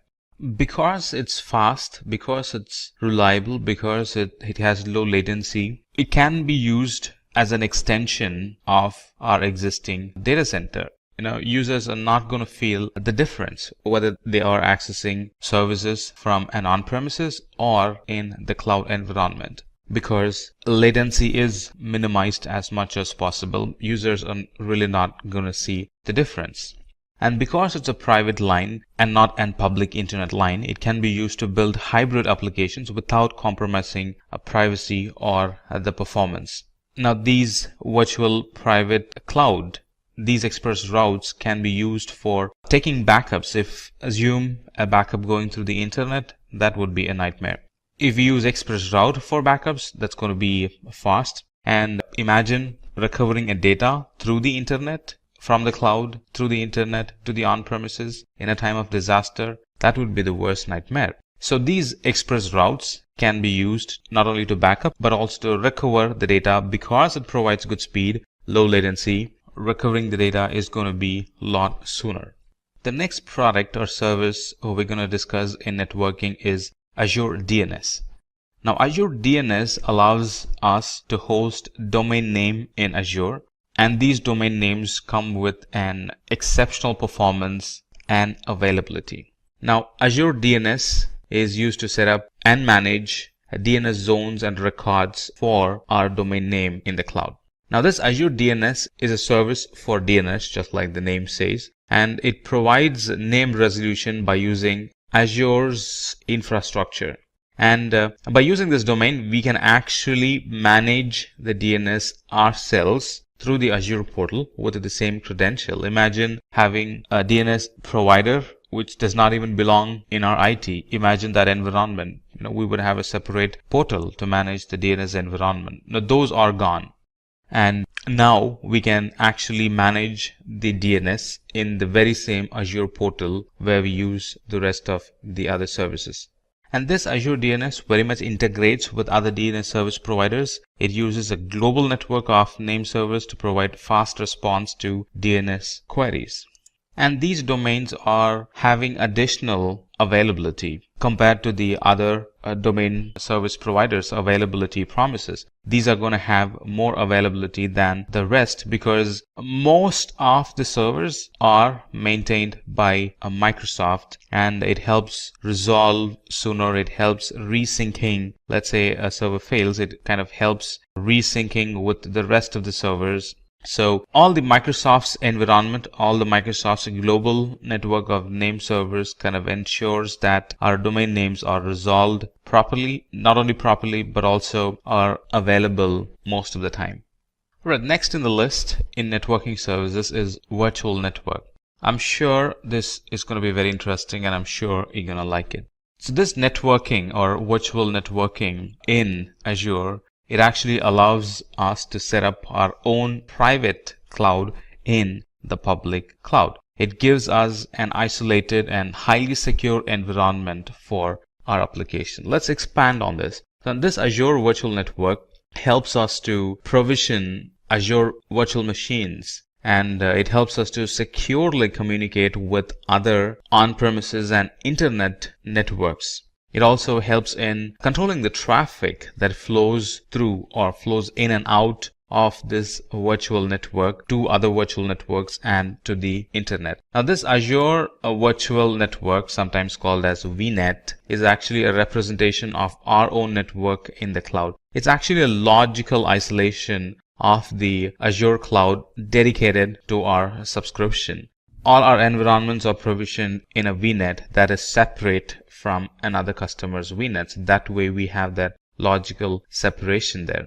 So this virtual network can also be used to provision VPNs in the cloud, so we can connect the cloud and the on-premises infrastructure, and a lot more, especially in an environment where we have hybrid environment. Surely we will be using virtual network because that's going to require a VPN for secure data transfer in and out of the cloud and in and out of the on-premises environment. Alright, so it kind of gives us an boundary for all the resources. So all the traffic between the Azure resources, they kind of logically stay in between or logically stay within the Azure virtual network. And here we can design the network. It's given over to us. You can pick the IP, you can pick the routing, you can pick the subnet. A lot of freedom is given, or I would say a lot of control on how the network is designed. It's not like something that's already cooked and we only get to use it. No, we can actually build the network from the scratch. We can pick the IP address that we like. We can pick, which subnet needs to communicate with the other subnet, stuff like that. And like I said, if you are using hybrid environment, you definitely would be requiring a virtual network because it helps connect the on-premises and the cloud in a secure fashion using VPN. The last product we're going to discuss in networking is a load balancer. This load balancer actually provides application a good availability and a good network performance. So how does it work? It actually works by load balancing the traffic to and from the virtual machine and the cloud resources. Not only that, it also load balances between cloud and cross-premises virtual networks. With Azure Load Balancer, we can actually scale our application and create high availability for our services, which means our application will be available most of the time. If any of the server goes dead, the server does not get traffic. What happens if the server gets traffic? User is going to experience downtime. What happens if the server does not get traffic? User won't experience any downtime. The connection is shifted to an healthy service, so the user experiences uptime all the time. So this load balancer supports inbound and outbound scenarios, and it provides low latency. It gives high throughput of the data transfer, and we can actually scale up the flow of the TCP and UDP connections from hundreds to thousands to even millions because we have a load balancer now in between the user and the application. So how does it operate? This load balancer actually receives the traffic and it load balances the traffic to the backend pool of instances connected to it according to the rule and the health probe that we set. That's how it maintains high availability. So what does load balancer help? It helps in creation of high available scalable application in the cloud in minutes. It can be used to automatically scale the environment with the increasing application traffic. And one feature of load balancer is to check the health of the user's application instance, and it removes or it stops sending the request to the unhealthy instance and kind of shifts that connection to the healthy instance. That way a user or a connection does not get stuck with an instance that's not healthy. That's all that you need to know about the networking services. Now let's talk about the storage services or the storage domain in Azure. Now Azure Storage in general is a Microsoft managed service providing cloud storage, which basically is highly available, secure, durable, scalable, and redundant because it's all managed by Azure. We don't get to manage a lot of it. And these Azure storages are a group of storage services. They cater different needs. And the storage products include Azure Blobs, which is actually an object storage. It includes Azure Data Lake. It includes Azure Files. As you see, it includes Azure Queues. It includes Azure Tables and a lot more. But let's start our discussion with Azure Store Simple. Azure Store Simple is an hybrid cloud storage solution that actually lowers the cost of storage to nearly 60% of how much you would be actually spending without using it. So Azure Simple Storage or Store Simple is an integrated storage solution that manages the storage task between on-premises and the cloud storage. What I really like about Azure is that it's built around a hybrid environment in mind. There are a lot of other cloud providers that are there where running an hybrid environment is a big challenge. It has some compatibility. You won't be able to find an hybrid or a on-premises and cloud solution for your need, stuff like that. But with Azure, especially when it comes to storage, a lot of the things that we're going to see, it clearly is designed with hybrid environment in mind. All right, so let's come back and talk about Store Simple. So Store Simple is an very efficient, cost-effective, and a very easily manageable SAN, storage area networking solution in the cloud. I thought I'll throw in this information. The reason why it got Store Simple is really because it uses Store Simple 8000 series devices which are used in Azure Data Center. And this Store Simple or Simple Storage, it comes along with storage tiering to manage the stored data across the various storage media. So the very current data is actually stored in on-premises on solid state drives, and data that is used less frequently is stored in HDDs or hard disk drives. And the data that requires archived or that needs to be archived, very old data, let's say less frequently used data, candidate for archive, they are actually pushed to the cloud. So you see how this storage tiering automatically happens in Store Simple. And another cool feature of Store Simple is that it enables us to create an on-demand and scheduled backups of data and then store the data locally or in the cloud. And these backups are actually taken in the form of incremental snapshot, which means that they can be created and restored quickly. It's not a complete backup, it's an incremental backup. And these cloud snapshots, they can be critically important when there is a disaster and when there is a disaster recovery scenario, because these snapshots can be called in and they can be put on storage systems and then they become the actual data. So recovering is faster if you have proper scheduled backups or if you have frequent backups. And this Storage Simple, it really helps in easing our backup mechanism, which means it kind of eases our disaster recovery steps or procedures as well. So this Store Simple, it can be used to automate data management, data migration, data movement, data tiering across the enterprise, both in cloud and on premises. It actually improves the compliance and accelerates the disaster recovery for our environment. And if there is one thing that's increasing every new day in our environment, that would be storage. And this Store Simple addresses that need, and we really don't have to pre-plan or think in deep for having a proper storage, because now we have a simple storage available in the cloud, and moreover it's on a pay-as-you-go type. So not much pre-planning on storage is needed. Yes, there will be a need, but not as much as I would without the cloud or without the simple storage. And the next service under storage that we would like to discuss is the Data Lake Store. This Data Lake Store or storage, it's a cost-effective solution for big data analytics in specific. So let's expand this. So this Data Lake Storage is an enterprise-wide repository for big data analytic workload. Now that's the major service that's dependent on this Data Lake Store. And this Data Lake enables us to capture data of any size, of any type, and of any ingestion speed, and it kind of collects them in one single space or in one single place for operational efficiency.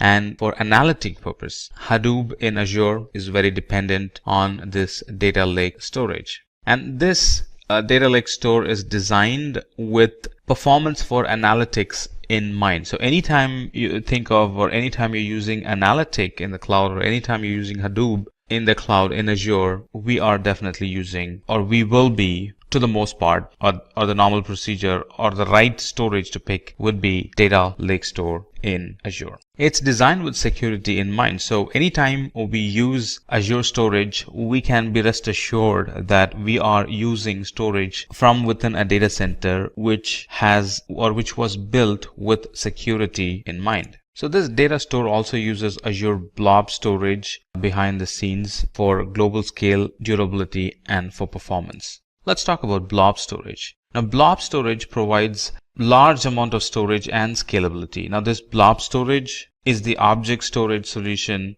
for Azure Cloud. Let's expand a bit on blob storage. Azure Blob Storage is Microsoft offering for object storage. Now, this blob storage is optimized for storing massive amount of unstructured data, which could be text or binary data. It's designed and it's optimized for rapid reads. If I explain to you on what scenarios we would be using blob storage, that might help you get a good understanding of what blob storage is. So it's designed, as of now it's being used in many IT environments to serve images or documents directly to the browser. It helps in storing files for distributed access. A lot of fetchers can fetch data from Azure Blob Storage. And it's currently helping users stream video and audio. It's currently being used for writing log files. It's currently being used to store data as backup and restore at a later point in times of disaster recovery. It also is used as an archiving storage in a lot of cloud IT environments. It's widely used in storing analytic data, not only storing but also running analytic query against the data stored in it. So that's a wide use case for blob storage. Not only that, in addition to all that we mentioned, it also supports versioning. So anytime somebody updates an data, a new version gets created, which means at any point I can roll back as and when needed.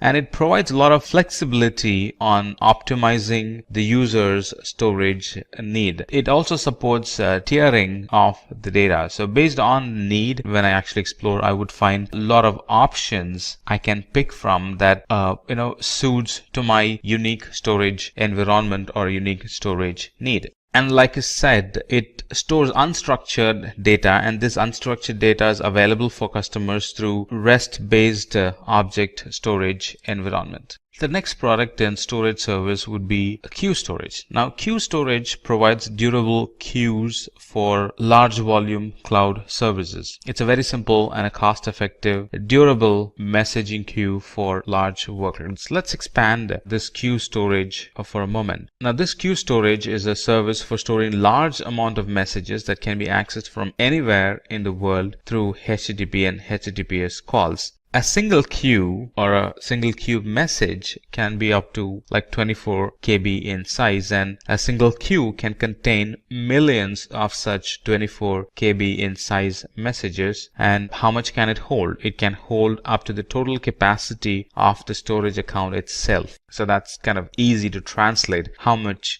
would it hold? And this Azure Queue Storage, it provides an messaging solution between applications and components in the cloud. What does it help? It helps in designing an application for scale. It helps in decoupling the application, so it's not very dependent, or sometimes it's not at all dependent on the other application, because now we have a queue in between which kind of translates, or which kind of connects, or which kind of decouples both the environment. Now we have a queue in between, both the environment can scale up or scale down independently. The next in the storage service would be file storage. Let's talk about file storage. Now, these Azure files provide secure, simple, and managed cloud file shares. Now, with file share in the cloud, it actually extends the user server's on-premises performance and capacity. And a lot of familiar tools for the cloud file share management can be used along with the file storage that we're talking about. So let's expand a bit on file storage. Now this Azure Files or Azure File Storage offers a fully managed file shares in the cloud that can be accessed via the SMB protocol, Server Message Block Protocol. Now this Azure file shares can be mounted concurrently by cloud or in on-premises deployments. A lot of operating systems are compatible with it. Windows are compatible, Linux is compatible, Mac OS is compatible. In addition to all this being able to run on-premises and on the cloud, or being able to access from on-premises and on the cloud, it can also offer cache for caching the data and keeping it locally, so it's immediately available when needed. So that's some additional feature, I would say that's some advanced feature that it offers compared to the other file shares available in the market. Let's talk about table storage. Now, table storage is a NoSQL key value pair storage for quick deployments with large semi-structured data sets. The difference between one important thing to note with table storage is that it has a flexible data schema and also it's highly available. Let's expand a bit on table storage. So anytime you want to pick a schema-less a NoSQL type table storage is the one we'll end up picking. It provides an key pair attribute storage with a schema-less design. This table storage is very fast and very cost effective for many of the applications, and for the same amount of data it's a lot cheaper when you compare it with the traditional SQL data or data storage. So some of the things that we can store in the table storage are, of course, they're going to be flexible data sheets, such as user data for web application, address, books, device information, and other types of metadata for our service requirements. And it can have any number of tables up to the capacity limit of the storage account. Now this is not possible with SQL. This is only possible with NoSQL, especially with table storage in Azure. Explanation of storage really concluded the length and breadth of the explanation this CEO was giving his IT personnel. But this IT personnel is not done with it yet. He still has a question even after this lengthy discussion, and his question was, well, there are a lot of other cloud providers available. What made you specifically choose Azure? I mean, from the kind of question that he asked, we can say that he is very curious, and he definitely had asked a very thoughtful question. So his CEO went on and started to explain about the other capabilities of Azure, or how it kind of outruns the rest of the cloud providers. So he started, or he again started his discussion, but from a different angle now. So he started to explain what are the capabilities or how Azure is better than the competitors. So he started with explaining the platform as a service capabilities. And I'm going to tell you what the CEO told his IT person. So this platform as a service, or in platform as a service, the infrastructure management is completely taken care by Microsoft, allowing users to focus completely on the innovation. No more infrastructure management responsibilities. Go and focus on innovation. That's a fancy way of saying it. When we buy platform as a service, that's what we get. We can contribute our time on innovation and not just maintaining the infrastructure. And Azure especially is .NET friendly. Azure supports the .NET programming language, and it has, or it is built or designed, or it is optimized to work with old and new applications deployed using .NET programming framework. So if your application is .NET, most of the time you would end up picking Azure. I mean, if you try to compare, most of the time you would end up picking Azure as your cloud service provider. And the security offerings that Azure offers is it's designed based on the security development lifecycle, which is an industry-leading assurance process. When we buy services from Azure, it assures that the environment is designed based on security development lifecycle. And like I mentioned many times in the past, and I would like to mention it again, Azure has well thought about the hybrid environments. which a lot of other cloud providers have failed. So it's very easy to set up an hybrid environment to migrate the data or not to migrate the data and still run a hybrid environment. They work seamlessly with Azure because Azure provides seamless connection across on-premises data centers and the public cloud. It also has a very gentle learning curve. If you look at the documentation, it's picture rich and the documentations are neat and clear. It would encourage you to learn more. It would encourage you to think and imagine and try easily get a grasp of how services work. So it has a very gentle learning curve. Azure allows the utilization of technologies that several businesses have used for years. So there is a big history behind it. It has a very gentle learning curve. The certifications, the documentations, the stage-by-stage certification levels, it's all very gentle learning curve, which is generally missing in other cloud service providers. Now, this would really impress the CTOs or people working in finance and budgeting. If an organization is already using Microsoft software, they can definitely go and avail or be bold and ask for a discount that can reduce the overall Azure spending. In other words, overall pricing of the Azure. So that's what helped, or they are the information that helped the CEO pick Azure as his cloud service provider. And then the CEO goes on and talks about the different companies that are currently using Azure, and they are definitely using Azure for a reason, like Pixar, Boeing, Samsung, EasyJet, Xerox, BMW, 3M. They are major multinational, multi-billion companies. They rely, run, operate their IT in Azure. And this CEO has a thought that his IT person is still not very convinced unless and until he shows him a visual of how easy things are in Azure. So he goes on and explains about a practical application of Azure, which is what exactly I'm going to show you as well. All right, a quick project on building an Azure app using or building a .NET application in Azure Web App and making it connect to an SQL database will solidify all the knowledge that we have gained so far. So this is what we're going to do. I have an Azure account open, as you see, logged in, and everything is fresh here. Let me go to resource group. There's nothing in there. It's kind of fresh. All right, I'm logged in, and this is what we're going to do. So we're going to create an application like this, which is nothing but an to-do application, a to-do list application, which is going to run from the web app, get information from us, and save it in the database that's connected to it. So you can already see it's a two-tier application, web and DB. All right. So let me go back to my Azure account. The first thing is to create an resource group. Let's give it a meaningful name. Let's call it Azure Simplilearn. All right. And it's going to be a free trial. And the location, pick one that's nearest to you or wherever you want to launch your application. Now for this use case, I'm going to pick Central US and create. It's going to take a while to get created. There you go. It's created. It's called Azure Simplilearn. Now what do we need? We need an web app and a separate SQL database. Let's first get our web app running. So go to App Services and then click on Add. It's not the web app plus SQL that we want. We want web app alone for this example. So let's create an web app. Give it a quick name. Let's call it Azure Simplilearn.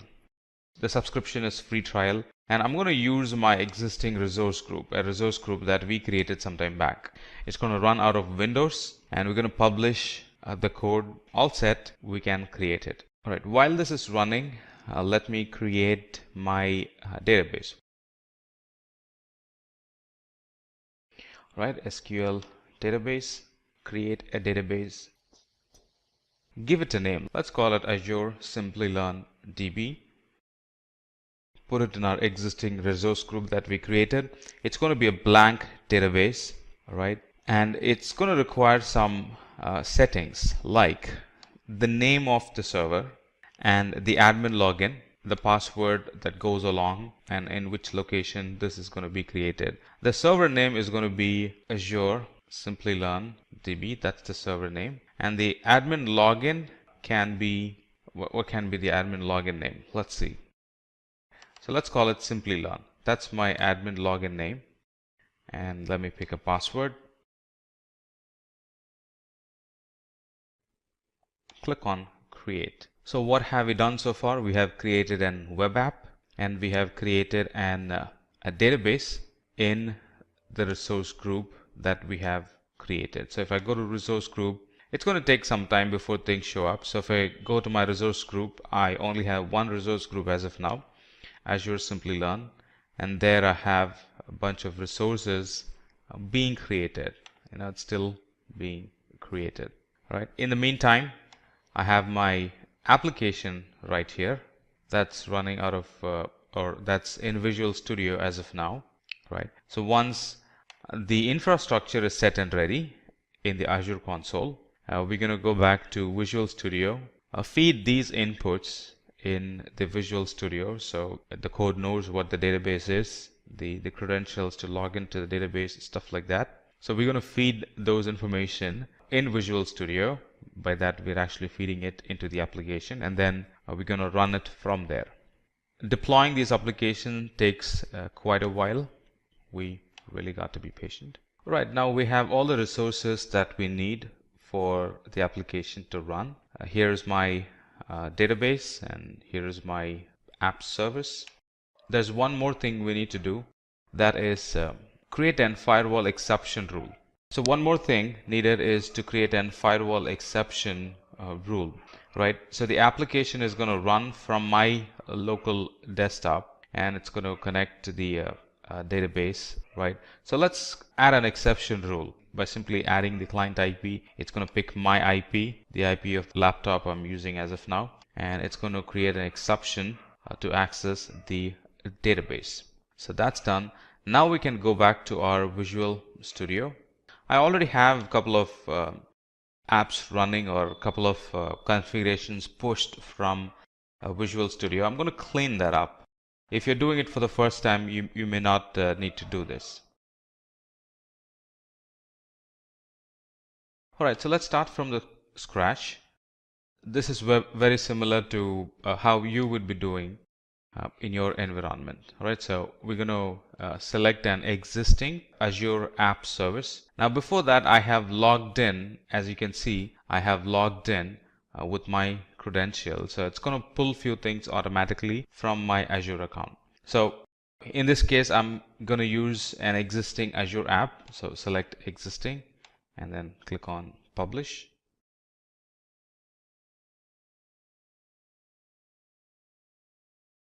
Alright, if you recall, these are the very same resources that we created a while back.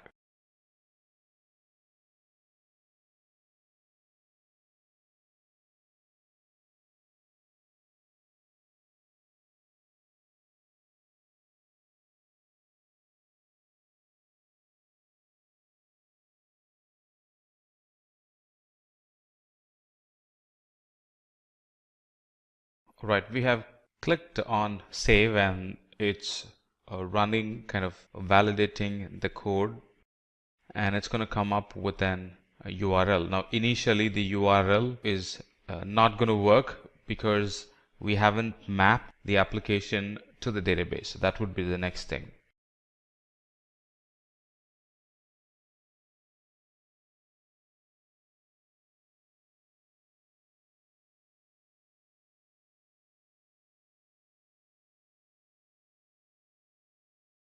Alright, so the app has been published and it's running from my web app as of now. It's going to throw an error. Like you see, it's throwing an error. That's because we haven't mapped the app and the DB together. So let's do that. Alright, let's do that. So let's go to Server Explorer. This is where we're going to see our databases that we have created. Now let's quickly verify that. Go back to the resource group, right? Appropriate resource group, which is right here. And here I have my database, Azure Simplilearn database.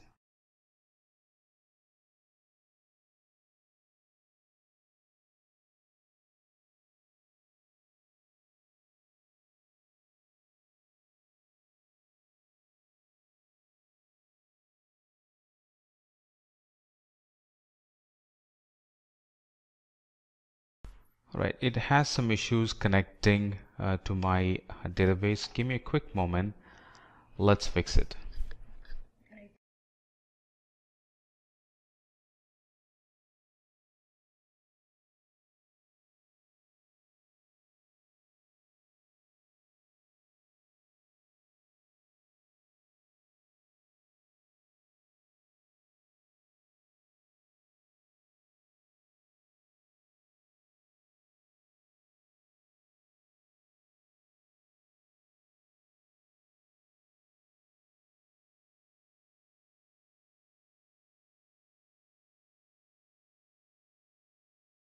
All right, so we'll have to map the database into this application. All right, so let's go to the Solution Explorer, click on Publish, and a page like this gets shown. And from here, we can go to Configure. Here is our web app, all right, with all its credentials.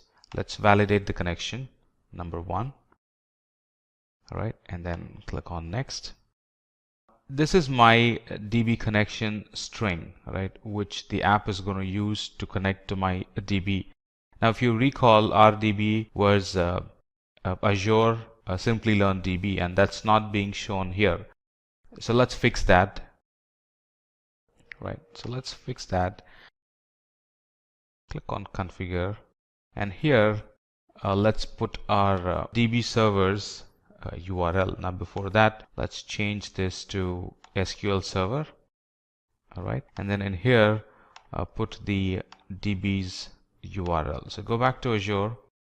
Here is my DB or server's name. Put that here. Right, the username to connect to the server, that's right here. Put that in, and the password to connect to the server, let's put that in. All right, it's trying to connect to our Azure portal or the Azure infrastructure, and here is my database. If you recall, it's Azure SLDB. That's the name of the database. Let's test the connection. Connection is good. Click on OK. So now it's showing up correctly. Azure Simplilearn DB, that's the name of the database that we created. Now it's configured.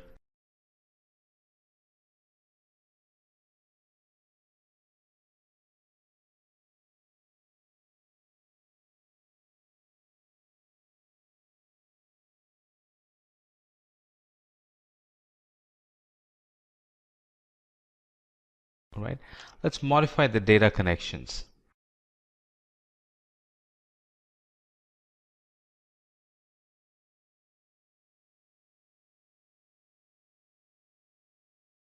Right, let's map it to the appropriate database again. All right, so our name of the database is Azure Simplilearn DB, and then it's going to be SQL Server. That's the data source. The username is Simplilearn, and the password is what we have given in the beginning. All right, let's validate the connection. It's good. Click OK. Now we're all set and ready to publish our application again. Now the application knows how to connect to the database. We have educated it with the correct connection strings, the DNS name, the username, and the password for the application to connect to the database. So Visual Studio is building this project, and once it is up and running, we'll be prompted with an URL to connect, and anytime we put or we give inputs to the URL, that's going to receive the input and save it in the database.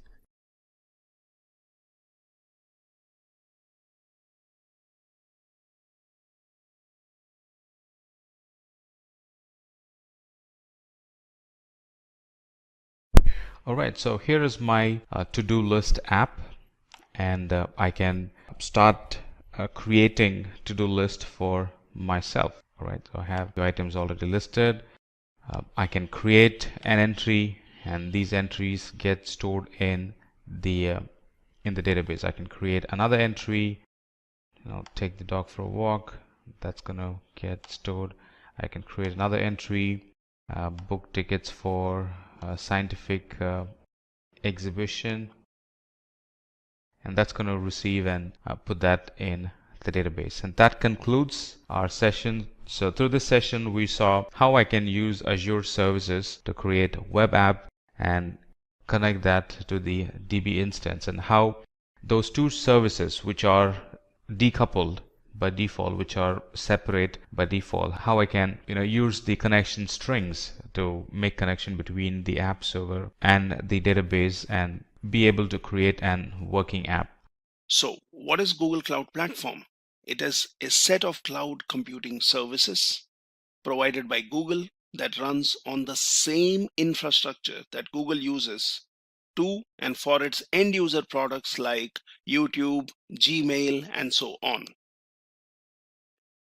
Let's learn about benefits of Google Cloud Platform, such as high productivity, working from anywhere, quick collaboration, high security, fewer data stored on vulnerable devices, reliable resources which can be used across organization, across geographical regions, across countries, very flexible, which allows organizations to scale up and down as the demand rises or as the demand declines, and cost-effective solutions for various use cases. These are some of the benefits, and if we look into different services which Google Cloud Platform offers, we could look into detailed benefits which each service offers in a different use case, which basically helps organizations working in different domains, handling different kind of small, mid, or larger businesses, and with different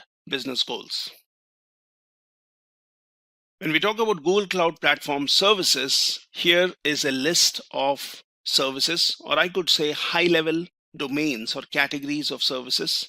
So you have compute related services, you have storage and database, you have networking, big data, developer tools, identity and security management, Internet of Things, cloud AI, management tools, and also data transfer solutions. When we talk about Google's infrastructure, Google has one of the most powerful infrastructure in the world. The infrastructure is available in two levels, the physical and the abstract layers. You have physical infrastructure, and then you have the abstract infrastructure. Physical infrastructure consists of data centers, extensive development of high efficiency backend data centers. You have a very strong backbone network, which is used by Google itself and also offered as services to customers via GCP platform services. So you have global meshed redundant backbone network. Points of presence, when we talk about Google, it has 110 plus edge points of presence in more than 200 countries. And when we talk about edge caching platform at periphery of their network. So this is what defines the physical infrastructure of Google. Now there is much more to it rather than just these 4 points. When we talk about abstract infrastructure, that is divided in global, regions, and zones. When we talk about zone, a zone is roughly equivalent to a data center and a single point of failure. So you could have your compute engine, which is within a zone, or you could say compute engine is a zonal resource. You have regions, which are geographical areas which contain multiple zones. So you could have a region for US Central or Europe Central, Europe West, and so on. And within a region, you would have one or multiple zones, and zones basically would allow high availability of resources. So you have cloud load balancer as an example, which is regional resource. Then you have global resources, and they are available and shared across the planet. So you have various global resources such as network, which could be even your IP addresses and so on. Now, let's do a quick comparison of AWS vs Azure vs GCP, and let's look at what each cloud provider offers. Later, we will also look into different services in detail when it comes to Google Cloud Platform, what each service does, what you can benefit from, which service should you use in what case. We will learn about those in later slides.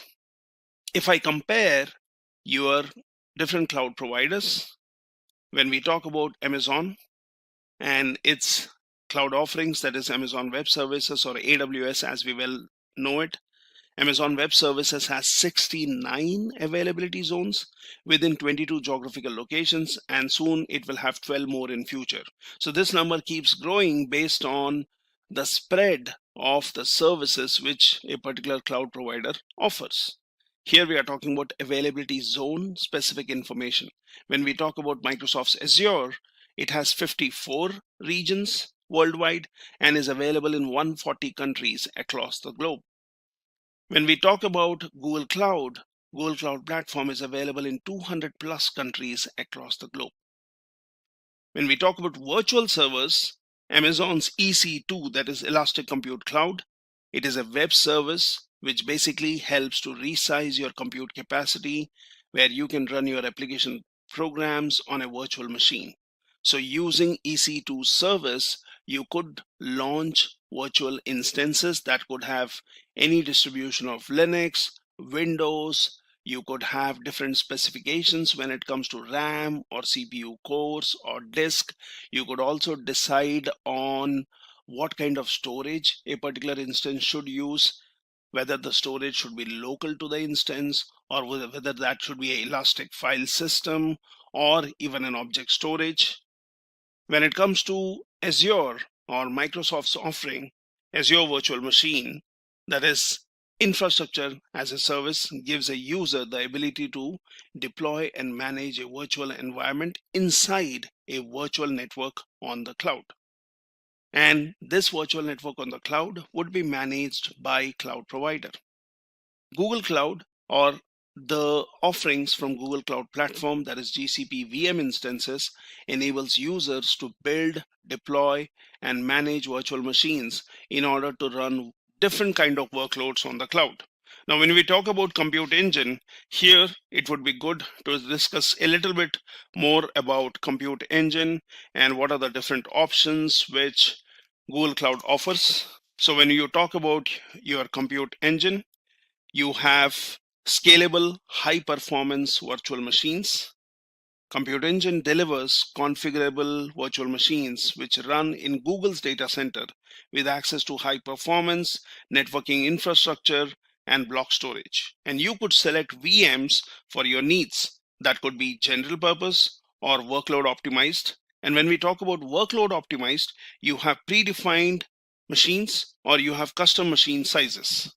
You can integrate compute with other Google Cloud services such as AI or ML and go for your data analytics.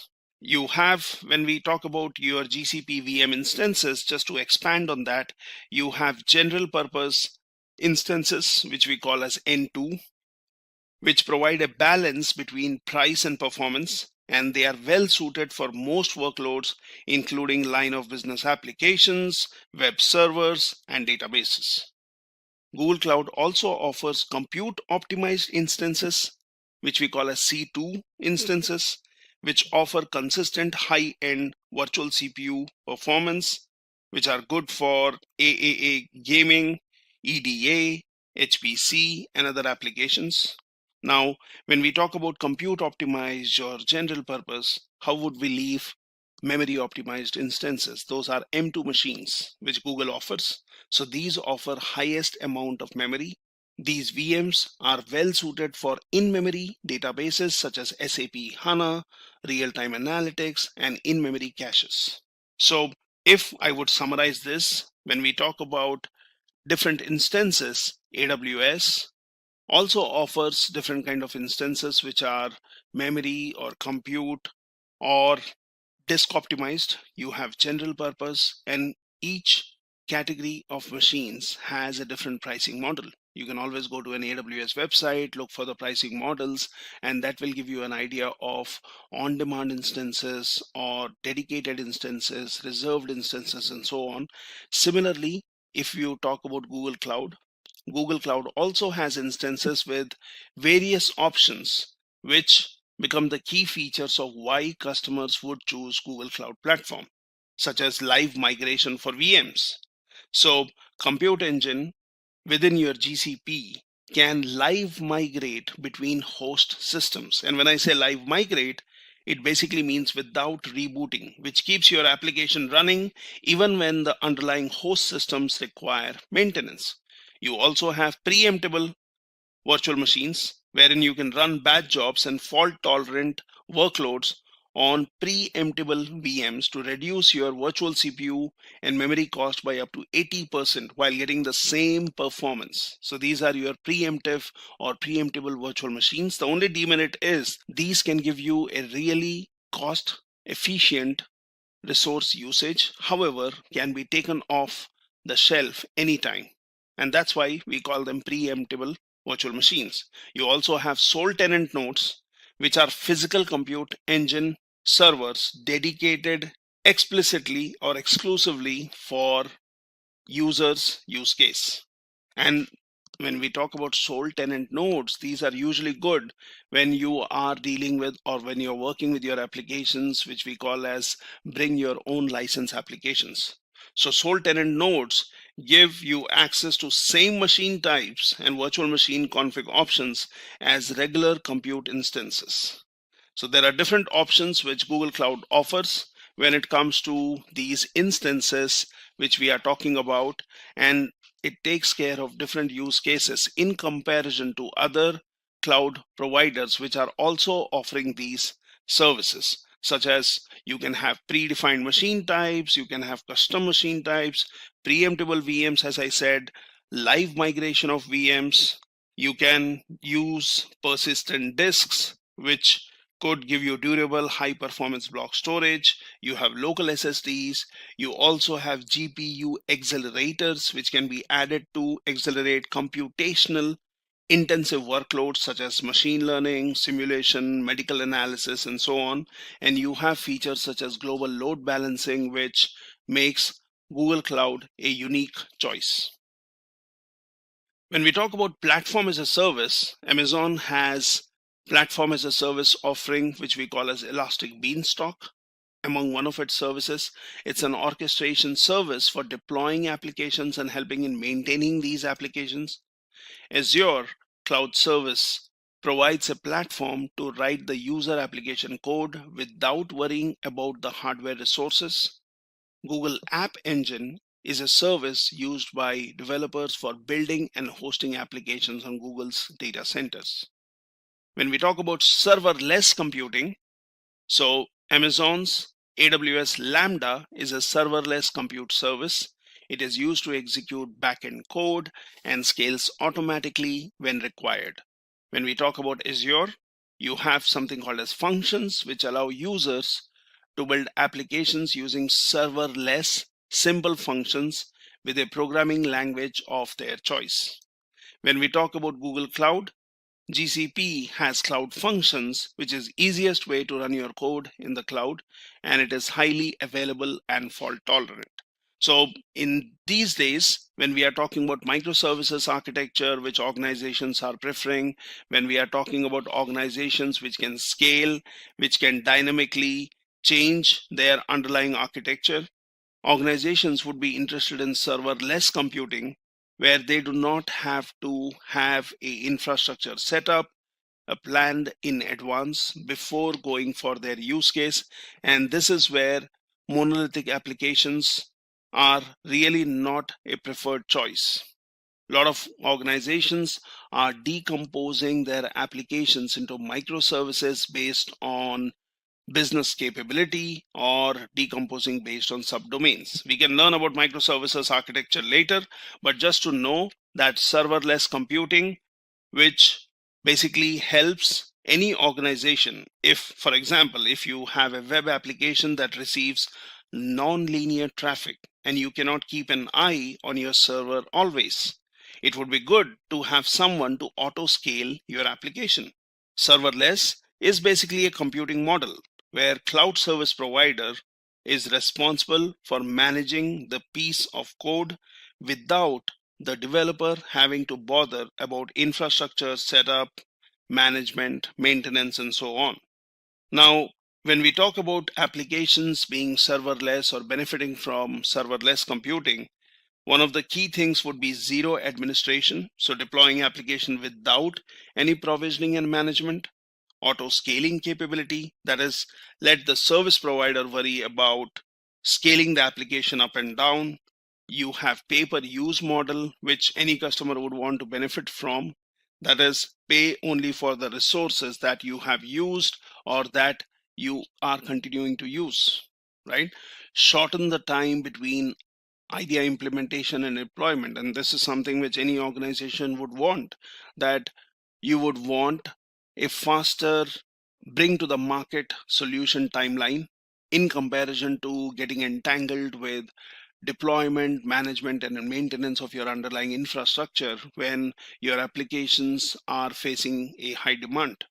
So when we talk about serverless, it is a function as a service, because each part of your application is divided as functions and can be hosted over multiple service providers. You have serverless apps, which are usually divided as separate units or functions based on functionalities or domains and so on. So serverless computing is gaining quite popularity these days in comparison to the traditional three-tier architecture, where you had a presentation layer, you had an application layer, you had a database layer. Now that kind of infrastructure is not really preferred in today's modern times when organizations are working on different kind of newer applications. When we talk about object storage, Amazon has simple storage service, that is S3. It provides object storage, which is built for storing and recovering information or data from anywhere over the internet.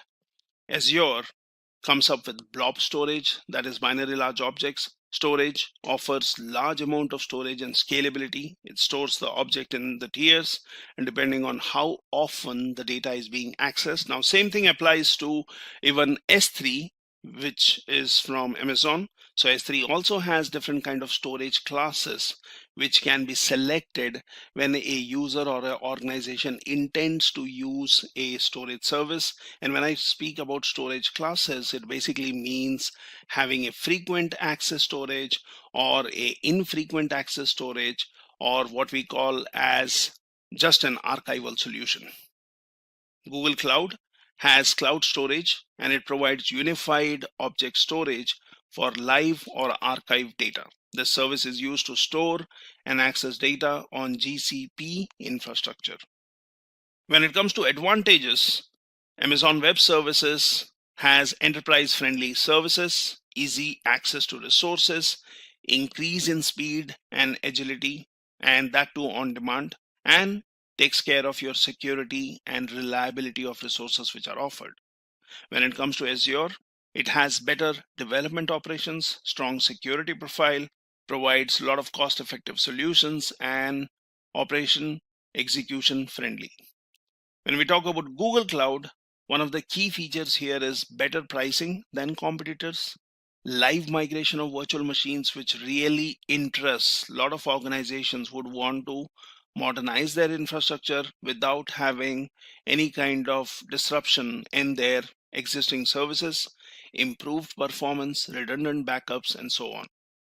When it comes to disadvantages, in AWS, you have limitations when it comes to EC2 service. Well, there are different options in the kind of machines which you can choose, which you can work on. You have a technical support fee, which is incurred, network connectivity, and then also downtime, which might be in case when you're migrating. Azure, it has different code base for cloud and premise. Platform as a service ecosystem is not really as efficient as infrastructure as a service. Poor management of GUI and tools, integrated backup. When we talk about Google Cloud, Support fee is quite hefty. It depends on what kind of solution or support you would or organization would be interested in. It has a complex pricing schema, although it has different use cases for which any user or any organization can benefit from. Downloading data from Google Cloud Services is an expensive option. Storage might not be. However, uploading data or downloading data would be an expensive option. When we talk about Domino's Pizza use case, now while we were discussing about these features, I would really want to spend more time in discussing each of these features or services in detail, such as you have compute engine, you have storage, you have big table, you have data proc, and so on. So there are a huge list of services. Now, before we get into your Domino's Pizza use case, let me show you this page on Google Cloud where you can look at different services. So if you go to cloud.google.com and if you look at get started option under doc, so here you can find build solutions, look at different use cases, learn from basics of what is your Google Cloud, what are cloud basics. Then you can look at different cloud products. So here you have products in different categories such as AI and machine learning, API management, compute, containers, data analytics, databases, developer tools, and so on. And you can always click on any one of these to look into different solutions which are being offered, what are the different use cases, what are the best practices when it comes to migrating VMs to compute engine or operating containers or building containers and so on. You can always look at featured products, and that gives you a quick snapshot of what are the different products, such as you have compute engine, you have Cloud Run, BigQuery, which is a data warehouse, you have Cloud SQL, which is a managed MySQL or Postgres, you have cloud storage to basically push in any kind of data there, you have security key enforcement, AI and machine learning, and so on. So you have different featured products. Now if you scroll down to the lower end of this page, you can again look at different solutions, and that would be really interesting to read and learn from. So you have infrastructure modernization, you have application modernization, you have data management, and so on. So if I look at infrastructure modernization, you could basically look at the solutions which Google Cloud offers and what it does when it comes to having your infrastructure modernized or benefiting by integrating with cloud and having immediate benefits of infrastructure modernization. You can look at different use cases, what they are doing, how Google Cloud really helps when it comes to migrating the workloads to a cloud, and how your different cloud solutions such as VM migration, you have SAP on Google Cloud, VMware as a service, and so on. And you could learn from these different solutions which are offered. You can also look at application modernization. So not only infrastructure modernization, but organizations would also be interested in relooking at their applications, relooking at how these applications could be moved from monolithic to microservices architecture, or how applications can benefit from modernization and cloud computing offerings. So you have again different use cases here, which talks about different ways in which Google Cloud can help, how you can modernize your applications, how you can use different solutions which Google Cloud is offering. Now, when we talk about cloud computing services, you can always go into cloud.google.com. If you have created a free account, then you can just log in, and every user by default gets a $300 free credit, so wherein they can try out different products, where they can use different services.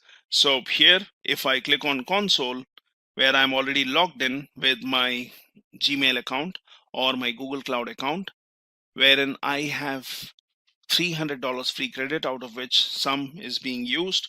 You have a Google Cloud console, and here from the hamburger menu, you can click and you can look at different services within different domains. So you have compute domain, which has different services such as app.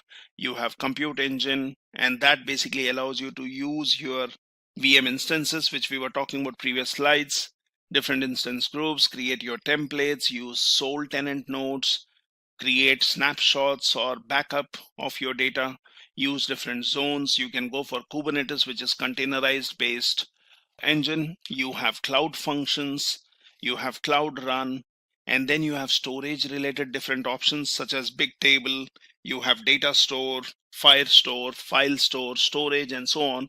And for each of these services, you can read about from the Google's documentation, or anyways, I will be explaining that later. You can also look at networking related, operation related, and other tools which are offered by Google Cloud. So these are huge list of services which Google Cloud Platform offers in different ways for different use cases. Now, let's look at this Domino's Pizza use case and see what it helps us learn about. So you can always access this page by going to this link which talks about customers and then which shows you different use cases. So Domino's increasing monthly revenue by 6% with Google Analytics Premium, Google Tag Manager, and Google BigQuery. So this is basically when Domino's started using GCP and what was the result of that. Now let's look further into this. So we all know that Domino is most popular pizza delivery chain operating across the globe. But how was that possible? Let's take a look.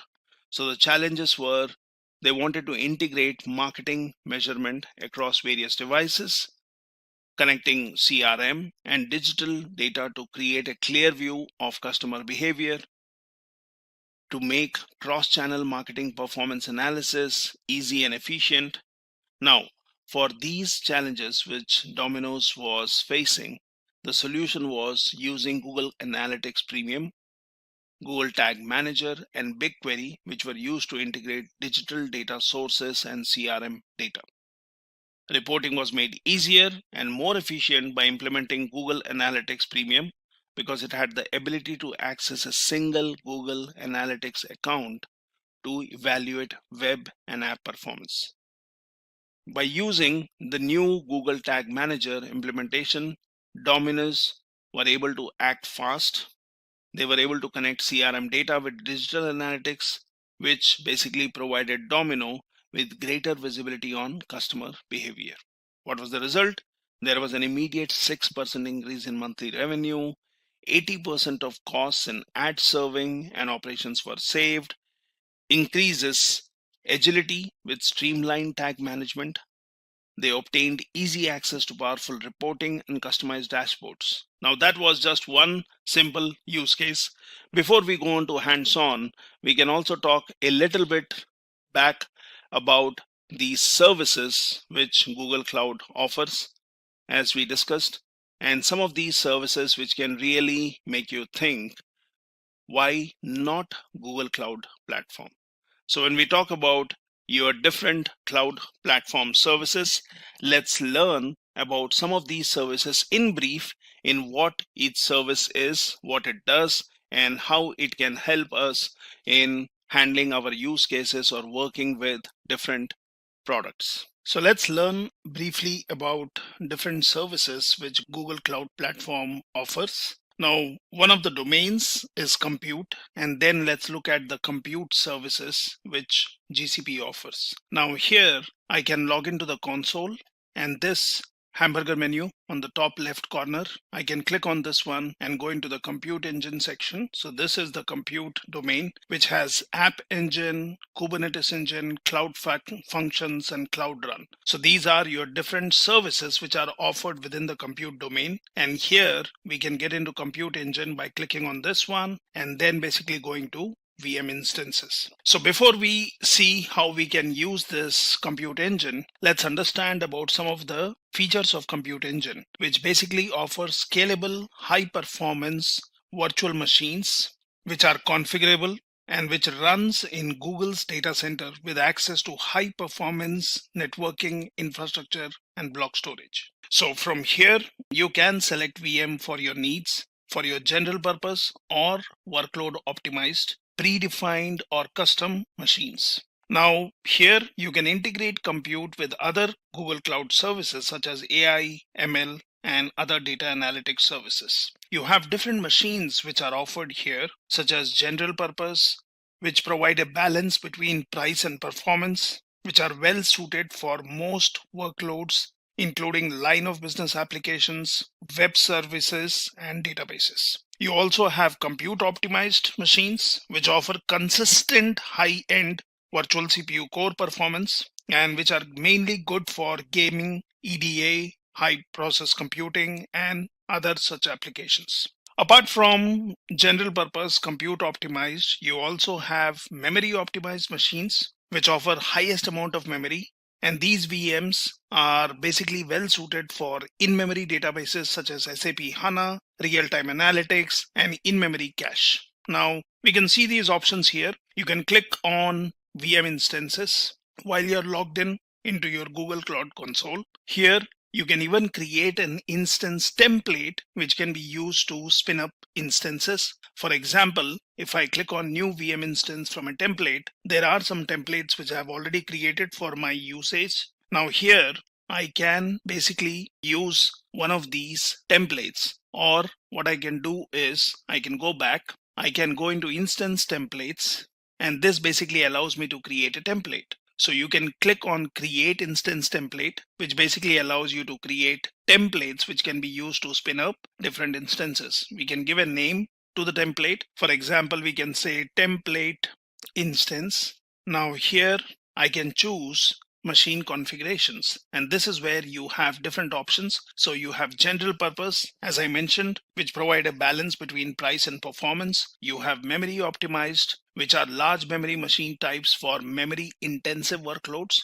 You also have compute optimized, which basically give you high performance machine types for compute intensive workloads. So you can choose any machine configuration which is available here based on your requirements. Now if you click on general purpose, that has different options here. So you look into the series where you have N1 series, you have E2, which are CPU platform selection based on availability, you have N2 and N2D. So let's just have N1 selected. Now you also have here which talks about machine types, and here we can choose the configuration which we are interested in. Depending on the applications which will run within the machines, we can choose a machine. So by default it shows 1 virtual CPU core and 3.5 gigabyte of memory or RAM. You could choose a higher end machine. So as of now I'll just say N1 standard.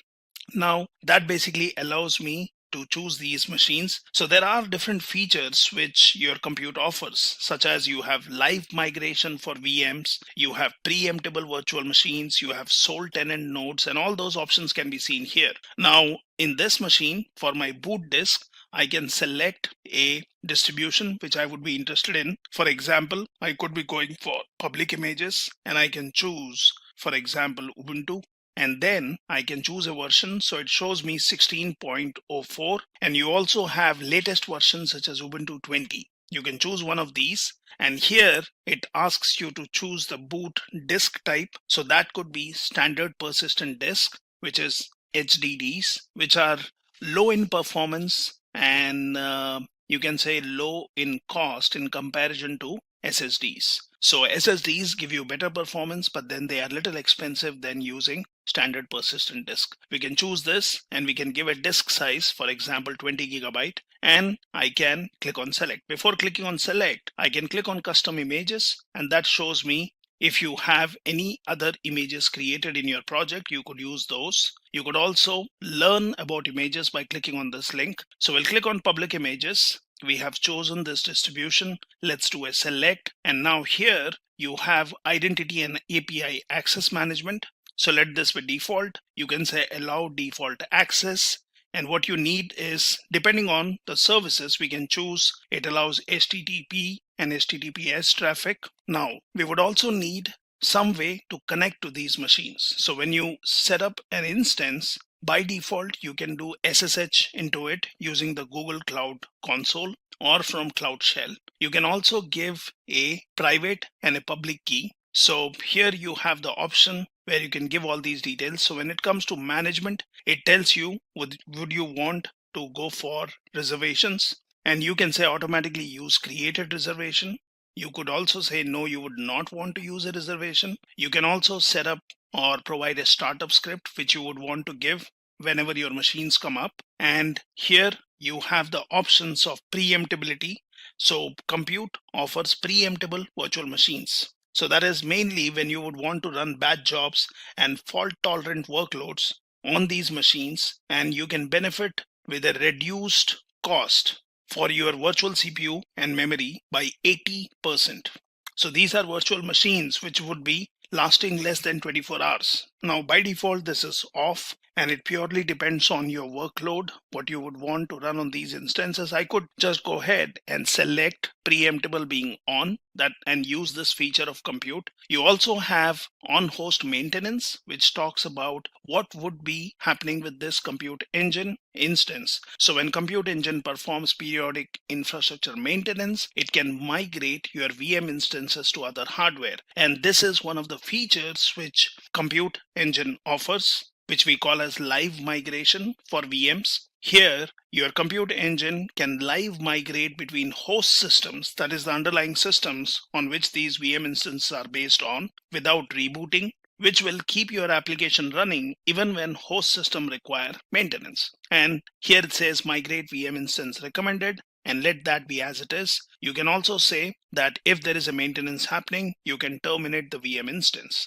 Now, it also talks about automatic restart, which is on, which basically means compute engine can automatically restart VM instances if they are terminated from non-user initiated reasons. So these are all the settings which are available in management, and it also tells us the different features which we have. There is also a feature called sole tenancy, which basically means sole tenant nodes which can be chosen. So you can have physical compute engine servers dedicated exclusively for your use, and this is usually good when you're talking about bring your own license applications. So sole tenant nodes give you access to same machine types and VM configuration options as regular compute instances. However, these might be a little expensive. We can choose this one.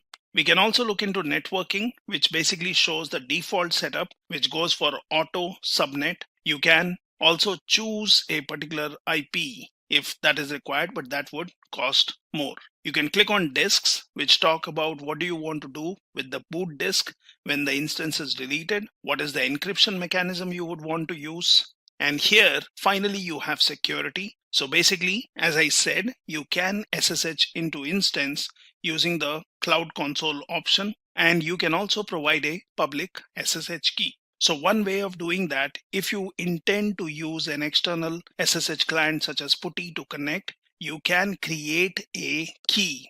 So for example, I can go into PuTTY Gen, and here I can say generate, just move my cursor over here, and that will create a key. I can give a name to this one. So I'll say SDU will be username. I'll give a simple password, which I will use to log in to this machine. And then I can save this private key, which will get saved. So let's say SDU new key, and this gets saved in a .ppk file, which is usually used when you use an external SSH client to connect. So save this one, and that saves a ppk file on your desktop. What you can also do is you can copy this public key content from here, and this is what we would want to give in our instance here. So that the public key gets stored on the instance, and private key is what we will use to connect. So once I paste it here, it resolves the name to HDU, and we have given the public key. Now in certain cases, you may want to use a software which uses SSH to connect to the machine, and that software might not be such as your PuTTY. So in that case, you may want a PEM file or a private key which is saved as a .pem file. So you can also do that by going to conversions and do a export OpenSSH key and then save it. So I'll say HDU new key, but then this one will be saved as a PEM file on my machine. So you have ppk file, which allows you to use PuTTY to connect to the instance.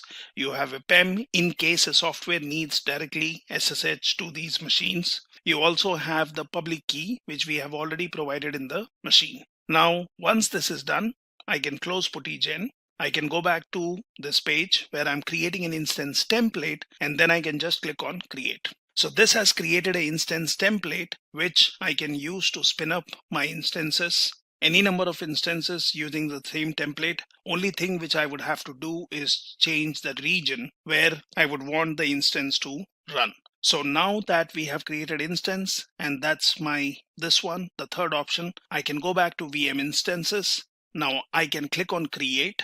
And here I can either create an instance from scratch by giving all the details again, or I can just use my template. So I can click on new VM instance from a template, choose my template, click on continue. And once this is done, I can give my instance name. So let's say C1. I can choose the region. So I will choose Frankfurt, and then rest everything is auto populated based on the template what you have given, and you click on create. Now this basically allows you to spin up an instance, and you can create any number of instances using your template. You could have already created a new instance right from scratch. Now once the instance is created, this has a public IP and a private IP. Private IP will not change unless you would want to set up a new machine, but public IP will change every time you stop and start the machine. Now this is what we need to connect to this machine. I can also do a SSH from here by doing this and open in a browser window. Let's click on this. So this is an internal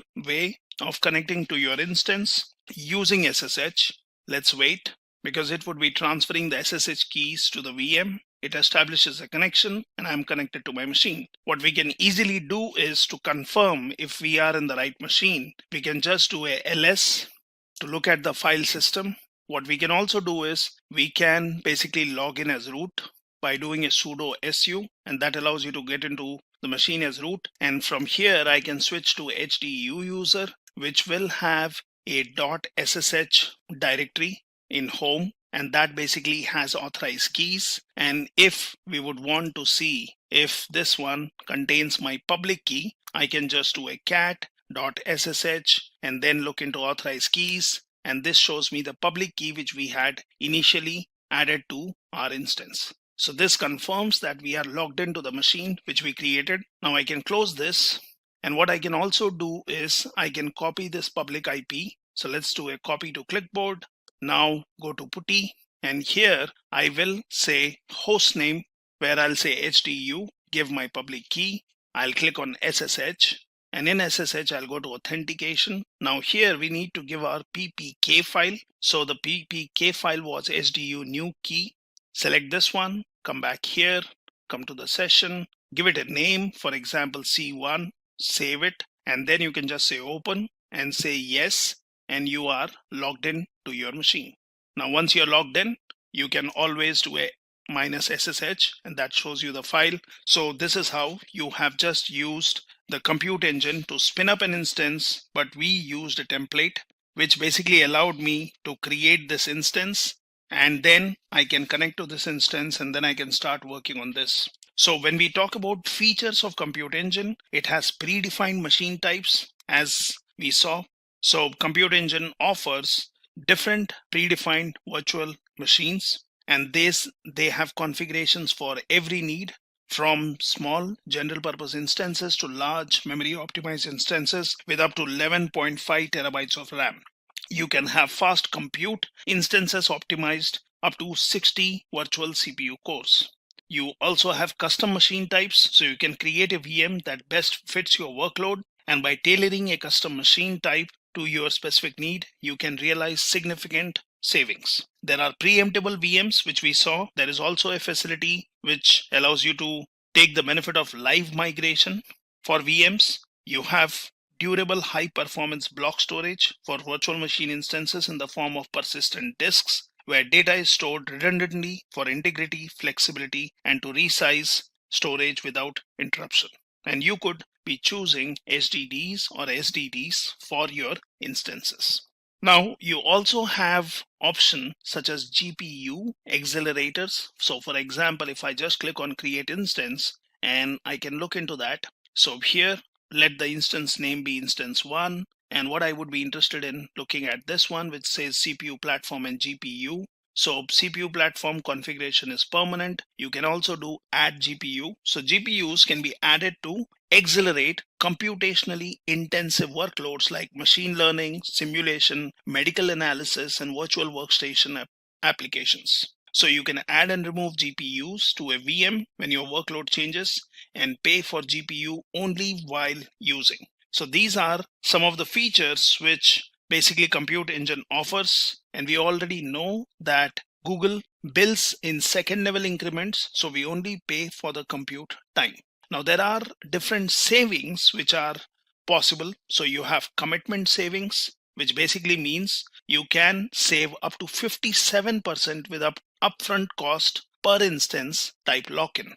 You have container support, so you can basically run, manage, and orchestrate Docker containers or Compute Engine instances. So here, when we are setting up our instances, there is an option which basically allows you to use or deploy Docker images. Now that can be done. You can also benefit from sustained use savings, that is sustained use discounts, which are automatic discounts for running Compute Engine resources for significant portion of the billing month. You can create a reservation for VM instance in a specific zone, which is basically seen under your management section here, and you can ensure your project has resources for future increases in demand, and if no longer needed, delete the reservation. So these are some of the features of Compute Engine. What we have done is we have created Compute Engine using the console. Now you can go back. You can also do that using Cloud Shell, and you can click on this one which activates Cloud Shell. You could also have the Cloud SDK support set up on your machine, which can be used. Now I can just open this in a new window, and from here I can start giving commands if I would be interested in setting up an instance from my command line. So here you have different options. Now to begin with, you can just do a G Cloud and just hit enter, and that will show you different options which are available, which can be used. So you have G Cloud Compute here, which shows an option to create and manipulate Compute Engine resources. Now I can just do a Q to quit. I can do G Cloud Compute, and that basically will again show me different options which are available if you would be interested in setting up instances from the command line. So here I can say G Cloud Compute and then go for instances. And if you do not know the commands, you can just hit enter. That will show you all the different options which we have. So here we have different options such as list or create or start or update. For example, I can just do a list here to see what instances I have. And the instance which we just created shows up here. It says that status is running. I can just stop this instance. I can delete this instance. I can even create an instance by using a create command here, and you can just do a create help, which will show you what are the different options you can give. So it says instance name is what you need. You can choose an accelerator, you can choose the boot disk, and various other options. So I can just say create, and then I can give a name, for example C2, and once I click on this one, it says, did you mean Europe West 4 zone? So it is asking me for the region and the zone, and I can say yes. And these settings are coming from my default profile. I can always change those by changing the metadata. So now we have created an instance. It says running. If we do a list again to see, we see two instances created. One was in Europe West 3, one was in Europe West 4. Both of them have internal and external IPs. Now you can do a describe to look at the different options here. So G Cloud basically allows you different commands which you can use to work with your instance, to create instances, to change the metadata. If you would want to change the region, if you would want to add a startup script, all those options are possible from the command line, which we can learn in detail in later sessions. So this is your Compute Engine as a service. Now that we have learned about the compute domain and Compute services, which is offered by GCP, Let's also learn about storage and databases. That's again within the storage domain and the services which are offered by Google Cloud Platform. Now you can go back to console, and here you can click on this one. And here you can just scroll down to see what are the different options in storage. So you have options such as Bigtable, you have data store, Firestore, file store, you have SQL based services, you have storage, which is object storage, and then you have other options which are available.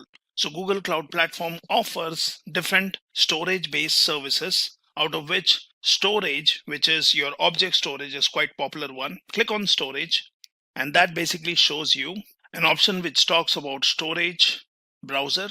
So this is your Google Cloud's object storage. So when we talk about object storage, it is basically a storage where you could store any kind of data. And when we talk about object storage, it is a bunch of bytes which we address, wherein every object will have a unique key. These unique keys are in the form of URL, which allows you to access the object. So cloud storage is comprised of what we call as buckets, which are used to store and hold your storage objects. These storage objects are immutable, and every change creates a new version. Now you can also have control access via IAM, that is Identity Access Management, or via Access Control List. So there is also an option called object versioning, which basically says if it is on, every time you try to store the same object, a new version of the object would be created. Otherwise, newer option will override old one, as we cannot archive the old version. So let's see how we work with this object storage. So here you can click on create bucket. Now once you click on create bucket, it needs a name. So let's say test bucket. And here I can just give, say, number 1. So that says this is the name of my bucket. Now I can directly click on continue, or it would be good to look at different options which are available here.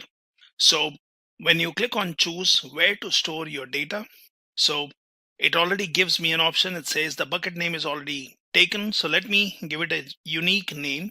So let's say test buck, and let's call it AUA. So that should be unique. Now here it says choose where to store your data. So this one gives you location type. So you can have region specific buckets which give you lowest latency, that is fastest response time within a single region. However, it does not make your storage highly available. You can make it dual region, which is basically allowing your bucket or storage to be accessible across regions. You can also make it multi-region, which is highest availability offered. As of now, we can choose region specific, and now it asks you to choose a location. Now, as always, I will choose Frankfurt. Now I can click on continue and let all the storage options be default, or you can click on a default storage class. Now that tells you based on your storage class, there are variant costs when it comes to storing, retrieving, or doing any kind of operations. So you have a standard option which says best for short-term storage and frequently accessed data. You can also go for cold storage such as nearline, which is best for backups and data access less than once a month. You can go for freezing storage such as cold line, best for disaster recovery and data accessed less than once a quarter. Or you can go for archiving, where the data is accessed less than once a year. Let's go for standard as of now. And now you can choose how to control access to objects. So you have fine-grained or uniform. Let it be fine-grained, wherein you can give additional permissions at bucket level using IAM, or object level permissions using access control list. In advanced settings, you can choose the encryption, and you can also choose a retention policy. So a retention policy to specify the minimum duration that this bucket's objects must be protected from deletion or modification after they are uploaded. You can always learn about this more by clicking here. Now, once I've chosen all the relevant options, I can click on create, and that basically will create a bucket by the name I have given. I can click on overview to basically see brief details about my bucket, such as region, what is the default storage class, and it also shows you the link URL which can be used to access your bucket. It also gives you the link for gsutil. Now gsutil is a command which can be used in your Cloud Shell to basically work with your buckets. You can click on permissions to basically see what kind of permissions are already in place, and you can then make changes. You can basically add members, you can view by different roles. So for example, here by default it shows other services such as data proc or your bucket owner or bucket reader related permissions which have been already granted. Now, once I've looked at my bucket, I can start using it. I can drag and drop and push in files here. So as of now, there are no live objects in my object storage that is in my bucket. What I can do is I can click on upload files, and then I can choose a location from my machine. For example, I'll go into data sets, and what I can do is I can choose some of the files here in any format. Let's choose CSV or text and just to open. So this one will basically upload my data sets here. Now once I've uploaded the files, I can basically close this one. I can look into options here which says edit permissions, edit metadata, if you would want to download it, if you would want to copy, move or rename it, if you would want to export to a different service called Cloud Pub Sub, which is Publish Subscribing Messaging System. You can scan the data. Now you can click on a particular file, and that basically shows you the URL, which basically allows you to access this file. You can try copying this. You can click on download and download this file. You can even try accessing this from public, and that basically shows you the content of this file based on the permissions. So this is basically your object storage, which is one of the service which is offered. What you can also do is you can create folders, and within folders you can then upload your data. So this is your Google Cloud storage option, which is for your object storage. That is, you can add different items, you can give different permissions, and you can use this Google Cloud Platform's storage service offering. Now you also have other options such as Bigtable, and we can go into that by clicking here and click on Bigtable. So Bigtable is one of the service which kickstarted NoSQL databases.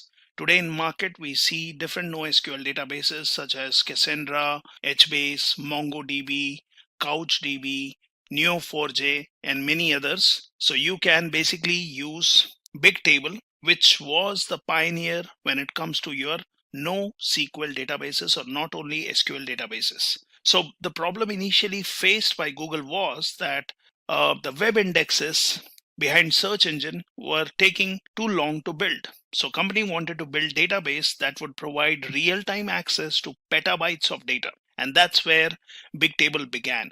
So Bigtable powers different other Google services such as Gmail, Google Maps, and other services. And in 2015, it was launched as a service for customers. So when it comes to scalability, with use of Bigtable, you can increase your machine count without any downtime, and you can handle admin tasks like upgrades, restarts, and so on, which are basically taken care by the cloud provider. Data present in Cloud Bigtable is encrypted, and you can use IAM roles to specify access. So data written to or from Bigtable is through data service layers such as managed virtual machines, HBase REST servers, Java services, HBase client, and so on. Here, if I would want to use Bigtable, I can click on Create Instance, and that basically tells me Cloud Bigtable Instance is a container for your clusters. Now here, you can give an instance name. So for example, I will say AUA, and then say, for example, test, and let's say Bigtable. So that will be the name of instance. This will be permanent. You can choose the storage type. Again, you can go for lower latency, more rows read per second, typically used for real-time serving use cases, or you can go for SDDs, which have higher latency for random reads, good performance on scans, and typically used for batch analytics. So let's go for SSDs as of now. Here you have cluster ID, which is auto-populated. You can choose a region. So let's go for our favorite one here, where I can say Europe West 3. I can choose a zone here, and I can then choose how many nodes would I want to use for my big table. So when you talk about big table service, it will have a cluster underlying, which will have various nodes, which will control your data throughput, storage, and rows read per second. So as of now, let it be just one node, and that's enough for our demo. When we talk about performance, it basically tells you based on the current node and storage type, it tells you how many reads can happen at milliseconds. So it says 10,000 rows per second at 6 milliseconds. You have writes, which are 10,000 rows per second, or you have scans, which are 220 megabytes per second. Storage, which is taken care here, would be 2.5 terabytes. And I can then basically click on create. Now there is also some option called replication guidance, which basically says replication for cloud table, big table copies your data across multiple regions, enabling you to isolate workload and increase the availability and durability of your data. Depending on your use case, you can have big table, which can be used to have your data across regions. Now you can click on create with all your specifications chosen, and that's going to set up a cluster, or you can say a fully managed NoSQL database, which will give you low latency and replication for high availability. Now, once we have a new instance, you can connect to it with the CBT command line tool. And for instructions, you can click on learn more here. You can just click on this instance ID to see the details again if you would want to look into your big table setup. So it tells me here that we have one instance, what is the CPU utilization time, how many rows were read or written, what is the throughput, and this is auto-populated based on your usage. You can click on monitoring, and that basically will give you different widgets which will display information for your CPU utilization, what is your hottest node, depending on how many nodes you have, system errors, automatic failovers, storage utilization, and so on. You can click on Key Visualizer, which will allow you to look into your table if you have already created some data here, and you can click on Tables to see how many tables you have added here. So that's in brief about your big tables, which is one thing which we need to remember is it's not good for all use cases. So should be used for low latency access, that is fast access, and good if at least data is greater than 1 terabyte. For smaller amount of data, the overhead is too high. So big tables performance will suffer if you store individual elements larger than 10 megabytes. If you want to store bigger objects such as images, video files, then go for object storage, and that would be a better option. So always remember, big table is not a relational database, it's a NoSQL database. And when you talk about multi-row transactions or online transaction processing, big table is not the right choice. So it can be used for wide range of applications, especially when you talk about your OLAP, that is online analytical processing. So it is designed to store key value pairs, and there can be different use cases. So for example, if you're using something like Cloud Data Flow or Cloud Data Proc, where you would want MapReduce kind of operations, big table can act as a good storage because it has very high throughput and scalability. And the best thing is that it supports HBase API, thus allowing easy integration with Apache, Hadoop, and Spark clusters, which you can bring up using one more service which Google Cloud Platform offers, which is called Cloud Data Proc. So big table is good for real-time analytics. It's commonly seen in financial services, IoT, and others. And if you are thinking of running interactive SQL, then big table would not be the right choice, but the other choice would be BigQuery. You should also remember that this has a cluster running, and you would be charged if this cluster kept on running. So you have to be very careful in your free account when you're using such services. Now we have clicked on this one, so I can select this one, and basically I can look at the permissions, I can look at the labels, I can look at inherited permissions here. I can also click on my instance which we created. and either you can edit or you can just do a delete. So as of now, we will just delete this, which needs you to give in the name. So we'll say AUA test BT and then click on delete. So whenever you're trying out different services, the first approach should be setting up these different services, seeing how they work, basically trying connecting to them. And once you are satisfied with the initial test, then you can plan your actions and come back and use the service for a longer duration. Now that's your big table, which is one of the offerings. We can go back into storage, and here you have other options which are available. So for example, we were in big table. You also have an option such as cloud data store. Now that's one more service which is offered by Google Cloud Platform when it comes to storage domain. So Google added software on top of big table which supports more than simple key value pairs. When you talk about secondary indexes, instead of just having one primary index, when you talk about asset properties for reliable transactions such as SQL query like language, so these features or these services were added to or on top of your big table, which gave birth to a new service which was released as Cloud Data Store. So this is where you have Cloud Data Store, and you can select a Cloud Firestore mode. So you can go for a native mode, enable all Cloud Firestore's features with offline support, or you can go for Cloud's data store system on top of Cloud's Firestore. So these are different options here. And here we look at the API or scalability, engine support, how many writes it supports, and so on. You can choose one of these, and then you can choose where to store your data. So for example, if I click on this one, then it asks me to choose a location. So it says the location of your database affect its cost, availability, and durability. Choose a regional location, lower write latency, lower cost, or multi-region location. Here I can basically choose, for example, Europe, and then I can go ahead and create a database. So it says initializing Cloud Firestore in data store mode services in EU3. This usually takes a few minutes. You'll be redirected to your database once it is ready. So if we compare the pricing structure between Cloud Data Store and Cloud Big Table, always remember Cloud Data Store, you pay for monthly storage, which is also in the case of Big Table. However, here you are paying for monthly storage for reads and writes. But in case of Big Table, you are paying for cluster when it is running.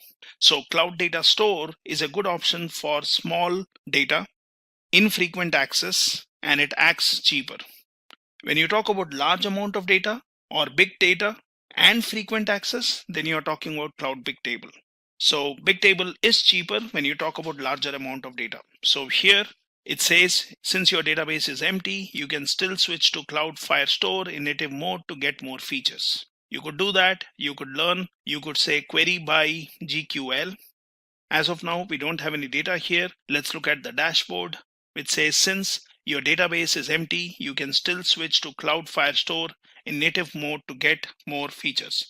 So this is your Cloud Data Store, and it has many features which help you to work with your data. However, some features or important features of RDBMSs were still missing, and that's where Google created yet another big table based service called Cloud Spanner. Now we can continue working on Cloud Data Store, which basically gives you one option to work with your data. You can create an entity here by clicking on create entity, and that basically gives you options such as default namespace. You can give a kind, you can give numeric ID, and you can start adding properties. But to learn more about data store, we will learn about this in further sessions. So as of now, I'm going to click on cancel. I'm going to go back to my data store, and this basically, let's go to data store option, or I can go into admin here, which basically says if you have entities, you can import or export them. So let's go back and let's again look into storage options. So as of now, we were in data store. Let's click on this one. So as I mentioned, your Cloud Data Store, which basically gives you some additional features on top of your big table. But what Google also did was it realized that there was a need for RDBMS feature support. That is, there were a lot of features. Now here we have created a data store and it says your database is ready to go. Just add data. You can create entities, start putting in data, and then you can go ahead and query this. So if you would want to learn more about your data store, you can just click on this one, and that takes you to the complete documentation of native mode and data store mode. What is Firestore in native mode? What is in data store mode? What are pricing and locations? How you choose a database mode? What are the feature comparisons, what you can do, what you are allowed to do here, what programming languages can be used, different regions, pricing, and so on. As of now, we'll click on this one and let's look at one advanced service which Google Cloud came up with when it comes to your additional features of RDBMS. So Google created yet another big table based service called Cloud Spanner. Now that you might not see here, but if you scroll down, you should be able to see your Cloud Spanner in the options here. Or did we miss it on the top? So let's again look here. Yeah, so it is here and you can click on Spanner. So Cloud Spanner was released in 2017. It basically supports relational schema. So it offers strong consistency for all queries, which can be SQL based. You can have multi-region deployment. Now, when it comes to massive scalability requirement and strong consistency, Cloud Spanner is a good option.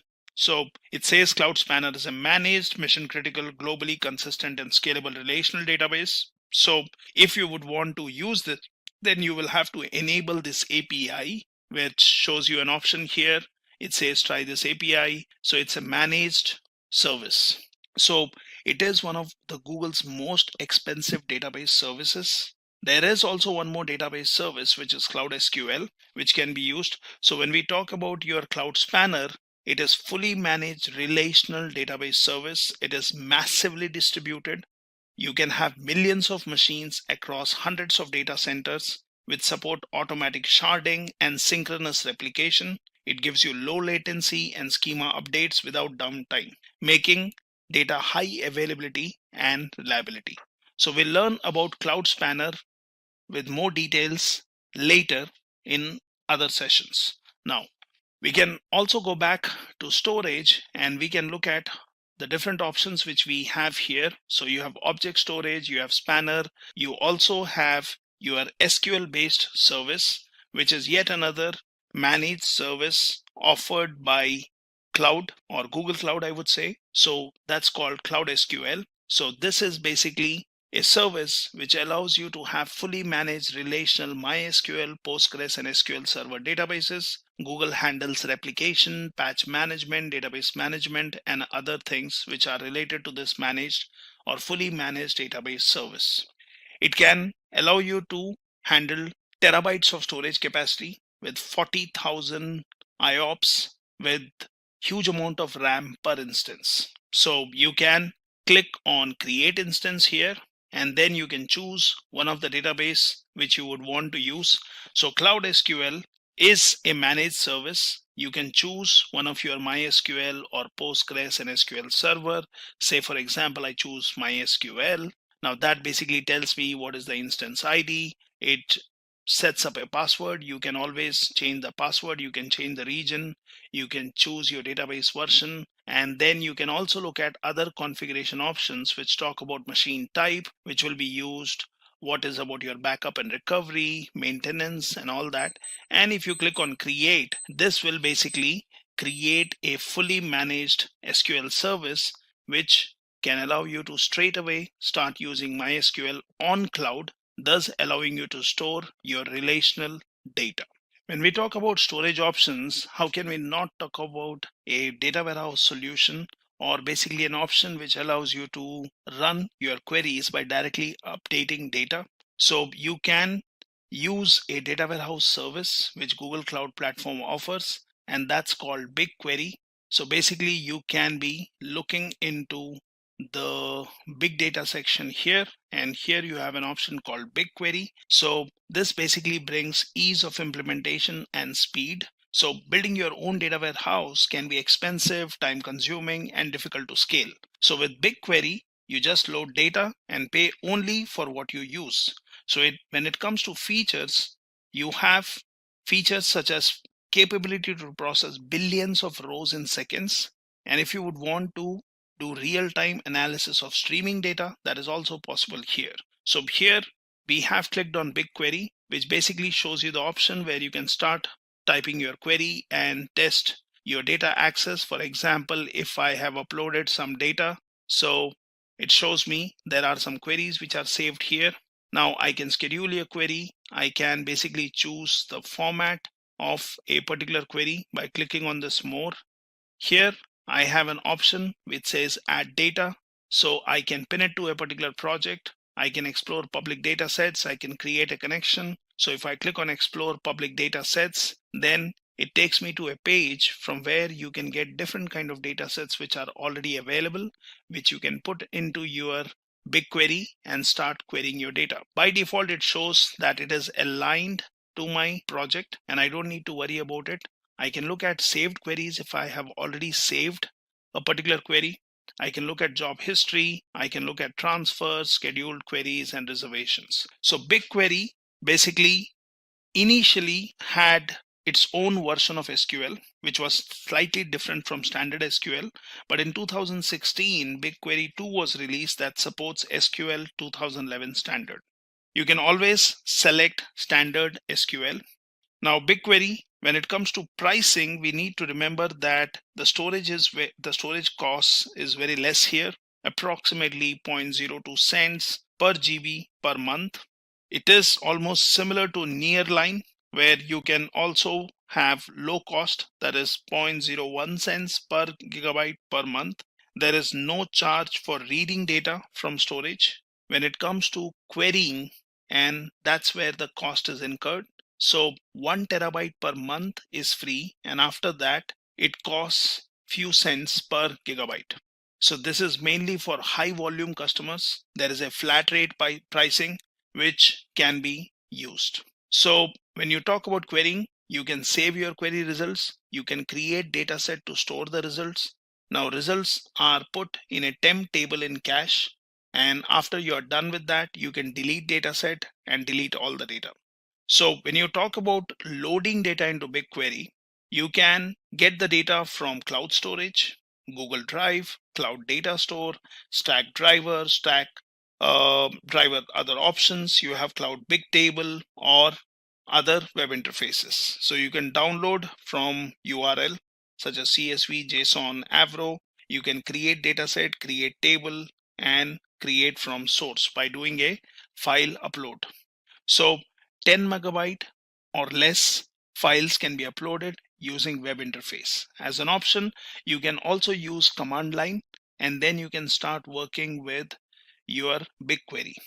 So here you can also work with streaming data by basically pushing in streaming data into your BigQuery, which allows you to add one record at a time.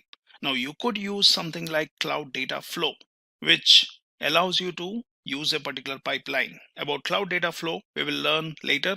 So you can benefit from different features of BigQuery and thus use Google's offering to work on your structured data, or I would say data which suits well in data warehouses. Now, these are some of the storage related services which Google Cloud offers. Although we will learn about using BigQuery and running or uploading some data by creating add data set here, by say creating connection or using a public data set. So as of now, I have this. You can also access the command line to work with this, but we will learn in detail about BigQuery in later sessions. Now here you can scroll down and you also have an option within big data space, and that is your data proc. So when you talk about data proc, this is again a managed service which allows you to run Spark or Hadoop jobs. So especially if you are interested in big data workload. So for big data processing, for machine learning, you can always use Cloud Data Proc. This uses compute engine instances under the hood, but takes care of management of these instances. So it's a layer on top to spin up clusters. It's a managed service. It's cheaper, pay when the jobs are running only. It's fast because it is integrated with other Google Cloud services.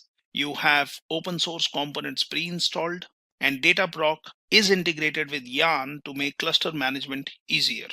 When you talk about Dataproc, you can click on create cluster, and that basically allows you to set up your cluster by choosing a particular region which you would want to use. For example, I'll choose Europe West 4. Here it tells what kind of machines you would want to use, and by default it has populated as the machine here, which is 4 CPU and 15 gigabyte. Now, since you might be using a free account, let's not go for the high-end machine. Let's go for N1 standard 2, and then you can scroll down. It says what is the primary disk, what is the disk type, and this one was for your master machine. That is machine which will have the master processes running. Then you have your worker node configuration, which tells this will be, let's choose a lower end machine, and we can choose how many worker nodes you would have. So it says minimum 2. You can choose the SSDs and their capacity. It talks about Yarn cores and Yarn memory, which will be allocated. And here we have then option of clicking on create. So once you click on create, this will basically spin up a cluster wherein you can straight away start submitting jobs to this.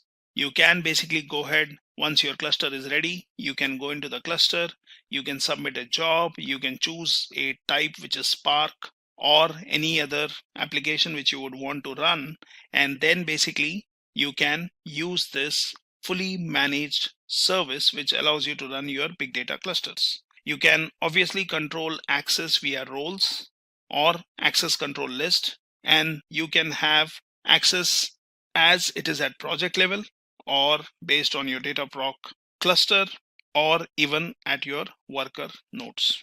So we'll learn about Dataproc in later sessions. So as of now, you see here, the cluster is getting created. It says the cloud storage bucket, which it is using, is this one. Now I can click on this and open link in a new tab. It still takes me into console, but now it is showing me the bucket which is being used by your Dataproc cluster. This is the bucket which is being used, and it is being used for underlying metadata which gets stored here. So you look at the cluster related folders, you can click in these folders and then it can see what is the script output, what it is doing, and so on. Now I can come back here to my bucket, which will basically show me what kind of buckets have been created. So you see Dataproc service automatically created some buckets which will be holding some data. You also have some other buckets which were created based on other services which we used. The access control is fine-grained in all cases, plus it also shows our bucket. So underlying, it is using compute instances. It is basically using, let's go here, and let's go to compute engine and let's look into VM instances. So Dataproc, which has spun up a cluster, is also using the VM instances which we see here are running. It is using the buckets and it has made a cluster ready to use. So you can click on this cluster and that shows me my cluster related details, if there are any jobs running, what are VM instances, what kind of configurations it has used, and you can look at different details here. You can look at the logs, you can click on jobs, and that will show you if you have basically run a job on this ready to use cluster. So it says there is this particular job which was run, which was a Spark job. You can click on submit, and this one tells you what is the job ID, what is the region you would choose. For example, we will again choose, for example, Europe West 4. It tells what is the job type. So you can run all these type of jobs in this cluster, such as Hadoop, Spark, PySpark, Hive, Pig, Presto. You can give your jar file. So if you have packaged your application as a jar, you can mention that here. You can pass in some arguments. You can also say some other jar files, add some properties, and then click on submit, which will run your job on this ready to use cluster. Now, since we have tested it, I can basically go ahead and do a delete. I don't want to incur any cost on these managed services which are running. So there are a lot more information about using these services which Google Cloud Platform offers, and we can continue learning about these services as we explore your Google Cloud Console or even your command line option. Now, we can come out of this one by clicking on this menu, and then we have other options such as Kubernetes, you have cloud functions, you have your networking related services, monitoring related services, different kind of tools what you have other big data specific services which you can learn about. And for each of these services, Google has a very good documentation available. For example, when you talk about publish subscribe messaging system, it is a real-time managed service which basically is a pioneer which was used, and now you have a famous service such as Kafka which is being used for your publish subscribing or messaging system kind of requirements. So to conclude about Google Cloud Platform services, you can always go to cloud.google.com and look into the document section. Now here you have list of different featured products. You also have list of your different domains and services which Google Cloud offers, and you can learn about all the different services which are offered by Google Cloud. Here you can click on featured products, and that basically shows you Compute Engine, Cloud Run, Cloud Storage. You have Cloud SQL, BigQuery, Vision AI. You can scroll down and look at your artificial intelligence and machine learning related services, platform and accelerators, API management. So Google Cloud Platform offers different services mainly in your compute, storage and databases. You have networking related services, big data specifics, developer tools, cloud AI, identity and security, IoT management tools, API platform, and so on. So basically learn about the GCP services which Google Cloud Platform offers, and in detail you can play around with different services which are offered by creating a free account. And as I demonstrated, you can use any one of these services, quick start them, basically connect to them, put in your data, or use a managed service to manage your data and benefit from Google Cloud Platform, thus having modernized infrastructure for your different use cases. And with that, we have reached the end of day 4. So far, we have learned the integration and working of DevOps with cloud. On day 5 of DevOps Learning Week, we will reveal the next stage where you get to master the popular DevOps tools. Thanks for watching, and don't forget to subscribe to stay tuned for more from Simplilearn.